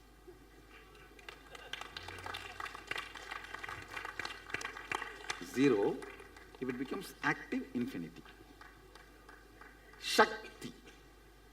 That's all is from what I can grasp from Agama. From Agama I try to find whether we contributed zero and all that. I am not able to find any other references. I only found the addition of the Shakti, activism, makes Shunyatva into Purnatva. Nothing else. Yes. How much the Western concept agrees with it, I don't know. But Swami, addition of the, see like a zero, becoming active is infinity. I've experienced this and I've created a sports system around this where basically the body goes from zero into positive infinity, goes through a memory loss, and then with the help of Shakti, it reorganizes itself at the level of intelligence. But if you can't activate Shakti, then intelligence also doesn't tend to move. Takes a lot of effort. So this is something which I wanted to share with you as well. Long story. Thank you. Namaste. So space-time was devised about a century ago.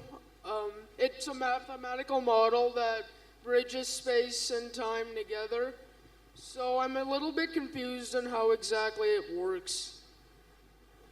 Oh, I do not know about the space-time mathematical model you are talking, which is discovered century ago. I am talking about something which is discovered yugas ago. That is why better I use the word Akasha and Kala. The space-time cannot be the right equivalent word for that.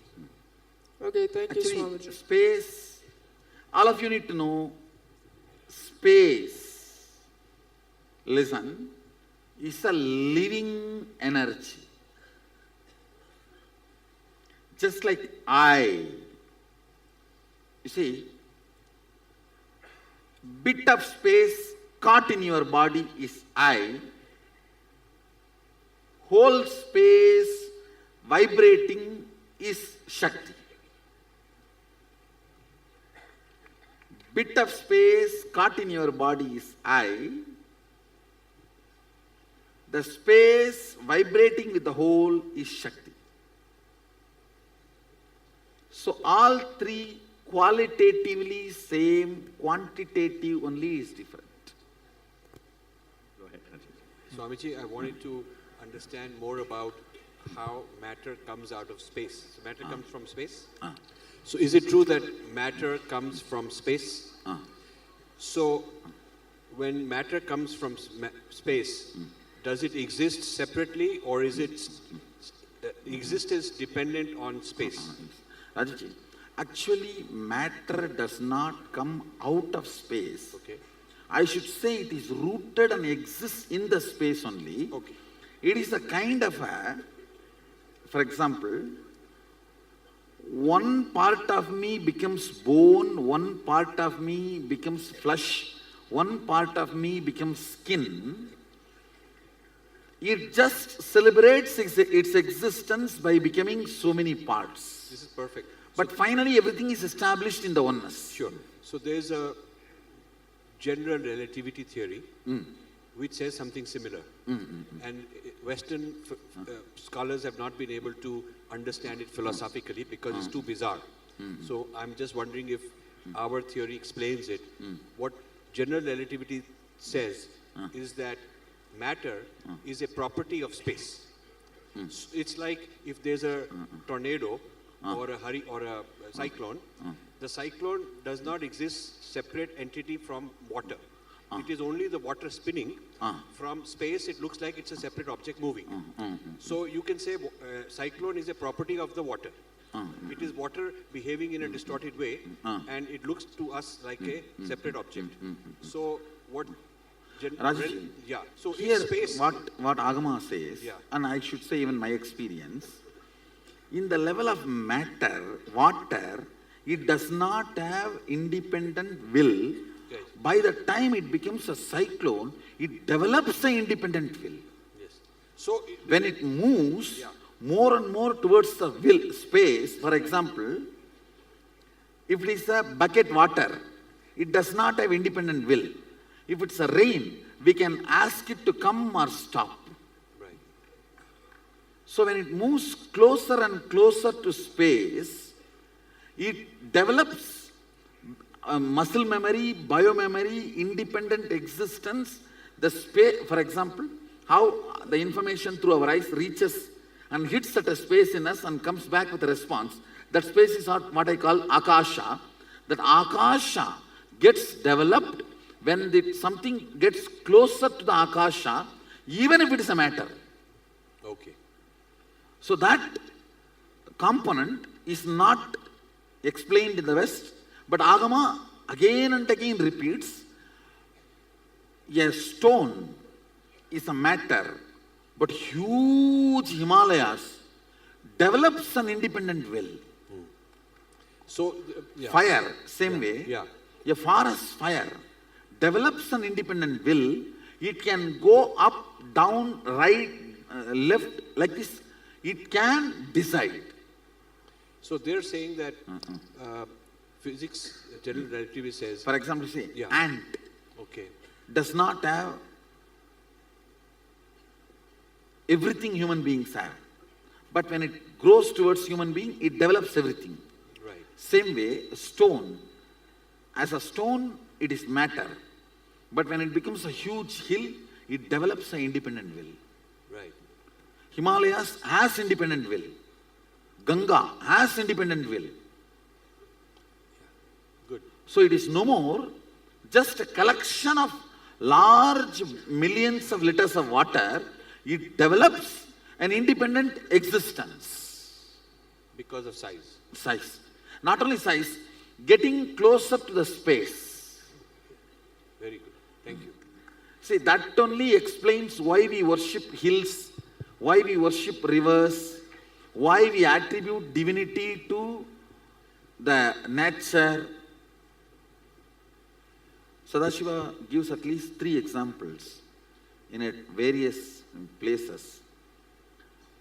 Due to the larger existence, the space it occupies, the ups and downs it goes through, due to all this, the kind of a muscle memory and biomemory itself starts getting built in the system. He says very clearly that Ganga built a muscle memory for herself to be self-purified. So there are certain natural objects which we consider as matter. When it goes to larger scale, develops independent will. You can relate to that will and play with that will. They can listen to you, respond to you. As a Sakshi Pramana, I will establish this. Because somewhere we will have to establish this. This is very important even to save the nature and ecology. See, Earth is not large mass. By the time it becomes this large mass, it becomes a will of Bhuma Devi, an independent intelligence called Bhuma Devi. JJ, in the Avatar Shastra, it is written that that you are awakened in all the 11 dimensions. So sometimes in those portals or whatever, that time when we see JJ in it, are we seeing you? It's me only. I should say, now you are seeing me in the first floor. If I have to appear in that 11th floor, I get into the lift, which is my Advaita space, doing pratyahara from this body and mind, go to the 11th floor, come out of that lift. By that time, my color and some of the qualities will not be same. But some will remain same just to tell you it is me. Only the ID card level, qualities will be retained. Others will not be there, same. So JJ, my question is, when we have such an experience of seeing you like that, does it mean like only, even though like right now I only remember me here, but for all of us we Surely, are with you if you in have all seen those? there, you are experiencing me there also. Actually, especially this teleportation all happens only if you experience me in multiple planes. But does that mean all of us are there also, but we don't remember it, we're not aware? All of you are there also and you don't remember. It's unused apps. How in your iPhone? See, somebody gets an iPhone 6 and knows only how to press the number and make call, nothing more than that. That is exactly the way you are using you. Is what the kind of profession that you do, does that by nature may ground you more into, let's say, the depth compared to length? So if somebody is a doctor or somebody is a teacher, will that ground them more into the depth, or is it based on I the should context? see, it is more a context and cognition. There are many teachers who don't know ABCD of what they are teaching. There are many students who know much more than what their teachers are teaching. There are many students, they know more than their teachers. There are many teachers who don't know anything. So I should say it's more a depth and cognition of an individual. So specifically about this, obviously, so when And one more thing, whenever you do some grunt job, repeating every day, you disconnect yourself from it. You just go and put your body, and your body does everything, and even after coming back, you will not know what you have done. Like a driving. Understand? So only if you are enjoying teaching, that makes the depth of you to grow. So, Swamiji, for example, I'm teaching engineering subject. When I read the Western authors, modern science or modern engineering, I feel certain kind of irritation inside me. I feel like the mental setup from which they have expressed the whole thing. When I read it, I start feeling some kind of an uncomfort. I only have my head part activated. It is possible. So, when it comes to engineering sciences, is the I mean, definitely we are making cars and all those things which are useful to the outer world or utilities. So if this is not in yoga, I mean, going through the modern science, then should this be changed, or we should completely rely on the Vedic system and then expand it? No, I am not saying you should throw away the cars and all that. I am only saying the context with which they expressed and the context with which we can use can be changed. I am not against modernization. I am only against the westernization. I am not against modernization. See the modern equipments I am using left and right. Yes. You won't find a modern guru than me, see? Yes. And any modern gadgets, I get at least a dozen gift. What latest release? Apple Watch, I have 3. Everything I have. And I'm using it, not I'm just keeping it. I'm using it. I'm not against the modernization. I'm only saying that much more contextual setting from the agamic tradition can be done. Even their engineering, you can, if you study more, from the context of East, you will have a lot of things to contribute. You can add a lot of things.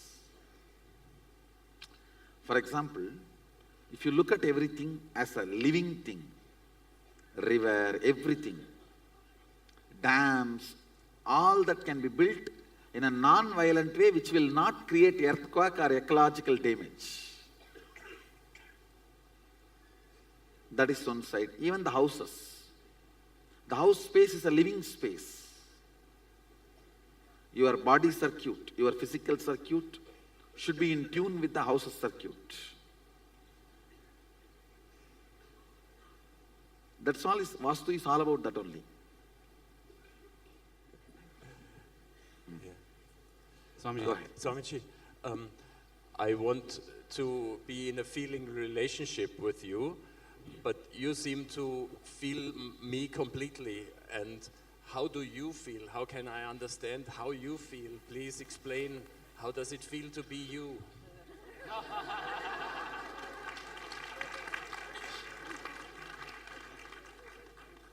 See, I should say, how much I feel I am alive in this body.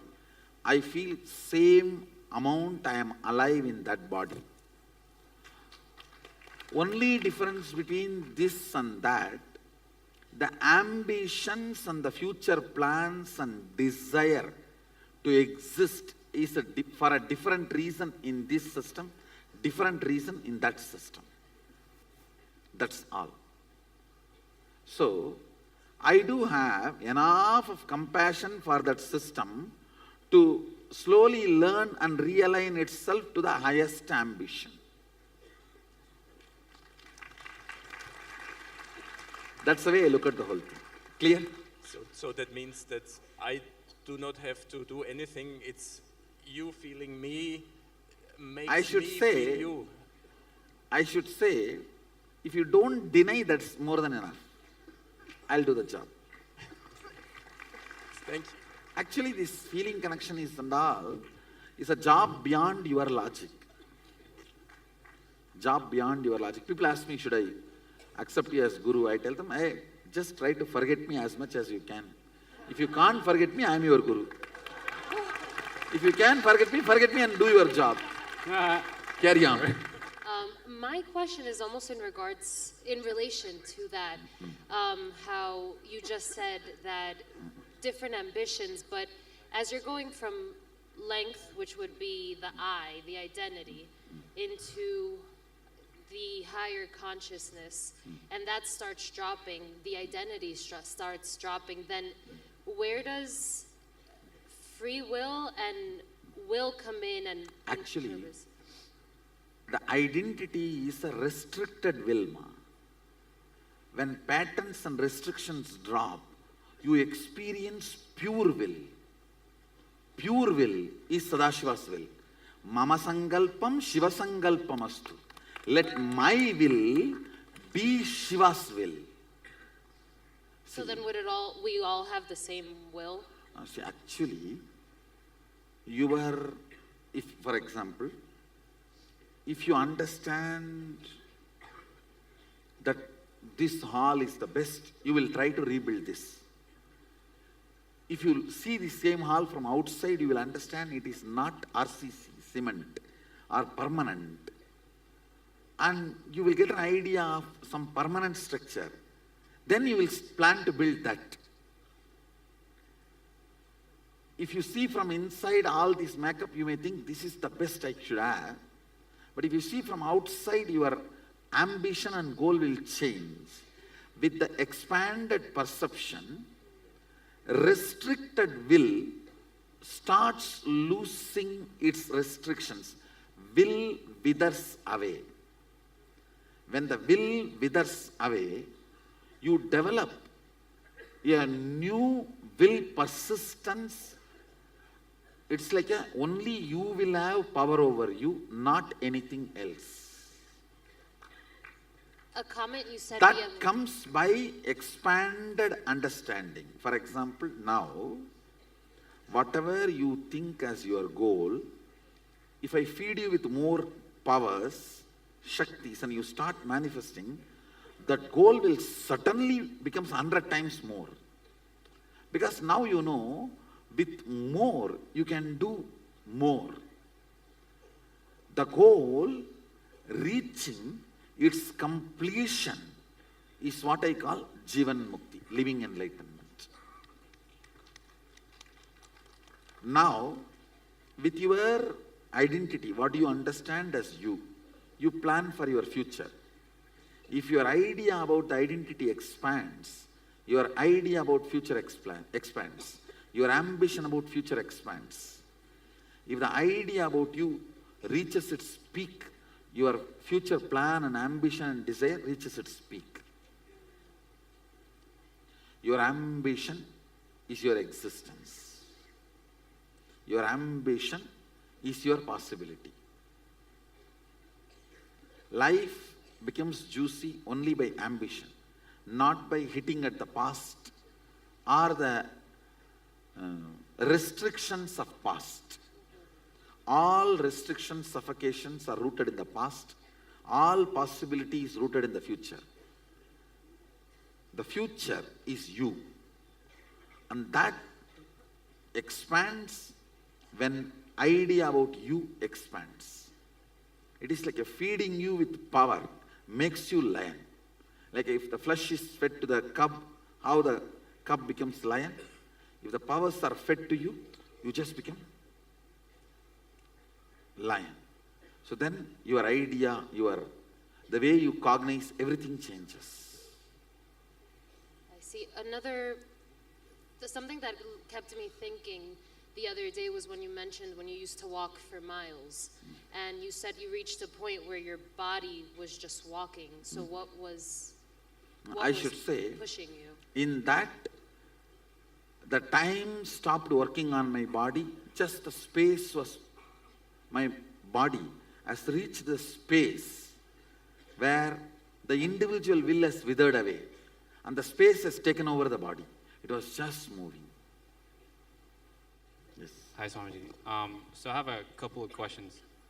The Ananda Ganda and the Anya chakra, like what correlation does it have with each other? The Ananda Ganda? Ananda Ganda, Anya. Correlation. Anya can be easily awakened, but Ananda Ganda is the place where you reside. Anya is like your door.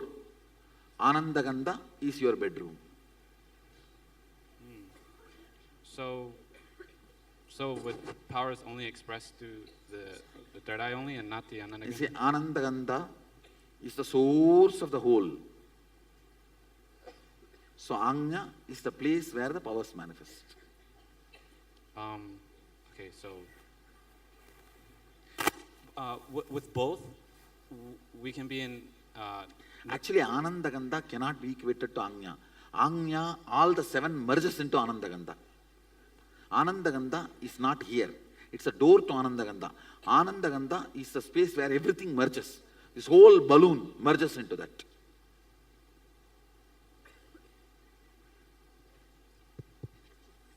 I've spoken elaborately on Ananda Ganda. We have even a healer's book. Yes. With a balloon, I'll explain. With a balloon, all the seven chakras will be on the balloon. If the balloon bursts where it merges, that is Ananda Ganda. So wouldn't that like be the ultimate... Ananda Ganda is ultimate. Okay, another question. So would both, would we be able to reach Nirvana? There's no both. Ananda Ganda is of a different level. Ananda Ganda is not even a chakra. It's a space. Yes. Go ahead. Hi, Swamiji. I want to know, you were talking about Vishwamitra and how he used, like how he used the depth. How he used the depth to create another loka. So how did he do it? How did he physically do it? Did he just think of it and it appeared? No. Space is a material which you can use and do. It's a wax. So he knows how to do that, use that wax, that's all.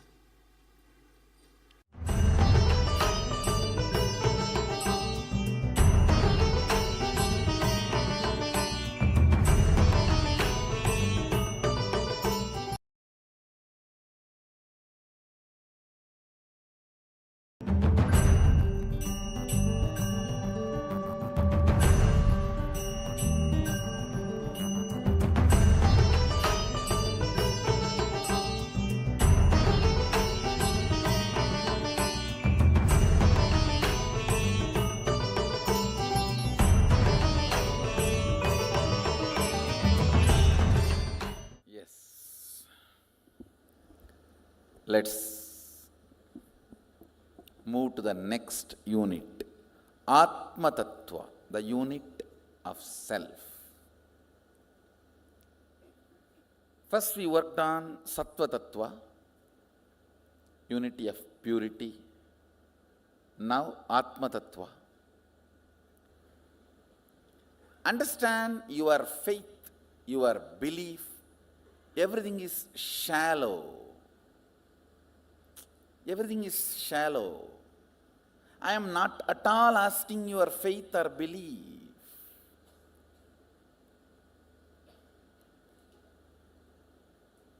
Work with it. I am giving you some of the cosmic conclusions. I am going to give you some of the cosmic conclusions about you, which is reality. You see, if I decide this conclusion, how I am functioning. If I decide my own conclusions, how I am functioning. See, just pour petrol in your vehicle and see how it is functioning. Pour your garbage or the sewage water and see how it is functioning. That's all. I am very clear. It's a science. Decide. Static matter, dynamic activity, strategic existence has no border. It is one and the same. With this understanding, this moment, I am commanding. Let things happen as I want. Decide and see how things work.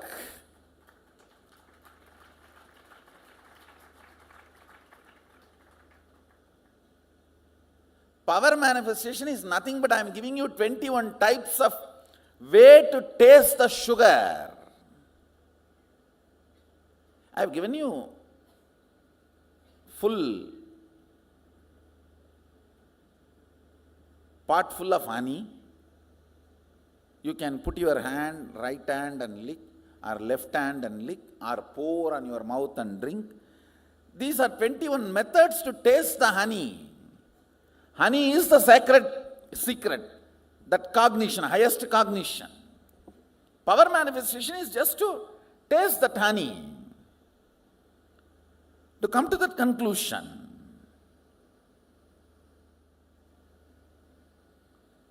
Understand, much of your faith, belief, all these are silly conversations with yourself and with others.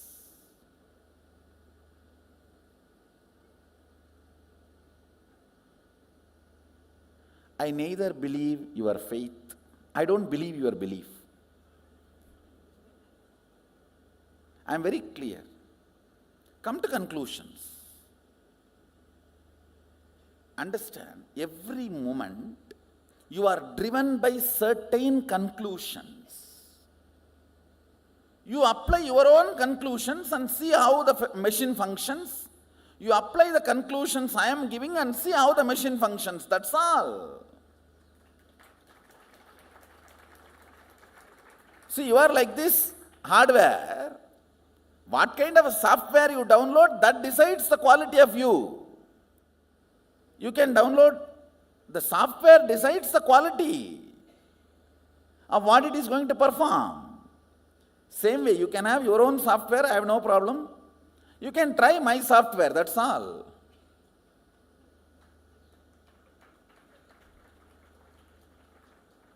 So there is no belief, faith involved. The whole process involves integrity. The whole process involves integrity, not faith or belief. Integrity to the conclusions. Now again I am going to give you some of the conclusions about you. Cosmic conclusions about you. See, you have your own conclusions. I am tall, short, fat, lean, fair, dark. You have your own conclusions about you. This language, this religion, that religion. This country, that country. This nationality is the another one stupidity taught to human beings. No, really.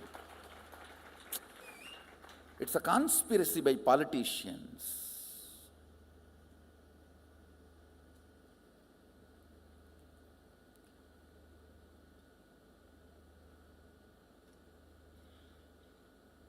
All these ideas, concepts, you have about you, but cosmos has some conclusions about you. The owner who made you has some conclusions about you, and he also is very clear why he made you. Let's try to put that software and see how we are functioning. That's all. The whole Atma Tattva is nothing but using the original owner's updated software to make the product function and see what all it manifests. It's only your integrity to these conclusions are required, nothing else. Nothing else is required. I'll project a slide. Yes. I'm going to start from ABCD. Even if you have heard this from me, please don't feel bored, because you would have surely missed many things. So please hear it again.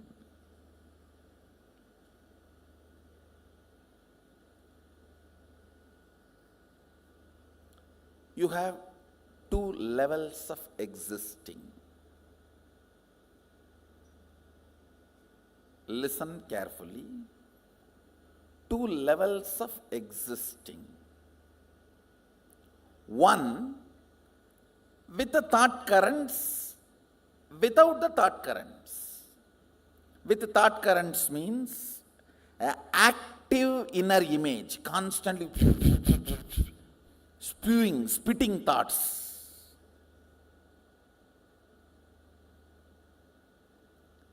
Without thoughts, in deep sleep, where I think some of you are in that state now.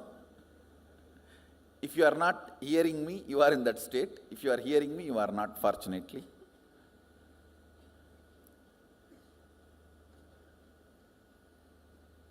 I'll repeat, listen.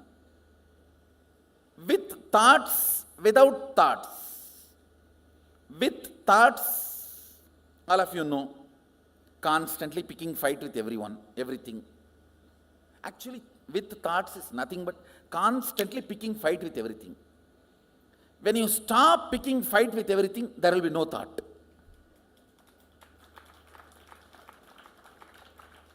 Thought is tan in your existence. When there is uneasiness and you decide to pick fight with some part of you or the other, then comes thought.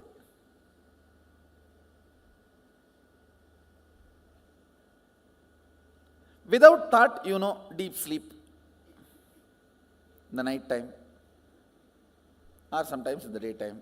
Whenever you are in the deep sleep, no thought. So these two, same way, listen. With thought, without thought. Same way, with your existence, remembrance of your existence, without the remembrance of your existence.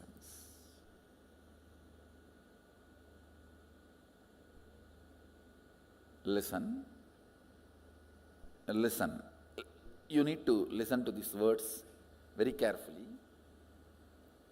With the idea, I exist, I consciousness. Without the idea, I exist. These two states, how many of you are able to understand? See, now, all of you have the idea, I exist. Am I right? The deep sleep, do you have that? That is why it is sleep.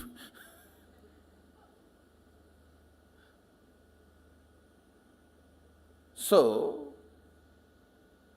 there are two ways and two states.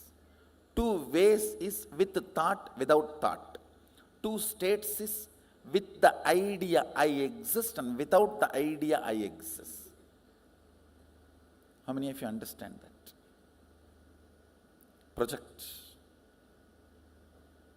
Projector. Listen.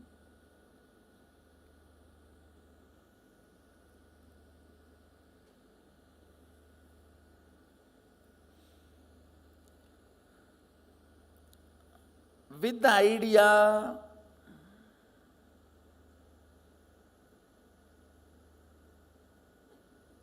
I exist, and with thoughts, listen carefully, because you need to understand this unit. This is the fundamental unit. How the states of consciousness is formed in you. Why you go through what you go through in your life. Understand, ignorance is not cute. Ignorance of traffic rules is not going to save you from the traffic ticket.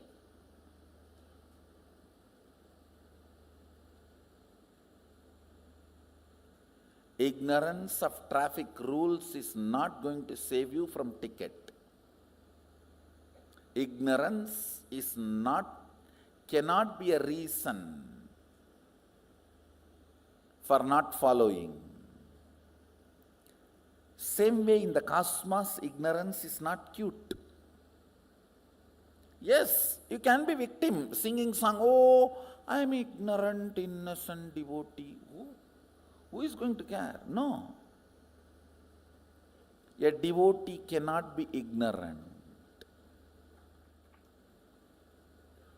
Jnana varishta bhakti, devotion established on knowledge and understanding. That is devotion. Understand, I am talking about the fundamental units of life. This principles I am talking now is Atma Tattva, unit of self. We are going to see now next Shiva Tattva and Vidya Tattva, Brahmanda Tattva, various units of understanding.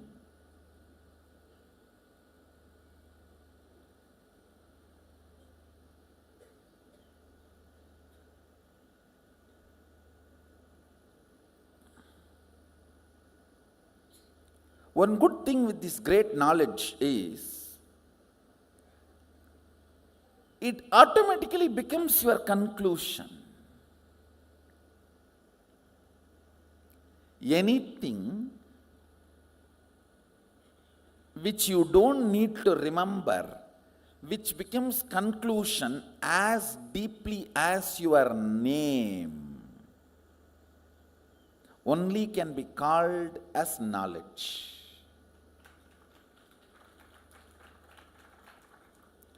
It will just become your conclusions.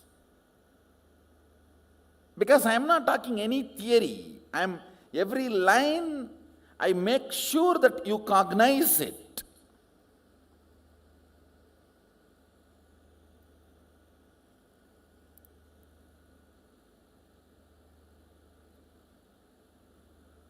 boring because I am repeating is much better than not understanding because I uttered only once is.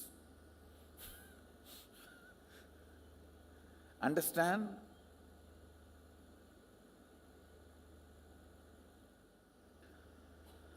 With thoughts, with the idea I exist, I consciousness, that state is called thinking, Jakrat. All of you are able to understand the word wakeful state, Jakrat? If you understand the word Jakrat, wakeful state, raise your hand. Great. I am using the Sanskrit word so that I will not forget, and all of you also will not forget. All of you need to know these are all from Agama, not cat yoga or rat yoga. So, that is why. See, all these downward dog pose, holy yoga. Is there no limit for stealing? I don't want that to happen. That is the reason I am keeping the original Sanskrit words. Why I keep all these Sanskrit words as it is? So it is not forgotten. I tell you, it is just Shastras. Keeps the whole knowledge bank available alive. Samskriti is in Sanskrit. Sanskrit is the container in which Samskriti is stored.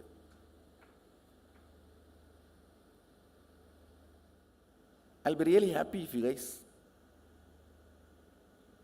if you decide to work and develop your life full-fledged into this Sadashivatva, into this spiritual consciousness, a little bit of Sanskrit will do so much good. And nowadays, the internet classes have come. I think Samskrita Bharati is giving a program freely. In 10 days, they give you basic understanding about Sanskrit. And it's all free available in the internet. If some of you guys can get a link and put it in our Facebook group, people can follow. They will give you. These words can be kept alive. That's all I am looking at. So let me go to the next word. I am introducing these 4 words. With thoughts, without the idea that I exist. That's called swapna. You may say, no. In dream also I remember I exist. No, listen carefully. In the dream, you will be writing your college examination sitting with your son. How can that be? College exam you wrote much before the marriage. How many of you had this kind of a completely overlapping dream? You need to know the identity you feel in the dream does not have independent understanding. It is just overlapping, crisscrossing of few thought currents. See, like laser beam, if 4 or 5 beams cross, that point looks like independently shining, which is not. Same way, in the dream, few thought currents crossing, you feel as if your identity exists, but it is not.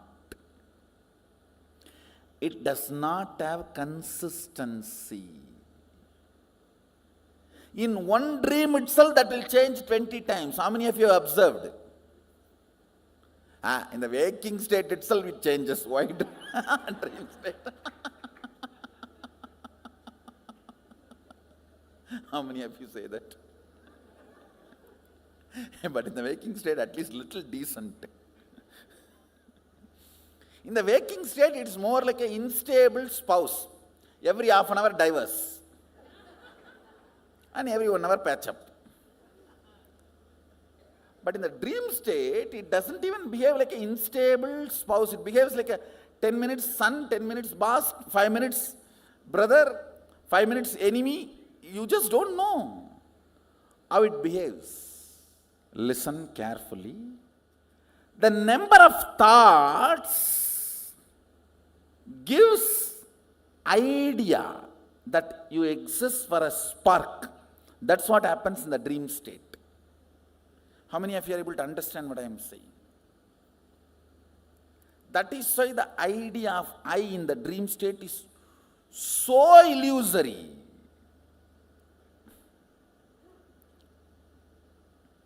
Many times you don't even remember you when you come back from dream. What was your idea about you? Seen but does not exist. That's a direct translation of the word swapna. Seen but does not exist. Where the idea of I does not exist but the thoughts exist. Means the frequency of the thoughts is much higher. The idea of I, it has no existence. That frequency is almost like a zero. Then third word I am introducing, listen, where neither the idea I exists nor the idea thoughts exist. That is what is called deep sleep. Sushupti. These three all of us experience in our day-to-day life. The fourth word I am going to introduce, it has no word. That is why it is called Turiya. Turiya means fourth in Sanskrit. In Sanskrit, the word Turiya means fourth. That's all. Because there is no word for it. Where the idea that I exist is there. I am there, but there is no thoughts. That is called the fourth state, Turiya. With the idea I exist, but without thoughts, is Turiya. With I plus with thoughts is waking state. Without I but thoughts is dream state. Neither I nor thoughts is deep sleep state. Only I, no thoughts, is Turiya.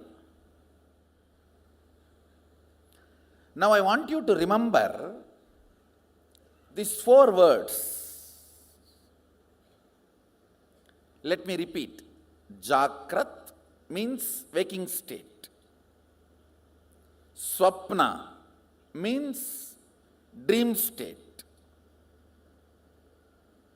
Sushupti means deep sleep state. Turiya means fourth state, awakened state.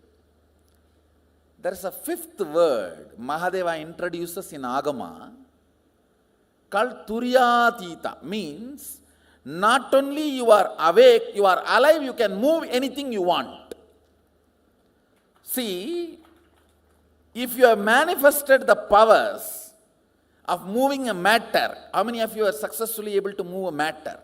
You have seen the glimpse of Turyatita. Turyatita is the state where awakening becomes power manifestation. Means you are able to play with your awakening. These are the 5 states. Listen, let me repeat once more. Jakrat, waking state. Swapna, dream state. Sushupti, deep sleep state. Turiya, awakened state.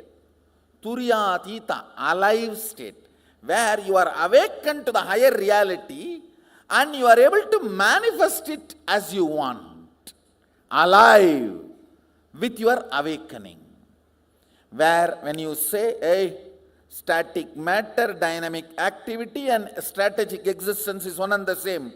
move. You are a static matter, I am saying, and it moves. See, these 5 states of consciousness crisscrossing each other forms 25 states of consciousness. This is to give you why you behave the way you behave at some times, why you behave the way you behave at some other times. All your decisions are just because of the state you are in. Your state is so powerful, either to give you clarity or confusion. It can literally project what is not there and cover up what is there. I always tell this. If you see a restroom in your dream, don't use it. It's a trap. Understand, just when the bladder is full, it can just create a restroom and give you a very comfortable, secured feeling till you feel everything is wet.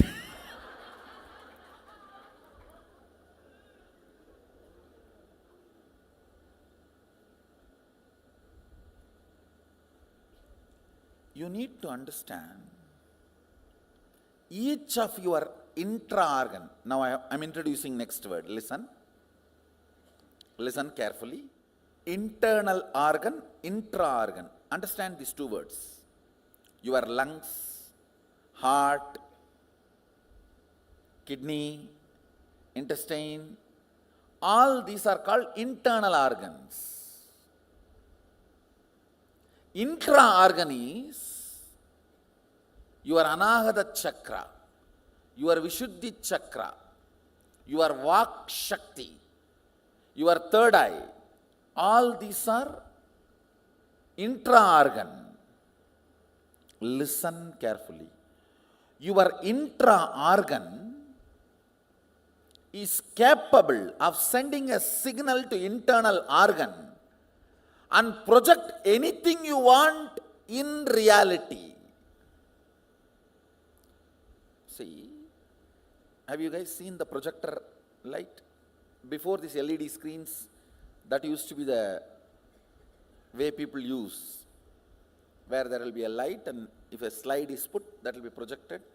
In those days in India, during talkies, they will show movie like that only.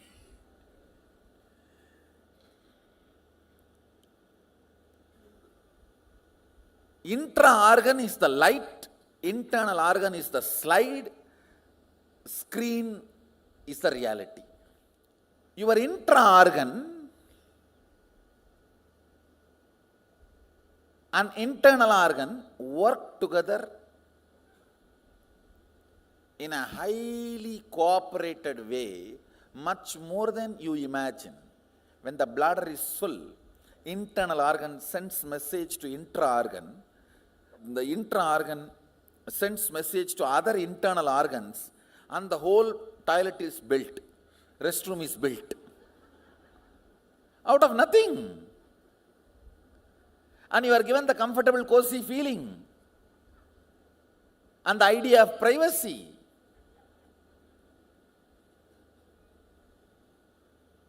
Understand, I am talking about bedwetting. But this functions on multiple levels. If you have fasted without eating for 48 hours, you will feast in the dream. How many of you have seen that? How many of you experienced that? Same way in the next level, sexual fasting, wet dreams. Understand, in multiple levels, this internal organ, intra-organ states of consciousness plays a major role in your reality, either creating which is not there or completely covering which is there. How many of you understand this? Internal organs, intra-organs, and the states of consciousness you go through plays a major role in your reality, either projecting which is completely not there or covering which is there. all kinds of manifestation and manipulation of reality happens by the states of consciousness. SU means Sushupti, SW means Swapna, J means Jakrat, T means Turiya, TA means Turyatita. So, deep sleep, dream, waking, awakened, alive. In deep sleep, zero power, absolute powerlessness. Dream, I can say that 10 unit of vibrant activity. And in the waking state, I can say 100 unit. In Turiya, it becomes almost million unit. It's a big jump from waking to Turiya. In Turyatita, it is just whatever exists, trillion or zillion, whatever unit of aliveness. The whole oneness. It's not even aliveness, oneness. 5 states crisscross within you. Listen carefully. You have binary existence. Chit and Jata, matter and activity. Understand? In you, there is a 2 platform. Bone, this body with a bone, blood, flesh, physical. And your activity means able to think, alive, being alive. You have binary existence. Roughly I can equate as body and mind. These 2 components go through all the 5 states.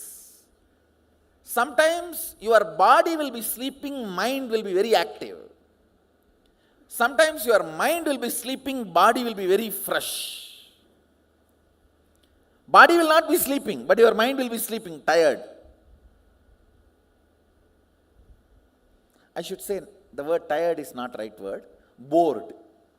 See, listen carefully. When mind is active, body is sleeping, we can call that as tired. When mind is sleeping, body is alive, bored. Getting it? If you understand tiredness and boredom, you will catch all the states. Because these 2 you are very easily.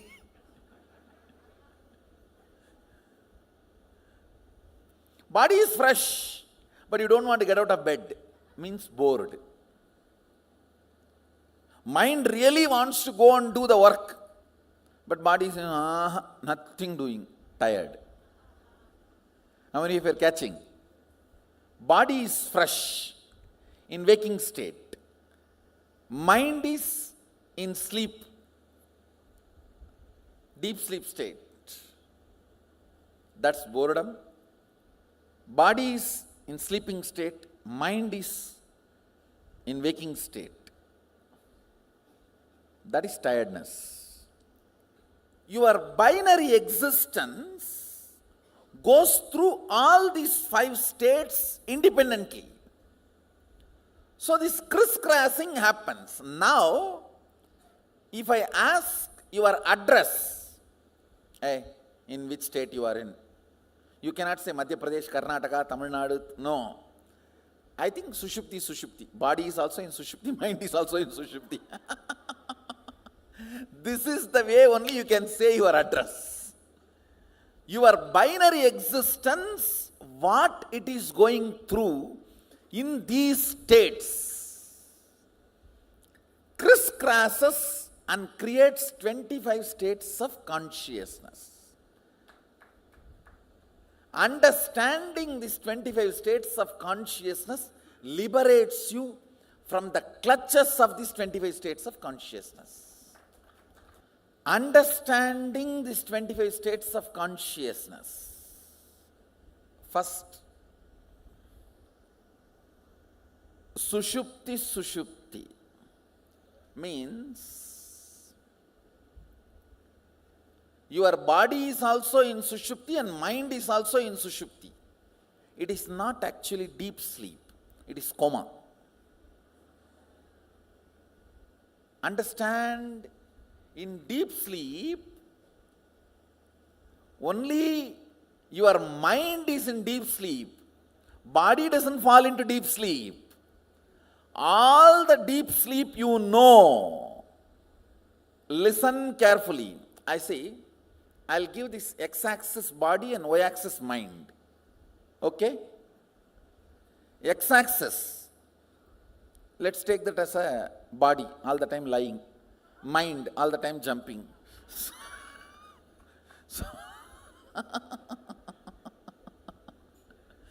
So this x-axis, lying this angle, let's call body for our convenience. Body, and this is mind.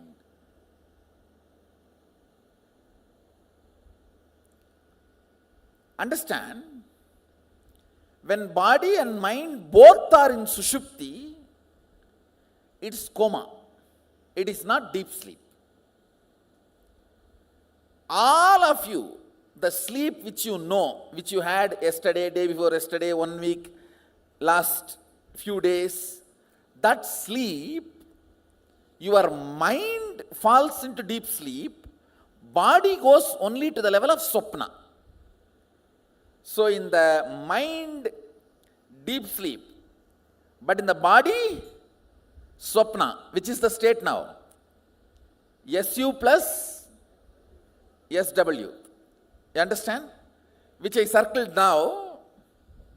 This state means SU plus SU is coma. Maybe I'll give the number one. But that is not number one state.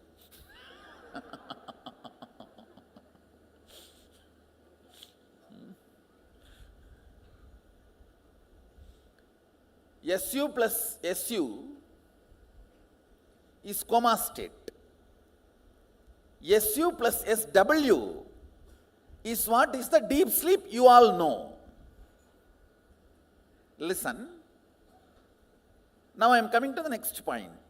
How many of you, body moves, but you are in a deep sleep? That is what is the SU plus J.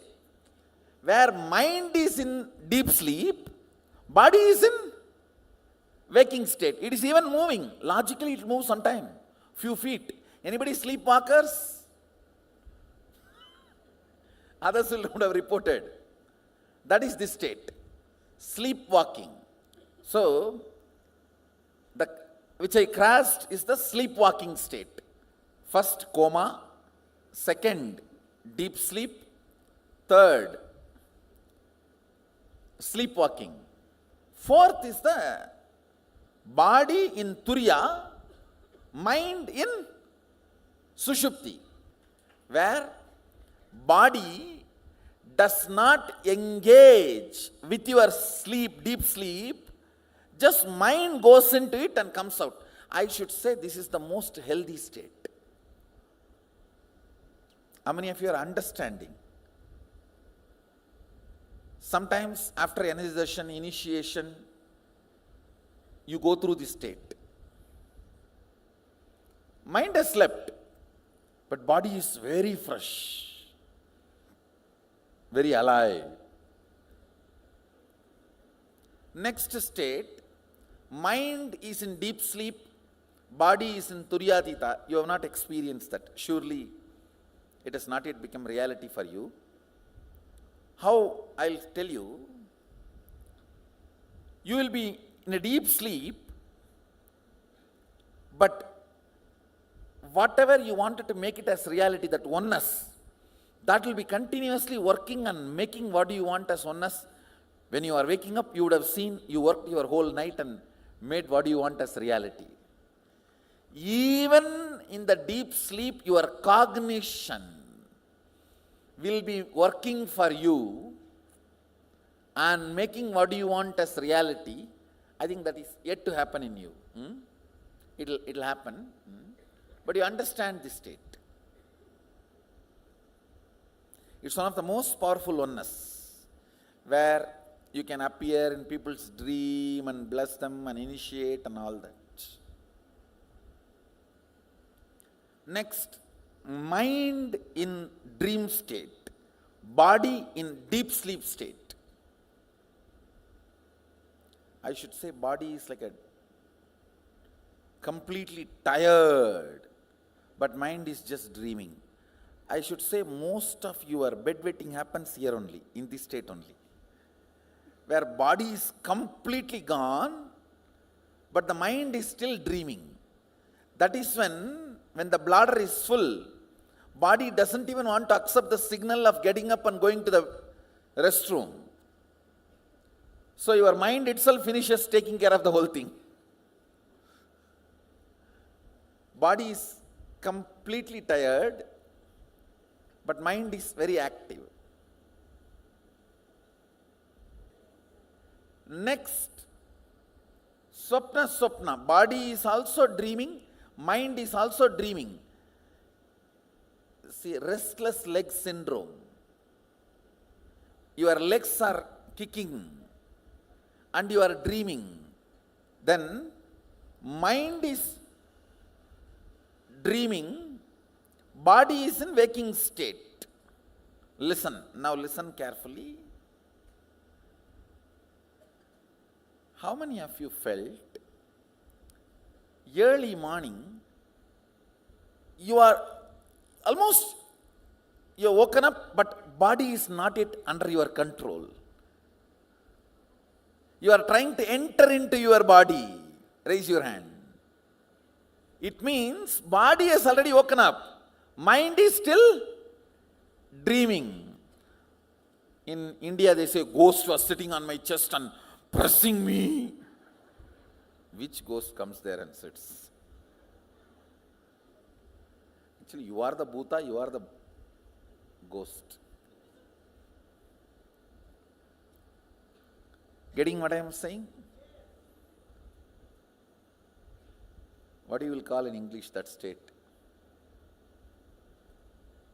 Let's give our own name. SWJ, that's all.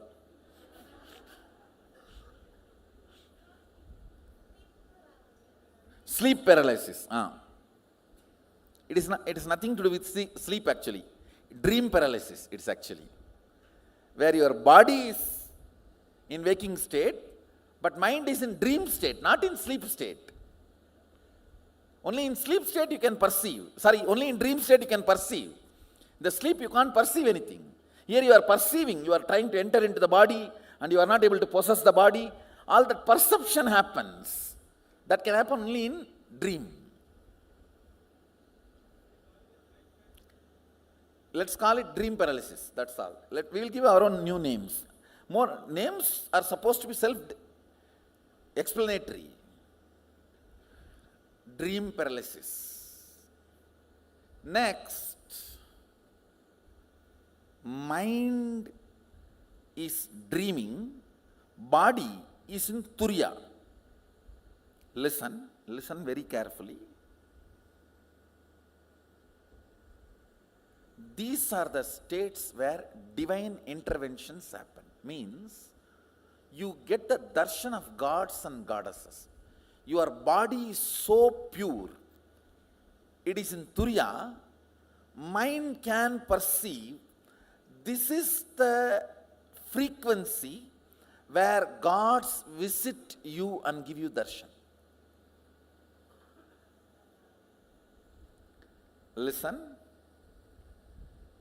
I am making one more statement. If your mind is in Turiya and body is in dirty state, gods cannot visit you. Because your mind is too small layer. Your body needs to be in Turiya for gods to visit you. Next, body in Turiya Atita, mind in swapna, I can say this is the state you experience different planes. Like Tapoloka, all those lokas experience.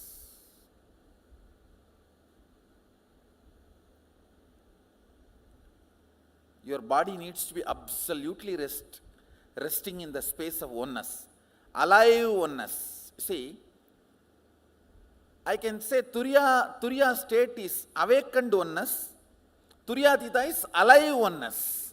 Awakened oneness means cognition of oneness. Alive oneness means practically applied oneness.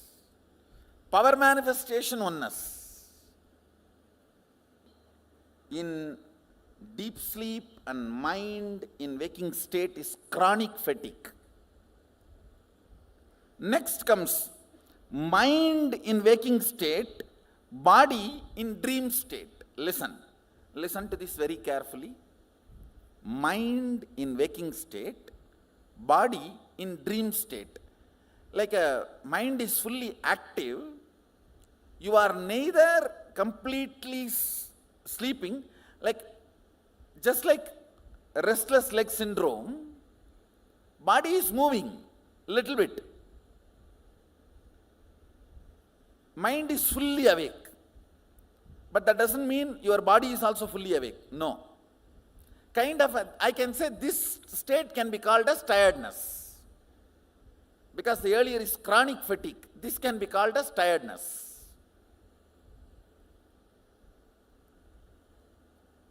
JJ. Next is JJ. J and J.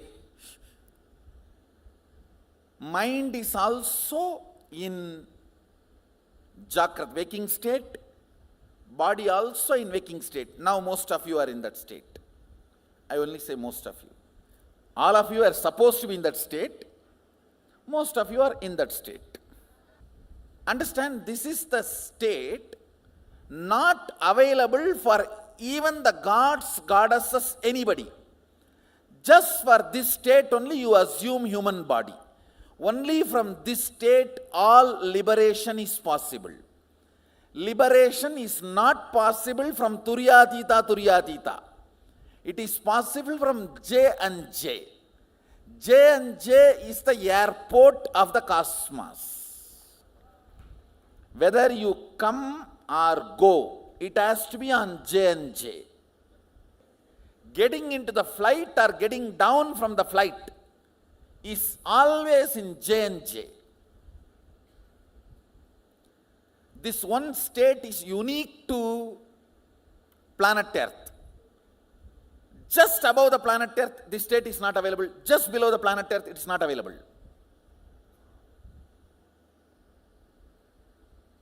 So only planet Earth, as the Vatavarana for this state, just for this state only you come to planet Earth.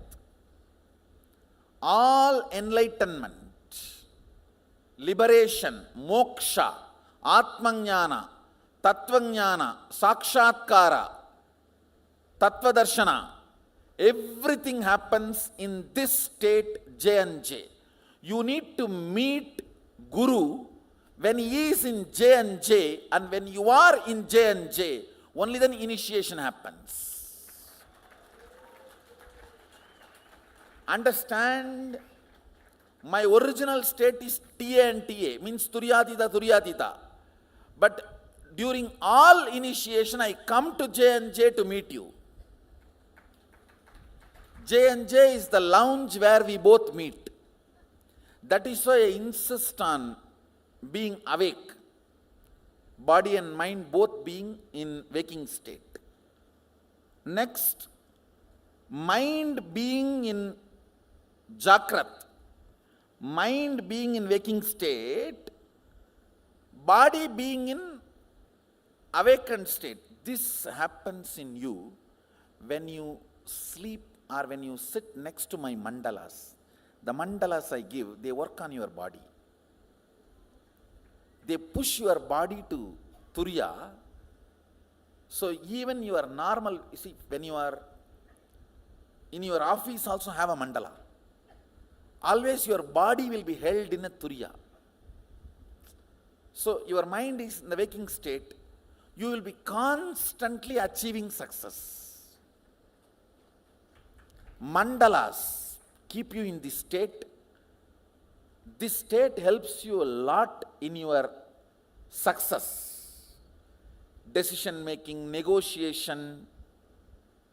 If you are a young entrepreneur and the other person negotiating with you is a young woman, never go without mandala.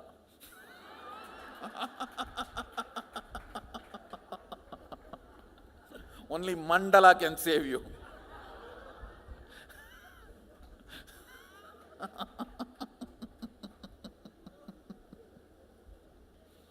Otherwise, you will not bargain. You will bargain.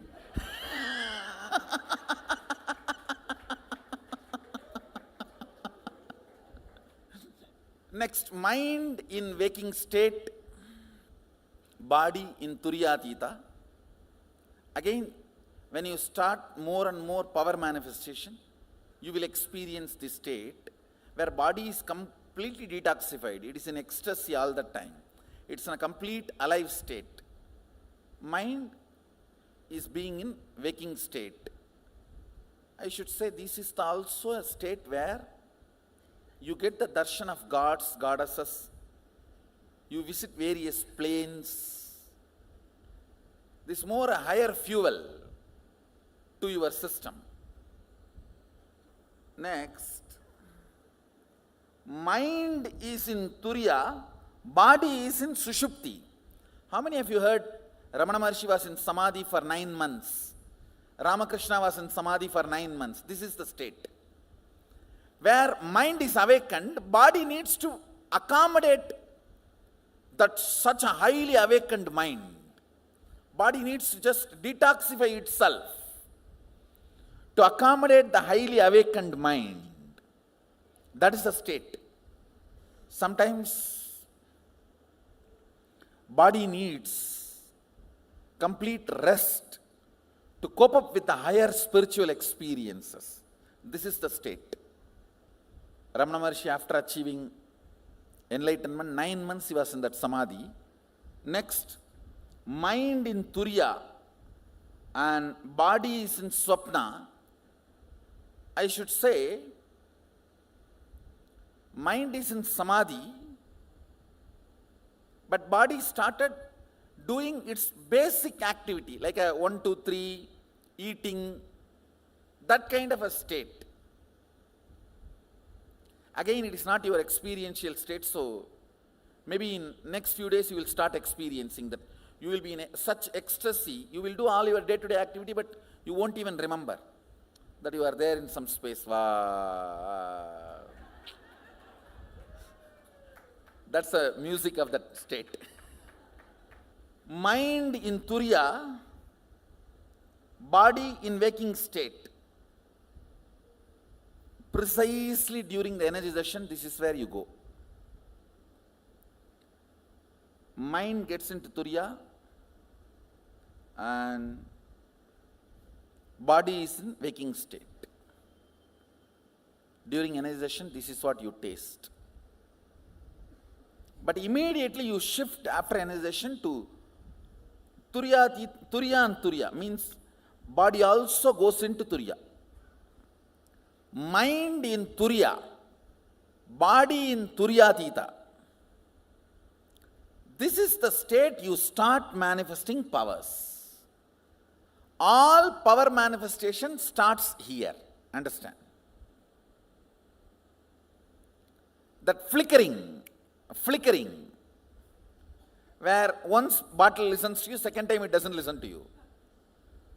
Banana moves once and it doesn't listen to you second time. Or you say right turn and it takes left turn. All that flickering is this state. It almost feels like you are there, almost. Come on, now, mind in Turiyatita, body in Sushupti, in deep sleep. I should say, this is the state my body goes through. When my body rests, my existence is parked in Turyatita, body is led to rest. Actually, after the state of Turyatita, word mind has no meaning. It is, I should say, existence. Next, existence in Turyatita, body in Swapna. This is the state. I appear in your darshans for you wherever you are. When I give darshan to you, in your dreams. See, if I have to appear in your dream, I have to appear dream body. Understand? So, my existence is in Turiya, but I assume dream body to give you darshan. I myself don't have dreams, but I assume dream body to give you all darshan. And next is my existence is in Turyatita, body in waking state, the state in which I am now. And when I materialize vibhuti or kumkum from my murtis, wherever, this is the body I use. Understand?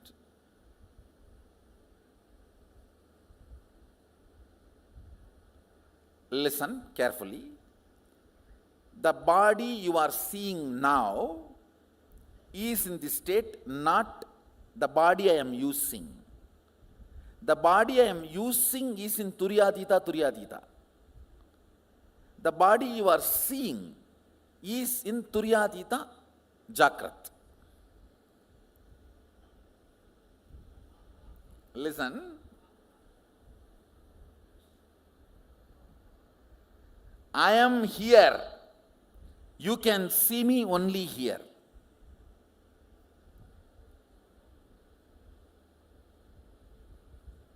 The gap is almost 2-3 million miles.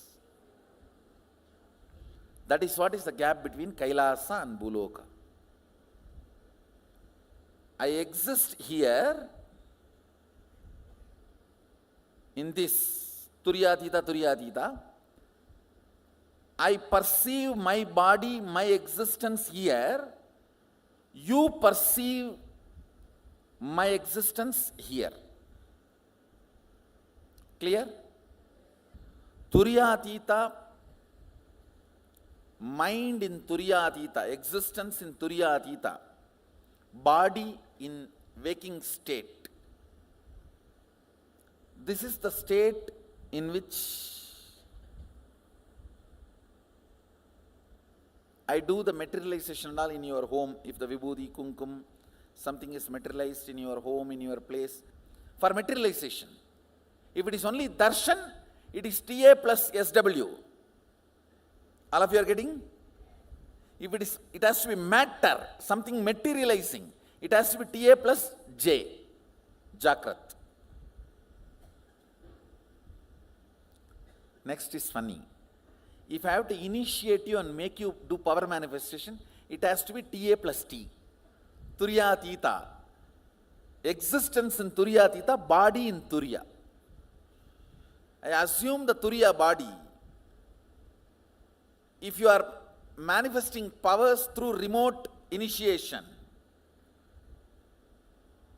with physical Jakrat body, I cannot give initiation. I can only materialize.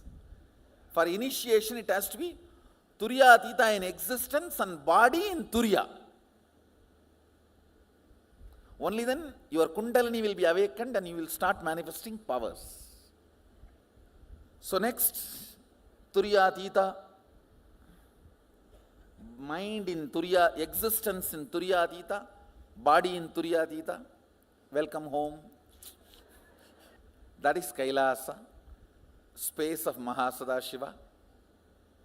Oneness, exuberating, radiating, and physically when you are initiated and you manifest oneness, that happens when I am in this space.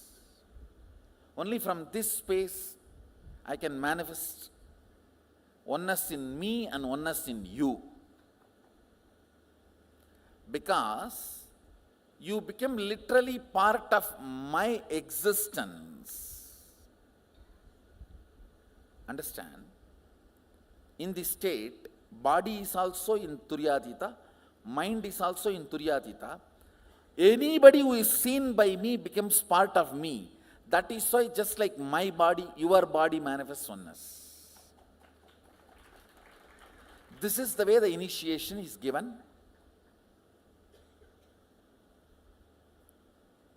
For you to manifest powers.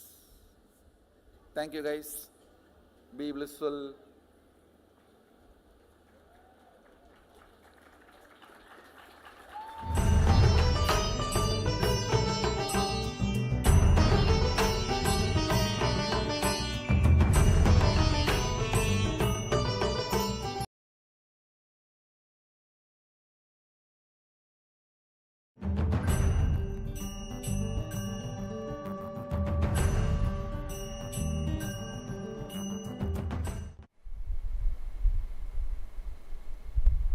I'll introduce the different dimensions of the universe. Before introducing, I'll tell you the purpose why I am introducing. Understand?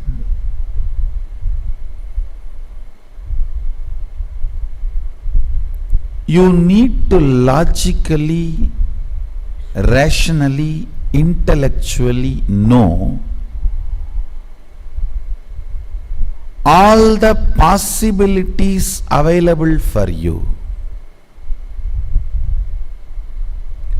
If you know all the possibilities available for you, your life will not be silly. Listen. If you know $1 billion is in your bank balance, will you be fighting with your neighbor for the $1 coin or 2 cent? Oh, I think it is mine. No, my kid dropped, it is mine. Come on, let's fight and pick up the gun.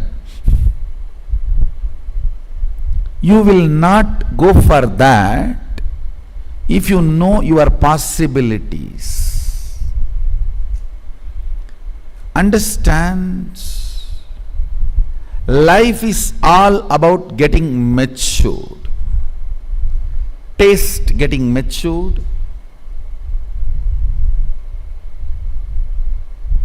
your greed getting matured, fears getting matured,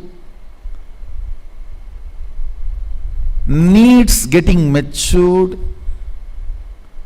It is all about you getting matured. Please understand. At the age of 7, you want to play with a car toy. At the age of 17, you want a car. Then by 25, different style cars. Your desire is getting matured. That is what is society calls as growth.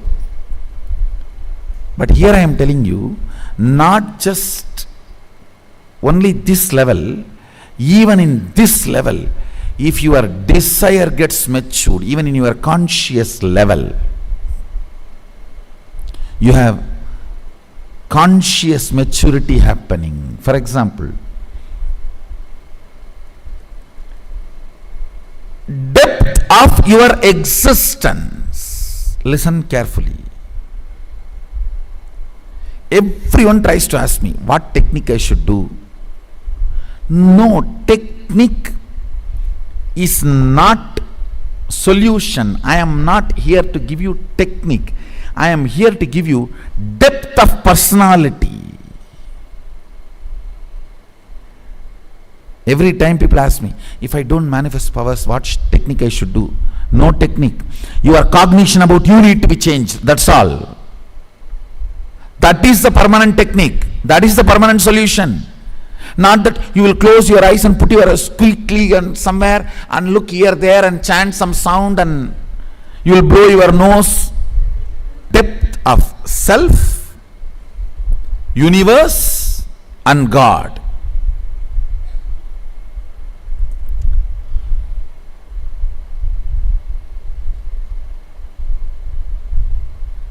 your identity you are carrying is too silly. It may be, oh, I am a successful businessman. How can Swamiji say I am silly?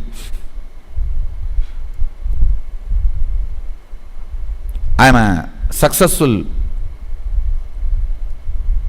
social leader. I am a successful political leader. I am a successful educationist.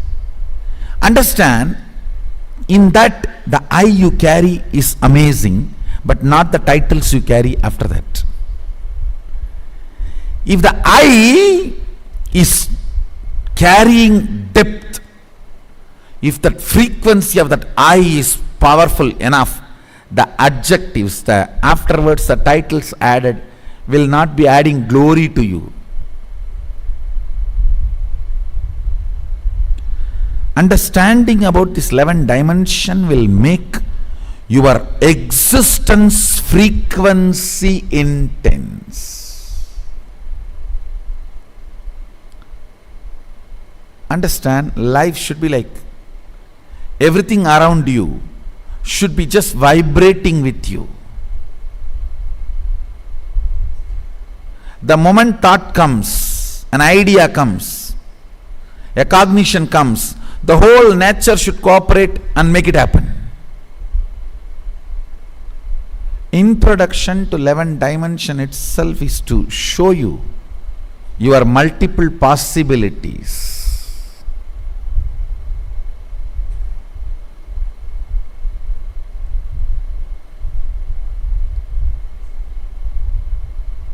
Actually, I am interested in you, not your identities. That is why when people try to come and tell me, Swamiji, I am this, what can I do for your mission? I tell them, first, your consciousness, let you make it to the higher frequency. Taste what I am teaching, what I am standing for. Substantially, even you will not be able to doubt you to that level. Experience the depth of your consciousness. You should feel you have become too big. Wow, existence is really nice. The way I exist now feels great. Depth of personality is joy. Depth of personality is bliss. That consciousness you are carrying, that chit you are carrying, should be constantly manifesting powerful cognitions and power. That is the biggest help you can do to me. Because I am interested only in that. I am not interested in political revolution. I am not interested in social revolution. I am not interested in anything. I am interested in few people sitting around me, sipping a cup of coffee and manifesting powers. That's the only way I visualize me. Whenever I find time, still even now, that's what I do. I'll catch few of these devotees. Whenever I have time for myself, I'll catch them and make them sit. All right, I have a cup of coffee and I'll do some aushadha, like this old ladies cooking in the home. I'll tell her, get this ginger, get this pepper, get this salt. I'll be playing with it and do some process and take this aushadha and now manifest power. That's all I am interested.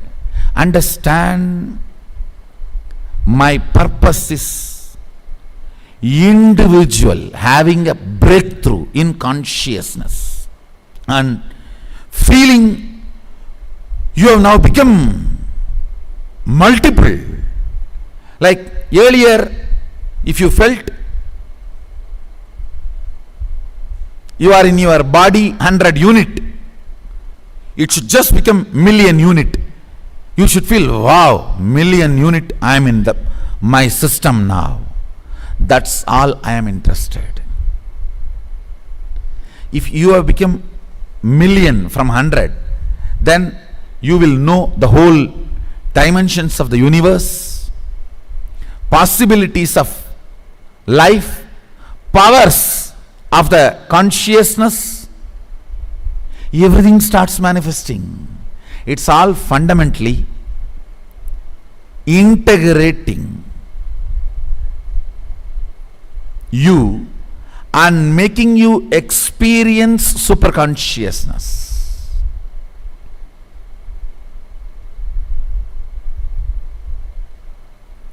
See, what you do when you are having time for yourself is what is your passion. Whenever I have time for myself, I'll do this only. I'll get few devotees and make them sit and do this village lady cooking aushadha, and I'll give it to them. Manifest this power. I am interested in you, not any adjectives added to you.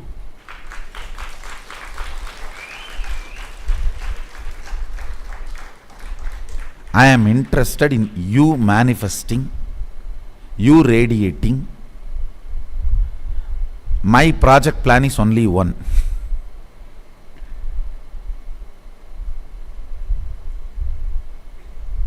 You manifesting, you having a breakthrough. I'll do everything for that. Whether I ask you to eat vegetarian food, or I ask you to apply the aushadhas and take bath, or I ask you to do the yoga on the pole and the rope, it is all centered on one. Now, I am going to introduce you the 11 dimensions of the universe, all only this purpose. Breaking the barriers you built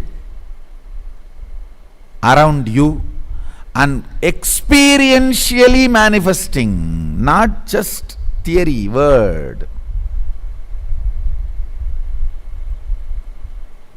Today I commit with you guys, before going to bed, you will all manifest that power of the aushadha I made yesterday. That you will be able to see any, for example, if a person comes to you with a question in the paper and he can keep the paper in his pocket, you will just read the question verbatim and read the answer for it. You may think, why this power? This will make you understand all knowledge is stupidity.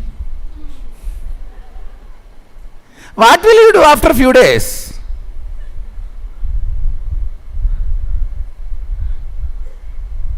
You will start looking into your own inner space and start evolving to the next level superconsciousness. Only in the initial level you play with outer world, with all these powers. Then you will understand, come on, now it is time to break the source and open it into the system.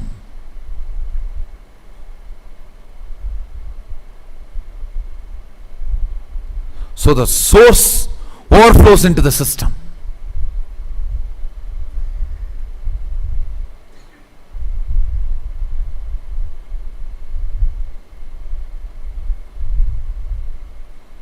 With the introduction to the 11th dimension, the intensity of your powerful cognitions will just shoot up. Understand? The amount of powerful cognitions, all of you need to understand the meaning of the word powerful cognition. For example, if you see somebody dying, are you going to cognize it as powerlessness, shaking, fear? Are you going to cognize the situation with a powerfulness? That is the way the reality is. What next? In every situation, cognizing with powerfulness, whether health, relationships, love, Hindu tradition is a powerful knowledge source. Understand? Thousands of years before Mahadeva has spoken about this 11th dimension. Modern day science is still sitting with the 5th dimension. Mahadeva has gone to 11 thousands of years before. And you need to know, in Hinduism 11 genders, not 3. West talks only about 3. Male, female, and the whole thing, everything they classify into LGBT. In Hinduism 11 genders. Male biomemory in female muscle memory. Male muscle memory in female biomemory. And same way there is a clear description of experiences of these 11 dimensions. If 25 states of consciousness knowledge is shared with the world, whole psychology, psychiatry, this department will collapse. About everything.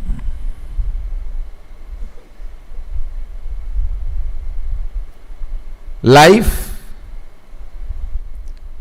desire, good, bad, purpose of life, right, wrong, about everything. Having powerful cognitions, getting matured, having powerful cognitions, getting matured. Because of that powerful cognitions, manifesting powers.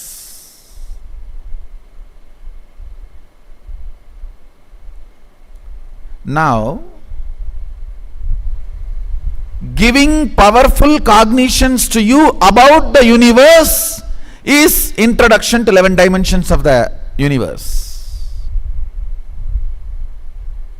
I tell you, if the 25 states of consciousness is introduced to the world, the whole business of psychology, psychiatry will collapse. Psychoanalysis, everything will collapse. And if this 11 dimensions of the universe is introduced to the world, the whole this cosmology, people who make money, make awards with these concepts of cosmology, the whole thing will collapse.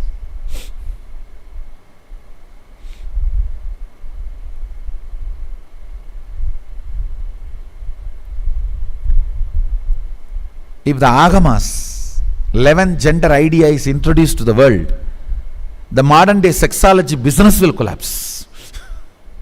It's a business making you believe you have problem.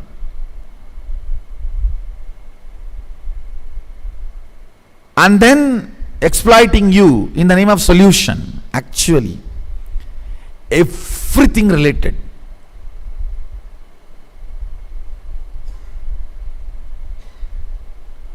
Whether problems or difficulties, understandings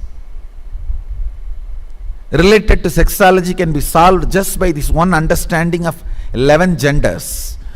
The moment you identify your gender, problem is solved. Then you know how you are going to be functioning. It is a simple mechanism. See, body is the best outfit you can wear. Understand this word. Body is the best outfit you can wear. The food or the pleasures your body feels is just dependent on how you feel about your body.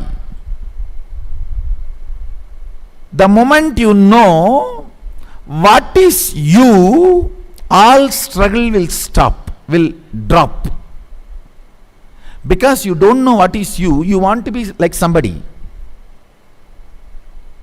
Understand? Somebody may be Mr. Universe, Miss Universe, but you can't sip a cup of coffee through their mouth. Only through your mouth you can sip a cup of coffee. Even an ordinary pleasure like a cup of coffee you can enjoy only through the body you are carrying. not through their body.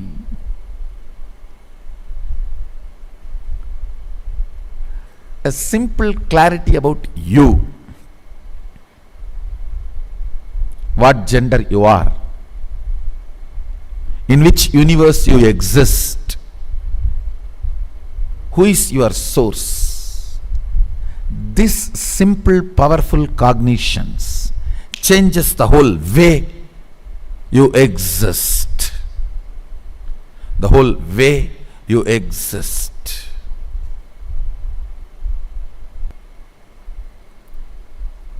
You will not be living the life of blind spot if you know the different dimensions of the planet. I don't know how many of you are understanding.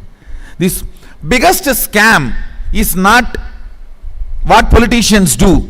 Biggest scam is concept of currency. Understand, biggest scam is not what politicians do. Biggest scam is concept of currency.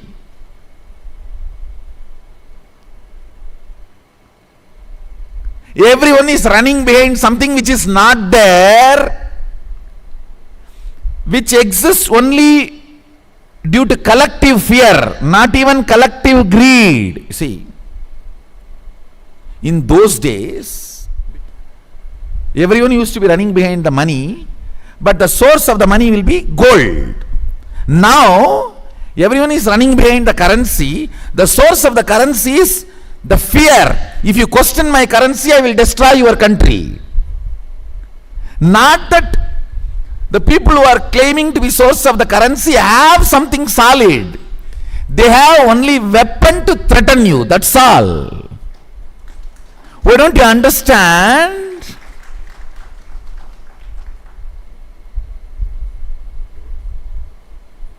At least in Indian economy in those days, yes, everyone used to run behind currency, but king will have the treasury, huge gold.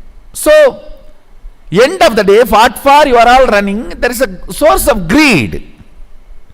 But now it is no more a source of greed. If you question my currency, I will kill you.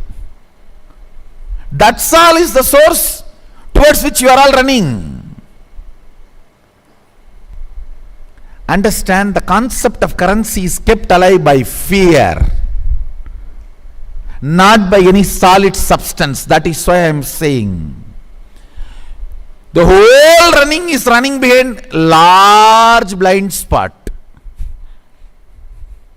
If you know higher possibilities of your existence, you will value the human body, which can radiate consciousness to its real worth.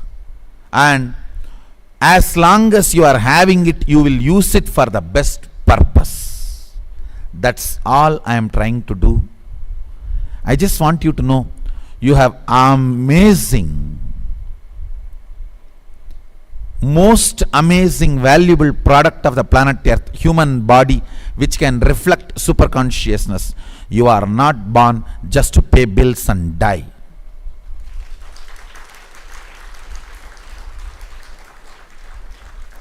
Get out of the grid by renouncing or by being super rich. Grid is not the place to exist. When I say grid, I mean middle class lifestyle, middle class mentality. It's not about money, how much of money you have. It is about the value you give for money. That is the stupidity. What is the bargain? Understand, I am not against money. I am making it very clear. Please understand. But I am against you, what you are losing for the sake of imaginary money.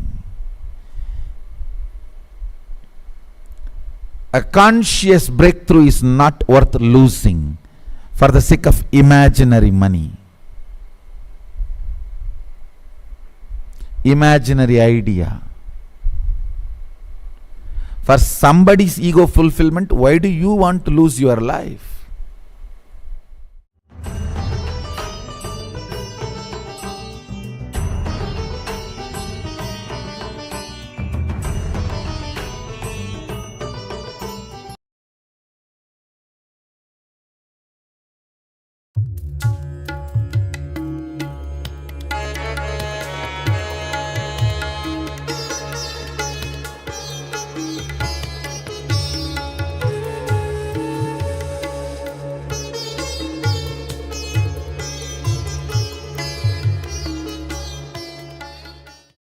Nithyanandeshwar Sadashivasamarambam Nithyanandeshwari Adishakti Madhyamam Asmadacharya Paryantam Vande Guru Paramparam.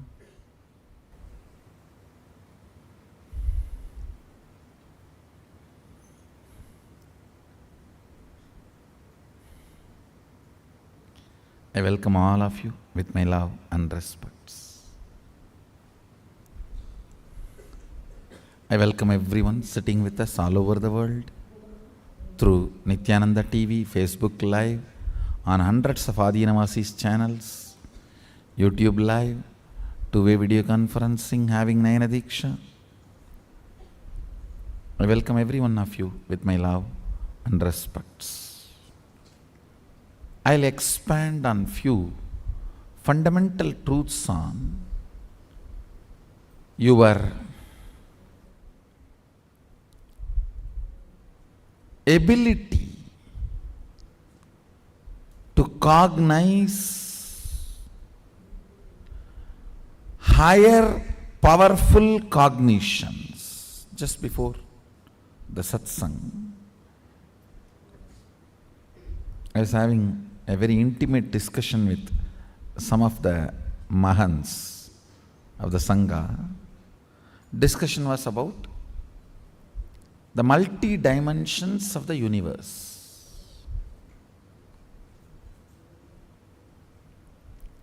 Please understand, your brain is actually constructed, capable of grasping, cognizing and functioning, understand the word, functioning in multi-dimensions of the universe.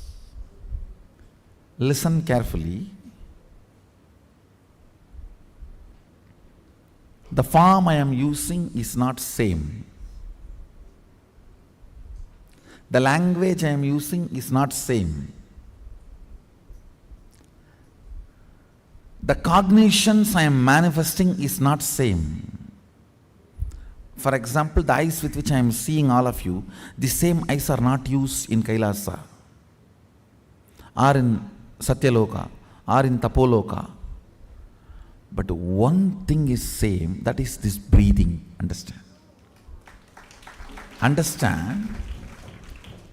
The air I inhale goes to Kailasa and comes back, comes out. Listen carefully. The eyes with which I am seeing you is not the same eyes I am using in Kailasa. The form I am using is not the same in Kailasa. The words I am using is not the same in Kailasa. The cognitions I am using are not the same in Kailasa or Tapoloka or Satyaloka or in all these 11 planes. I should use the word 11 dimension, not planes. 11 dimensions, because 14 planes. In this plane, in this dimension, you have access to 3 planes. In Kailash dimension, You have access to two planes. I think it is too confusing. So,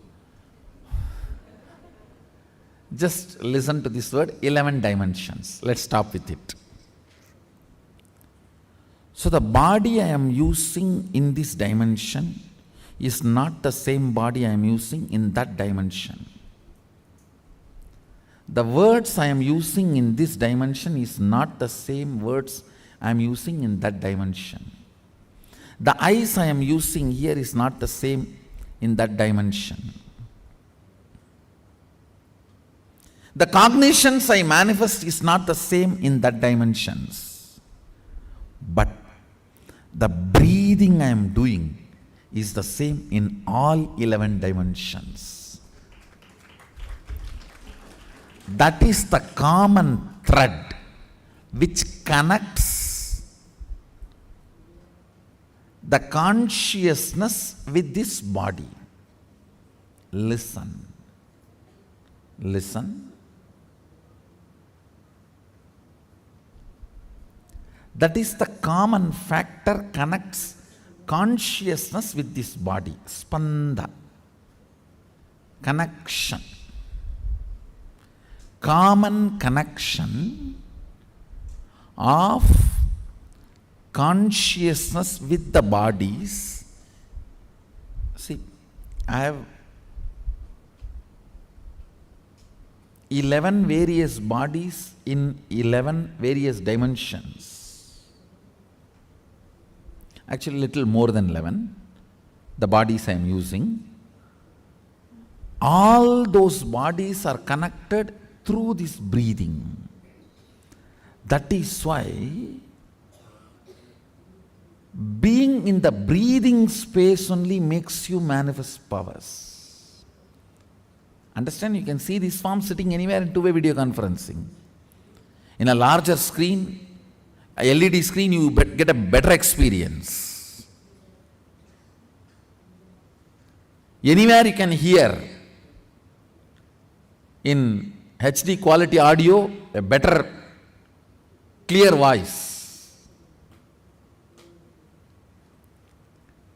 But none of them can transmit the experience because only through the breathing all these 11 dimensions are connected.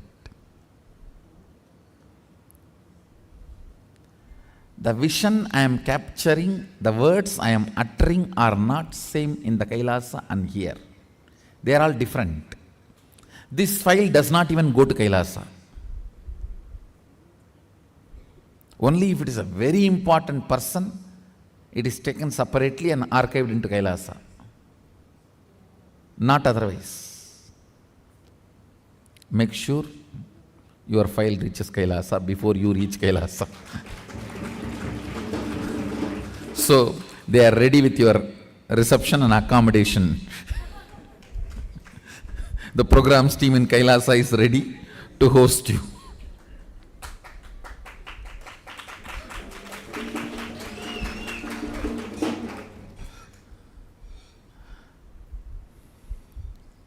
The cognitions I am manifesting here and in Kailasa are different. But the breathing I am doing is same. In all the 11 dimensions and 14 planes. Now the air I inhaled crossed all the 11, 14 and comes out. I want you to know the strength of the life in you is strength of your breathing. When the breathing becomes intense, your brain's capacity to cognize all the other planes opens up. It is like cracking the code, cracking the passcode. Listen, I'll repeat.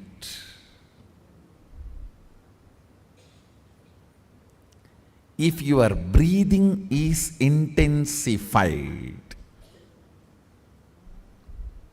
if your breathing is intensified by attentively listening to a truth, it will crack a component in your brain which will give you access to Satyaloka.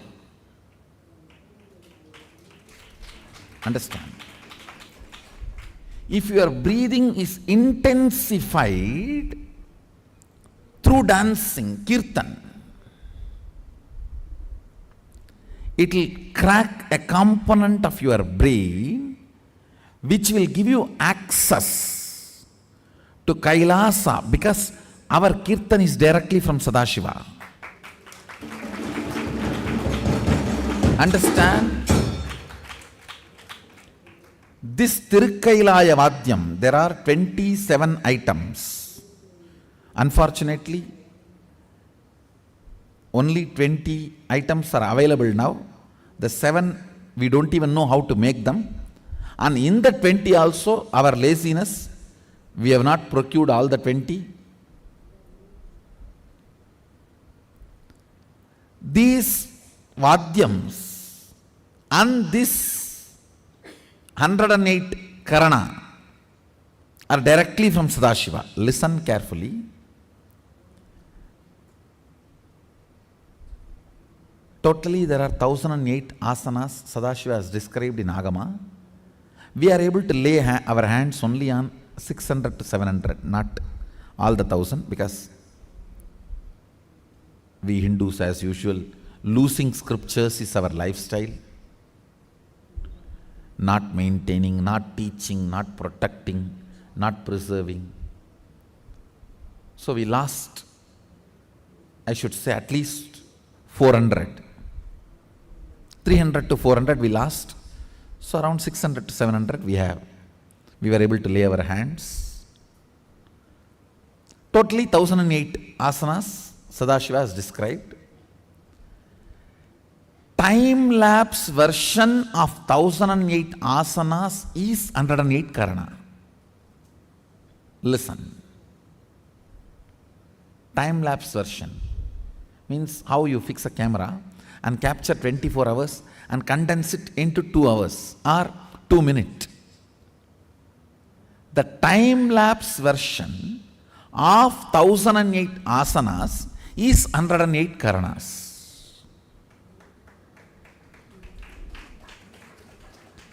So, if your breathing is intensified through this 108 Karana based Kirtan, our Kirtan is completely 108 Karana based.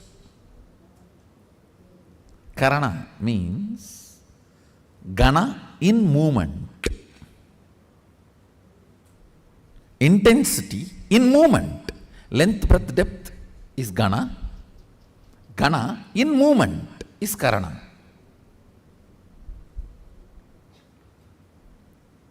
Our Kirtan is completely based on this 108 Karanas. So, with the Karana, because of these Karanas, if your breathing is intensified, a component in your brain is electrocuted by that prana, which gives you access to Kailasa, which gives you the perception and cognition of Kailasa. The day you have the vision of Kailasa, you are born in Kailasa. So then you start existing in both planes. You start experiencing two-dimensional life.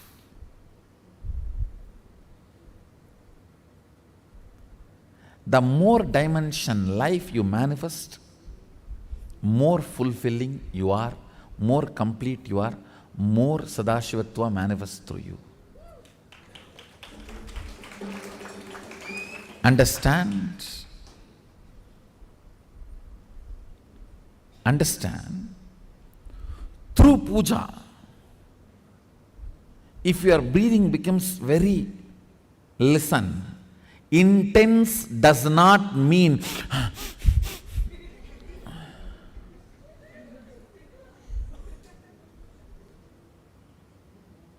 through dance, getting intense, will have a different physical expression. That will naturally be like a big hyperventilation kind of a action. But through puja, when your breathing becomes intense, it will not be hyperventilation type, it will be deeper ventilation type. Like Sahasradala Pangaje Shagalasida Rashmi Prabham Varabayagaram Vimalaganda Pushpambaram Prasannavadanekshanam Sagala Devata Rupinam Smarechirasiyam Sagam Tatapimana Purvam Gurum. It's actually Dhyana Sloka for Guru. I can see very clearly Arunagiri Yogeshwara.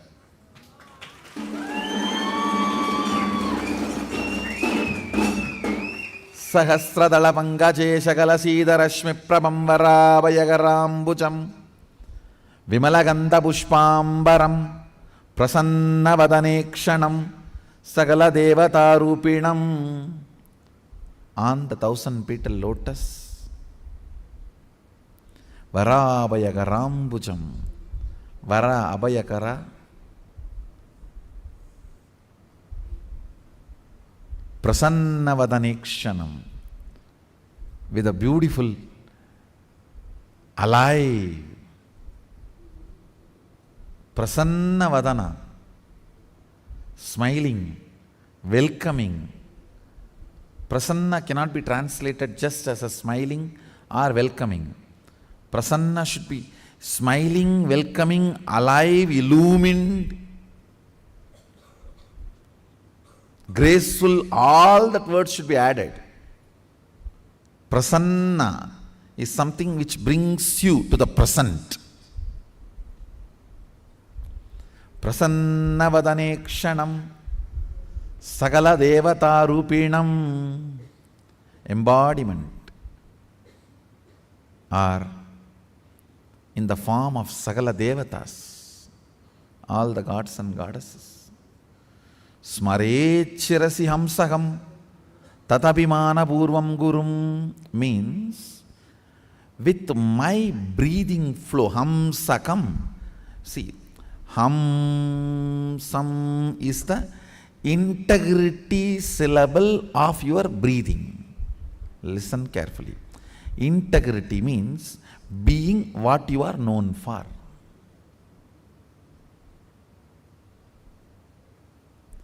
If a lion is known for something and it does that same, it is integrated to being a lion.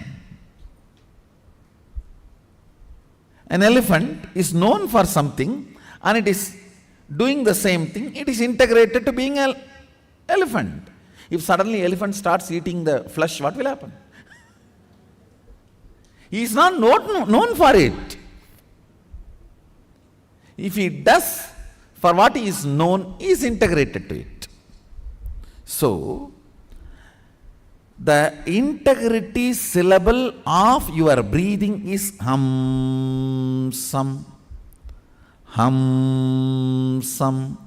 This Hamsam is the Ajapa Japa mantra, unchanted mantra which gets chanted continuously by the integrity of your breathing. When your breathing gets into your system and comes out, the natural sound it makes is called Hamsa.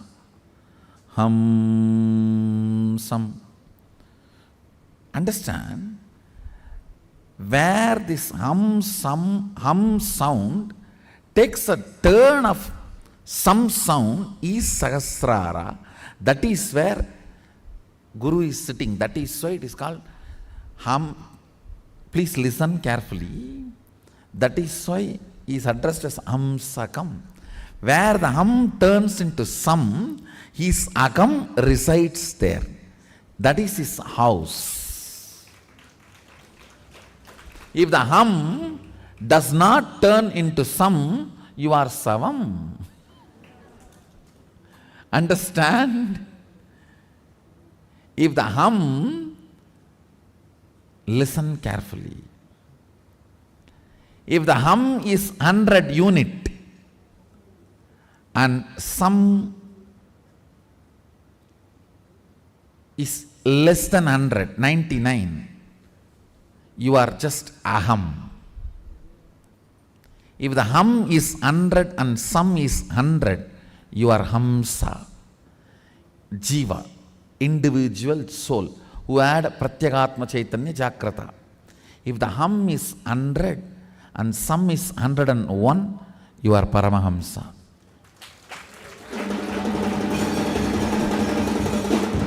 Listen carefully. This hum-sum proportion decides the level of integrity you have in your system. This hum-sum, that decides how many dimensions in your brain are open and available, accessible to you. Listen very carefully.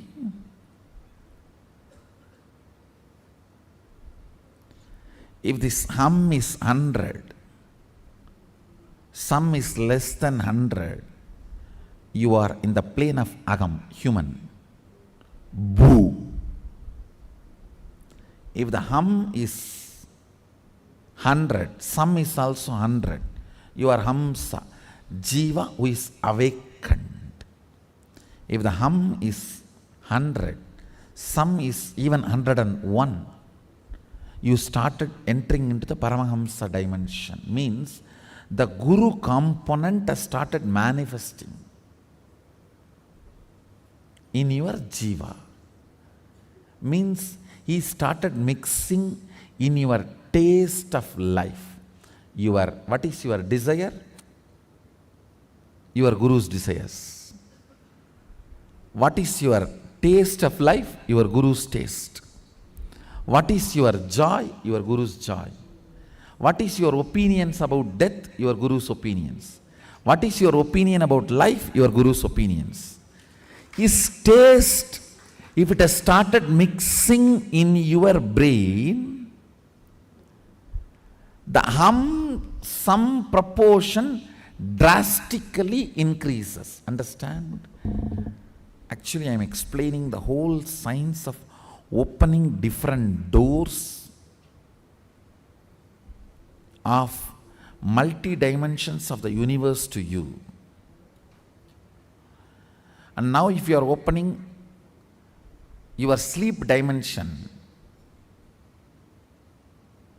your sushupti dimension, patala lokam only will open for you.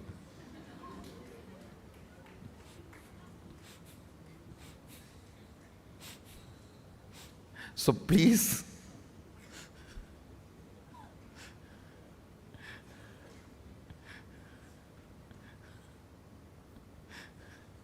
do not plan for Patala. Let's plan for Kailasa.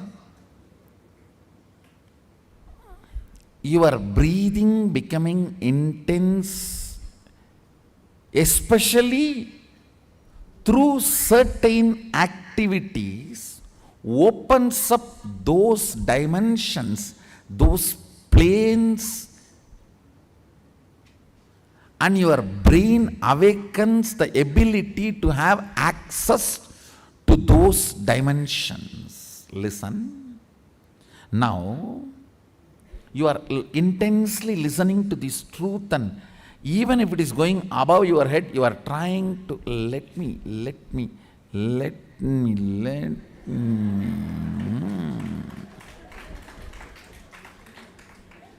Then your breathing actually gets into certain subtle flow, which is intense.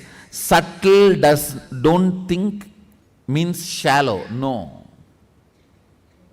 In subtle breathing also it gets intense. During the puja, that subtle intensity happens. During the kirtan, raw intensity. During the yoga, A programmed intensity. Understand? Regulated intensity is yoga. Raw intensity is karana, kirtan. A subtle intensity is while during puja or during the satsang. Now,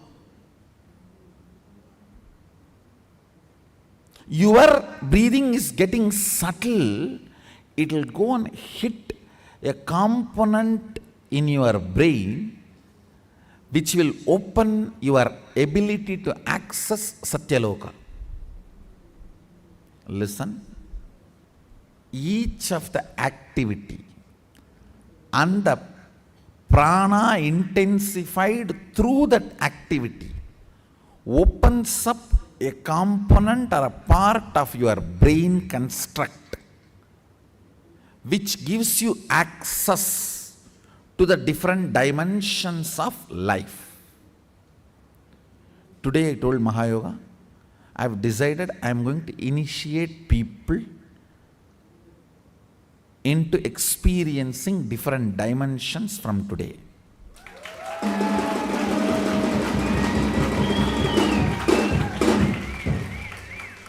So that is the reason I am introducing. Listen. In yoga, certain regulated intensification of pranic flow happens, which opens certain dimensions in your brain, which gives you access to Tapoloka. In Kirtan, certain kind of an intensity happens, a raw intensity in your breathing process. Because our Kirtan is as per Sadashiva's design, the brain component gets awakened in your system, gives you access to Kailasa. Listen. Visions and Puranas written by our masters are not fantasies and myths. They had access to those lokas through their brain's capabilities awakened.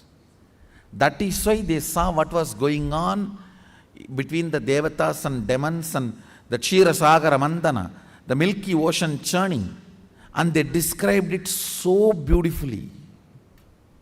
Various intense breathing currents,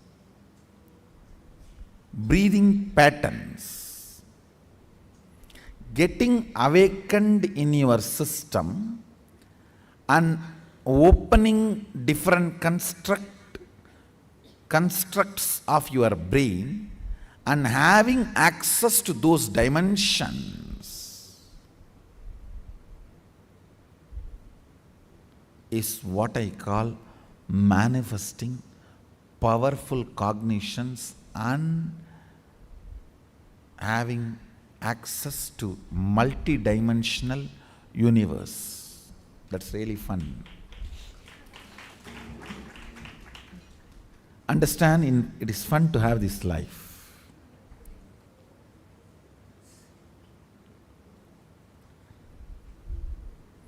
Poor are those who try to be ruler of this plane. Your brain and its construction and ability to access multi-dimension are all theory few years before. Now the scientists have started smelling the broken facts and informations about this truth. And it's my responsibility to reveal it to them. If at all they access this video and they are interested, I welcome, come and be here. I will provide everything and give you this knowledge, but don't come with some big grants. No, I am not interested. I am not a researcher for your grant. I am a guru. If you want to come and sit in the style of Gurukul style, I am ready to share.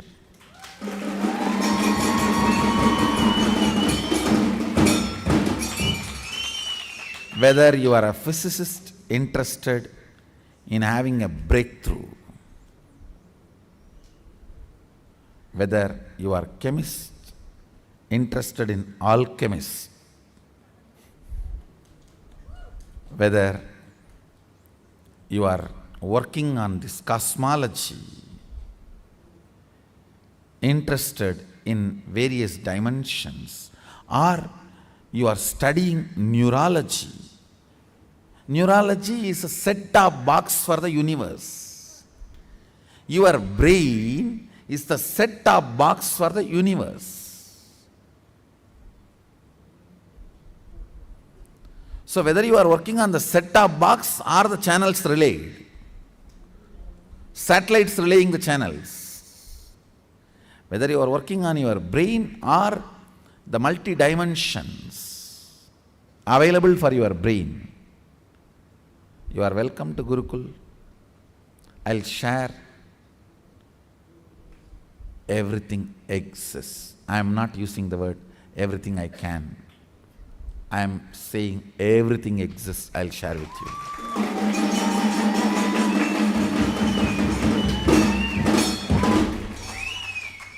Understand, working for grants is not my integrity to me, but sharing everything exists is the way I am. That is my integrity to me.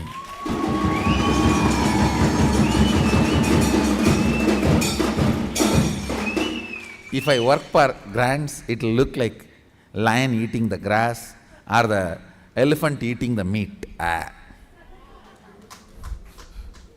That's not me. That's not Mysore Road.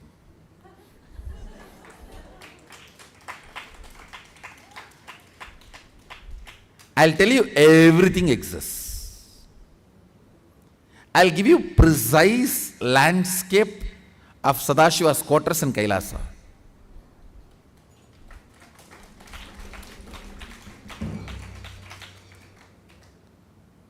Not only give you precise landscape, awaken the ability to access, see that in multiple brains and multiple brains will perceive precisely the same and paint it.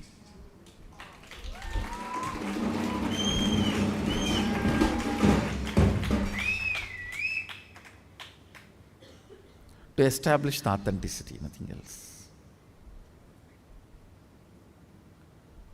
Your brain is constructed for this multi-dimensional access. Understand? Ability to access multi-dimensions of the universe is your nature. It is there with you. Just the breathing need to be intensified through different methodology to open up those dimensions so you can have access. When there is a heavy truth is told, still you have not completely cognized, but that does not mean you are not able to cognize. It is like a digestion is going on. It is like digestion is going on. It is there on your head like a funnel, it is going inside and you are. During that time, certain intense, subtle breathing gets developed that gives you access to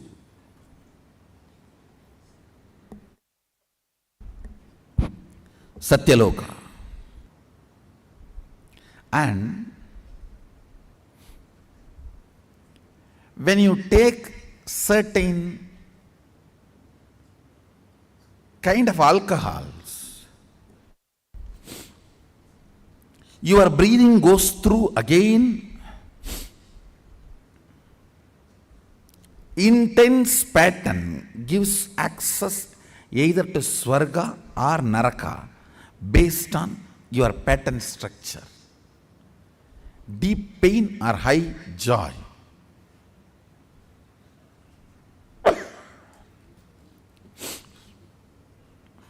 No, actually it is nothing to do with here. I am trying to release intense prana so all of you will digest what I am revealing.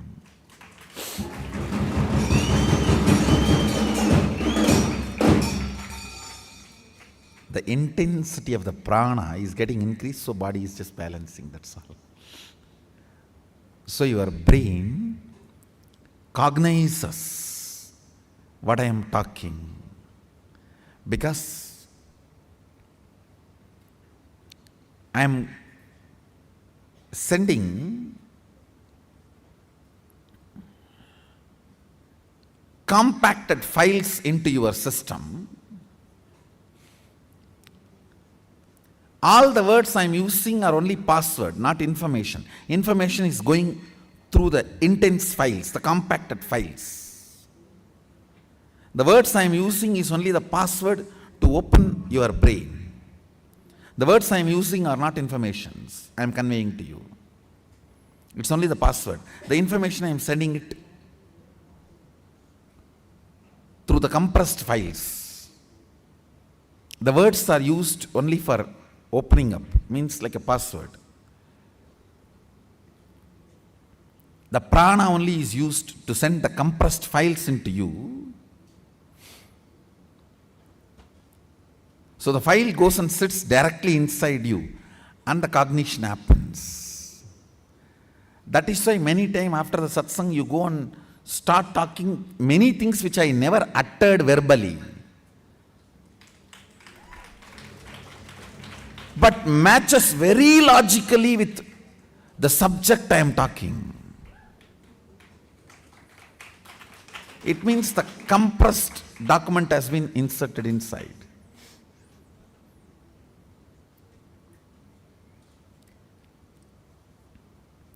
I am not conveying what I want to convey through the words. I am only opening you through my words. What I need to convey, I am inserting into you through the breathing, through the prana. That is why for higher level initiation, the Shaktipada becomes very important. Being in the breathing space becomes very important. When you are away, of course you will understand what I am saying. You will not cognize what I am saying. You may not cognize what I am saying. When you sit physically, you will cognize what I am saying.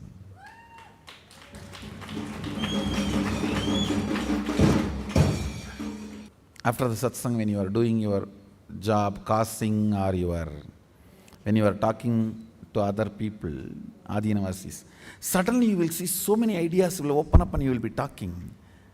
Then understand the file has gone inside and the file is opening up. Suddenly you will start talking and causing many things you never heard in the satsang or never expressed by me verbally. Means that file is opening up. If you are in the Adinam, do not miss this morning 2 hours chance you get to sit with me. Morning only 2 hours you get chance to sit with me. Morning Pada Puja and satsang. Don't miss that 2 hours. That is actually the reason why you are here. That 2 hours is the essence why you are here for remaining 22 hours.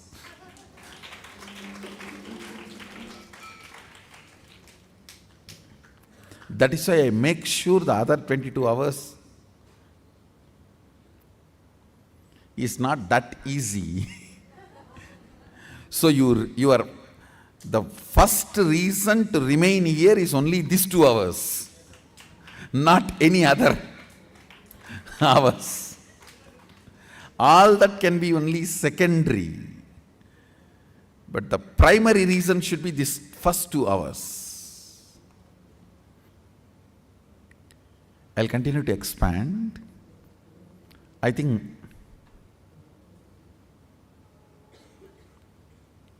try to understand and have Jivartha Satas. Essence of today's satsang. 3 lines. 1.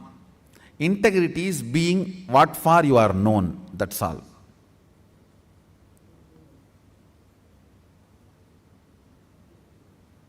Second, various methods of making your breathing intense opens up different components and parts of your constructs of your brain, gives access to different dimensions of universe. Third, very carefully listen very carefully. Neither my form nor my words can be equivalent to my breathing space.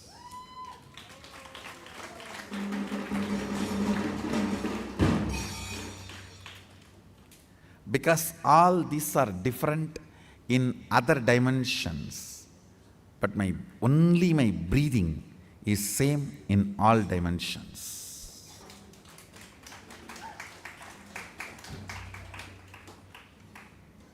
The air inhaled goes to Kailasa and gets exhaled. So the essence of today's satsang, the air goes to Kailasa and comes back.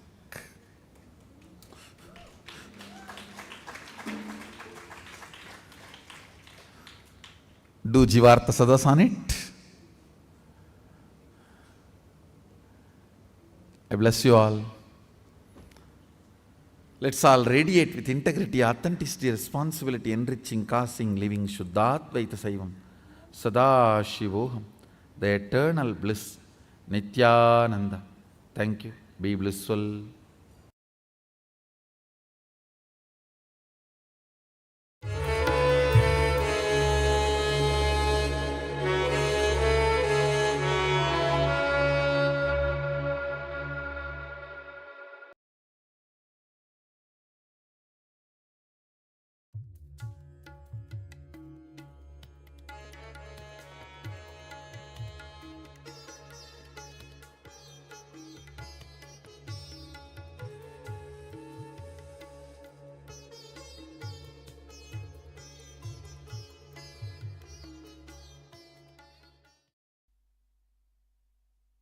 Nithyanandeshwara Samarambam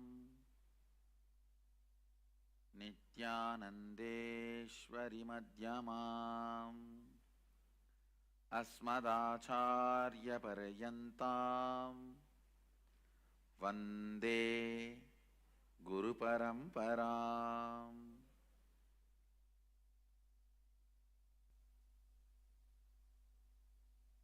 I welcome you all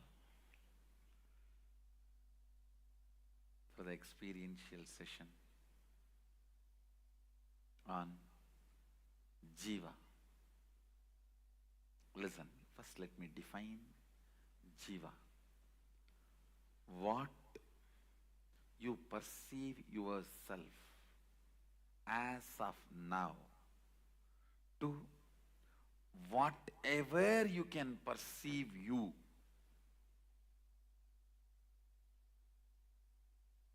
Till that level, you are called Jiva. When you cannot perceive yourself anymore individually, separately, you are Shiva. Listen, let me repeat once more. Whatever you perceive as you, as of now, from this point to whatever you can perceive as you. Whatever you are perceiving as of now to whatever you can perceive as you. Understand? Even if you perceive yourself as Sadashiva, you are only Jiva. It's within the matrix. There will be a space where you will not perceive yourself as an individual. Only then you are Shiva. Listen carefully. I'll repeat once more. Whatever you think as you as of now, from this to whatever you can think of you, perceive you, all that put together is Jiva. There will be a space where you can't perceive you separately. That is Shiva.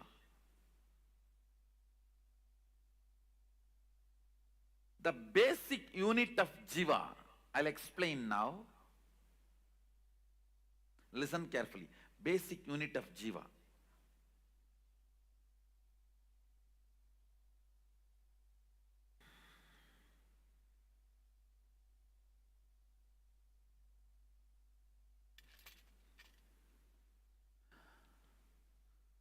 Listen. You all know in your day-to-day experience, sometime you are with thoughts. I should say most of the time maybe. You are with thoughts. There are some moments in your life where you don't have thoughts, without thoughts. I can project this on you in your screen. I project it on LED screen.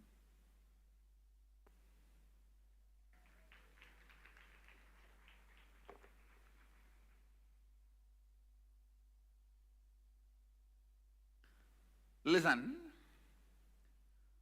With thoughts. Now,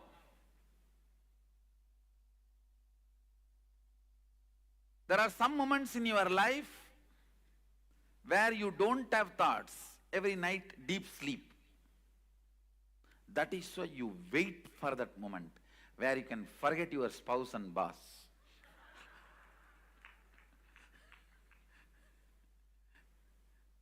There are some moments in your day-to-day life without thoughts.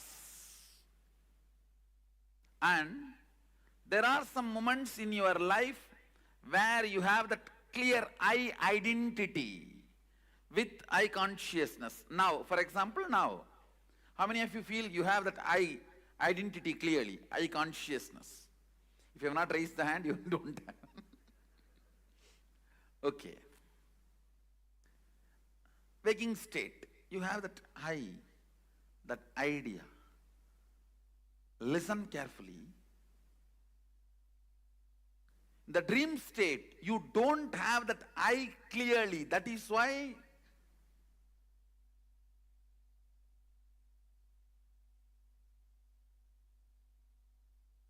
the thoughts are driving you. The I is not able to do anything in your dream. You can see your thoughts are acting, functioning in much higher frequency than your individual I. How many of you understand what I am saying? That is why I am saying in the dream state you do not have the I clearly. In the deep sleep you don't have the I completely.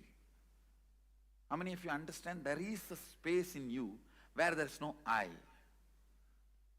So the basic unit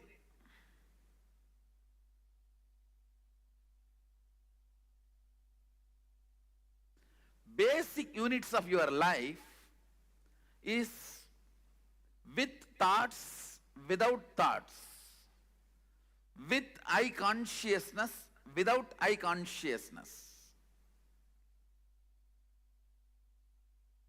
These four crisscrosses each other. I'll explain. When you have thoughts and the identity, idea, I, both, it is called waking state, where almost 80% of you are. Not 100%, I'm seeing still.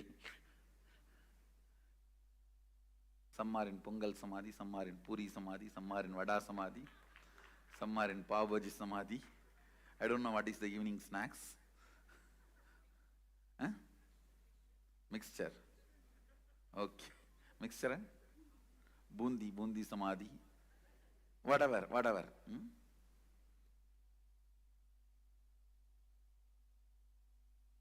In the waking state, you have I and thoughts, both. How many of you are able to understand what I am saying? I want you to come along with me so that when I explain the 25 states, it will be literally experience for you. First understand, step by step. Where you have thoughts and I consciousness, that is Jagrat state. Where you have thoughts, but the I identity is not strong enough. It is almost non-existent. That is why in one night itself you will see the dream of you getting married, you writing exams, you being chased by the tiger and elephant and lion. All bad dreams. No.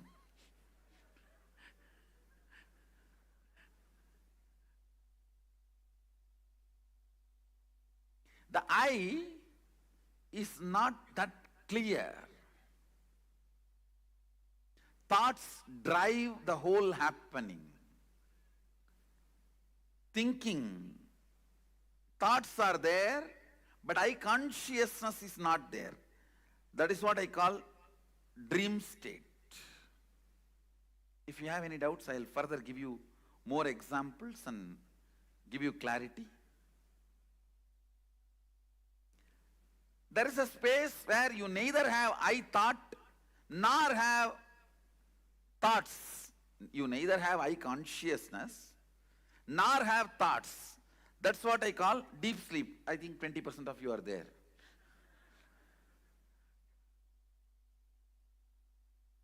Whoever has not laughed, I know, they are there.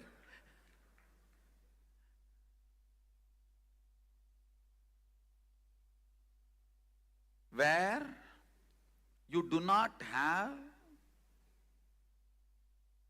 I consciousness and you do not have thoughts. Both are missing. That is what I call sushupti, deep sleep state. Then there is a fourth state, very rarely you experience, where you have I, but you don't have thoughts. Very rarely, when you are having energization.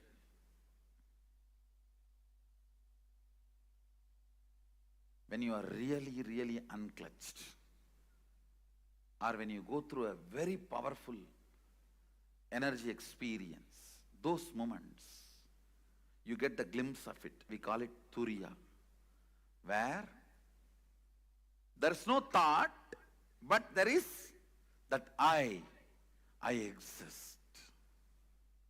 The whole Buddhist enlightenment is only up to Turiya.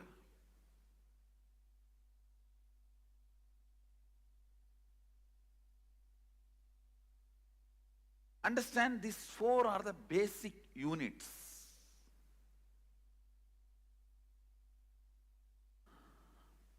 Of consciousness,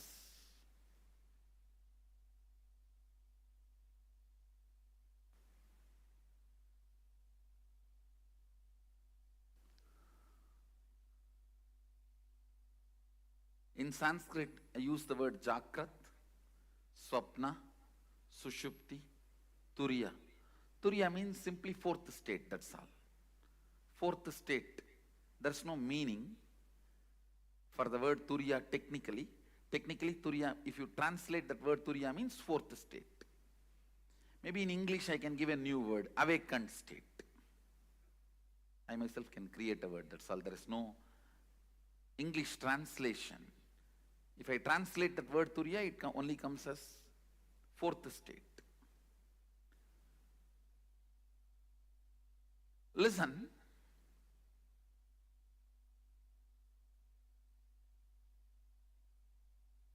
There is a fifth state on which all these four states operates. All these four functions, that fifth state is almost like this board. Board on which all these four happens in you. The idea of I, the awareness, the consciousness, whatever. That is called Turiyatita, alive state, where the wax out of which your waking state and dream state is made is under your control. You can melt this wax and make whatever you want. Anything you want, it will be under your control.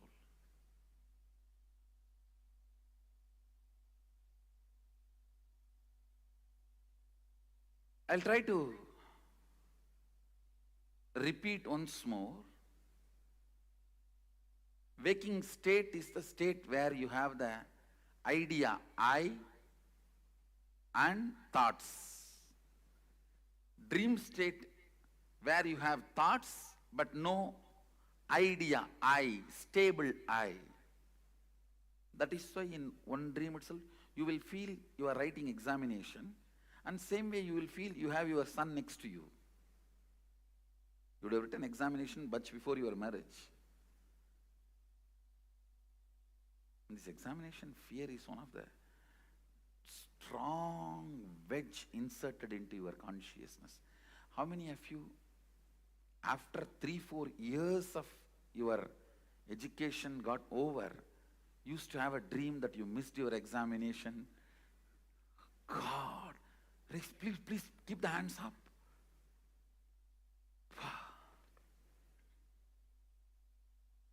I never had this dream. First of all, I don't have a dream. Next thing, I never went to examination. So both problems. Neither I have dreams, nor I went to examinations. Examination fear is the strongest wedge inserted into human consciousness. If we can remove examinations from our education system, world will become non-violent. Really, world will become non-violent. Examination is the worst thing.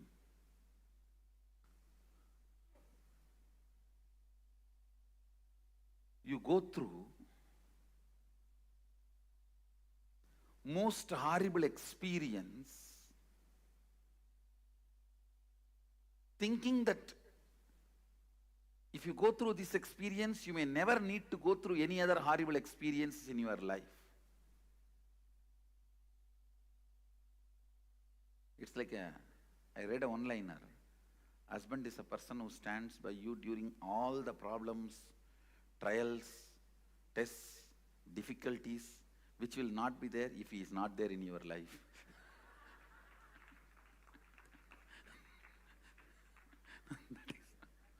Now, examination is almost like that only.